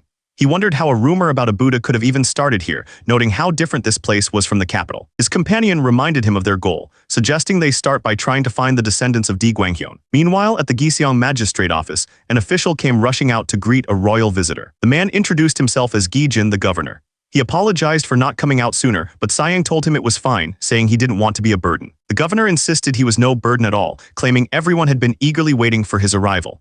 Behind him, his own men were tripping over each other. Sayang just watched him taking it all in. Suddenly, he ripped off his robe, flexing his massive chest. He declared that he was moved by the governor's sincere dedication to scholarship. He continued flexing, showing off his back muscles. The governor and his men just stared, completely stunned. Nearby, Seong Samon's companion let out a long, already tired of the prince's antics. After things settled down a bit, they got down to business. The governor explained the situation. According to old records, a man named Di Guanghyun had served under King Taejo and was given the surname Wang. But he admitted that finding his descendants now would be incredibly difficult. He didn't even know where they should start looking. Seong Samon listened, knowing exactly why it was so hard. The royal family had spent years trying to erase any trace of the old Wang lineage. King Sejong himself had ordered all royal portraits of the previous dynasty's kings and queens to be destroyed. He had them burned and their statues buried, wiping them from history. With all traces gone, the search seemed hopeless. But then, the governor remembered something. He recalled a recent report about a man named Jai Wuji who was taken in for being part of the Wang lineage. Instead of punishing him, the king had given him a special position. He was appointed to an office that allowed him to continue his family's ancestral rights. The governor then offered to let them meet the man in person. So they went to the shrine to speak with him, but when they asked about the Wang family, the man claimed he didn't know much. Seong Samon pressed him, asking to see a family record. The man completely panicked at the request. He quickly tried to cover his mistake, saying he was talking about the royal family registry. He insisted the court should already have a copy of that. Seong Samon understood immediately the man wasn't going to help them. Later that evening, back at Jeondeok Palace, Sayang stood with one of the court ladies. He commented that things were about to get a lot harder. The lady asked if he was still going to do his body's preparedness routine before bed. He told her, of course. He gripped the wooden bar, but he had another idea. He turned to Seong Samon and held out a heavy piece of equipment. He called it a weighted training vest that would suit him perfectly. Sayang explained that he'd already sent his own gear ahead. The scholar was starting to understand what was happening. He just stood there as Seong Samon begged him for help. Elsewhere, another man was having a similar problem. He was panicking, wondering how he was supposed to carry the heavy equipment by himself. Turns out, this was his punishment for skipping the body's preparedness routine. His friends just told him to think of it as a chance to make up for it. But one of them wasn't finished. He grabbed another weight plate with a grin. He slammed it onto the bar, making the poor guy's workout even harder. The men just laughed, throwing more heavy plates onto the log. The poor guy underneath was completely trapped. He was in tears, groaning under the crushing weight. But just as another weight was about to be added, a hand reached out and stopped it. A voice boomed, telling them to stop right there. It was Sayang. He was furious, asking if they only learned body's preparedness to threaten other people. He yelled that this was not how he taught them to act. The men stood completely still, facing their teacher. Their faces went pale with fear. They finally recognized the Grand Prince and couldn't believe it. Instantly, they all dropped to the ground, bowing and apologizing. They promised it would never happen again. The man Sayang saved bowed deeply, thanking him over and over. Sayang noted his small frame and weak stamina. He looked at the man and a thought crossed his mind. A weak guy being pushed around by everyone else. And then it hit him, he recognized that face. This had to be Han Myung-ho, a key figure from the history books. He helped Han Myung-ho to his feet. Then he asked him straight up why he wasn't doing the body's preparedness training. Han Myung-ho looked embarrassed. He admitted he'd tried it for a few days but quit because he didn't feel any different. Sayang just looked at him and said it's human nature to start strong and then get lazy. He explained that's why you have to be just as careful at the end as you are at the beginning. The words hit Han Myung-ho hard. He just stared completely speechless. Sayang then asked him how it felt to hear the words that would be spoken at his own funeral. His gaze was sharp and serious. Han Myung-ho quickly tried to explain that those weren't words for his death, but a motto he hoped to live by. Sayang just turned and started to walk away. As he walked away, Sayang figured it didn't matter. Han Myung-ho would probably only last 3 days anyway. He realized that this lack of commitment was exactly why the man was still just a palace gatekeeper, even in his 30s. Sayang clenched his fist. It was clear this guy needed some special attention. Very, very special attention. He knew exactly what he had to do. Sometime later, Sayang stood before a group of men in a training yard. He welcomed them to the body's preparedness session, hoping they would learn a lot. He then introduced Scholar Yun, a man who had studied under him. Sayang explained that Yun would be helping them with their training. Scholar Yun stepped forward to begin the lesson.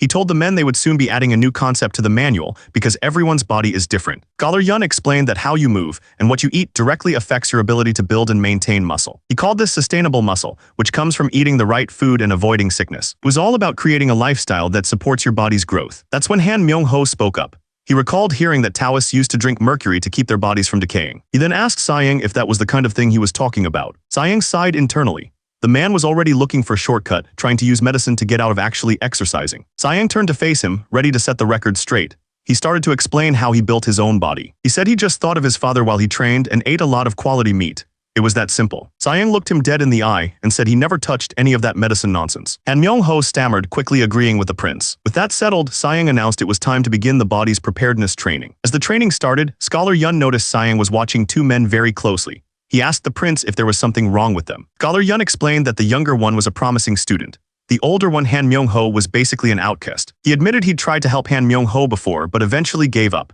The man just had no persistence. But as they watched the younger man lift, Scholar Yun was completely amazed. He praised the man's deadlift, noting there was no wasted movement. The form was absolutely beautiful. The young student just smiled, saying he still had a long way to go. As the student prepared for another lift, Scholar Yun jumped, startled by his focus. Then it was Han Myung-ho's turn. He struggled just to get the weight off the ground. He finally got it up, but his form was terrible, throwing his back into it. Scholar Yun immediately stopped him, yelling that he needed to keep the movement smooth. Han Myung-ho just gasped for air, admitting he was at his limit. That's when Sayang stepped in, asking Han Myung-ho how long he'd been training. The man guessed it had been about 7 months. Sayang thought back to what he knew from history. The record said Han Myung-ho was born early. But the books also said he wasn't weak at all. He could drink well and ride horses with no problem. Something wasn't adding up. The history books said he was an active man who lived a full life. Sayang was confused. 7 months of training, that just didn't seem right. To Sayang's eyes, the man's body looked like it had only ever been used for reading books. He had bad posture, a pot belly, and skinny arms and legs. Han Myung-ho admitted that every time his body ached, he would rest for a day or two. He only started training again once the soreness was completely gone. Sayang completely lost it. He grabbed the man and yelled that it was normal for muscles to hurt after a workout. He told Han Myung-ho that he would hold the bar with him and that he needed to match his movement exactly. Before Han Myung-ho could even process what was happening, Sayang was behind him, forcing him into the exercise. Scholar Yun could only watch as Sayang started counting out the reps, forcing the man through the movement over and over again. But Sayang just screamed at him to hold the weight, refusing to let him stop. Han Myung-ho collapsed to the ground, screaming from the effort. But Sayang wasn't done. He announced they were moving on to chest exercises next. Han Myung-ho was in complete disbelief. Told the man that building muscle was the most important thing. Once he grew stronger, people would start to see him differently. Then Sayang made him an offer. If he could keep up with the training for 3 full days, he would have a drink with him. Han Myung-ho was floored. The chance to have a drink with the Grand Prince was an unbelievable honor. That was all the motivation he needed. He shouted that he would give it his all. 3 days passed, and Myung-ho held his cup with a shaky hand. He groaned that his entire body felt like it had been beaten. But Sayang just told him that the pain was proof he had trained properly. He gestured to the food, telling him to eat up since he'd prepared plenty of protein. Then he brought up a mutual friend, Kwon Ram. And Myung-ho's face lit up, excited that Kwon Ram might have mentioned him. But Sayang got serious, asking why a man from a good family hadn't taken the lesser exam yet. And Myung-ho explained that he'd tried the scholar exam 2 years ago, but that was the last time. He said that these days, the exam had become a complete madhouse. The problem was that the exams were now flooded with men who were not just smart, but also strong and well-built. He felt that compared to them, a guy like him didn't stand a chance. This was the new standard Sayang had created. Sayang just smiled and explained that all those strong, well-built men were actually his students. Han Myung-ho was completely confused. He said they simply balanced body's preparedness with their studies. Then he made a surprising offer. He told Han Myung-ho to quit his job and come study at Pei Timber Hall. Han Myung-ho was stunned. He pointed out that he was already 40 years old and thought it was too late for him to start over. But Sayang told him that age and circumstances don't matter when it comes to learning. The words hit Han Myung-ho hard. He couldn't believe he had the chance to become the Grand Prince's student. Sayang saw the ambition overflowing in the man. He thought to himself that as long as that was kept in check, Han Myung-ho would be a very promising asset. Meanwhile, at the governor's office, the mood was completely different. Inside, someone was expressing their disbelief. The officials were at a complete dead end. They complained that at this rate, they would never find any trace of the Wang family. Then Sayang announced a plan that no one saw coming. He told them they were going to dig up the royal tombs of the previous dynasty. The officials explained why finding any trace of the Wang family was impossible. One man boasted that he had changed his surname to his mother's line and burned all his family records. Another chimed in, guessing that all the descendants were probably drowned ghosts by now. One official even admitted to Sayang that he'd thrown the royal genealogy into a river, terrified that it might curse him. After hearing all their excuses, Sayang laid out his own idea. He explained that if they wanted to restore the public's trust, they had to unearth the statue of King Tijou Wangjun. It was a statue that his own father, King Sejong, had buried 24 years ago. The official was worried, pointing out that digging up something the king himself buried would cause serious trouble. But Sayang just smiled, claiming he was merely repairing a spot where the ground had collapsed. The officials just stared back, completely confused by his answer. Suddenly, one of the officials had an idea. He voiced a fake concern, wondering aloud what might happen if there was an accident during the repairs. The other official caught on, adding that digging too deep might accidentally cause something to happen. He then brought up a rumor he'd heard, that a wealthy noble had buried gold and silver near that very tomb. The older official nodded slowly, saying that someone with bad intentions might just cause that kind of accident. The younger one agreed, suggesting it would probably be someone with ambition and a love for money. He then pointedly mentioned a certain someone who was thrilled just to share a drink with the Grand Prince the other day. Sayang just smiled. He told them to send a letter to the king immediately, making it clear he was one step ahead of them the entire time. From inside the building, a man's voice cried out, complaining that his entire body was aching. Someone was giving him a massage, telling the person to press even lower, right into the back of his thigh. The woman doing the massage noted that he'd bulked up quite a bit in just half a month, but he complained that it was torture. Every time his body improved, they just increased the weight on the training device. His wife reminded him that this was his only chance to build a relationship with Grand Prince Sayang. She told him to give it his all because his life might depend on it. He agreed, determined to see it through. But a second later, a sharp pain shot through his back and he cried out. Seeing him like this, she mentioned hearing about a new clinic. It was run by medics who had learned special rehab techniques. Turns out, the treatment was developed by one of Grand Prince Sayang's own students. His influence was spreading everywhere. The new treatment, developed in partnership with local doctors, was said to be incredibly effective. The man realized that becoming one of Grand Prince Sayang's people opened up a lot of paths to success. That's when someone leaned in and whispered a rumor that a wealthy man had buried treasure near Hyeonong. The news was completely unexpected. They were at Hyeonong, the tomb of King Tijou from the old dynasty. Sayang looked at the tomb and said it broke his heart to see it so neglected. He told his men they should clean it up quickly. Then he added with a smile that they needed to be careful and make sure there were no accidents. The official immediately shouted his agreement, ready to get it done. This man had heard the rumors too. He'd signed up for the restoration project hoping that if he found the treasure, his entire life would change. The other workers looked at the huge mess. One of them wondered how they were supposed to handle all this by themselves. But another man just laughed. He called him out, saying he wasn't there to work hard either. He was just there for the treasure like everyone else. The man got all nervous, denying everything. He stammered, asking where someone would even hide treasure in a place like this. But then an idea hit him. He realized the best place to hide something would be somewhere rugged and hard to get to.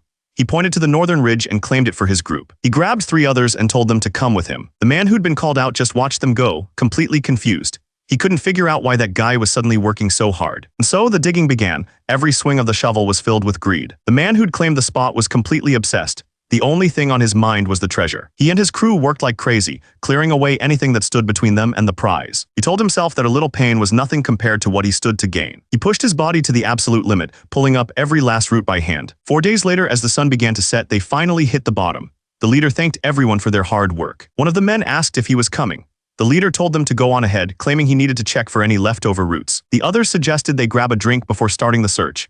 The man agreed, but his face told a different story. He clearly had his own plans. He stayed behind for a reason. As he felt the ground, he could tell the soil was different here. This was the spot. Just as he was about to start, a voice came from behind him. Turns out he wasn't alone. The big man grinned, reminding him of their deal. They were supposed to split everything 50-50. With that settled, they started digging. The big man couldn't hold back his excitement, ready to finally see what was buried beneath. Every scoop of dirt brought them closer. The other man watched, his mind completely fixed on one thing, the treasure. He could barely contain himself, he just had to see it. His eyes widened, they'd hit something. Peering into the darkness, they saw it. They had finally found it. It wasn't what they expected. Unsure what it was, he just told the others to get it out. Under the moonlight, they prepared to lift their prize from the ground. With all their strength, they began to haul the heavy object up. But just then, a loud voice cut through the darkness. A group of men with torches had found them, demanding to know what they were doing. The man panicked. He never thought they'd be discovered out here. As one of them made a run for it, a guard shouted behind him. The guard caught the man who was trying to escape, his face twisted with rage. He screamed at him as he threw a punch right at his head. The Grand Prince was sleeping when someone started screaming for him from outside his room. His eyes shot open instantly. The shouting was urgent. Sayang stepped outside and demanded to know what was going on. The messenger was bowing low, struggling to explain what happened at Hyono. He finally got the words out, explaining that there had been a robbery. Instead of being worried, Sayang just grinned. He realized someone was trying to bait him. Without hesitation, he gave the order to prepare at once. They were heading straight for Hyono. They rode hard through the night, pushing their horses as fast as they could. When they finally arrived, the place was already a mess. A man with a torch was screaming at someone, calling them a filthy thief. The official grabbed the thief by the face, his expression twisted with rage. The man screamed for help, but it was too late. Just then, Sayang and his men arrived on horseback, right in the middle of the mess. His voice cut through the noise as he demanded to know what was going on. He was furious, yelling at them for causing trouble at the sacred resting place of King Tijo. The thief, now kneeling on the ground, started begging for his life. He claimed it was all just a mistake he made while digging, but the official next to him just screamed at him to be quiet. The man screamed as he was dragged away. Sayang just watched from his horse, his expression unreadable. He closed his eyes and let out a long tired. With the thieves captured, one of them knelt by the wrapped statue and started crying his eyes out. He wailed about how King Tijo could have suffered such a terrible shame. The other thief, tied up and desperate, started yelling that they were tricked by someone from the royal Yi family. The official's expression turned cold. He asked if the thief was referring to him when he mentioned the Yi family. The thief immediately bowed his head in fear, but the official ignored him. He turned to the crying man and asked a simple question. How did he know it was a statue of King Tijo? The man looked up and began to explain. He said it was something his grandfather had told him a long time ago. He recalled the story of when the statue was kept at the Banjunsa temple. His grandfather had told him that only King Tijo's statue had its crown coated in real gold. The official put the pieces together. It really was King Tijo's statue. He wondered for a second why King Sejong would have buried it, but quickly decided that wasn't important right now. The official completely broke down, crying and begging the Grand Prince to spare him. He admitted he was wrong and pleaded for just one more chance. But Sayang wasn't angry. He just put a hand on the man's shoulder and told him to hang in there. He leaned in close, promising he'd find a way to fix everything. The official thanked him, completely relieved. Sayang explained that if he was going to use a known schemer like him, then having a little bit of insurance was only fair. This whole incident gave him the perfect hold over the man. With that settled, Sayang ordered the thief to be taken to the governor's office. A new day was beginning. As they led the thief through the town, Sayang put on a show for everyone. He yelled at the man, threatening him for daring to damage the king's statue. He made it clear that after a crime like this, the thief's life in the city was over. The man could only sweat in silence, knowing he was done for. The thief grabbed onto Sayang, begging to be exiled. He insisted he deserved the harshest punishment possible. Sayang calmly asked if he truly understood what that meant. Exile would send him to the most remote northern part of the country. The thief looked terrified, but he agreed without hesitation. The man figured it was better than dying. But the look on Sayang's face suggested this was all part of a bigger plan. A few days later at the governor's office, a man arrived with a cart full of gifts. He said it was nothing compared to the favors his ancestors had received. He told Sayang he'd heard about the damaged statue of King Tijo and offered a generous amount of gold to fix the cracks. The pile of gold was huge, far more than what was needed for repairs. The man explained he'd collected it over time and now had a request for the Grand Prince. He explained that the statue was originally a symbol for a ceremonial rite that kicked off the Lantern Festival. He then asked if that rite could be allowed to happen again. Sayang agreed to the man's request. He said he would summon a royal descendant named Wang Wuji to the governor's office to oversee the whole thing. He told the man not to worry, that everything would be taken care of. The visitor bowed deeply, thanking him over and over. But then the visitor mentioned he had a request of his own. Sayang smiled, asking if this was about the books he'd been looking for. The man explained that at a recent gathering, a descendant of the Wang family had given him his family's genealogy, along with several books collected by his ancestors. Sayang looked through them. They were records of Balhi and other lost kingdoms. The man added that while it wasn't a huge collection, it was enough to piece together a lost history. Sayang's eyes widened, he couldn't believe it. Among the books was the official genealogy of the Wang family. He asked the man how he possibly managed to find all of this, since everyone believed these records were lost forever. The visitor just figured they must have been too important to be destroyed in the fires. Sayang just grinned, joking about the whole thing. He sarcastically asked if the man had just found the books floating in a river. But it didn't really matter how he got them. In the end, everything had worked out. 10 days later, that same man had done something incredibly stupid. He'd gone and dug up the statue of King Tijo, the one the retired king had ordered to be buried forever. The reality of what he'd done hit him hard. He knew he deserved to be exiled, or maybe something even worse. But his biggest fear was that Grand Prince Sayang would be disappointed in him. And then the summons came. He was being called to the royal palace. He tried to calm himself. If the retired king was the one calling for him, maybe it wasn't for a punishment after all. He just stood there waiting for whatever was coming next. The summons brought him all the way to Hanyang, the capital city. An official told him he was a bit early and that the retired king would arrive soon. Myung-ho just nodded nervously. But it turned out someone else was already there, watching him from around a corner. The old man stepped out and asked if he was Myung-ho of the Cheongju Han family. Confused, Myung-ho said yes and asked who he was. The man introduced himself as H. Wang Hui. Myung-ho was stunned. It was the Prime Minister. He quickly bowed, saying it was an honor. The Prime Minister suddenly grabbed his hands, looked at him intensely, and told him he had a very good face. He then added that Myung-ho would be excellent if he could just clear his mind of distractions. Myung-ho had no idea what he was talking about. The Prime Minister leaned in and told him he knew everything. He said Myung-ho would soon be following in his footsteps. The man's face fell as he realized what that meant, working until the day he died. The Prime Minister's voice was calm. He told Myung-ho he'd heard about the terrible thing he'd done and asked if he was ready to face the consequences. Myung-ho's face went pale. He was shaking, completely frozen with fear. The Prime Minister wasn't finished. He asked Myung-ho if he was ready to face the consequences for his terrible act. Myung-ho was shaking, completely frozen with fear. He stammered, asking what the Prime Minister could possibly mean. Just then, a new voice cut in. The retired king had arrived and he saw them talking. The Prime Minister and Myung-ho immediately bowed. The king apologized for keeping them waiting. He looked right at Myung-ho and told him not to worry. He explained that Grand Prince Sayang had already told him everything. Myung-ho couldn't believe what he was hearing. Overcome with emotion, he dropped to the ground and apologized for bringing shame upon his majesty. The retired king told him to forget his own feelings. His job now was to help the current king win back the hearts of the people in his hometown. Myung-ho was terrified. He explained that he couldn't possibly live there anymore. All the officials from his hometown would recognize him on sight. The king had a simple solution. He told Myung-ho to just change his body until it was unrecognizable. Myung-ho didn't understand at all. He just looked down at his own body, completely lost. That's when the king laid out his final decision. He wouldn't be punished. Instead, for the next 3 years, he was ordered to train in body's preparedness. The king promised that once he was covered in muscle, not even his closest friends would know who he was. Without a moment's hesitation, Myung-ho accepted the order. Tears started streaming down his face. It looked like he was never going to escape this new fitness-obsessed world. It all started when he returned to the capital city, Hanyang, with the historical texts he had found. Meanwhile, my brother was moving ahead with plans to develop the north, using the historical texts I'd found. An official pointed out that the best place to start was Dongjeong Yongwonbu, which used to be the capital of Balhi. Then he shared some big news. A chief named Hoshina had already discovered the ruins of a fortress in the area. My brother nodded. He'd gotten the report too, saying Hoshina found it while trying a strange new way to find black soil. With that first location found, they knew their next target was a place called Sangjong Yongchenbu. One of the officials remembered something from my notes. He asked if there was supposed to be a large lake nearby. Another man added more details from my research. The old city was huge, built just like the Tang capital, with a river running along its west side. My brother looked over the map. The ruins would be easy to find, but there was a problem. If they left them alone, the area could become a perfect hideout for bandits or rebels. My brother laid out the plan. Hoshina, the chief who found the ruins, would formally join their kingdom. Then, he'd be tasked with mapping out all the small towns along the northern border. He slammed a pin into the map, marking their target. The final goal was to bring the Jurchens under their rule for good. His officials bowed deeply, accepting the command without a single question. But while all that was happening, I was back in my element. That feeling after a good pump, it was perfect. He was right, working out back in his own home just felt different. And after being away for so long, it felt great to be back with the weights again. Diane was worried. He knew that not many people would volunteer to go work in the harsh northern frontier. But his brother just smiled, reminding him of the scheme he and their father had come up with. Turns out the plan was working perfectly.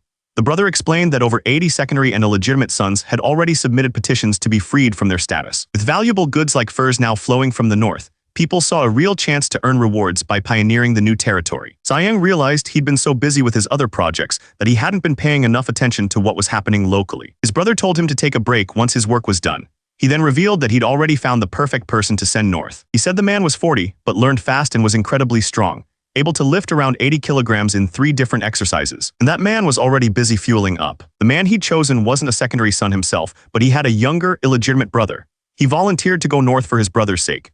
That selfless attitude was exactly what they needed, so he was appointed as the magistrate of Jeoyang County. And that man was already busy fueling up. This was Hong Ildung. With a mountain of empty bowls next to him, he happily yelled for one more. His companion Hong Gildong pointed out that he'd already eaten 10 servings. Ildong quickly corrected him, reminding Gildong that he was his second eldest brother.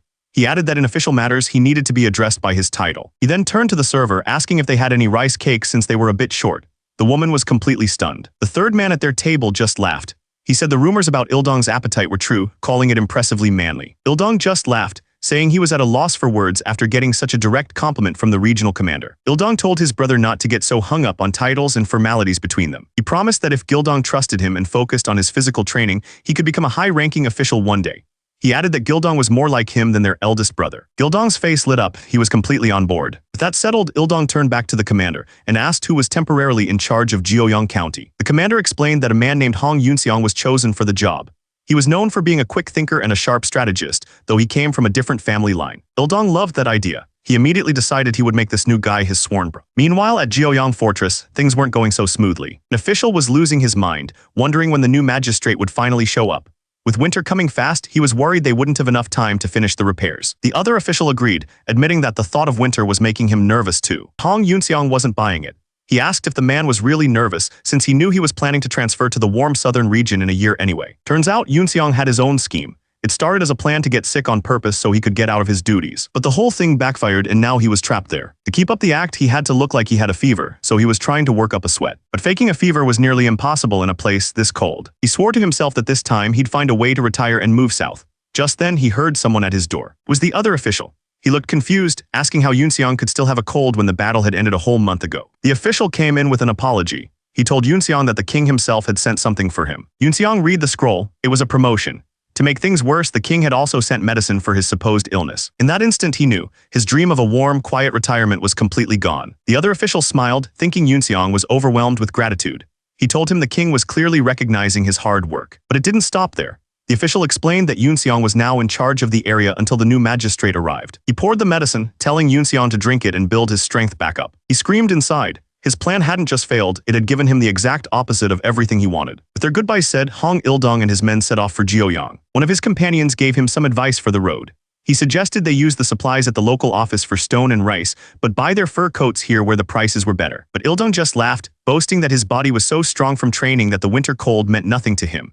His companion looked worried, reminding him that the cold in the north was much harsher than what they were used to. Ildong just put an arm around him, saying that if you train hard enough, you can overcome anything.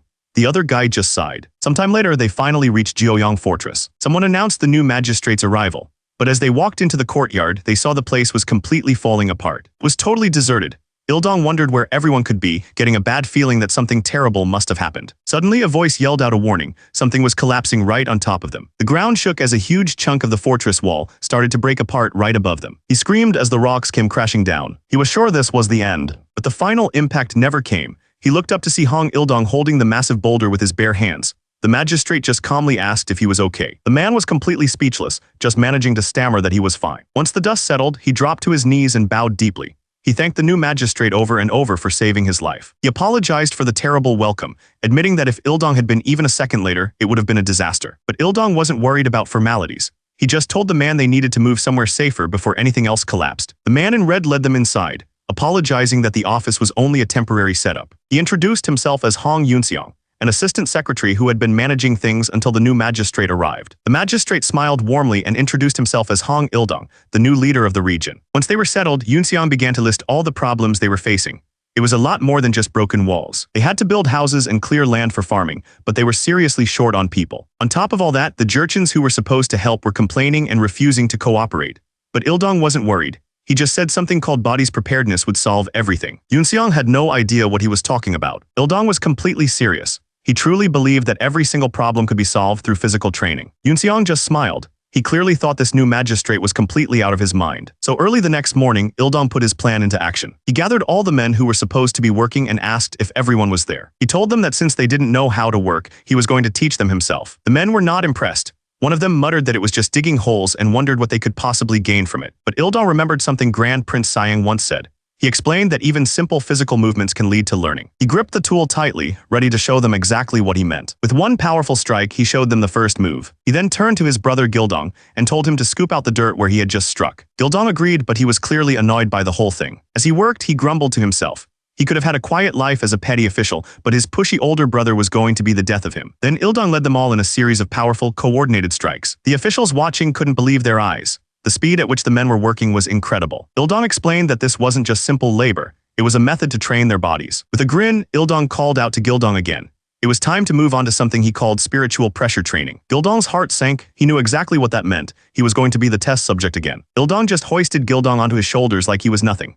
This was the spiritual pressure training he was talking about. The officials watching were stunned. One of them recognized the move from the assistant secretary's winter training. Hong Yunxiang watched from the side. He realized Ildong wasn't just strong, his body showed he was also incredibly disciplined with his diet. But he wasn't completely sold. He knew this kind of military-style show of force could cause problems down the line. So Yunxiang stepped forward to confront him. He told the magistrate that just clearing the farmland wouldn't solve their real problems. He warned Ildong that if he kept this up, he'd be stuck managing the Jurchens himself. Ildong just smiled and said that was exactly what he wanted. Yoonseong pressed on, arguing that running the town was about more than just land. The people watching started to whisper, sensing a serious disagreement between the two men. Ildong's smile grew wider. He had another idea. He announced that he had a proposal. Since he was already swamped with work, he would choose from the exiled men. The test was simple. Whoever could keep the ball away from him the longest would get a job. Yoonseong couldn't believe it. He was seriously going to decide something so important with a ball game. Ildong looked over the crowd and asked who wanted to go first. No one moved, they all just looked at each other nervously. Finally, one of the men timidly raised his hand and volunteered. Ildong beamed, happy to have a challenger. The volunteer stood across from Ildong holding the ball. With the signal to start, the test began. The challenger barely had time to move. Ildong dodged him effortlessly and sent the man flying. The other men watching were horrified. This wasn't a game at all. Without even a moment's rest, Ildong called for the next challenger. The poor guy took off running, but Ildong was right on his tail. But this one was different. Ildong grinned, impressed by the man's speed. Still, it wasn't enough. He took him down and immediately called for the next person in line. Yoonseong watched from the side, analyzing Ildong. He was surprised that someone so big could move that fast. He had completely misjudged the situation. He thought it was just a stupid game. But it wasn't. Ildong was actually evaluating each person's physical condition. He praised the man for his effort, but told him he needed to work on his lower body strength. Yoonseong held the ball, still trying to make sense of it all. He admitted Ildong was evaluating them, but at the end of the day, it was still just a ball game. He almost had to laugh. Managing a town was a massive responsibility, and Ildong was using a game to decide who would help him govern. Suddenly, it wasn't funny anymore. His smile vanished. He realized Ildong wasn't just being unconventional. He was treating the entire northern frontier like a joke. Yoonseong dropped to the ground, curling his body around the ball to protect it. From his tone, Ildong seemed impressed, calling it a new technique. He even praised Yoonseong, calling him clever. But the smile vanished in an instant. The clever move didn't matter. Ildong just powered through, pinning him to the ground. Then Yoonseong felt his feet leaving the ground. He had no idea what was happening. Ildong was lifting him straight into the air with one arm, ball and all. Yoonseong screamed in shock. He threw him across the field. The other men could only watch, their faces filled with terror. Without even looking back, Ildong called for the next challenger. As the dust settled, another man stepped onto the field. It was Yoonseong. He looked straight at Ildong and said he would give it a try. Ildong just grinned, clearly happy to have someone who wasn't afraid. They took their places on the field, ready to begin. Yoonseong was completely focused. He knew he wasn't like the others. Ildong laughed, saying he was looking forward to this, and dared Yoonseong to try and stop him. The signal was given, and in a flash, the match was on. Ildong lunged forward with incredible speed, but Yoonseong managed to dodge just in time. The force of his missed lunge was enough to stir up the ground. Yoonseong created some space, but he knew Ildong wouldn't back down. He thought to himself that Ildong was just as fast as he'd expected. If speed wasn't going to work, he needed a different plan. Ildong charged at him again, not giving him a moment to rest. That's when he made his choice. He would win with endurance. So instead of dodging, he braced himself and met the charge head-on. The impact was massive. The two men were locked in a test of pure strength. Ildong pressed down with all his weight, but Yoonseong held firm, refusing to give an inch. They dug their feet into the ground, the force of their struggle shaking the dirt. The men watching from the side were stunned into silence. One of them couldn't believe it. He already knew Ildong was a monster, but to see someone actually hold him off was insane. For them to be on completely equal footing with neither side backing down, it was something they'd never seen before. Ildong explained to the others that the game was something Sayang had come up with when he was younger, based on an old sport. He admitted that in all his life, he had never seen anyone stand up to Ildong like this. Then the balance shifted. The final massive push, Ildong sent Yoonseong flying backwards. But Yoonseong wasn't done. He landed on his feet and immediately lunged back at Ildong. Ildong was actually having fun. He was grinning through the strain, thrilled to have a real opponent. Yoonseong, on the other hand, was shocked by Ildong's incredible brute strength. He realized he was stuck completely tight. There was no way to break free from that hold. That's when Ildong made his move, using his power to rip Yoonseong's hands away from the ball. The men watching gasped. They knew that was the end of the match. Ildong grabbed him, his grip like a vice. He pinned Yoonseong to the ground, holding the ball over him, and told him it was time to surrender. But Yoonseong wasn't done. He was the top graduate of the military training command, and his pride wouldn't let him lose like this. He refused to be disgraced,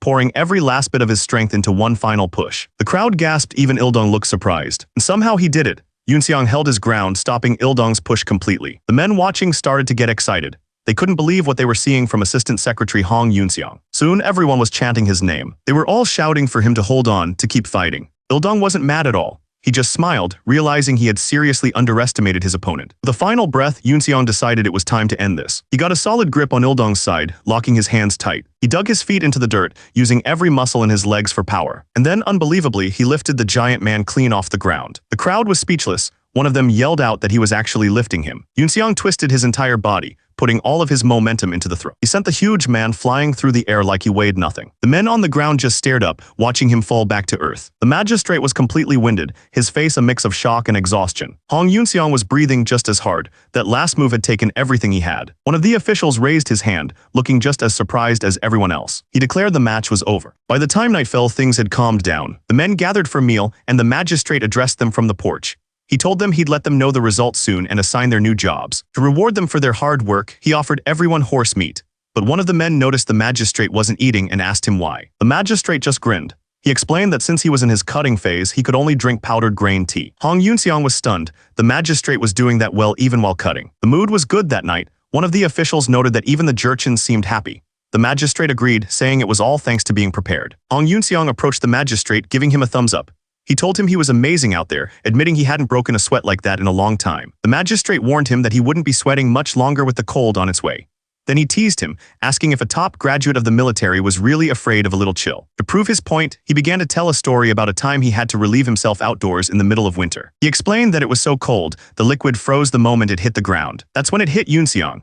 With the fortress in its current condition, surviving the winter would be almost impossible. The fortress walls were crumbling apart. Their situation was even worse than he imagined. The magistrate's mind was already working. He suggested they could turn this into leg training. If everyone carried stones to insulate the walls, they could solve two problems at once. But before he could finish, someone shouted at him to stop. Suddenly, another man jumped to his feet. His name was Gildong, and he shouted that he had experience building an official building before. He practically begged to be put in charge of the repairs, calling the magistrate's idea a great one. The magistrate was thrilled. He told Gildong he was surprised by how eager he was and gave him the job with a thumbs up. Gildong promised to give it everything he had. The next morning, Gildong was already hard at work by one of the furnaces. When he saw Sayang, he admitted he was just glad they managed to stop his crazy idea from the day before. He then asked what Sayang was doing up so early. Sayang's eyes were fixed on the wall heating units. He told Gildong he didn't think they were made of proper unfired clay bricks. He explained that real bricks were made with white clay and stone powder, but even the most basic ones should have worked better than this. Gildong showed him exactly what was wrong. He pointed out that the wet clay holding the unit together had already dried and gotten hot, but the brick itself hadn't warmed up at all. Sayang was confused. He agreed it was strange that the wet clay had dried so completely without the brick heating up. He knew these wall heaters usually cracked because the mud would dry out and break. This was something else entirely. Sayang explained that he used to just patch the cracks with more clay without giving it much thought. He had a theory that the clay was absorbing heat too quickly and then cooling down just as fast. And that rapid change in temperature, he figured, was what was causing the cracking. He admitted he'd always just assumed smoke was leaking out through the gaps, but now he saw the real problem. But seeing the problem up close gave Gildong an idea. He announced that he just remembered a possible solution. He suggested that if they replaced the current walls with proper wall bricks, they'd be able to handle the winter cold much better. Sayang was confused, asking what wall bricks were. Gildong, on the other hand, was already excited, miming how they'd carry them. Gildong explained that wall bricks hold heat for a long time, which would slow down how fast the cold got in.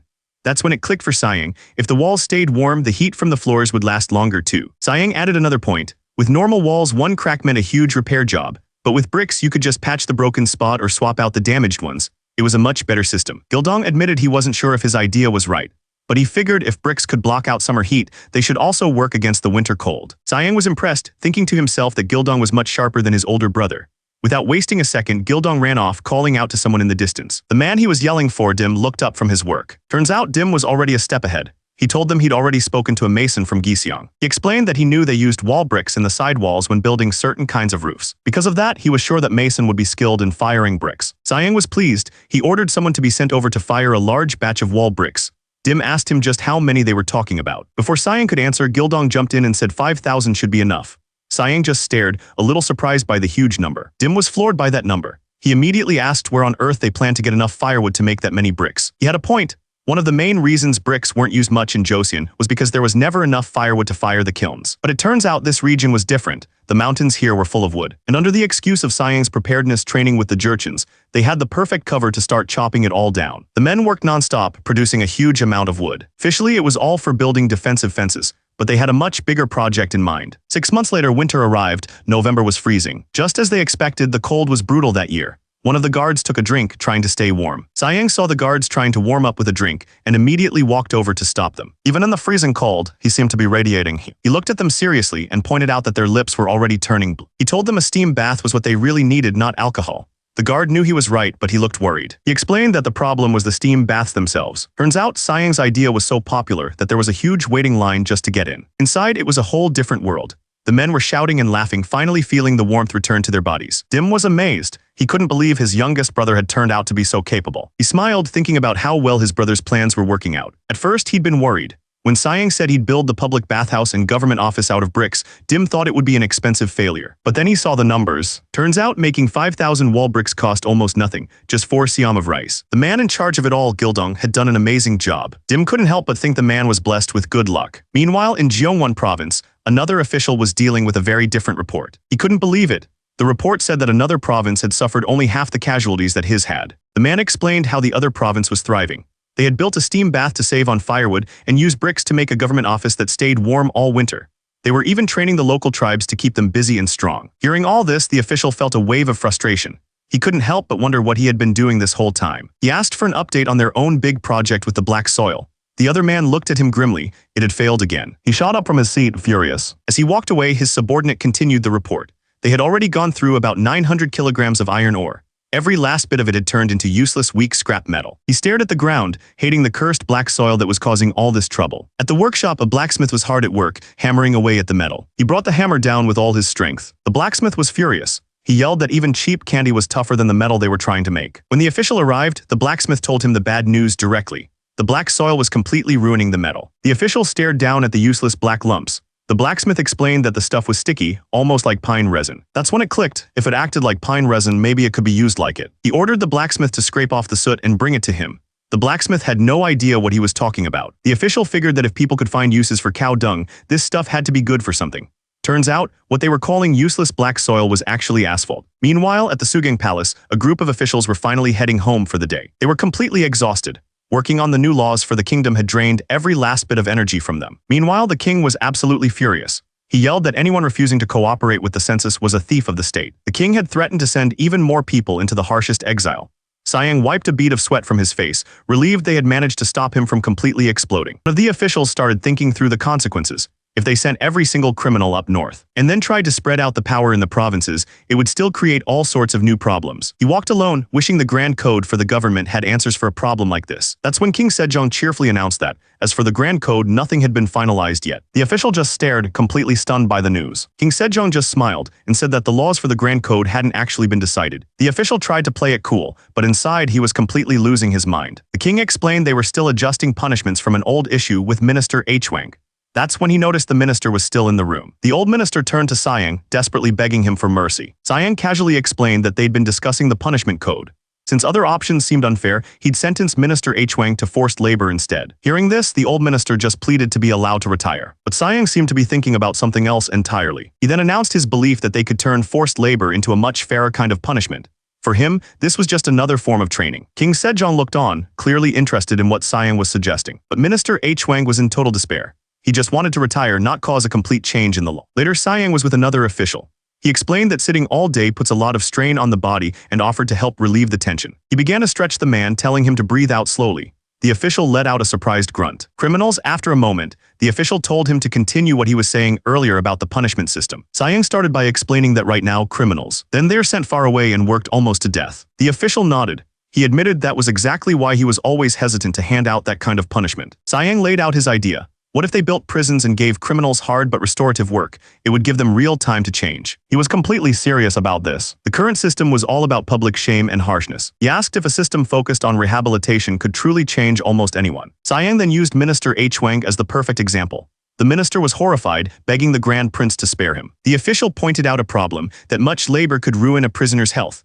But Siang calmly replied that it was possible to work without hurting the body. He reminded the official of the walking wheel they had developed before. He suggested they could use the wheel instead of forcing prisoners to make those long, dangerous journeys into exile. Siang explained that with his method, prisoners wouldn't have to walk for miles on muddy roads or suffer in the freezing weather. He argued that this new system could actually be seen as a form of mercy. The king let out a happy. He told Siang that his words and his care always seemed to lift the heavy burdens from his mind. The king was sold on the idea. They could call it imprisonment and have officials manage it.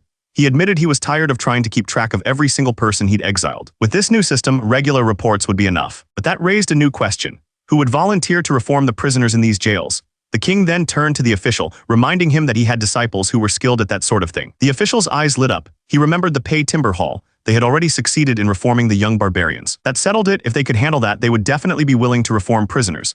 The king and the official raised their cups, both pleased with the solution. The king smiled, complimenting Yu on being so thoughtful.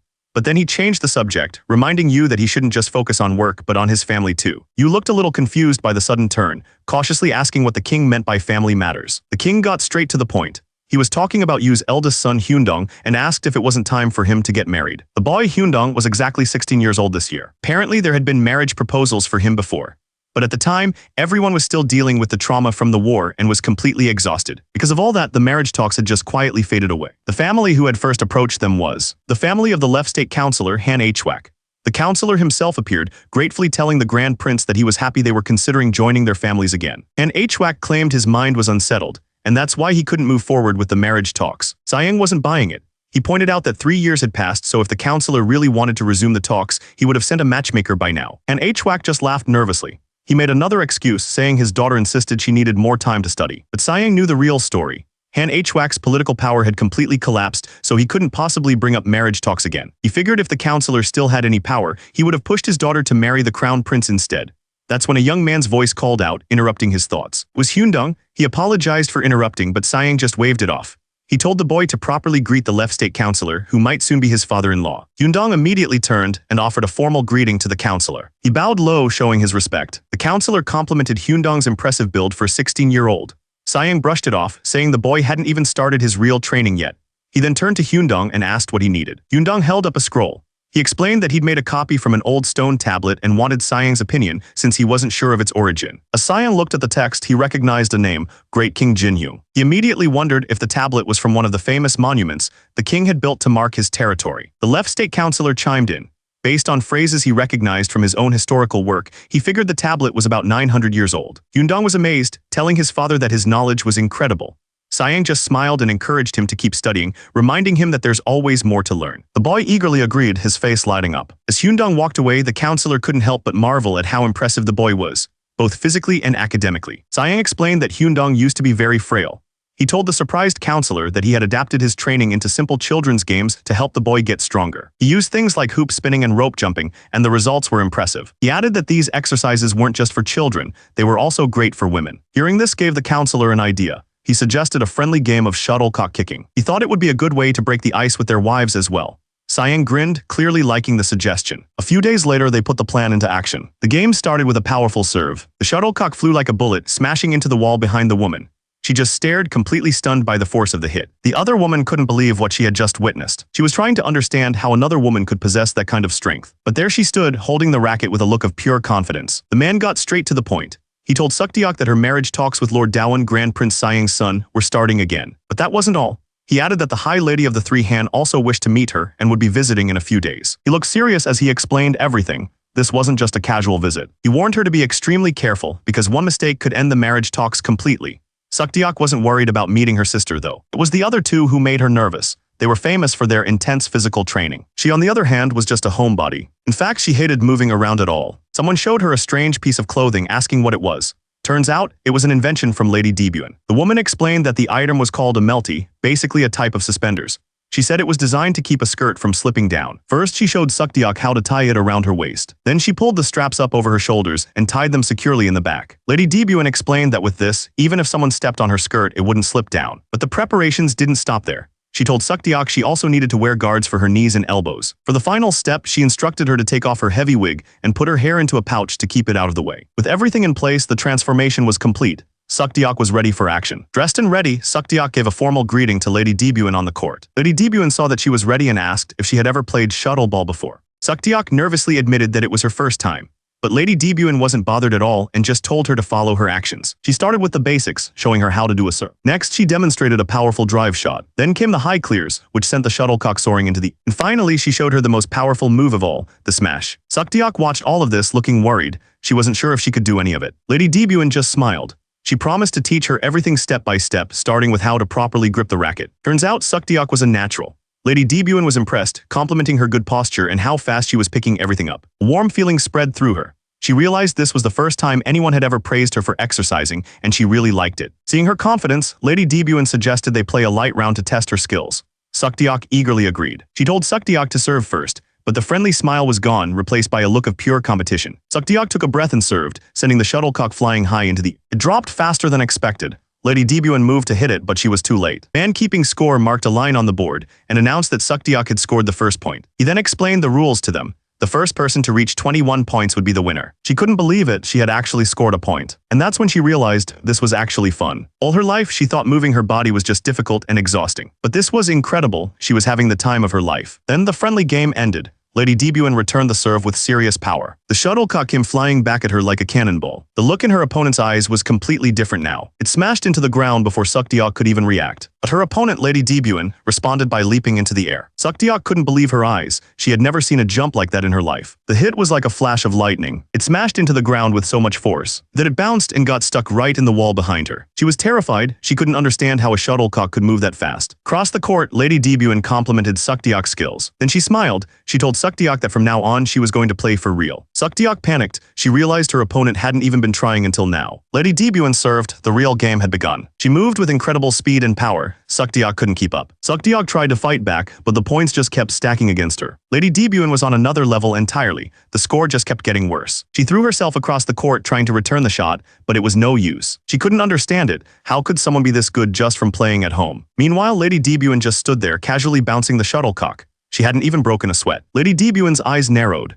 She told Sukdeok to try and return this next shot. But something had changed in Sukdeok. She was fired up now, ready to play for real. She grinned, determined to send a powerful smash right back at her opponent. But as she moved, a sharp pain shot through her ankle. She stumbled, completely confused. The pain was real, but she refused to let it stop her. Ignoring the pain, she pushed off the ground and jumped, determined to make the shot. One of the attendants watched from the side, completely stunned by what she was seeing. She made perfect contact. The shuttlecock exploded off her racket. She celebrated as she hit it perfectly. The shuttlecock shot back with incredible speed, but her victory was cut short by a sharp pain that shot through her wrist. First her ankle and now this, she couldn't believe it. The pain was too much, she lost her balance and went down hard. She cried out as she hit the court. Lady Debuan immediately ran over to see if she was okay. Lying there completely exhausted, a thought crossed her mind. She wondered if this was just what it meant to be part of Grand Prince Sayang's family. Lady Debuan just stood over her, looking down without a word.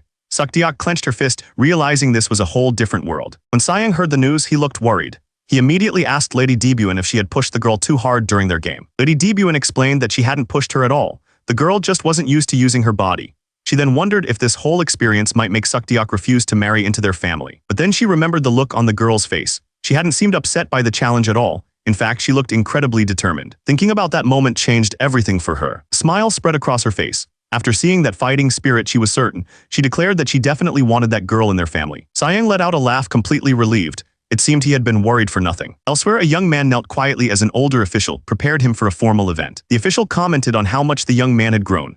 He joked that he was so sturdy now, he almost fell backward just trying to tie up his hair. The official teased the young man, asking him when he'd gotten so big. The official asked if he was ready. The young man holding a scroll said he was. This coming-of-age ceremony was a big deal. It was hosted by the Grand Prince's brother, but the special courtesy name was chosen by King Sejong himself. The official read from the scroll, announcing that Lord Dawan had now reached adulthood and completed his ceremony. He was given a new name and told to follow the example set by Grand Prince Sayang, to study hard and always do the right thing. Lord Dawan smiled, promising to obey the king's command. A special day was chosen in April for another important event. Just a few days later, the wedding ceremony was held. The wedding ceremony was a formal affair full of tradition. The bride kept her head down, looking a little shy. Lord Dawan, the groom, looked at her with a gentle smile. Watching from the side, a man commented on how well the groom had grown up. Put a reassuring hand on his wife's shoulder. She looked up at him, her expression full of gratitude. He smiled back, telling her it was all thanks to her. Another man joined them, asking where he should send his own son for marriage. The official laughed, telling him there were plenty of good matches to choose from. The couple stood together, officially married. Later, the newlyweds paid their respects. Sayang's wife smiled, saying that seeing their new daughter-in-law put her mind at ease. She thought about the bride's future, knowing she was destined for great things. She just hoped the intense shuttleball game hadn't scared her off. The new bride told Sayang that she didn't see his training as a hardship, but as a way to strengthen her body. She thanked him for being so understanding. But then she said she had a favor to ask. She wanted to read and fully learn the body's preparedness manual. Sayang laughed, impressed by her attitude, but he told her there was a problem. The young couple looked at him, completely confused. Sayang explained the problem. He flexed and said that since he was born a man, he only understood a man's body. Because of that, there was no version of his manual made specifically for women. He told her that all the standards were designed for men. His own wife had to learn everything directly from him, one step at a time. But the new bride wasn't giving up. She argued that if a path exists, there must be a way to walk it. She reminded her father-in-law that he had created the original manual himself through practice. So she declared that she wanted to figure out the basics on her own. Her father-in-law smiled, impressed by her determination. He told her to go ahead and try. That's when Sayang stepped in. He decided he would quickly put together all the lessons he'd taught his wife and new daughter-in-law and create a body's preparedness manual just for women. A moment later, a loud scream echoed from one of the houses. Turns out it was the new bride. An attendant was trying to stretch her out, scolding her for being as stiff as a board. She warned her that if she was this rigid, she could forget about training. The new bride cried out in pain. She complained that her thighs felt like they were going to split apart. As an attendant told her to relax, Sayang watched from a distance.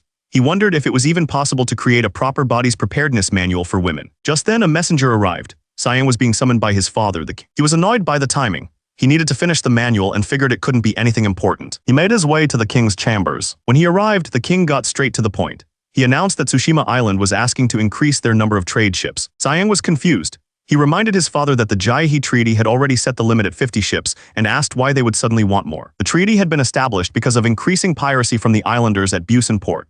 To keep the peace and reduce their raids, Joseon limited their trade ships to 50 and granted them fishing rights. Sayang thought about it, something was wrong. From what he remembered from history, the treaty should have held up for a long time. King Sejong sighed. He explained that they once sold ginseng to Japan at double the price just to keep the market from crashing. Sayang couldn't believe what he was hearing. The king continued, explaining that the request for 100 ships was just an excuse. What they were really after was ginseng. Turns out Tsushima Island was just the middleman. Someone on the Japanese mainland wanted the ginseng badly. He suspected it was the head of the Aochai clan. This man, Aochai Norihiro, was trouble. He had once demanded an entire province from Joseon, claiming it belonged to his ancestors. The king admitted their biggest problem. As frustrating as it was, they didn't even have a proper map of Japan. Sayang was shocked. How could they not have a map? Then it hit him, the man who was supposed to make the maps was Shin Suk-ju, but he couldn't. Because Sayang had taken him on a trip to Ming, he realized with a cringe that this was his fault. One of the officials was furious. He argued that they should use force against the rude barbarians, just as the king had done before. But his anger quickly faded. He remembered their main forces were all stationed in the north. That left them with no good options. The court looked to the king, waiting for a decision. That's when Sayang spoke up. He suggested they just give them the ginseng and even the seeds. The other officials couldn't believe what they were hearing. Miles away, in Japan, a different conversation was happening. A lord was yelling at his subordinate for selling ginseng at half price. He screamed that this foolish mistake had shown the Aochai clan just how valuable it really was. The Tsushima Island lord Soshijimoto explained the problem.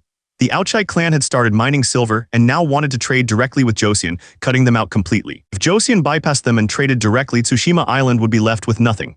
They would starve. But the subordinate was terrified. He knew that if they made a reckless move, they'd be the ones who ended up dead. The lord gave his subordinate one last chance. He ordered him to go to Joseon and fix the situation.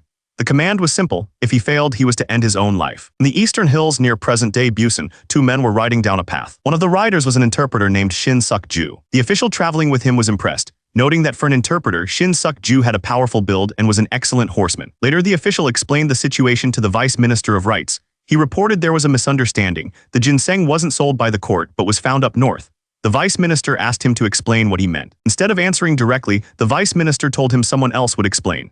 He ordered the official to travel to Hanyang with Shin Suk-ju. Following his orders, they traveled until they arrived at a huge mansion late at night. But one of the guards immediately stopped them. He looked shocked and demanded to know what on earth they were doing there. The official took one look at the guards and asked if they were barbarians. Shin Suk-ju panicked, immediately telling him to watch his mouth. But it was too late, the guards heard everything. One of them repeated the slur, calling the official a disrespectful. They asked if he was looking to get beaten up. The official was frozen with fear. But instead of backing down, the official just yelled back, insulting them again. Suddenly, a powerful voice cut through the tension, asking what they were doing to his guest. The guards all dropped into a deep bow. The man who stepped out of the shadows was none other than Grand Prince Sayang. He smiled warmly, welcoming them and saying they'd come a long way. As he led them through the courtyard, he apologized for calling them so late. He then got right to the point, explaining that a gift he'd sent seemed to have caused a big misunderstanding. Shin Suk-ju repeated the word gift, clearly confused by what Sayang was talking about. Sayang laughed and reminded him about the 180 june of wild ginseng he'd sent. He acted like it was no big deal, but Shin Suk-ju couldn't believe how large the gift was. He explained that the sulfur and copper they got in return were vital for making gunpowder and cannons for the army in the north. But inside, Sayang was just playing a part. He needed them to see him as a simple, strong general and hoped his act was convincing. It seemed to be working. Shin Suk-ju saw him as a true national hero, someone who could solve any problem with sheer strength alone. Sayang continued his story, claiming that while they had success against the Jurchen tribes, fighting the Mongols at the same time drained their supplies. He said that's why he had to sell the ginseng. He added that because it all happened so quickly, the royal court was kept completely out of the loop. That's when the other official chimed in with a key detail. He explained that in Japan, the Mongols were known by a different name, Mukuri. The official jumped up in shock. He couldn't believe what he was hearing. He demanded to know why the legendary Mukuri, the same ones who crushed the Kamakura shogunate, would be fighting Joseon now. Sayang calmly continued his story. He told them he'd once captured the Mongol king, Taysun Khan, but that the king managed to escape in the middle of the night. He looked them dead in the eye and said he should have just killed the king right then and there. The official was sweating, completely terrified. The thought of Siang taking down a king was just too much for him to handle. Miles away, a different conversation was happening. A Japanese official explained that the profit they had made from the ginseng was massive, but that wealth brought nothing but trouble. He said others grew jealous and started attacking them repeatedly, trying to steal it for themselves. Now those same rivals were getting desperate.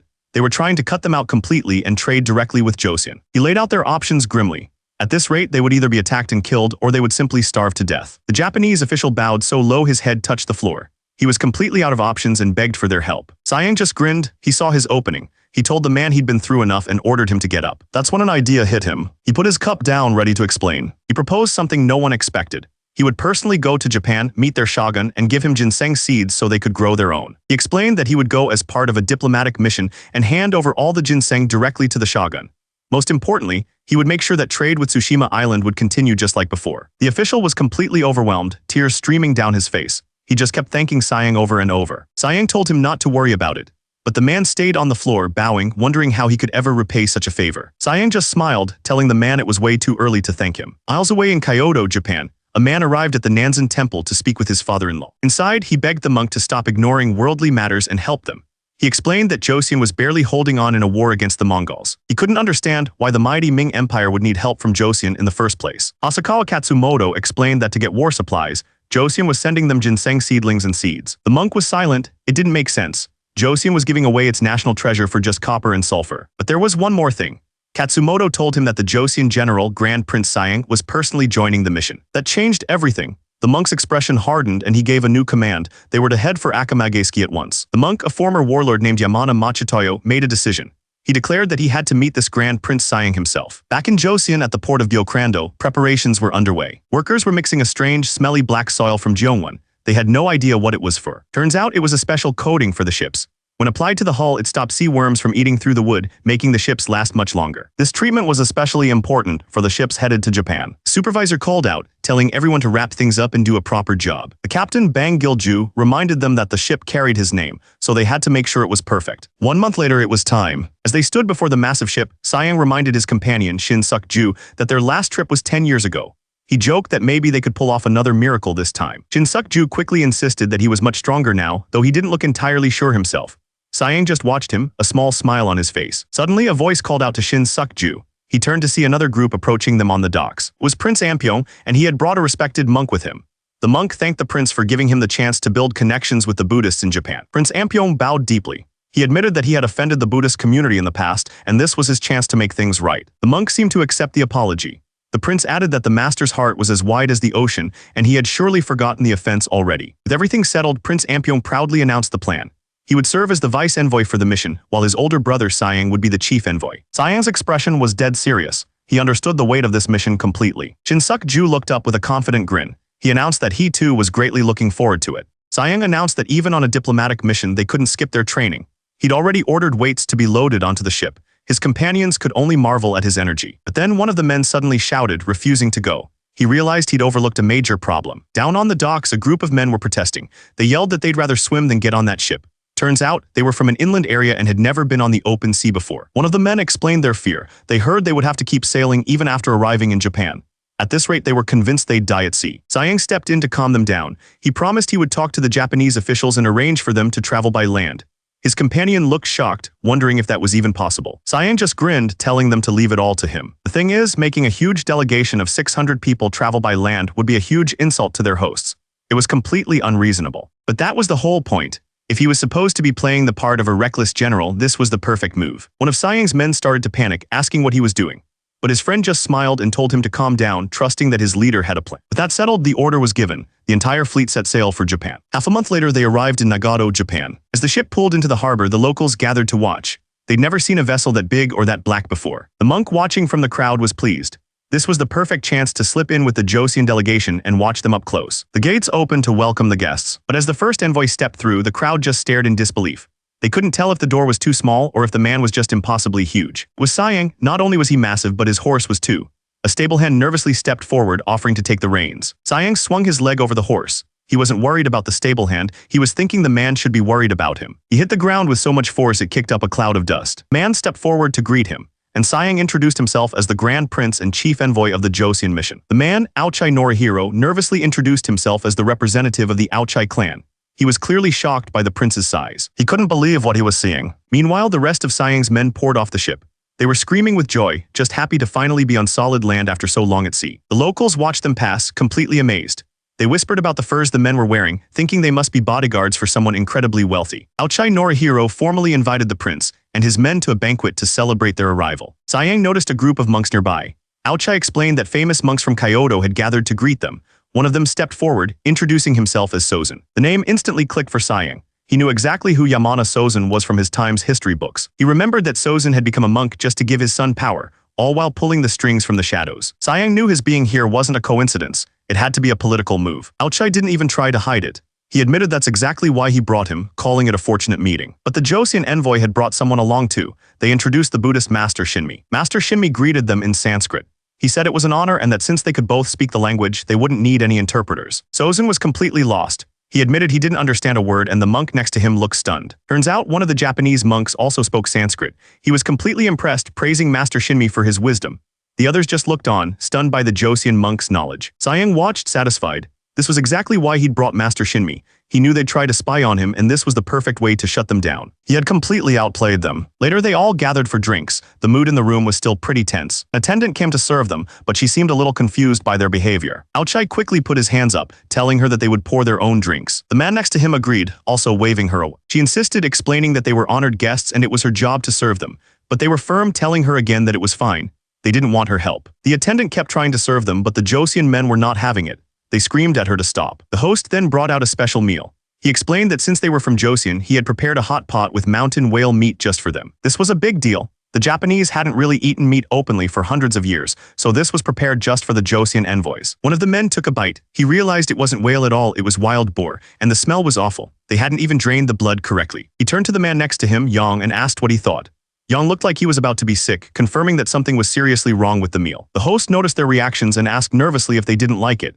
He even suggested adding some pepper. That was the last straw. One of the Joseon warriors shot up from his seat furious. He yelled that this was not right. He slammed his fist. He shouted that they might be seen as barbarians, but they knew how to properly respect meat, and he demanded they bring out something prepared the right way. The man's anger wasn't just about disrespect. He explained that his men were Jurchens, they knew good pork, and this was not it. They demanded proper quality meat. The Japanese host was completely confused by the outburst. One of Sayang's men tried to stammer out an explanation, but he didn't know what to say. That's when Sayang stepped in. He told the host that his men were naturally angry, then announced a solution. They would just hunt for their own food. The host was completely stunned by the idea. To make it official, Sayang offered a payment. He presented a chest full of valuable furs, calling it a fee for borrowing their mountain for one day. The host tried to apologize, but Sayang waved it off.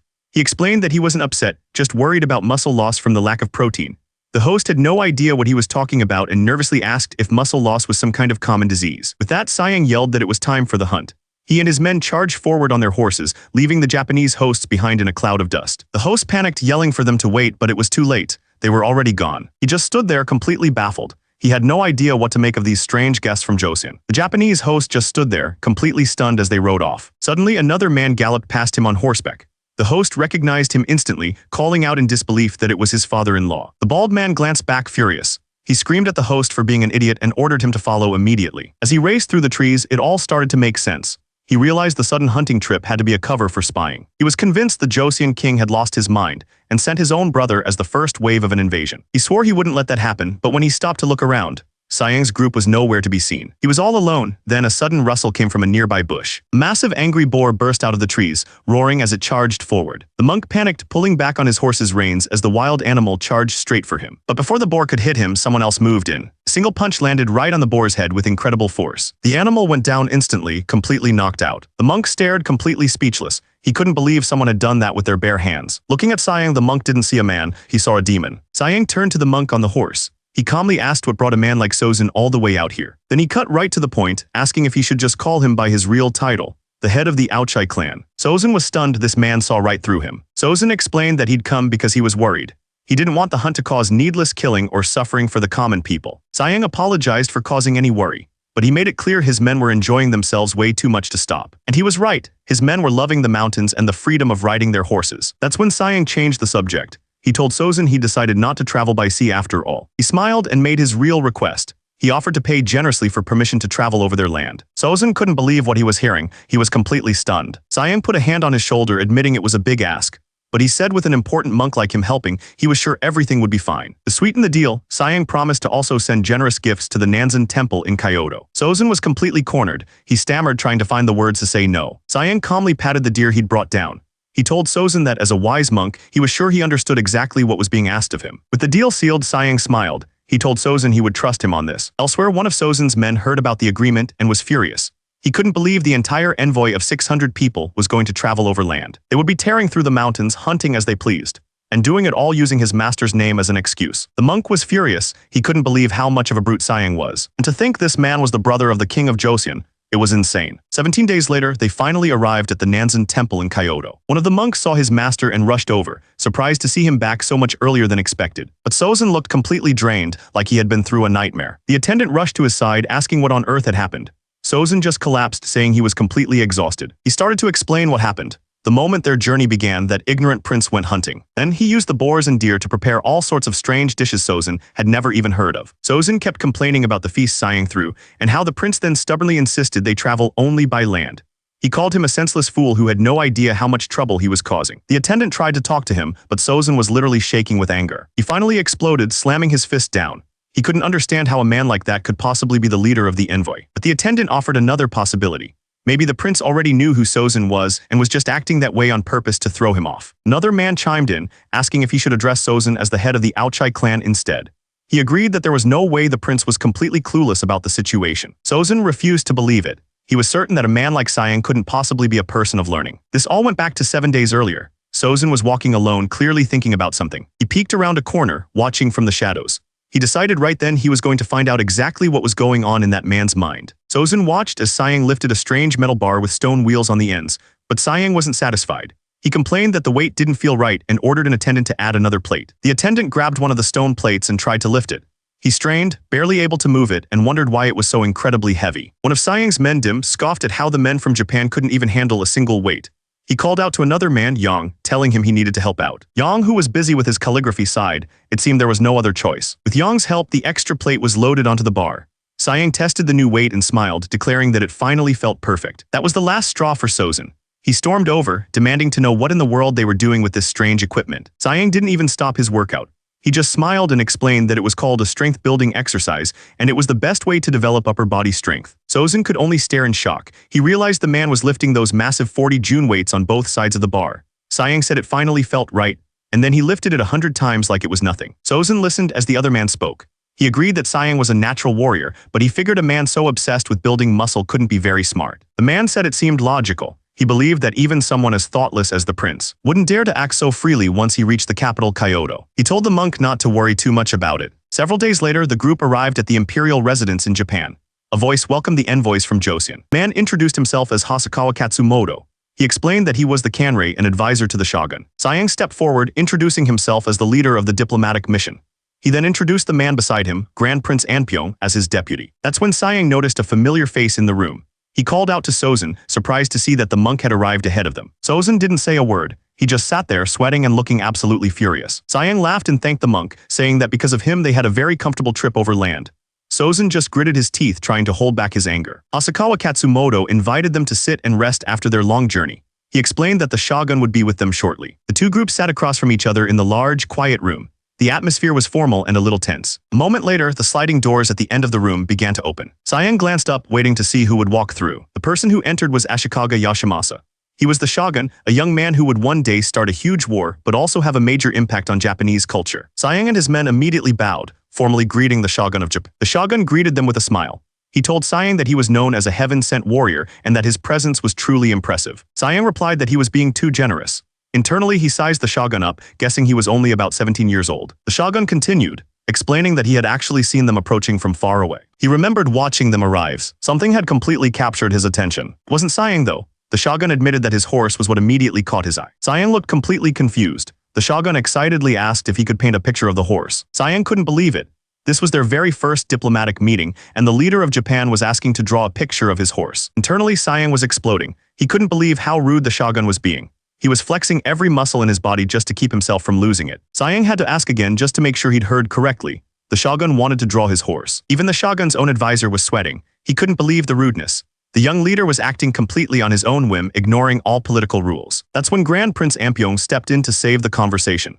He commented that the shogun must really enjoy painting and even architecture. Ampyong added that he also had skills in calligraphy and art. He was sure they would get along very well. The shogun's face lit up. He thought it was a great idea for him and Ampyong to go discuss art separately. He said he'd leave the boring political talk to the other two. And just like that, the shogun and Ampyong walked off to draw the horse. The shogun asked if its name was Hyukwu, and Ampyong promised there was a story behind it. With the two of them gone, Sayang turned to the advisor. He got straight to the point, saying it was time to discuss the matter of ginseng. An official stepped forward, presenting a decorated box. The real negotiations were about to begin. The shogun's advisor, Katsumoto, looked at the ginseng seedling. He was impressed that it hadn't wilted at all after such a long journey. Sayang watched them, thinking that the playful shogun should just stick to his hobbies. He decided he would handle all the important matters concerning the ginseng himself. With that settled, one of Sayang's men stood up to explain. He told the Japanese officials to listen carefully, warning them that you can't just plant ginseng anywhere. He described the specific steps. First, you peel the outer layer from the seeds and dry them. Then you have to plant the seed in the exact same hole where ginseng previously grew. One of the Japanese officials looked concerned. He asked what the chance of the seed actually sprouting was. The expert calmly held up one finger. He said the success rate was only about 1/10. The Japanese officials couldn't believe it. They started whispering to each other, and 1 in 10 chance was incredibly low. It sounded like they were being set up for a loss. Sayang knew it wouldn't fit his image to explain all the details himself. That's why his brother had recommended Yi Juk Gam, a man who was very skilled with words. Yi Juk Gam leaned over the table, examining the root carefully. He explained that a single ginseng root like this one can produce about 60 seeds. Another one of Sayang's men chimed in with a huge grin. He asked them, wasn't it good enough if just 6 of those seeds managed to sprout and grow? This was all part of the plan. He was only going to teach them the most basic planting technique, leaving out all the important tricks. The Japanese official thought about it for a moment. When they put it that way, it actually did make sense. Sayang was sure they would spend all their time and energy trying to grow the ginseng and make a fortune. One of his advisors suggested they end the talks there for the day. He pointed out that everyone had different opinions on how to handle the ginseng, and it wouldn't be settled quickly. Sayang agreed. One of Sayang's men continued laying out their plan. He reminded everyone that the officials they'd been talking to weren't the ones who made the final decision. The real power belonged to the shogun Ashikaga Yashimasa. And right now the shogun was in a stable, completely captivated by Sayang's horse. The strategist explained that since the shogun was spending so much time with Grand Prince Ampyong, a famous artist, things were going exactly as planned. He was sure that because of this connection, it was only a matter of time before the shogun took Joseon's side. 3 days passed. Sayang was in the middle of a workout when he heard the news. He couldn't believe they were suddenly holding a festival. He didn't get it. There was no holiday or special occasion to celebrate. That's when Grand Prince Ampyong explained everything. He'd been at a temple discussing paintings with the shogun, and he happened to mention Sayang's horse and his incredible accomplishments. Ampyong explained that after hearing all those stories, the shogun suddenly insisted on holding a festival. He wanted to see Sayang's legendary martial skills for himself. Sayang was not happy about it. He complained that a festival was a huge waste of time and money. Besides, what did the shogun even want to see him do? And just like that, it was festival day. As the procession moved through the streets, the crowd roared with excitement, shouting that the Grand Prince from Joseon was here. They were throwing money into the air, celebrating his arrival. People cheered for the mighty general who had crushed his enemies in battle. Inside the carriage, one of Sayang's men was completely overwhelmed. He couldn't believe how much money was flying in from every direction and had no idea what to do. Another one of his men just laughed. He told his friend to relax and just think of it as money raining from the sky. The other guy wasn't having it. He grumbled that he'd rather not get hit by a rain of coins, especially since it was foreign money. Finally, the procession arrived at its destination, the Ryonji Temple. A man in a large hat was waiting for them, surrounded by guards. He shouted a welcome, saying they must be tired from their long journey. It was the shogun. He told Sayang he'd heard great things about his strength and had prepared a lot of things for him to enjoy. Sayang turned to Ampyong and asked him exactly what he'd been telling the shogun.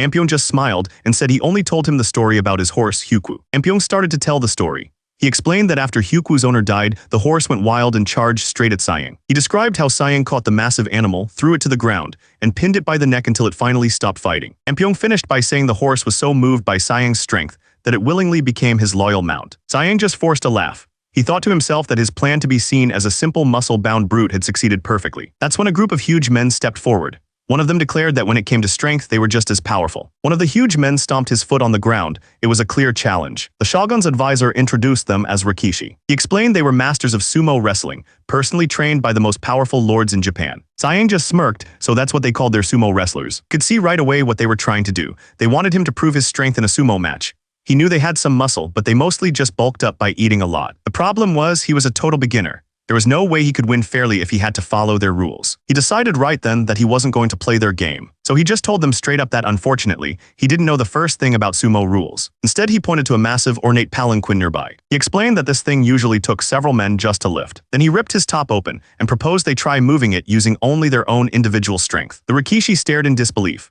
They couldn't understand how someone could be so strong without a huge gut, wondering how a body could be so perfectly sculpted. The shogun, however, was absolutely thrilled.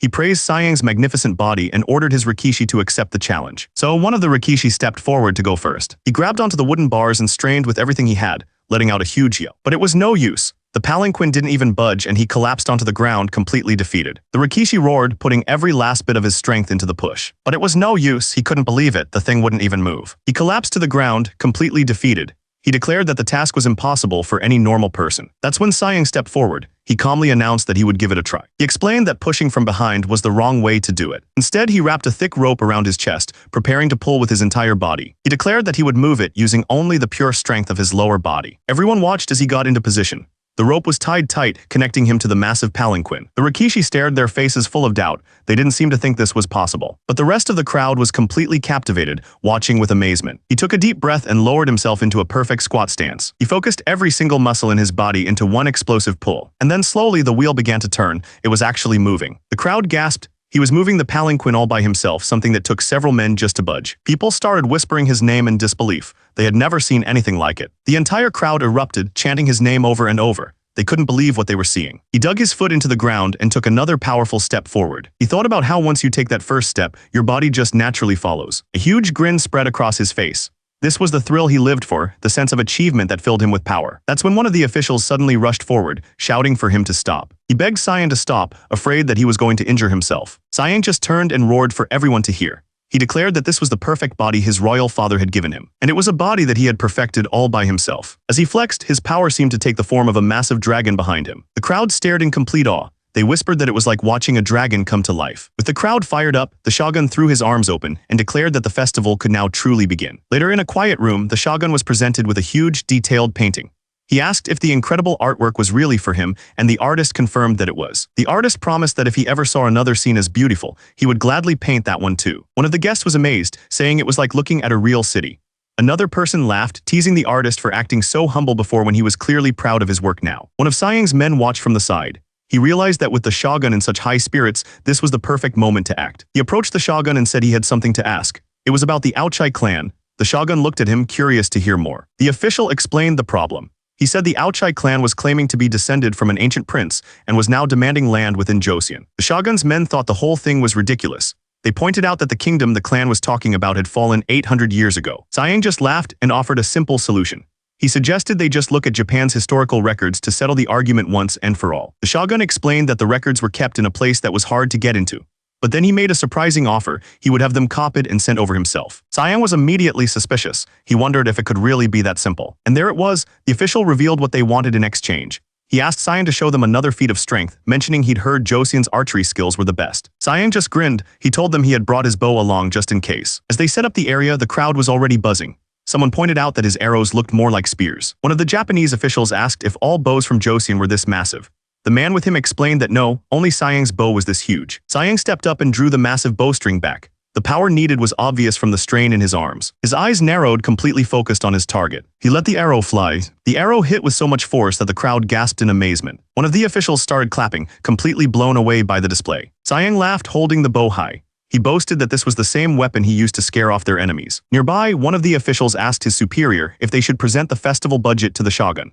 The senior official just told him to forget it for now. The Japanese official looked on, thinking to himself that Sayang was just a child who wouldn't understand any of this anyway. Meanwhile, a serious negotiation was taking place. The first offer was to trade ginseng for a huge amount of copper, sulfur, and buffalo horns. But they still hadn't set a price for the ginseng seeds. So the Joseon envoy made a different offer. They would accept skilled workers instead of goods. He argued that it was a fair trade, since the seeds wouldn't make money right away and the workers would need time to adjust to their new land. The Japanese official seemed interested. He asked exactly what kind of workers they had in mind. The answer came back immediately: 100 blacksmiths and 50 prospectors. And on top of that, they wanted 200 fishermen. The official paused, thinking over the sheer number of people they were asking for. He slowly opened his fan, considering the proposal. The Japanese official snapped his fan shut. He told them he would discuss the offer with the other lords before making a final decision. Several days passed. The Japanese officials met to go over the numbers.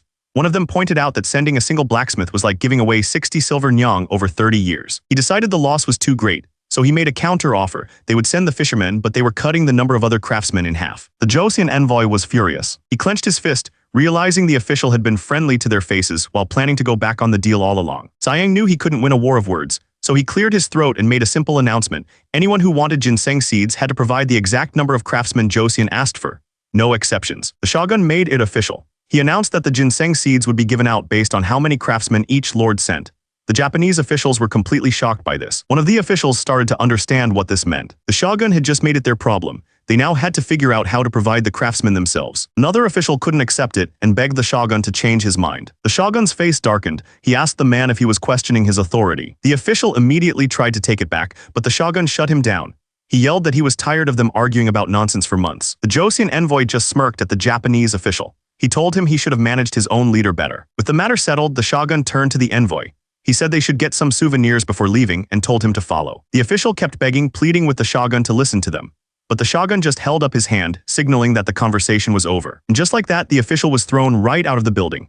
That's what he got for questioning the shogun's decision. Grand Prince Anpyeong walked in, followed by his men. He explained that he was worried someone might try to change the contents of the document. So, to be safe, he had his own court artists make a perfect handwritten copy. He smiled, sure that there would be no problems with it. He presented the massive stacks of paper to an official, telling him it was the Chronicles of Japan he had asked for. Normally, a text like this would be kept secret forever. But because the transcribers were so charmed by Grand Prince Anpyeong, they made sure their work was flawless. It was the complete Chronicles of Japan. The official looked up from the pages. He said he'd already glanced through it. He had found something important. The text claimed that Ochi was descended from Baekje, and he asked Anpyeong if that was really true. The official made it clear that whether Joseon chose to reward Uchi or not was entirely their own decision. He advised them to compare the text with other records when they returned home to figure out how much power Ochi really had. Grand Prince Anpyeong simply thanked him, saying they had enjoyed their stay because of his kindness. And with that, their diplomatic mission in Japan was finally over. After a festival where the Jurchens showed off their horseback skills, it was time to go. A man yelled for everyone to hurry and get on the ships. The order was loud and clear. The Hosen men had become quite popular among the Japanese during their stay. But there was one thing they all hated.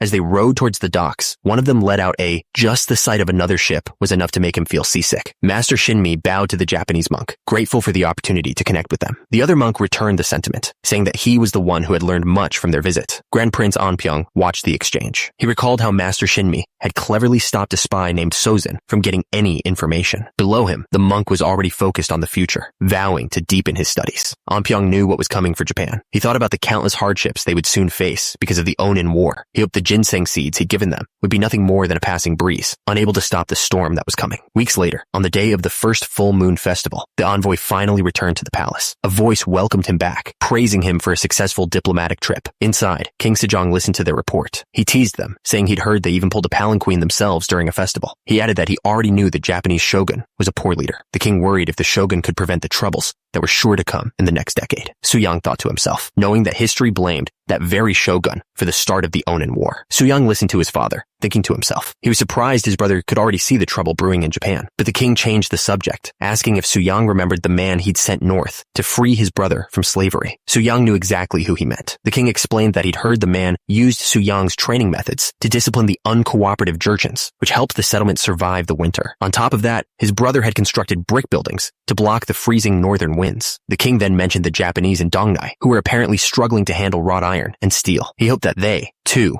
would find good leaders and become a great benefit to the country. Suyang understood his father's point. He laughed, admitting that many people had a negative view of the diplomatic outcomes he and Grand Prince Anpyeong had achieved, but not everyone was happy. Some were suspicious about why the princes handled the relations with Japan themselves. A man stood before the king and introduced himself. It was Jo Guk Gwan, the newly appointed Minister of War. He didn't waste any time. He told the king they should have brought back skilled warriors and swords from Japan, not just craftsmen. He explained that Japanese swords were completely different from their own, both in shape and in how they were made. Because of this, he argued, the artisans they brought back would struggle to produce any quality weapons. The king wasn't bothered by his concerns. He told the minister that the very difference he was worried about is what gave the artisans their value. To prove his point, he simply ordered someone to bring him one of the swords. A servant immediately presented it to him. He gripped the handle and began to explain. Japan had a huge problem. They didn't have any quality steel. The king didn't just talk. He lifted the sword high and brought it down with all his strength. The Minister of War couldn't believe what he was seeing. The Japanese sword slammed down, sending sparks flying everywhere. The king explained its secrets. The blade used a soft iron core wrapped wrapped in hardened steel. With that one strike, a solid block of stone was split in two. He told them that because Japan lacked good iron, their smiths had to master this complex method. If those same craftsmen were given Joseon's high-quality steel, they could create legendary swords. The officials were stunned. They had always assumed the Japanese just had better steel. But the truth was, their smiths were just that good, putting incredible care into their work. Jo Guk-gwan bowed deeply, admitting he had foolishly misunderstood the king's deep insight. The king simply told him it was fine. The king announced that Grand Princes Suyang and Anpyeong, along with everyone on the diplomatic mission, would be rewarded for their success. With that settled, he declared he could now focus on creating a fitness plan for women. Suyang listened, a small smile forming on his face. The king then turned his attention directly to Suyang. He reminded him that he had negotiated with Taisun Khan before and was a capable leader. With that, he gave him a new mission. He wanted Suyang to head to Harbin. Suyang was completely caught off guard. He couldn't believe he was being sent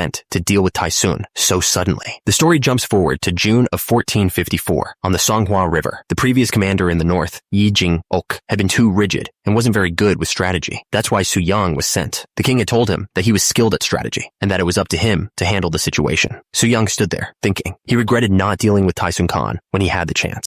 On the boat, he saw piles of boxes. They were all letters sent by Taisun Khan. Suyang had no idea the man had been so persistent. The story goes back 5 years. Turns out, Taisun Khan wasn't dead. After being captured by Joseon's forces, he had somehow managed to return alive. His return caused chaos among his own people. They started blaming each other for the defeat. The argument got so heated that one of them was thrown out. On top of their own fighting, they were also being pressured by Ming forces that had moved in after Joseon left. The man sneered, mocking the other for acting tough when he'd never even faced Suyang himself. Faced with their own failures and outside pressure, they had no choice but to stay quiet. 5 years passed. A massive wall between the Ming and Oirat territories was finally complete. A Joseon official read the report with a smirk, thinking about how scared their enemies must be. Meanwhile, the Ming officials were having their own problems. They were running out of money and knew they'd have to withdraw their troops from the area soon. One of them decided they shouldn't push their luck. He reasoned that with Seo Yuteong stationed in Liaodong, they didn't have to worry. He planned to report their decision to the emperor. Back in Joseon, the official closed his book. He knew exactly what would happen next. With Ming gone, the conflict between the Oirat and the Mongols would start all over again. He tapped his fingers on the book, thinking. He thought to himself that watching a fire from far away was always fun. But then a wicked smile spread across his face. He wondered if maybe he should do more than just watch. Maybe he should fan the flames himself. The boat pulled up to a wooden dock.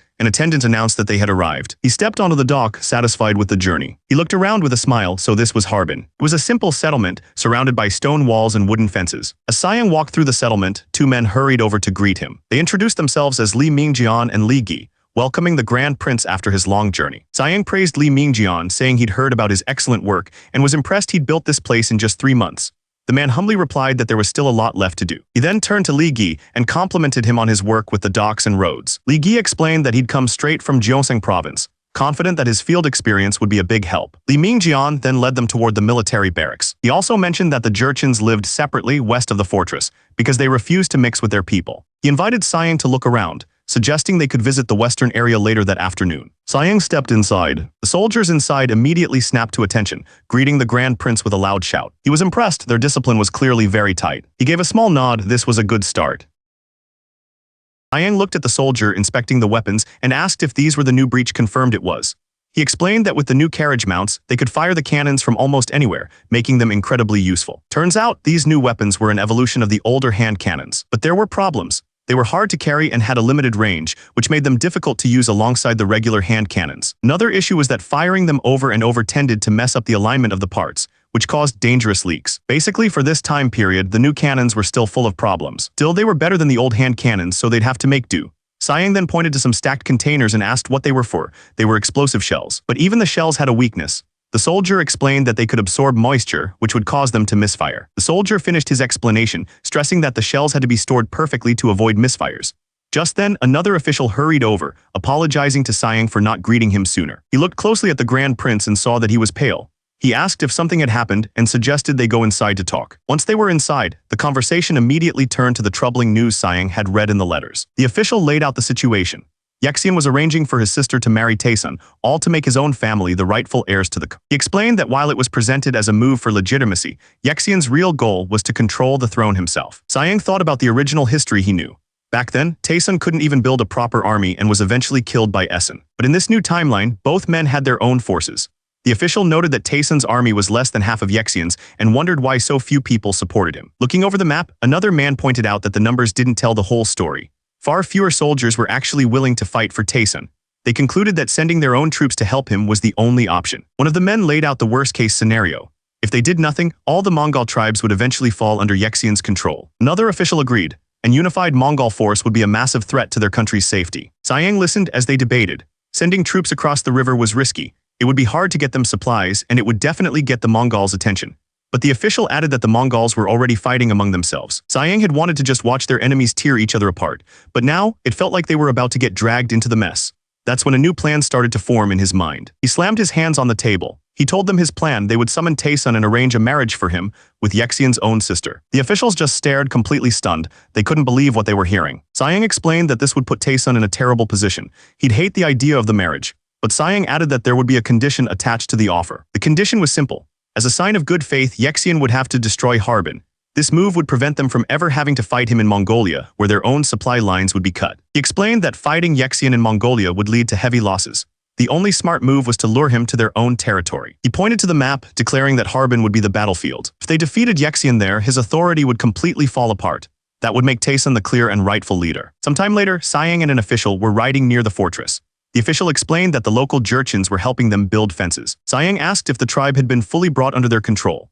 The official admitted they hadn't, but explained that after hearing about Sayang's reputation, they were being very careful and just watching to see what would happen. As they approached the camp, one of the men looked up. He recognized the figure on the horse and realized it was Hyukwu. The men at the camp stared in disbelief as an announcement rang out. Grand Prince Sayang had arrived. The official with Sayang shouted for everyone to come out and greet the Grand Prince. As the official stood there, one of the workers spoke up. He explained that they had found a lot of strange things while building the fences. He seemed a little nervous as he asked the official to take a look. The man held out a small statue with dozens of arms. The official recognized it instantly. It was the 1,000-armed Avalokitesvara. He took it in his own hands, noting that it was beautifully detailed and made with great care. The moment the workers realized the statue was valuable, they got excited. Another man immediately rushed forward, asking the official to look at his find too. Suddenly, he was surrounded. Everyone was pushing forward, begging him to look at what they had found. He held up a hand trying to calm everyone down. He told them to line up one at a time. Looking at the gentle plains and the sheer number of Buddhist artifacts, the official put it all together. This place wasn't just a field, it was likely the site of an ancient Balhi temple. The official looked over the construction site, his mind racing. The workers stood by, waiting for his orders. He knew the nomadic tribes of the early Jin dynasty couldn't have made something this detailed. This craftsmanship was from a different era entirely. He realized he couldn't let these Balhi artifacts be mistaken for Jurchen relics. This was a critical distinction. He knelt down for a closer look, a plan already forming in his mind. He remembered a key fact: most of the Jurchens were Buddhist. A wicked smile crossed his face. He thought that if he could cleverly use their faith, he could get them to do anything. The workers around him immediately followed his lead, putting their hands together in prayer. Just like that, a simple construction site was turned into a holy ground. The official stood back, watching his plan fall perfectly into place. He realized this was his chance. He could win over the Haixi Jurchens. He was completely sure his plan would work. Miles away, a messenger approached his leader, Taesun Khan. He told the Khan that a letter had arrived from Grand Prince Sayang. It was an urgent request to meet in Harbin. Just hearing Sayang's name made Taesun's blood boil. He clenched his fist so hard his knuckles turned white. He couldn't believe it. The Joseon prince had actually come all the way north. A nasty grin spread across his face. He told the messenger he would go, saying he had to see that brat's face again. The official declared that the relics belonged to Buddha and must be returned to him. The workers were completely moved, agreeing with every word. He raised his hand and proclaimed that Buddha himself had appeared in this northern land. He then suggested they build a temple right there to honor Buddha's presence. The crowd was in complete awe, totally swept up in the moment. Elsewhere, another official couldn't believe what he was hearing: a temple out of nowhere. The man with the plan explained his thinking. The relics weren't from the Jurchens, but from an ancient Balhi temple. He laid out his strategy. If they built a temple to honor the ancestors of the Hulan tribes, they could win their loyalty. The official knew these artifacts were enough to build a small temple. And for the Jurchens, who still followed Buddhism, there could be no better gift. Inside, a figure knelt in silence, preparing for what came next. The official was completely on board. He told the Grand Prince they would request support and start construction right away.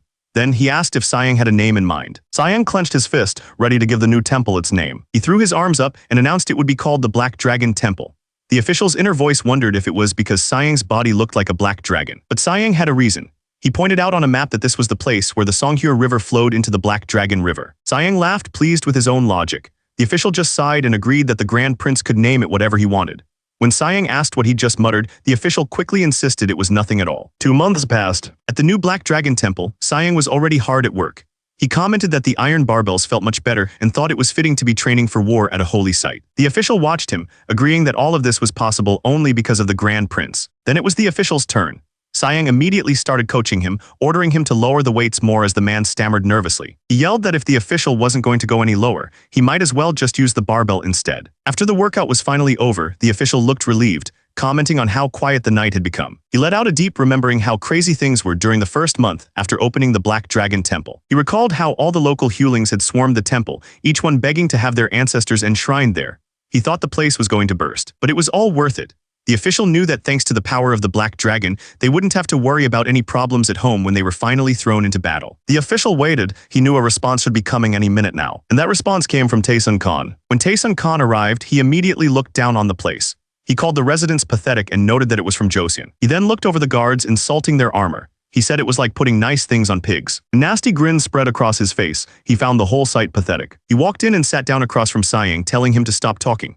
The Khan immediately demanded strong liquor, but all they had was soju. Sayang watched him carefully. He could tell something was seriously wrong with the man could barely stand straight and his words were a mess. He was completely out of it. Taesun Khan didn't even bother with a cup. He just grabbed the bottle and started chugging it down. Sayang noticed the man's hands were shaking. He'd clearly lost a lot of muscle since they last met. The Khan was erect. He'd become an alcoholic. Suddenly, he threw the bottle and started screaming at Sayang. He accused him of ignoring all his letters and explanations, demanding to know why he hadn't sent any support. Sayang just listened, his expression unreadable. The Khan continued to shout, questioning if he wanted people to think he'd gotten friendly with Joseon. The Khan was losing it. He yelled, asking if Sayang even understood the mess he was in. He explained that his rival, Essen, was systematically killing off the weaker members of his own family line. Because of that, the 10,000 men he had left were all relatives of the ones Essen had killed.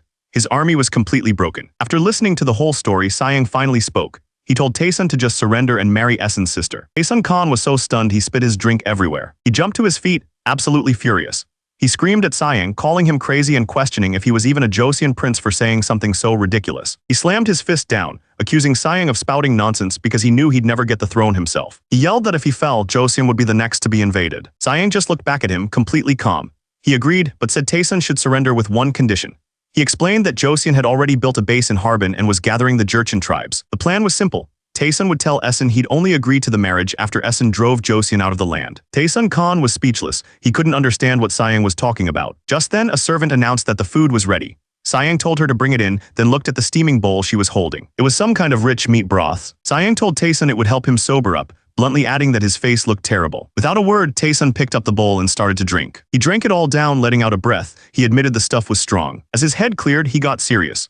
He told Sayang that Essen was no fool and wouldn't attack just because of a simple condition like that. He explained that he once sent troops to take weapons from Essen after hearing he'd collected a lot of gunpowder weaponry. His men had found the stash. A soldier had yelled out that he'd found them, a whole pile of rifles. Taesun's men were in a panic, grabbing the rifles as fast as they could. One of them yelled for the others to move faster, warning that Essen was on his way. But it was too late. Essen stood there, sword drawn, absolutely furious at Taesun's men. He screamed that he was going to kill every last one of them. Without another word, he moved. One of the soldiers looked up, gasping in fear. The attack was so brutal that even the officials started running for their lives. Suddenly, one of the officials lunged forward, grabbing the rifle with his bare hands. He screamed, begging the soldier not to shoot. He looked absolutely terrified. He knew that if that gun went off, it would be over for all of them. The soldier was furious. He screamed at the official, demanding to know why he was stopping him. The official looked terrified. He tried to explain that the gunpowder had hardened from age. He warned that if they fired the gun, it would explode right in their hands. That's when the flashback ended. Sayang explained his point. Essen's men might have weapons, but they were out of good gunpowder. He didn't think they'd risk attacking Joseon's forces. He was sure that any gunpowder stored for 5 years would be ruined by moisture. With that settled, he asked if the Ming prisoner was still alive. Taesun admitted they still had the prisoner because they needed his knowledge of firearms. He finally agreed to Sayang's plan, calling him a muscle-brained idiot. He figured it didn't matter if he died following orders or just drank himself to death. It was all the same to him. Sayang just let out a quiet. The plan was now in motion. In January 1455, a Mongol council was called. Taesun Khan arrived, walking straight into the lion's den. Essen sat on his throne thinking. He couldn't figure out why Taesun would call for a meeting at his base of all places. To make things even stranger, Taesun had brought the very cannons and firearms he'd stolen from him. Essen watched him carefully. It didn't seem like a trap, but something was definitely off. Finally, Essen spoke. He just asked him what his business was. Taesun looked him right in the eye. He announced that he would accept the marriage proposal. The entire room went quiet. Essen couldn't believe it. He asked if Taesun truly understood what that meant. Taesun didn't back down. He confirmed he was serious, but told Essen there was one condition. Taesun laid out his condition. He told Essen that Joseon had built a huge fortress at Harbin, right on the Black Dragon River. He then asked if Essen's soldiers were strong enough to drive them out. Essen stared back, his eyes narrowed. He demanded to know if Taesun was telling the truth. Taesun didn't even hesitate. He simply gave the order to bring in his proof. 3 men were brought into the room. The moment they appeared, the court erupted in anger, recognizing them as men from the Jin dynasty. Essen looked furious, demanding to know why these men were standing in his court. One of Essen's own men fell to his knees, begging him to punish Josian for this. The men who'd been brought in just knelt there silently. The scarred man finally spoke up. He explained that Josian had been hiring workers, so they went to the Black Dragon River to find a job. He said they had set up camp by the river to rest for the night, but while they were sleeping, something went wrong. Scarred man continued his story, saying a loud thunder woke them up in the middle of the night. He looked absolutely terrified. He told Essen that when they looked, they saw a huge pillar of fire rising into the sky. The man explained that the thunder and fire meant a gunpowder storage had blown up. Essen listened quietly, then asked what happened after that. He claimed that Josian's soldiers suddenly accused them of setting the fire. He insisted they were innocent and had been tortured. Essen didn't seem convinced. He just asked if that was really what happened. He looked down at the man, his voice turning cold. He pointed out that if he was tortured, it was strange that he managed to escape without a scratch. His eyes narrowed. He asked the man if he really thought he was a fool. Essen stared down at the man, his voice cold. He was done listening to stories and demanded to know what trick he was trying to pull. Back with Sayang and Taesun, Sayang wasn't surprised. He had expected Essen to be suspicious. Taesun argued that Essen was too cunning to fall for a simple story. He said they'd need to provide real intelligence, like troop numbers, to make him believe it. He then sarcastically asked Sayang how he was supposed to get that kind of information. Sayang just smiled, completely unfazed. He calmly said that of course Taesun wouldn't be the one getting it, then gave an order to bring them in. Taesun looked over, confused and waiting to see who Sayang was talking about. A moment later, a man was thrown into the room. He looked furious and immediately screamed Taesun Khan's name. Without a second of hesitation, the man lunged forward, ready to attack. He threw a punch right at Taesun's face, screaming that he was a treacherous bastard. But the punch never landed. A hand shot up and stopped it cold. It was Taesun. He grabbed the man and slammed him face first into the floor without even breaking a sweat. Taesun gritted his teeth, insulted.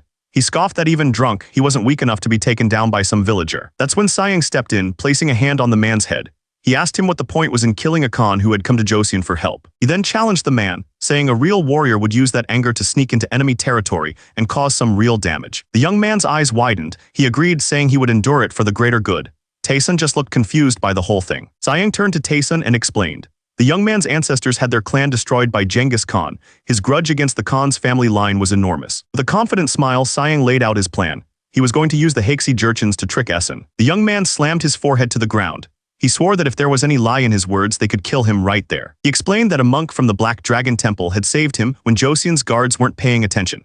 He declared that he now wanted revenge like a true warrior. With a raw mark on his forehead from his bow, he looked up and begged the leader for help. Essen listened, his expression unreadable. He thought to himself that if this man was telling the truth, it might be the perfect opportunity to attack Josian. He made his decision. He ordered one of his men to send 5 scouts to Josian's fortress and map out their military positions. The strategy was simple. They would cut off Josian's gunpowder supply, seize it, and use it against them. Hearing this, Taesun finally accepted the proposal. Another leader spoke up, pledging to add 3,000 of his own troops and request even more from the Tomb tribe. 5 scouts sent by Essen arrived at Josian's fortress. It was strangely quiet. The lead scout was surprised. They had really built a massive fortress out here. He ordered his men to carefully note the positions and numbers of the cannons built into the stone walls. One of them tried to sketch a map, but he couldn't see clearly from where he was hiding. He stepped back to get a better view and snapped a dry twig under his foot. The sound echoed in the quiet woods. He looked up and saw a rider sitting on a horse looking right at him. The Josian soldier looked down at them with a grin. He announced that he'd found some spying rats. With Sayang, he smiled, telling the terrified men it was time to educate them about Josian, starting with squats. A moment later, their screams for help echoed from the fortress. Meanwhile, Sayang and his men were riding through the freezing mountains. He let out a huge sneeze. The soldier next to him was surprised. He mentioned that bigger guys usually handle the cold well, but Sayang seemed to be an exception. Sayang just smiled. He explained that his body was all muscle and skin with almost no fat, so the cold got to him easily. His companion laughed and told him to just hold on a little longer. They were almost there. Turns out, this was their first time meeting the new military commissioner of Liaodong. They rode up to a massive fortress, their destination in sight. Inside, they met with the commissioner. He slammed his hands on the table, completely shocked by their report. He couldn't believe they were talking about the Warrets. Sayang confirmed the bad news. The Warret forces were targeting Harbin, and he had come to warn him that trouble was on its way. The commissioner started to panic. He nervously bit his nails, trying to guess the Warret's strength based on their last big battle. The very thought of another battle sent him over the edge. He started shouting orders, demanding every single report they had on the Warrets. He needed to know their numbers right away. But one of the officials pointed out a huge problem. Their reinforcements had withdrawn 6 months ago after the Great Wall was completed. The commissioner didn't care. He yelled that if they had to, they would just mobilize the farmers to fight. Siang just watched him, realizing there was no point in trying to reason with the man while he was this worked up. One of the soldiers stepped forward, offering the commander a drink and asking him to please calm down. Without a word, the man snatched the bowl and drank the whole thing in one gulp. He slammed the empty bowl down on the table. He let out a long breath, finally starting to calm down. He looked a little embarrassed and apologized for his outburst, blaming his symptoms. He was amazed at how fast the medicine worked and asked what was in it. The soldier explained it was made from poppy shells. Siang immediately knew what that meant. The commissioner wasn't just stressed, his anxiety was so bad he was using drugs to cope. Now that he was calm, the commissioner looked at his report. He explained the only troops they could send were from the Jianju Jurchens. It was Changshan's forces, about 5,000 households in total. He said the troops were originally promised to Joseon, but he figured it would be fine if they just used them to protect their own northern defenses instead. Siang couldn't believe what he was hearing. The man was just going to break his promise to Joseon. Siang couldn't believe what he was hearing. He thought the man's plan was completely insane. He remembered the promise they had made to Joseon. He remembered exactly who Changshan was. At first, Changshan had served Taesun without question. The second it became clear that Joseon was going to win, he betrayed Taesun and completely cleaned out his main camp. The commissioner seemed proud of himself. He explained that Changshan had betrayed Joseon and backstabbed Taesun, calling him a bat who just switches sides to benefit himself. Siang listened, trying to follow the logic. If that was true, then why on earth would anyone trust him? Suddenly, a big man in orange robes, the commander, started laughing. He slapped the commissioner on the back, praising his keen insight. The commissioner looked startled but quickly agreed, laughing nervously along with him. The commander's plan was simple. Since Changshan was a traitor hated by everyone, they could use him. If he jumped into the middle of the battle, he would create chaos, and they could take advantage of it. Siang grabbed the commissioner's arm with a tight grip. He ordered him to make sure the men were sent north. The commissioner, looking terrified, quickly agreed. Sometime in March, an alarm was raised across the rocky terrain. The prisoners had escaped. One of the men ran as fast as he could, his face red with anger. This was not going according to plan. Turns out their imprisonment was just Siang's brutal training. They were being forced to do squats and bench presses. The man screamed that he'd had enough, yelling that he would rather be tortured for real. He was crying from the sheer misery of it all. He yelled that he was quitting and led the others in a desperate escape. But Siang was already moving to stop them. The escape attempt ended almost as soon as it began. Siang caught the first man and his scream echoed through the yard. He casually threw two more over his shoulders like they weighed nothing. The others didn't get far either. He made sure none of them would be trying to run again. With all the escapees rounded up, Siang calmly asked if they were tired of training already. He then offered them a choice: keep training or experience the dreaded bathroom torture instead. That was all it took. The men scrambled back, screaming that he was a monster and begging to be spared. For their little stunt, Siang gave them a new order: 3 sets of 100 squats. The training was brutal, but Siang was pleased with the results. He corrected their form, telling them not to shout on the last count. Just then, a soldier ran up, shouting for the Grand Prince. He delivered the news. The Waret forces were gathering on the other side of the river. The soldier confirmed that their leader, Essen, was among them. A huge grin spread across Siang's face. He knew the fight he'd been waiting for had finally begun. He turned to his men and yelled for everyone to get ready. Miles away, the Waret forces moved through the woods, their heavily armored soldiers marching in formation. Their leader, Essen, turned to one of his commanders, a man named Alak, and asked for news from the scouting team. Alak reported that they hadn't spotted any Joseon soldiers yet, but he warned that the area was full of places perfect for an ambush. Essen was confident, believing the northern terrain gave his army the advantage. He turned and asked if there was any news from his scouts. His commander looked nervous. He confessed that their scouts had been captured near the Joseon camp, calling them idiots under his breath. Just then, another soldier shouted, pointing across the river. There was movement. It was Siang standing on a massive platform loaded with weights being carried by his men. Essen and his men stared in complete disbelief. They had no idea what they were even looking at. The platform was stacked high with what looked like giant, heavy stones, and underneath it all were Siang's soldiers, their muscles straining as they held the impossible load. He stood on top like a king, looking down on everyone. This wasn't just an army, it was a show of pure strength. With a massive grin, Siang yelled across the river, telling them to witness his mercy. But his face said this was anything but merciful. Essen could only stare in disbelief, screaming out loud and demanding to know what in the world that thing was. Across the river, Siang just grinned. He was enjoying every second of their confusion. Turns out, Siang was thinking back to his old life before he was a prince. He remembered being deeply impressed by a movie about ancient Spartan warriors, but he wasn't interested in the story. He just liked the muscles. And now, back at the river, that movie gave him an idea. He decided he would break the enemy's morale, just like in the film. He would use his muscles and the sheer absurdity of the situation to crush their fighting spirit. Across the river, the Waret soldiers realized their captured scouts were being held as hostages. They watched the strange display, completely confused about what Siang was even trying to say. The Waret commanders couldn't believe what they were hearing. They thought Siang was actually going to release the prisoners. Siang looked down at the captured scouts. He told them their master was here and they were free to go. The prisoners just stared, completely stunned. One of the prisoners snapped. He screamed that their leader would kill them for this failure. He started shouting threats at Siang, completely losing it. Siang wasn't fazed at all. He calmly reminded the man that his father was the old king and his brother was the current king. He asked if the scout really knew who he was threatening. Then he leaned in with a sharp look. He asked if maybe the prisoner's body wasn't fully prepared for what was coming. The prisoners froze in terror. They had no idea what he meant by body's preparedness, but they knew it was bad. As the prisoners scrambled away, one of Sayang's men asked if it was really okay to just let them go. Sayang replied calmly that it didn't matter. They wouldn't reach their camp anyway. The soldier looked confused. He didn't understand why they wouldn't make it back. Sayang explained his cold calculation. He said that if the hostages returned to their camp safely, and with bigger muscles than when they left, it would completely destroy the morale of the entire Waret army. Sayang knew that as soon as the Waret leaders figured this out, they would never let their own men enter the camp. An arrow flew through it struck one of the fleeing prisoners right in the back, and he went down instantly. Even the other Waret commanders were shocked. One of them screamed Taishi's name, demanding to know what he was doing. The dying prisoner looked up in disbelief, unable to understand why his own people had attacked him. But Taishi had made up his mind. He gave the order to shoot the returning prisoners, calling them idiots. One of the other commanders couldn't believe it.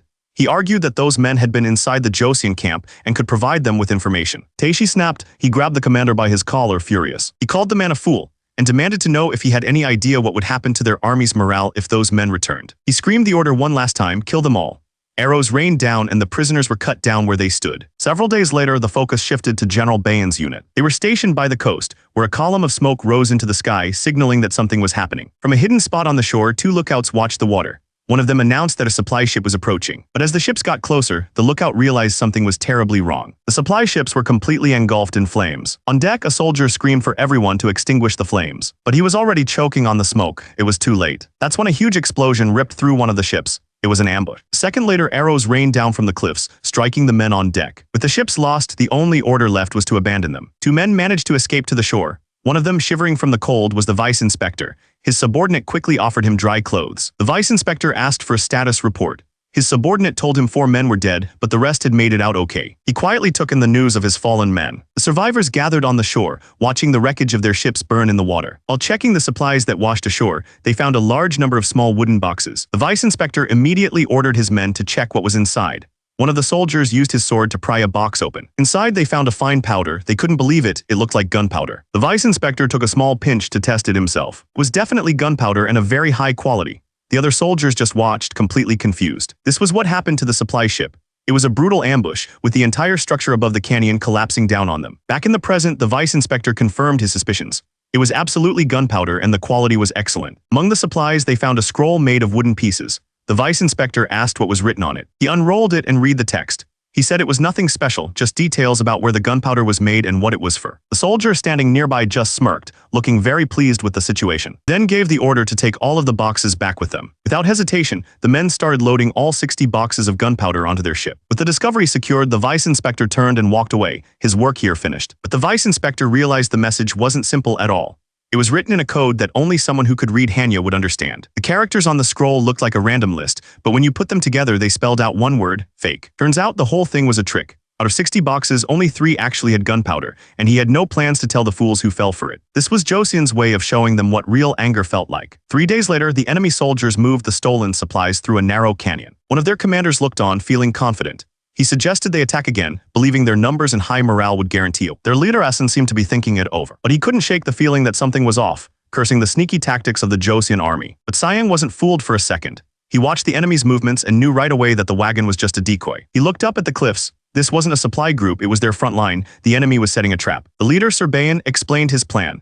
He warned his men that if they attacked now, the enemy would just call for reinforcements, which would be a huge problem. So for now, they would wait. 10 days passed. From his spot on the cliff, Sir Bayan watched the enemy convoy. After 10 days of waiting, their guard had finally dropped. He knew it was time to move. One of his men approached and pointed out a perfect spot for an ambush just up ahead. He explained that there was a ridge right beside the road, which was perfect for faking a retreat. It was also an excellent place to hide their main force for the real attack. Sir Bayan grinned. The plan was perfect. He gave the order to move out. The soldiers were hidden all along the rocky cliffs, waiting for the signal. From their lookout spot, Sir Bayan watched the enemy through a strange device. He could see them riding through the canyon below. It looked like they were finally getting impatient. A grin spread across his face. They were rushing right into the trap exactly as he'd planned. His subordinate asked if he found it satisfying. Sir Bayan said of course he did, wishing everyone was this predictable. But that thought made him emotional. He remembered how exhausting it was dealing with his brother Sayang, who was the complete opposite. The subordinate got curious and asked about the device. Sir Bayan explained it was a telescope and that he was pretty sure he could build one himself. He then jokingly offered to make one for the soldier, but only if he swore loyalty to Joseon. The soldier just looked confused, questioning if that was even ethical. Suddenly, the subordinate spotted movement on the front ridge.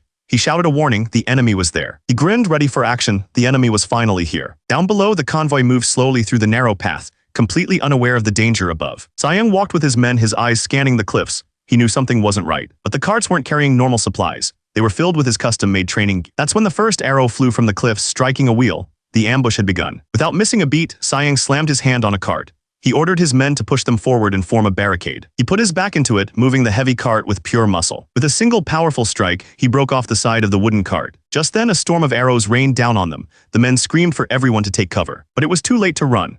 As arrows filled the sky, Sayang lifted the massive wooden plank, using it as a shield. He roared at his men, ordering them to do the same, break off the sides of the carts, and use them for cover. The first wave of arrows hit hard, pinning them down completely. But the other soldiers were terrified. One of them cried out that they weren't strong enough to just rip carts apart, questioning if they were supposed to be mighty warriors. Sayang didn't have time for excuses. He yelled back that they were to follow their superior's orders without question. The soldier completely lost it, sobbing about how unfair it was that he wasn't a fifth-rank officer. Another man just wondered why he always got so angry whenever promotions were brought up. The enemy commander ordered his men to stop firing. He scoffed, thinking they were just simple support soldiers hiding behind broken wood. Confident he had them cornered, he ordered his troops to close in and finish them off. But one of Sayang's men, hiding behind a large wheel, saw something that made him freeze. His eyes widened in pure terror as he realized what it was. It was artillery. He screamed for everyone to fall back, but it was too late. A huge explosion tore through the enemy soldiers, sending them flying. The commander watched the smoke clear, his fist clenched tight as he looked at the damage. He finally understood. These weren't support soldiers, they were the real Joseon army. Furious at being tricked, he ordered his men not to retreat but to prepare for a full charge. The smoke cleared, revealing the damage. The Joseon army stepped forward through the dust, ready to press their attack. An officer gave the order for the musketeers to fire one more round, and then immediately pull back. But they weren't done. The next order was to get the grenades ready. Moments later, explosions started going off all around the enemy soldiers, who were now running for their lives. One of the soldiers started yelling, realizing they'd been completely tricked. He screamed that there was no way they could win against artillery. The commander heard him, completely shocked by the panic spreading through his ranks. Just then, a Joseon commander rode up on his horse, looking down at the battlefield. This was Park Youngsun, the commanding officer. He ordered his men to stop advancing and to only attack the ones who were trying to run away. The Joseon soldiers were cleaning up the battlefield, cutting down any enemies who tried to escape. Just then, a soldier ran up to the commander with an urgent report. The enemy was scattering, splitting into 5 separate groups. But the commander immediately ordered his men not to chase them. He told them to hold their formation and avoid any reckless moves. The enemy forces were in full retreat, disappearing into the woods. Meanwhile, the enemy soldiers who had scattered were regrouping. One of them laughed, admiring his sword. He commented on how great Joseon steel was, making the fight more fun for him. His chieftain got the same report. The Joseon army had divided into 5 groups. The news caught him completely by surprise. Unlike the Joseon commander, he saw this as a golden opportunity. He ordered his men to split up and hunt them down, promising a big reward for their heads. Just then, a soldier ran up to the commander with an urgent report. He said that 5 of the Jurchen tribes at their rear had broken formation and were chasing the enemy. The commander was stunned. He clenched his fist, knowing they could be walking straight into an ambush. He quickly thought through the possibilities. If the enemy was just regrouping, this was a chance to hit them from behind. But if it was a trap, his allies would be completely wiped out. Before he could decide, the sounds of fighting echoed from the canyon. The battle had already started. He gritted his teeth in frustration. They'd rushed into battle in less than 15 minutes. It was an ambush just as he'd feared. One of his men muttered that the Jurchens were nothing but trouble for disobeying orders, even questioning if they were worth saving. The question hung in the air, what should they do now? The commander sat on his horse, facing the consequences of his allies' mistake. His men looked to him, asking what the plan was. The commander didn't hesitate. He made his decision. They were going to rescue them. One of the soldiers immediately protested, warning that they could all get caught in the same trap. But the commander yelled back, reminding them that they never would have stood a chance against the Warrats without the Jurchen's help. With no time to waste, he spurred his horse forward, ordering everyone to move out immediately. They charged toward the canyon, where the sounds of battle were getting louder. Down in the canyon, the Jurchen warriors were being showered with arrows from above. It was a complete slaughter. One of the warriors stared in disbelief, finally understanding they had walked right into a trap. The chieftain stared at the enemy, his face tight with worry. They were outnumbered 2 to 1. He thought this might be the end for his tribe. But then his expression hardened. Just as he was about to rally his men, an arrow flew right at him. It hit him square in the chest, knocking him clean off his horse. His men rushed to his side, trying to pull the arrow out of his armor. Seeing their leader go down, the soldiers lost all hope. They started screaming that the chieftain had fallen. One of his men was already crying, mourning his death. But the chieftain shot up, absolutely furious, and yelled at them that he wasn't dead. He held up the broken arrow, roaring that it would take a lot more than that to bring his tribe down. He ordered his men to quit their whining and get back on their feet. He touched the dent in his chest plate, explaining that the armor from Joseon had saved not just him, but his entire tribe. He hated to admit it, but the diet of bland chicken meat also played a big part. And he remembered the 2 years of torturous exercises Siang put them through back in Jeonwon. But all of that work had made them much stronger. He drew the bowstring back, his muscles straining with incredible force. Taking aim at the enemy, he let out a furious roar. The arrow flew across the battlefield and slammed into an enemy soldier on the cliff, the impact sending him flying. The arrow hit its mark and the soldier went down hard. The enemy commander Sir Balai was stunned. He couldn't understand how an arrow shot from below could have so much power. He wondered what these supposed leftovers had done to get so strong. He gritted his teeth. They had started this fight with a surprise attack and were supposed to have the upper hand. Just then, a soldier ran up with a panicked report. He told Sir Balai that their forces were getting pushed back. He explained that the enemy had helmets and armor, so they were just shrugging off their arrows and their archery strength was monstrous. To make matters worse, another soldier pointed toward the canyon. The main Joseon army was approaching. His men turned to him, anxiously waiting for his orders. Sir Balai was furious at the thought of losing to these remnants, who weren't even proper Joseon troops. But he knew it was over. He ordered everyone to retreat. His men couldn't believe it. They protested, arguing that retreating now would completely destroy their morale. Sir Balai silenced them with a single shout. He explained that if the main Joseon army arrived, they would face a total defeat. As the enemy forces scrambled back up the canyon, the Joseon soldiers started cheering. They had won. The relief was overwhelming. They cried tears of joy, celebrating that they had survived the ambush. But their commander quickly put a stop to it. He ordered them not to chase the enemy, warning that another ambush could be waiting. He rode over to meet with the leader of another group, asking if they were safe. The other man confirmed they'd been ambushed too, but had successfully fought them off. The leader was impressed. He reported that the other tribes were also safe, and said it was time for everyone to head back to the main camp. But elsewhere, another battle was raging. Explosions tore through the enemy soldiers, sending bodies flying. Joseon soldier wound up like a pitcher, and hurled another explosive grenade right into the middle of them. One of the enemy soldiers caught what was thrown at him. He screamed, thinking it was a bomb about to go off. But when he looked down, it was just a rock with a cute face drawn on it. He had no idea what was happening. That's when a Joseon soldier started laughing and pointing, making fun of him for falling for such a simple trick. His fun was cut short by a hard punch from one of his own comrades. The Joseon commander looked on, completely drained. He couldn't understand why the enemy wasn't retreating yet. One of his men explained that the wild Jurchens had blocked the escape route. He complained that this was getting so tiring, he felt like he was going to die from exhaustion. The soldiers were getting fed up, yelling for their allies to just let the enemy run away. The commander watched them go. He couldn't believe they really thought they stood a chance with their tiny horses and old weapons. One of the soldiers whined about being hurt, but his friend just told him to stop exaggerating. Meanwhile, the enemy had set up a massive camp at the base of the mountains, and their patience was wearing thin. Inside the main tent, the enemy leaders were tired of waiting around. One of them suggested they should just fill the moat and storm the fortress, claiming its walls were nothing special. Another commander agreed. They were all eager for a fight, but their leader wasn't so sure. He thought his men were being too eager, reminding them that Joseon was a dangerous enemy. He decided someone needed to be a sacrifice to test the enemy's defenses. He looked over and called out for Ashitmer. A young man named Ashitmer stood up straight. He answered his father without hesitation, ready for the order. The leader gave the order. He was sending Ashitmer with 8,000 troops to attack the Joseon fortress. Ashitmer clenched his fist, full of confidence. He promised his father he would definitely crush their fortress. Several days later, his army arrived at the Songhua River, right below the fortress walls. Suddenly, the defenders rolled huge black bombs down the hill toward them. The bombs went off and the entire area erupted in fire. The explosions sent soldiers flying everywhere. Ashitmer screamed at his men, telling them to dodge the rolling bombs. But it was too late. He realized they were being hit from every direction, cannons from the front, arrows from above, and explosives from below. He was completely trapped with no idea what to do. Just then, a blade swung right for his head. Ashitmer stared up at the fortress, completely overwhelmed by its power. He knew it was over. They were doomed. The terror was written all over his face. He was convinced they were all going to die there. From the top of the fortress, a rifle barrel appeared. One of the soldiers below was hit and went down instantly. Ashitmer let out a scream, completely overwhelmed by the chaos. One of his men rushed to his side, asking if he was all right. Ashitmer was on the ground, totally dazed. That's when they realized where the attacks were coming from. The fortress towers were armed with soldiers carrying rifles. Ashitmer completely lost it, screaming at his men to destroy the towers. His subordinate grabbed him, trying to get him to calm down. But it was impossible. The subordinate explained that the towers were set up to protect each other, making any direct attack a death sentence. Looking at the chaos, the man argued that they had to fall back. He insisted that now that they knew the enemy's defenses, it was time to withdraw before their losses got even worse. Ashitmer clenched his teeth. He was furious, but he knew there was no other choice. Ashitmer knelt before his father, begging for forgiveness. He argued that if Malihai hadn't stopped him, he could have destroyed the fortress towers. His father slammed his fist down and shouted at him. He explained that Malihai stopping him was the only reason their losses weren't far worse. Then laid out a new plan. They would only pretend to attack the towers, tricking the enemy into wasting all their gunpowder while keeping their own losses low. He told them to take new weapons crafted by a captured Ming artilleryman. Their only mission was to force Joseon to use up every last bit of their gunpowder. Later that night, the camp was quiet under the snowy mountains. One of the soldiers was laughing, eager for the next fight.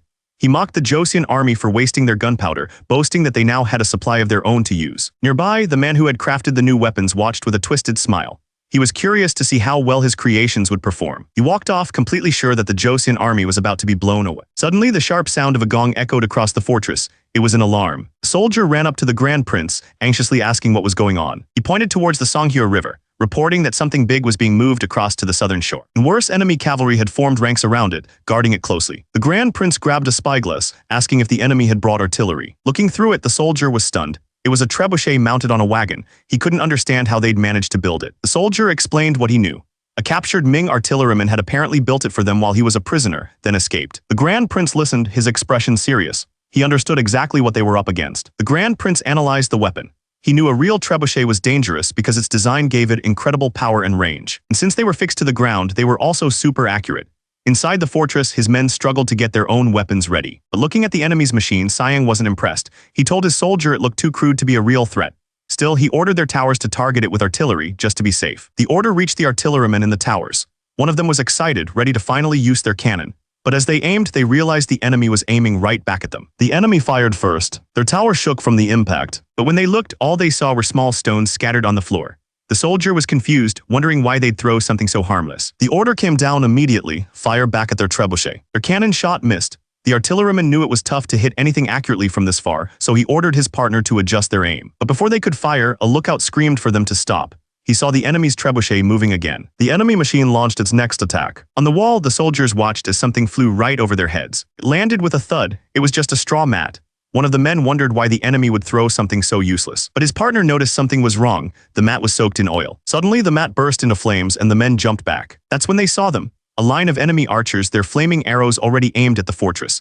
The soldier couldn't believe they had appeared out of nowhere. The archers pulled back their bowstrings, ready to fire. He looked up and screamed. It was a fire attack. The flaming arrows slammed right into the wooden watchtower. Commander immediately started shouting orders. He told his men to get rid of the artillery and escape down the emergency ropes. They had to move fast. If the gunpowder stores caught fire, the whole tower would go up. And just like that, the watchtower exploded. Back in the command post, Siang couldn't believe what he was hearing. The enemy had used oil-soaked mats. One of his commanders confirmed it. This had been their plan all along. The smoke from the fires was so thick it was impossible to see. One of the commanders pointed out that even with their gunpowder, they couldn't aim.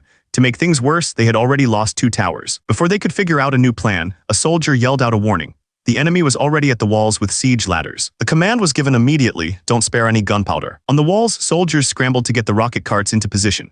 They were ordered to aim for anyone climbing the ladders and the archers providing cover. Down below, a cavalry commander rallied his men. He told them to mount up and follow him straight into the fight. The order to fire rang out, and a massive explosion tore through the enemy lines. The attackers were hit head-on. The force of the blast was devastating, sending soldiers flying. But the defenders weren't done. Another volley of fire ripped into the charging enemy. As the defenders fought desperately on the walls, a giant figure stepped onto the battlefield. His voice boomed with the order to move out. The cavalry didn't hesitate for a second. They charged forward, determined to push the enemy back. The commander pointed forward, ordering his men to sweep right through the enemy's main force. They rode straight into a line of enemy archers. The charge was devastating. They cut through the enemy ranks with ease. In the middle of the chaos, the enemy commander Ashitmer saw something that made him pause. He spotted a man in fancy armor and knew he had to be a commander.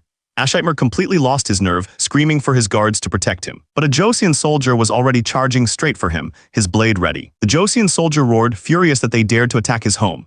Ashitmer just stared back, completely paralyzed by fear. Without a word, the soldier drew his blade. He brought the sword down in one clean, powerful motion. One strike and the enemy leader was finished. He fell from his horse and didn't move again. On the other side of the battlefield, things were falling apart. A soldier ran up to an injured commander named Malihai, screaming that they needed to retreat. Their left flank was completely gone. The order was given, and the entire army broke into a panicked retreat. The news spread like wildfire through the Joseon ranks. Their general had taken down the enemy leader, and the battle was won. From the fortress walls, they watched the enemy flee, leaving their fallen scattered across the battlefield. The news of their victory spread up to the fortress walls. A soldier yelled out that they had taken the enemy commander's head and that the enemy's left side was in full retreat. But just as they were celebrating, a strange sound cut through the air. A commander on the wall immediately tensed up. Something was flying straight toward them. A second later, a huge explosion ripped through the wall, sending soldiers flying everywhere. One of the soldiers looked over the wall in shock. He couldn't believe it was artillery. The warning spread quickly. The enemy was firing cannons from their right flank. The commander on the wall looked down and understood everything. The enemy had used their first attack as a distraction just to lure their cavalry out into the open.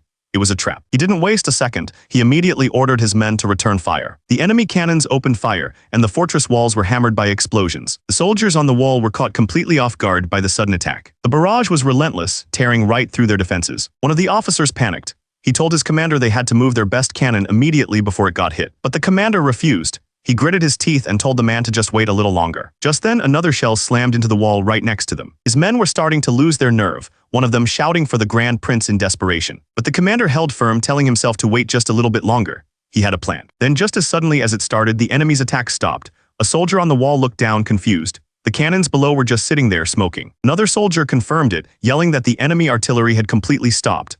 It looked like their cannons had malfunctioned. This was the moment the commander had been waiting for. He gave the order to attack from all sides. The fortress cannons answered with a massive volley, tearing into the enemy lines. Meanwhile, in the enemy camp, the mood was grim. A commander asked for a report on their losses, and the news was terrible. All of their cannons had been destroyed. The officer continued, his face full of shame. They couldn't even recover Sir Ashitmer's body. The losses were devastating. Sir Malihai was critically injured, and out of 7,000 soldiers, only 3,000 were left. The enemy leader roared in fury. He screamed that a Joseon general had killed his son. The enemy leader screamed at his men, demanding to know what the hell they had been doing. An officer burst into the room, begging for forgiveness. He desperately asked why their cannons had suddenly malfunctioned in the middle of the fight. Explained that they loaded them exactly as the artilleryman had instructed, using 1 barrel of powder for each load. But when they used the 4th barrel, the powder burned too slowly. It melted the lead and grease inside, completely destroying the cannons. The leader suddenly understood. He realized the bamboo scroll contained coded instructions for the artilleryman. They had been deceived from the very start. Furious, he ordered his men to bring him the traitor. But the officer looked down, admitting that it was too late. The artilleryman had already escaped. The leader was stunned into silence. He slumped in his chair. He knew Bayan's forces must have been wiped out as well. They had been played completely, made to look like fools. A slow, bitter laugh escaped his lips. He knew exactly who was behind it. Taesun must have been working with Joseon from the very start. He realized they had all conspired against him. He immediately ordered a full retreat, telling his men to warn Bayan as well. An officer spoke up, worried. He said if the defected tribes won a big victory now, they would become a joke to the rest of the world. The commander scoffed at the idea. He called the defected tribes a bunch of nobodies who used to herd sheep, questioning how they could possibly win. But then a thought hit him. What if they had been pretending to be fools all along? Miles away, Sir Chungshin's forces were moving through a narrow canyon. An officer was trying to reassure him. But a scout galloped up with terrible news. The defected tribes had attacked again, and another 500 of their strongest men were gone. This wasn't the first time. One of his officers was losing hope. He asked how long their enemies would chase them, suggesting it might be better to just go back and surrender. Sir Chungshin exploded with anger. He reminded the officer how many horses he'd already given up just to get away, and called him crazy for suggesting they go back. He tried to give his men something to fight for. He told them they just had to push a little further north to reach Harbin, the capital of their ancestors. Several days later, their journey came to an abrupt stop. They were blocked by 2 Joseon archers. Chungshin held up his hand, insisting they weren't there to fight and just wanted to speak with an officer. He was completely confused. He couldn't understand why Joseon troops were this far out. Before he could process it, one of his men ran up screaming. The defected tribes were right behind them. Then another soldier pointed to the cliffs. The West Jurchens were surrounding them from above, bows drawn. They were trapped with nowhere left to run. Sir Chungshin was terrified. He had no idea what to do. Joseon officer stepped forward, asking if he was looking for someone in charge. But as he got closer, he seemed to recognize Chungshin. Chungshin couldn't believe it. He called the man Aguchi and asked if he was now a servant of Joseon. The officer corrected him, saying the king had given him a new name, Jeong Chungryol. Jeong Chungryol demanded to know why they were trespassing. Chungshin tried to act friendly, claiming they were old friends just heading north to reclaim their ancestors' land. When that didn't work, Chungshin got desperate. He offered to join Joseon, promising 5,000 warhorses as a sign of his sincerity. Jeong Chungryol exploded with rage. He pointed at Chungshin and called him a thief for daring to trespass on their land. He told Chungshin that he'd gladly kill him right there, but he was going to grant him one final mercy. The offer was simple: turn around within 2 hours or they would be attacked.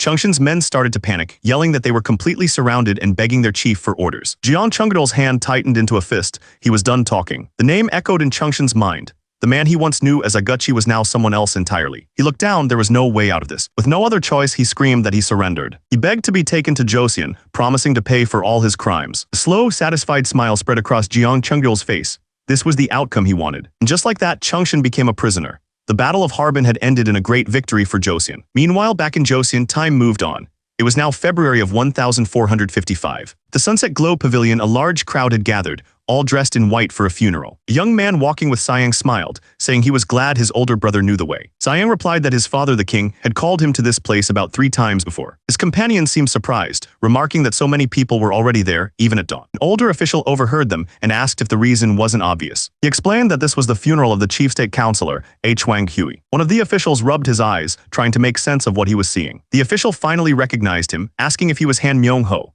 Han Myung-ho just smiled, joking that he was hurt it took so long to be noticed. The officer was stunned. He pointed out that Han Myung-ho had gotten even bigger than him, a military man, wondering if this was the power of his training. Han Myung-ho laughed modestly, saying he still had much to learn. He admitted someone had told him that if he bulked up, no one would recognize him, and it turned out to be true. The mood changed when another man pulled him aside. He quietly asked if the late father had left any final words. Han Myung-ho paused, his expression turning serious as he thought back to that moment. He recalled the man's last piece of advice. It was about life in public office. The memory came back to him clearly, kneeling before the chief state councilor, listening to his final words. The councilor was talking about high-ranking government positions, but the words went right over Han Myung-ho's head. He didn't understand any of it, so he just nodded along. He told his friend that the councilor smiled right before he passed, saying he was leaving someone behind. His friend couldn't believe it, questioning why he'd be smiling at a time like that. The friend quickly covered his mouth, trying not to cause a scene at the funeral. Han Myung-ho's expression grew serious again as he remembered something else. Whenever Prime Minister Wang looked at him, it felt like a parent sending their child off to war. With the conversation over, Han Myung-ho thanked his friend for coming. Meanwhile, somewhere else, someone was pushing themselves through a hard workout. He was pushing his body to the absolute limit. This was Han Myung-ho, and he was in the middle of a brutal workout. An official watched from the side, completely impressed. He complimented Han on his perfect form, calling him remarkable when it came to chest exercises. Han Myung-ho landed back on his feet, finishing the set. The official added that dips were the best exercise for the parallel bars. With the exercise done, Siang announced it was time to record the day's results. The book was called the Muscle Survival Book.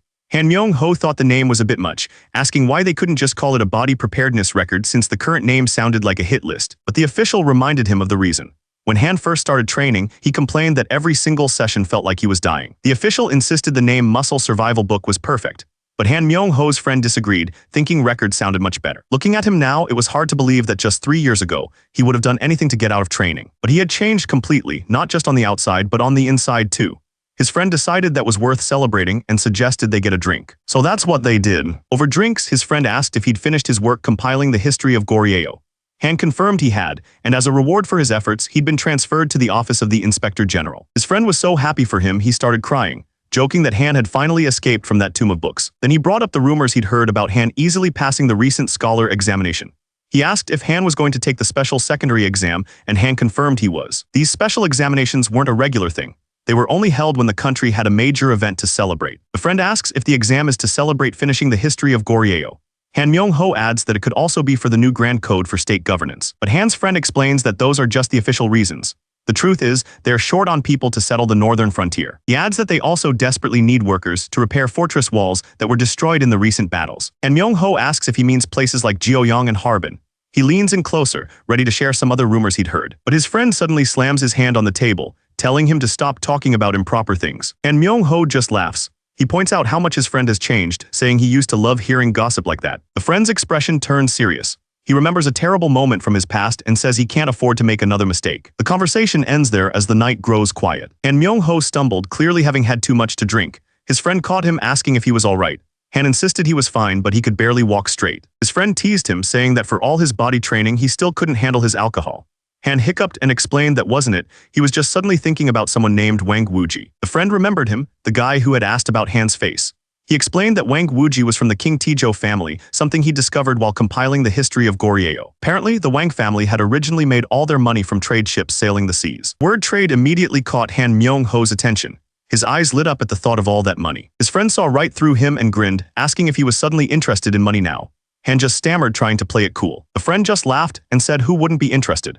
He mentioned that even the previous dynasty had traded with the Arabs for the same reason. Han Myung-ho repeated the word Arabs, stroking his mustache. You could see the gears turning in his head. His friend bragged that while the official history books missed a lot, he remembered everything. He grinned and asked if Han was up for another round. The thing is, even though his training had suppressed it, Han Myung-ho's desire for wealth and power was still there. But he didn't let it distract him. He kept training his body relentlessly. And he studied just as hard, preparing for the special exam. The day finally came to check the results. He pushed through the crowd, where one man was sighing that he'd failed again. But when Han Myung-ho found his name, he couldn't hold back his smile. He had passed. All around him, people were celebrating. One young man ran towards his brother, shouting that both of their names were on the list. His friend was overjoyed, telling Han that his prediction about the exam questions had been perfect. He was excited, saying that only the royal exam was left. He was sure they would both pass it together. And Myung-ho felt it too. He had a good feeling that this time he would finally get a government job. But when he sat down for the final exam, his confidence completely vanished. He looked up completely confused. He saw that there were 3 different exam topics, not just one. This had never happened before. An official announced the new instructions. They had to choose one of the 3 topics and write their essay on it. And Myung-ho couldn't believe it. He hadn't prepared for this at all and had no idea what to do. Turns out the whole thing was the king's idea. An official stood before him, confirming the topics for the final examination. The official couldn't believe it and asked if the topics were really correct. The king just smiled and confirmed that they were. The first topic was about diplomacy with the Ming dynasty and what policies the kingdom should adopt. The second was about the northern frontier, asking how to bring the tribes into their kingdom. And the third was about trade with the Ryukyu kingdom, which is modern-day Okinawa. The official tried to reason with him. He argued that even the retired king only ever gave one topic. He warned that this would just throw all the scholars into confusion. But the king looked thoughtful. He explained that what the kingdom needed now was something different. He said he was looking for someone with a wide perspective, someone who could not only plan big things, but actually carry them out. He needed a person with real talent. Basically, he was looking for a natural-born genius. He told the official not to worry about it. The official simply bowed and agreed. But the king had his own reasons for doing this. He thought that if a truly brilliant mind was found through this exam, then he'd finally have someone smart enough to help him work his little brother, sighing even harder. Miles away, Sighing suddenly shivered. His friend asked if he was sensitive to the cold, and Sighing just mumbled that he must be. Later, the examiners began to grade the essays. One of them unrolled a scroll and chuckled, completely surprised by what he was reading. The examiner couldn't believe what he was reading. The essay argued that the Japanese needed to be controlled. He wondered what kind of person would write something so bold. The writer's logic was different. He compared controlling a country to controlling his muscles. Since he could do one, he figured the other should be just as easy. The examiner tossed the scroll aside, thinking the writer must have been so nervous that he just wrote down complete nonsense. The other official picked it up. He was just as confused, especially since the writer was from a well-known hall. He couldn't understand the strange answer at all. They all just stared at the scroll, completely baffled by what they were reading. Later, the head examiner stood before the king. He explained that he had narrowed down the final candidates to just 11 people. But there was a problem. He told the king that one of the essays was completely off topic. Still, the logic in it was so perfect that he felt he had to show it to him. The king was curious and asked to see it. The examiner held up the scroll. It was Han Myung-ho's essay. The king read the strange essay, completely hooked. He looked up and demanded to know who wrote it. The name on the scroll was Han Myung-ho. The head examiner explained that Han Myung-ho wasn't just some random person. He had been recommended by the retired king himself. Not only that, but the respected minister H-Wang also thought very highly of him. The king continued reading. Han's essay started by talking about the past when the nation used to trade with everyone, but he argued that this chaos had nearly destroyed the country. King Tijo had to stop all trade to fix things, but that just let the Japanese take advantage of the situation. The king couldn't help but laugh. This man wasn't answering any of the questions. He was arguing against the questions themselves. Instead of repeating past mistakes, Han's solution was simple. He suggested they should reach out and trade directly with the Arab world. The head examiner was completely thrown off. He couldn't believe Han Myung-ho's answer was about the Arab world. He asked the king if he should just throw the paper away. But the king just smiled. He started laughing, saying that not only was the guy entertaining, he was also right. The examiner then pointed out 2 other essays that were also excellent. The king acknowledged that Lim Wonjun's essay on Ming and Kim Saisup's on the northern tribes were the best. He told the official to pass them both. Then he added that Han Myung-ho should be included too, since his essay technically addressed the problem with Japan. The officials bowed and were about to leave, but the king suddenly stopped them. He told them to keep Han Myung-ho's paper aside for him. He wanted to read it again. This guy had really caught his attention. The story shifts forward to March of 1455, at a prison in Pyongyang. Inside, the prison security chief, Jeong Bomsu, was reading a letter teasing him about his comfortable life. He chuckled to himself. The letter was from a friend, playfully telling him that a high-ranking official shouldn't act so casually. Turns out the letter was from the Grand Prince. He wrote that after arriving in the freezing cold of Harbin, things had gotten serious. He explained that he and Gildong had headed north because a battle was expected. You could tell he was tired of all the fighting. He ended the letter with a joke, telling Jeong Bomsu to get ready for a bunch of new prisoners he'd be sending his way. Jeong Bomsu realized his friend was just trying to share his misery. But just as he finished reading, a loud shout came from the prison yard. Someone yelled that a prisoner was escaping. As guards ran past, Jeong Bomsu just stood there trying to figure out what was going on. It was the prison's deputy warden, Seong Samon, and he was completely freaking out. He yelled that a prisoner had run off during reformation training and that they needed help. The escaping prisoner was sprinting across the yard, screaming that he wasn't about to rot in there. But his run came to a dead stop. Someone was standing right in his path. Before the prisoner could even react, the man grabbed his head and slammed him face first into the dirt. This guy wasn't playing around. He turned and dropped a second prisoner with one clean punch. A kick took out the third. Just like that, the escape was over. All three of them were down for the count. The man stood over the captured prisoners, bragging that taking down 3 guys was nothing compared to what he'd seen on the battlefield. The other official was clearly impressed, calling him the prison security chief. The chief, Jeong Bomsu, just laughed. He was definitely enjoying the compliment. This was Pyongyang prison, in March of 1455. A new figure stepped into the prison yard. He looked out at a group of prisoners running in giant wooden wheels. He announced that the king had granted them mercy. He explained that they wouldn't be punished with pain but with labor. This work, he claimed, would cleanse their weak hearts and let them repay the kingdom. But as one of the prisoners ran, he couldn't help but think it was all nonsense. What the hell was this guy even talking about? The official just kept rambling on, quoting old rulers and philosophers. The prisoner was completely done with it. He just wanted him to shut up. The prisoner couldn't stand it. He screamed that he'd rather just be beaten. Another prisoner got sick from the hard labor, but the guard wasn't worried about him. He just yelled at him not to puke on the special tiles and to use his mask instead. The magistrate realized the guard didn't care if he was sick, only where he was sick. The whole thing was ridiculous. He was the magistrate of Yeomjuk County. He couldn't believe this was the kind of job he was being forced to do. That was it. He slammed his pickaxe into the ground. He screamed that he couldn't take it anymore. With his fists clenched, he demanded that they bring out their superior. He was done playing their games. The magistrate knelt before 2 officials. This was the superior he had demanded to see. The official looked down at him and calmly asked if he was the one looking for him. Pai confirmed it, then stated his former title. He was once the magistrate of Yeomjuk County. He began to tell his story. When a group of prisoners was transferred to this place, he was sent along with them. Back then, the officials were asking each prisoner about their old job. One man said he was a leather worker. Because he had a useful skill, the guard took him away to work under a master artisan. Pai screamed in frustration, asking why he was stuck doing the worst jobs. The official simply read from a scroll. As a magistrate, Pai had committed corruption. His sentence was 30 years in prison. 30 years, the number hit him like a punch to the gut.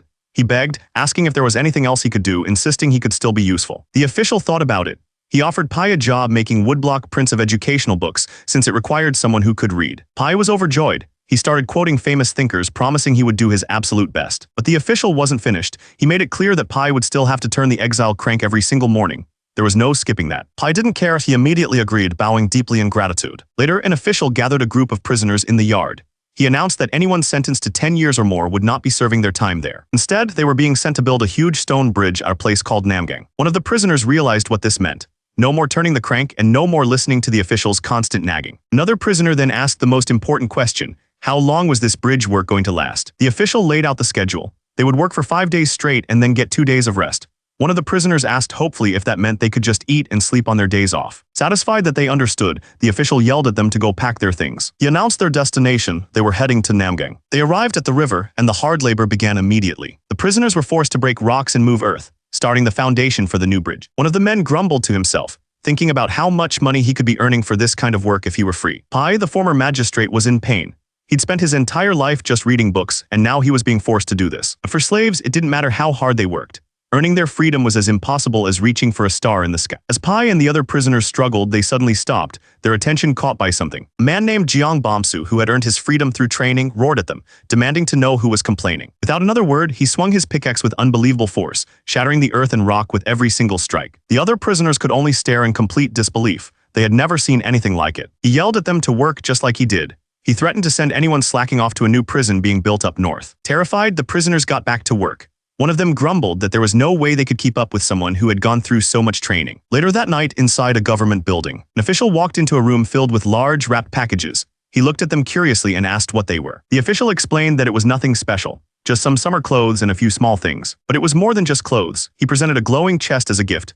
The deputy warden, Seong Samon, wasn't having it. He told the man to take it back. Seong Samon explained that all their supplies for both guards and prisoners come directly from the king.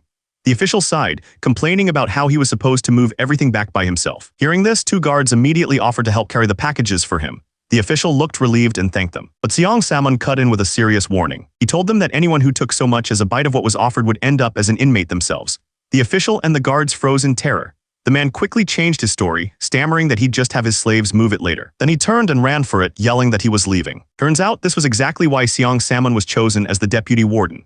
He was known for his strong character and his absolute refusal to be tempted by bribes. Meanwhile, at Grand Prince Sayang's house, the yard looked more like a training ground than a noble's home. Suddenly, a scream echoed from inside. A woman was touching a man's arm, saying his biceps felt like solid rock. She worriedly asked if he was all right. He insisted he was fine, explaining that if he didn't loosen up now, he'd have to do leg day. She warned him not to overdo it. She reminded him that he wasn't alone anymore. She was pregnant. Later, out in the training yard, she greeted another woman, calling her. The mother asked if she was having any trouble with her health. Suddenly, a scream cut through the air as a wooden bar slammed into the dirt. Sayang's wife had collapsed from exhaustion, but her mother-in-law just stood over her, yelling at her to get up. She looked completely drained, barely able to whisper that she couldn't continue. The mother looked at her, completely confused by her words. Still on the ground, Sayang's wife started to explain that she really couldn't do it. Then she just burst into tears, screaming that she couldn't take it anymore. She was completely broken, tears streaming down her face. Seeing this, the mother-in-law sighed and decided that was enough training for one day. The servant brought her a bowl, explaining that the madam insisted she have her monsieur drink. She looked up, still completely drained. The servant tried to cheer her up, saying she also started small but could now lift 150. But the wife just cried that she was still stuck at 100.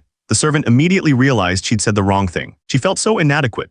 It had been 2 months since her wedding, and her husband was already off traveling, trying to leave a scholarly legacy. Even her father-in-law had achieved greatness in Japan. Everyone around her was so impressive. She had been living on monsieur drinks, and her lack of stamina made every bit of progress feel painfully slow. She felt completely defeated, like her heart was about to break. On top of everything, her husband was leaving again. Just then, her father-in-law walked in. She called out to him, deciding this was her chance to ask something important. She explained that her body didn't seem to absorb meat protein, and her muscles wouldn't grow no matter how hard she trained.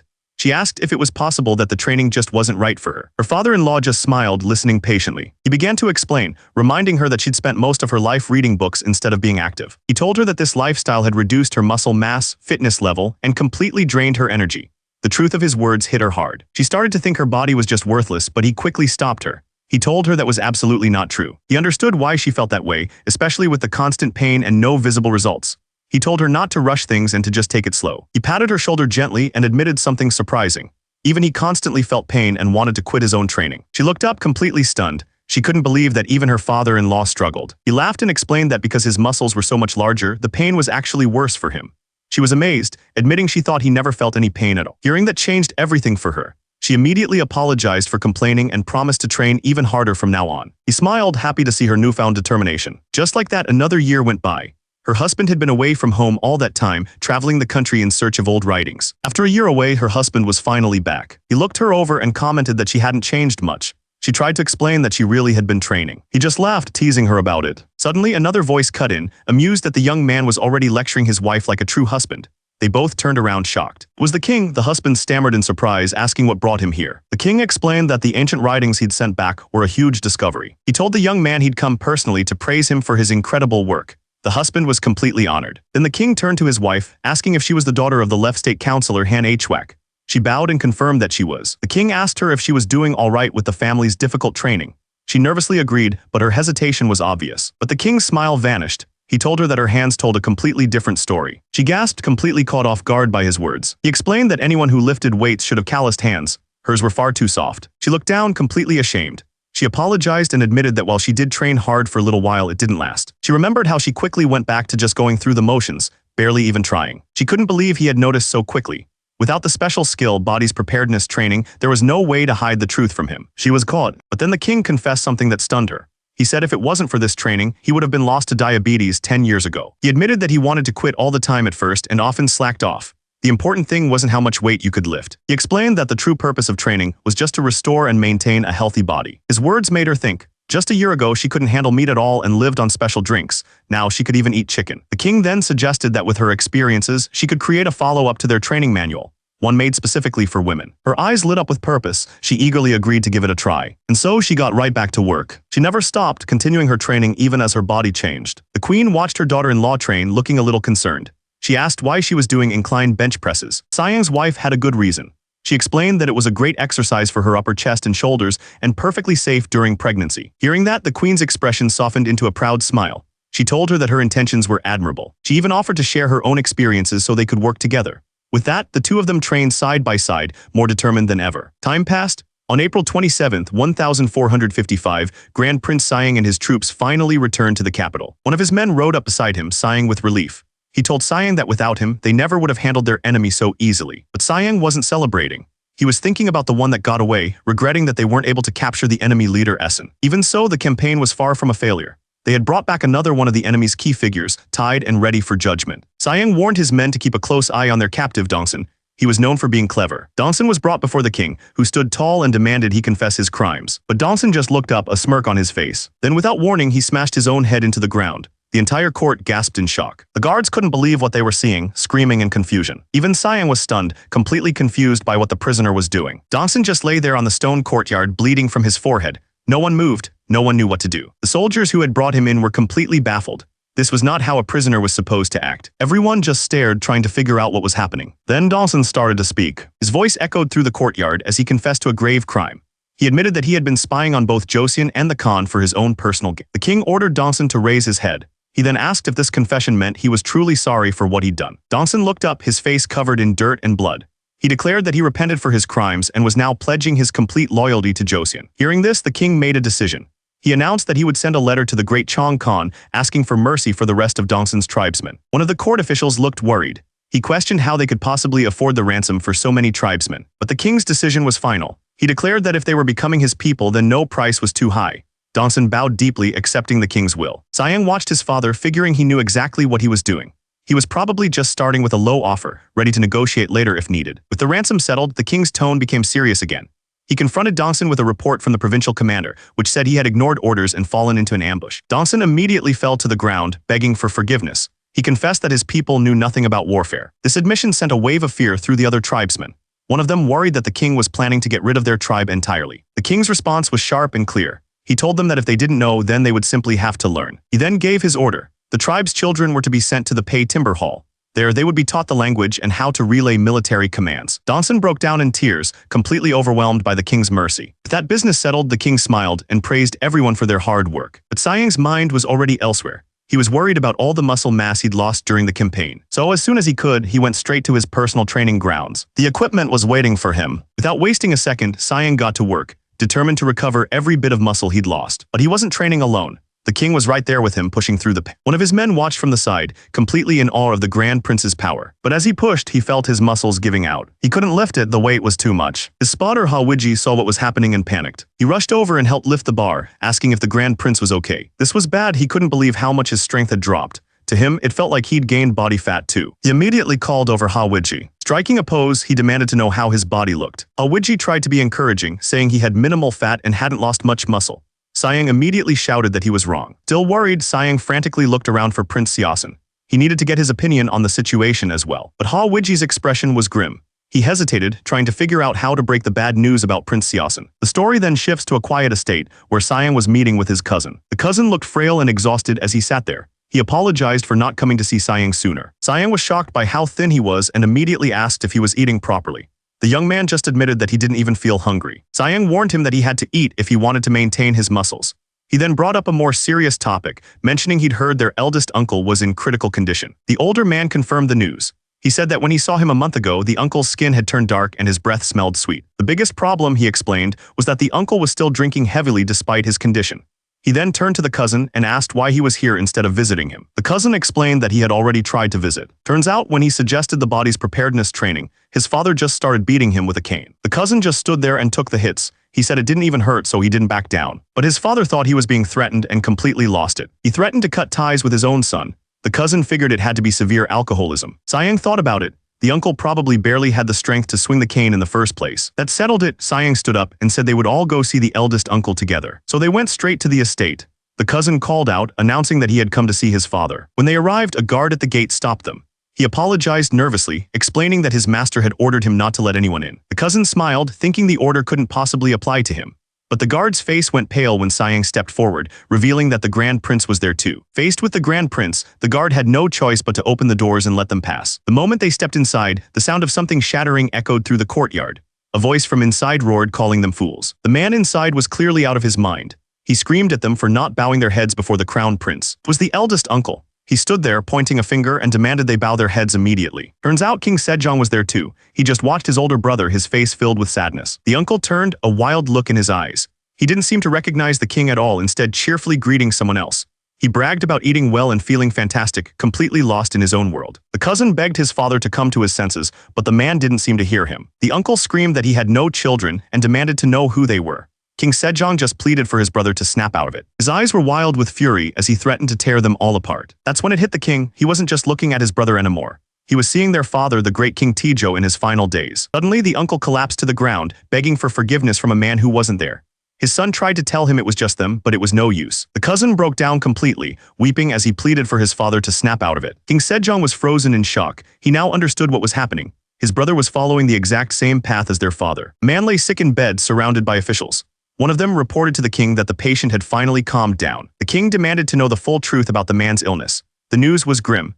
The physician explained there was no hope. Even if he stopped drinking, he wouldn't survive another month. The man on the bed was clearly in agony. Hearing this, the officials looked horrified. The physician told the king it was time to start preparing for the worst. 3 days later, the news was official. Sayang's uncle had passed away. Sayang comforted a grieving relative, but his mind was already analyzing the situation. He believed his uncle's death wasn't just a tragedy, it was the direct result of neglecting his own health. The man tried to comfort Sayang in return, telling him not to blame himself for what happened. But elsewhere, the talk wasn't about grief. It was about shame. People were already gossiping that the prince had died a disgraceful death from drinking too much. One of the uncles, Prince Hyeryong, looked annoyed. He told the others they needed to be more careful with their words. But Prince Jeonyeon just smiled.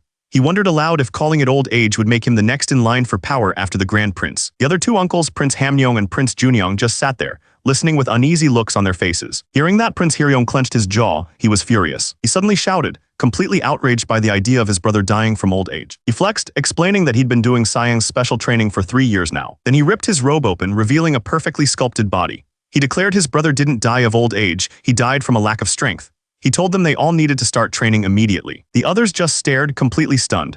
They couldn't even imagine how they were supposed to lift that much weight. Prince Hyeryong told them they were missing the point. It wasn't about lifting 1,000 pounds, it was about consistency. He explained that he only lifted a certain amount each day, and that alone was enough to maintain his strength. Hyeryong praised his nephew's training method, wondering why everyone else was still so weak. But two of the uncles just smirked at each other, clearly not taking him seriously. The other two just looked completely exhausted by the whole conversation. Prince Jeonyeon took a sip from his cup and tried to brush it all off, saying they could just ask Sayang about it later. But Hyeryong's eyes narrowed. He wasn't about to be ignored. He slammed his hand down, insisting they were going to ask him right now. Without waiting for an answer, he turned and yelled across the garden to Sayang, announcing that his uncles were curious about his training program. Sayang turned to his uncles with a dead serious look. He announced that he wasn't just going to train them, he was going to train everyone in their entire households. The prince next to him was stunned. The uncle who had tried to brush him off was completely horrified by the idea. And just like that, Sayang had dragged all of them to his personal training ground. The older uncles looked at a strange wooden tool, completely fascinated. Sayang just smiled and warned him to be careful, or he might get hurt. Sayang looked at them, thinking about their family. He was a grand prince and his uncles were all princes. They were royalty. But their father, King Sejong, was exhausted and sick. He was the reason Sayang was doing all of this. He remembered how impatient his father was, always claiming the exercises were too easy. And then he'd get bored, yawning and asking if they were almost done. Sayang knew he had a lot of work ahead of him. Looking at his uncles, Sayang was moved to tears. They all reminded him of his father, King Sejong. With a determined smile, he told them it was time to change clothes and get started. The training began immediately. One of the princes gripped the bar, ready for his first set. One of the uncles struggled, complaining that his chest felt like it was going to rip.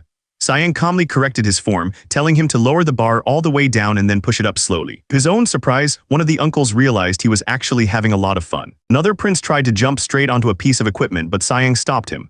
He explained that he had to stretch first, but the uncle just thought he was being fussy. One of the older uncles got way too into it, demanding even heavier weights. Sayang panicked, yelling that he was going to hurt his muscles if he kept lifting like that. By the time the sun started to set, their first training session was over. Princes were amazed, they felt refreshed and their bodies felt lighter. One of them was so impressed, he declared he was bringing his entire family to learn too. But Sayang was having a different thought. If his relatives kept showing up like this, he'd never have time for his own workout. The others, however, were thrilled. One of the uncles lay on the ground, exhausted but feeling great.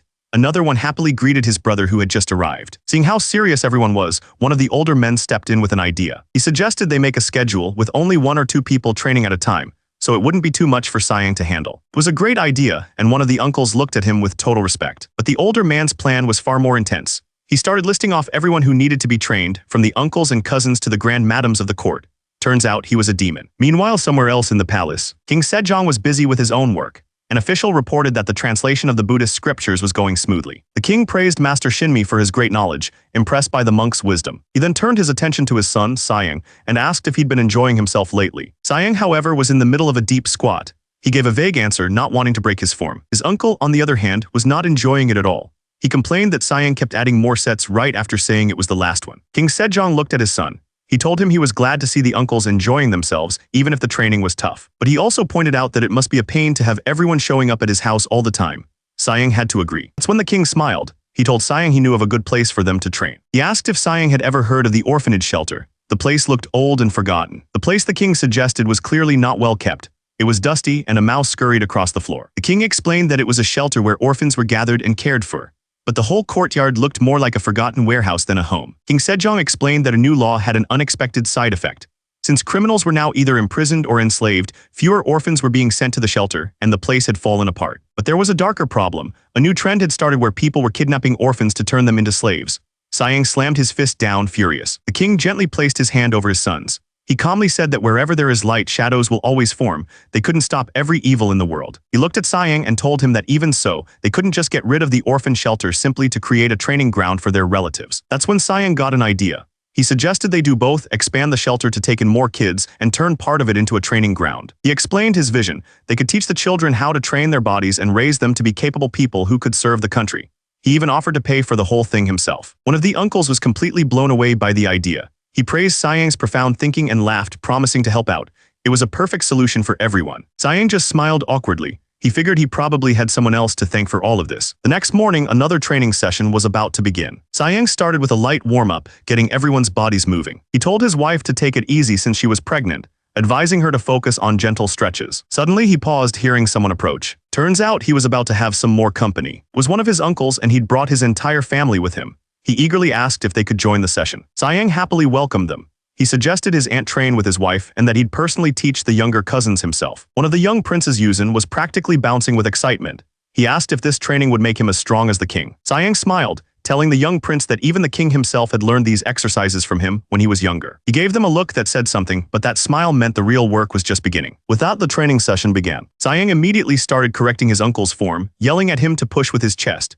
He then messed with the rep count, making his uncle wonder how he'd suddenly gone backward from 9 reps to 6. Sayang just grinned. He explained that younger brothers get no mercy. He paused, listening carefully. Suddenly, he whipped around. He demanded to know why he couldn't hear anyone jumping anymore. The young prince insisted he was still jumping. Sayang just smiled and told him to do 200 more. By the time the sun started to set, the training was finally over. But Sayang wasn't done. He was already giving his uncle tips for their rest day, suggesting horseback riding to strengthen his thighs. The uncle was actually getting into it, but suddenly a woman ran up to him, screaming his name. She yelled that she had to leave immediately and rushed past him, completely shocked by something she saw. The uncle had no idea what was going on. The other uncles decided it was time to go too. As they left, the woman who had stayed behind looked ready to explain what just happened. He asked her what that was all about. She explained that the other woman had accused her of lying about doing the exercises Sayang taught them. So to prove she wasn't lying, she just lifted her shirt and showed the woman her abs. The uncle just laughed. He joked that at this rate, having defined abs might become the new standard of beauty in the kingdom. Meanwhile, at the old orphanage, construction was in full swing.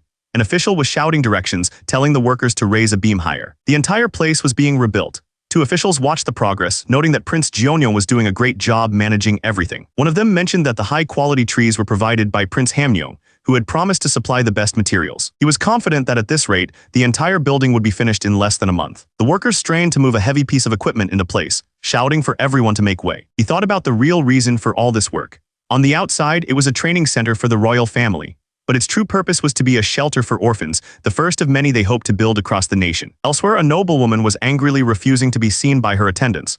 They tried to check her pulse, but she insisted she didn't need it. She yanked her arm away, furious that anyone would dare try to touch her. One of the female medical trainees nervously tried to explain that she just needed to check the noblewoman's pulse for the physician. But the noblewoman slapped her hand away, furious that a mere slave would dare to touch her. The attendant cried out, stumbling back in pain. The noblewoman didn't stop there. She started hitting the poor girl over and over. But then a man appeared. The attendant looked up, shocked to see it was the Grand Prince. He looked annoyed by all the noise and demanded to know what was going on. The trainee quickly explained that the noblewoman's health wasn't good, and they needed to check her pulse. The problem was, the lady refused to be examined by any male physicians. That's why the trainee had to step in, but even she was rejected. The noblewoman screamed, refusing to believe a common woman could possibly know anything about medicine. Sayang just asked if she'd rather live in pain. He added that judging by the strength of her slap, she definitely needed her pulse checked. The noblewoman immediately bowed, giving. He then turned to one of the men and asked if the medical training center was nearby. The man confirmed it was. An idea started to form in his head. If women like her refused treatment from men, then there needed to be female specialists. That's when he said it out loud. Why not just teach bodies preparedness to the female medical trainees? The official was stunned. He stammered that the women might find something like that too embarrassing. But Siang had an answer. That's exactly why men shouldn't be the ones teaching them. So at the medical training center, the female trainees went about their day, unaware of the big changes that were coming. A little while later, the official gathered all the women. He announced that he was about to introduce their new body's preparedness instructors. The official introduced the new instructors, the Grand Madam of the Three Hands and a royal consort. The trainees were stunned. These weren't just any teachers, they were royalty.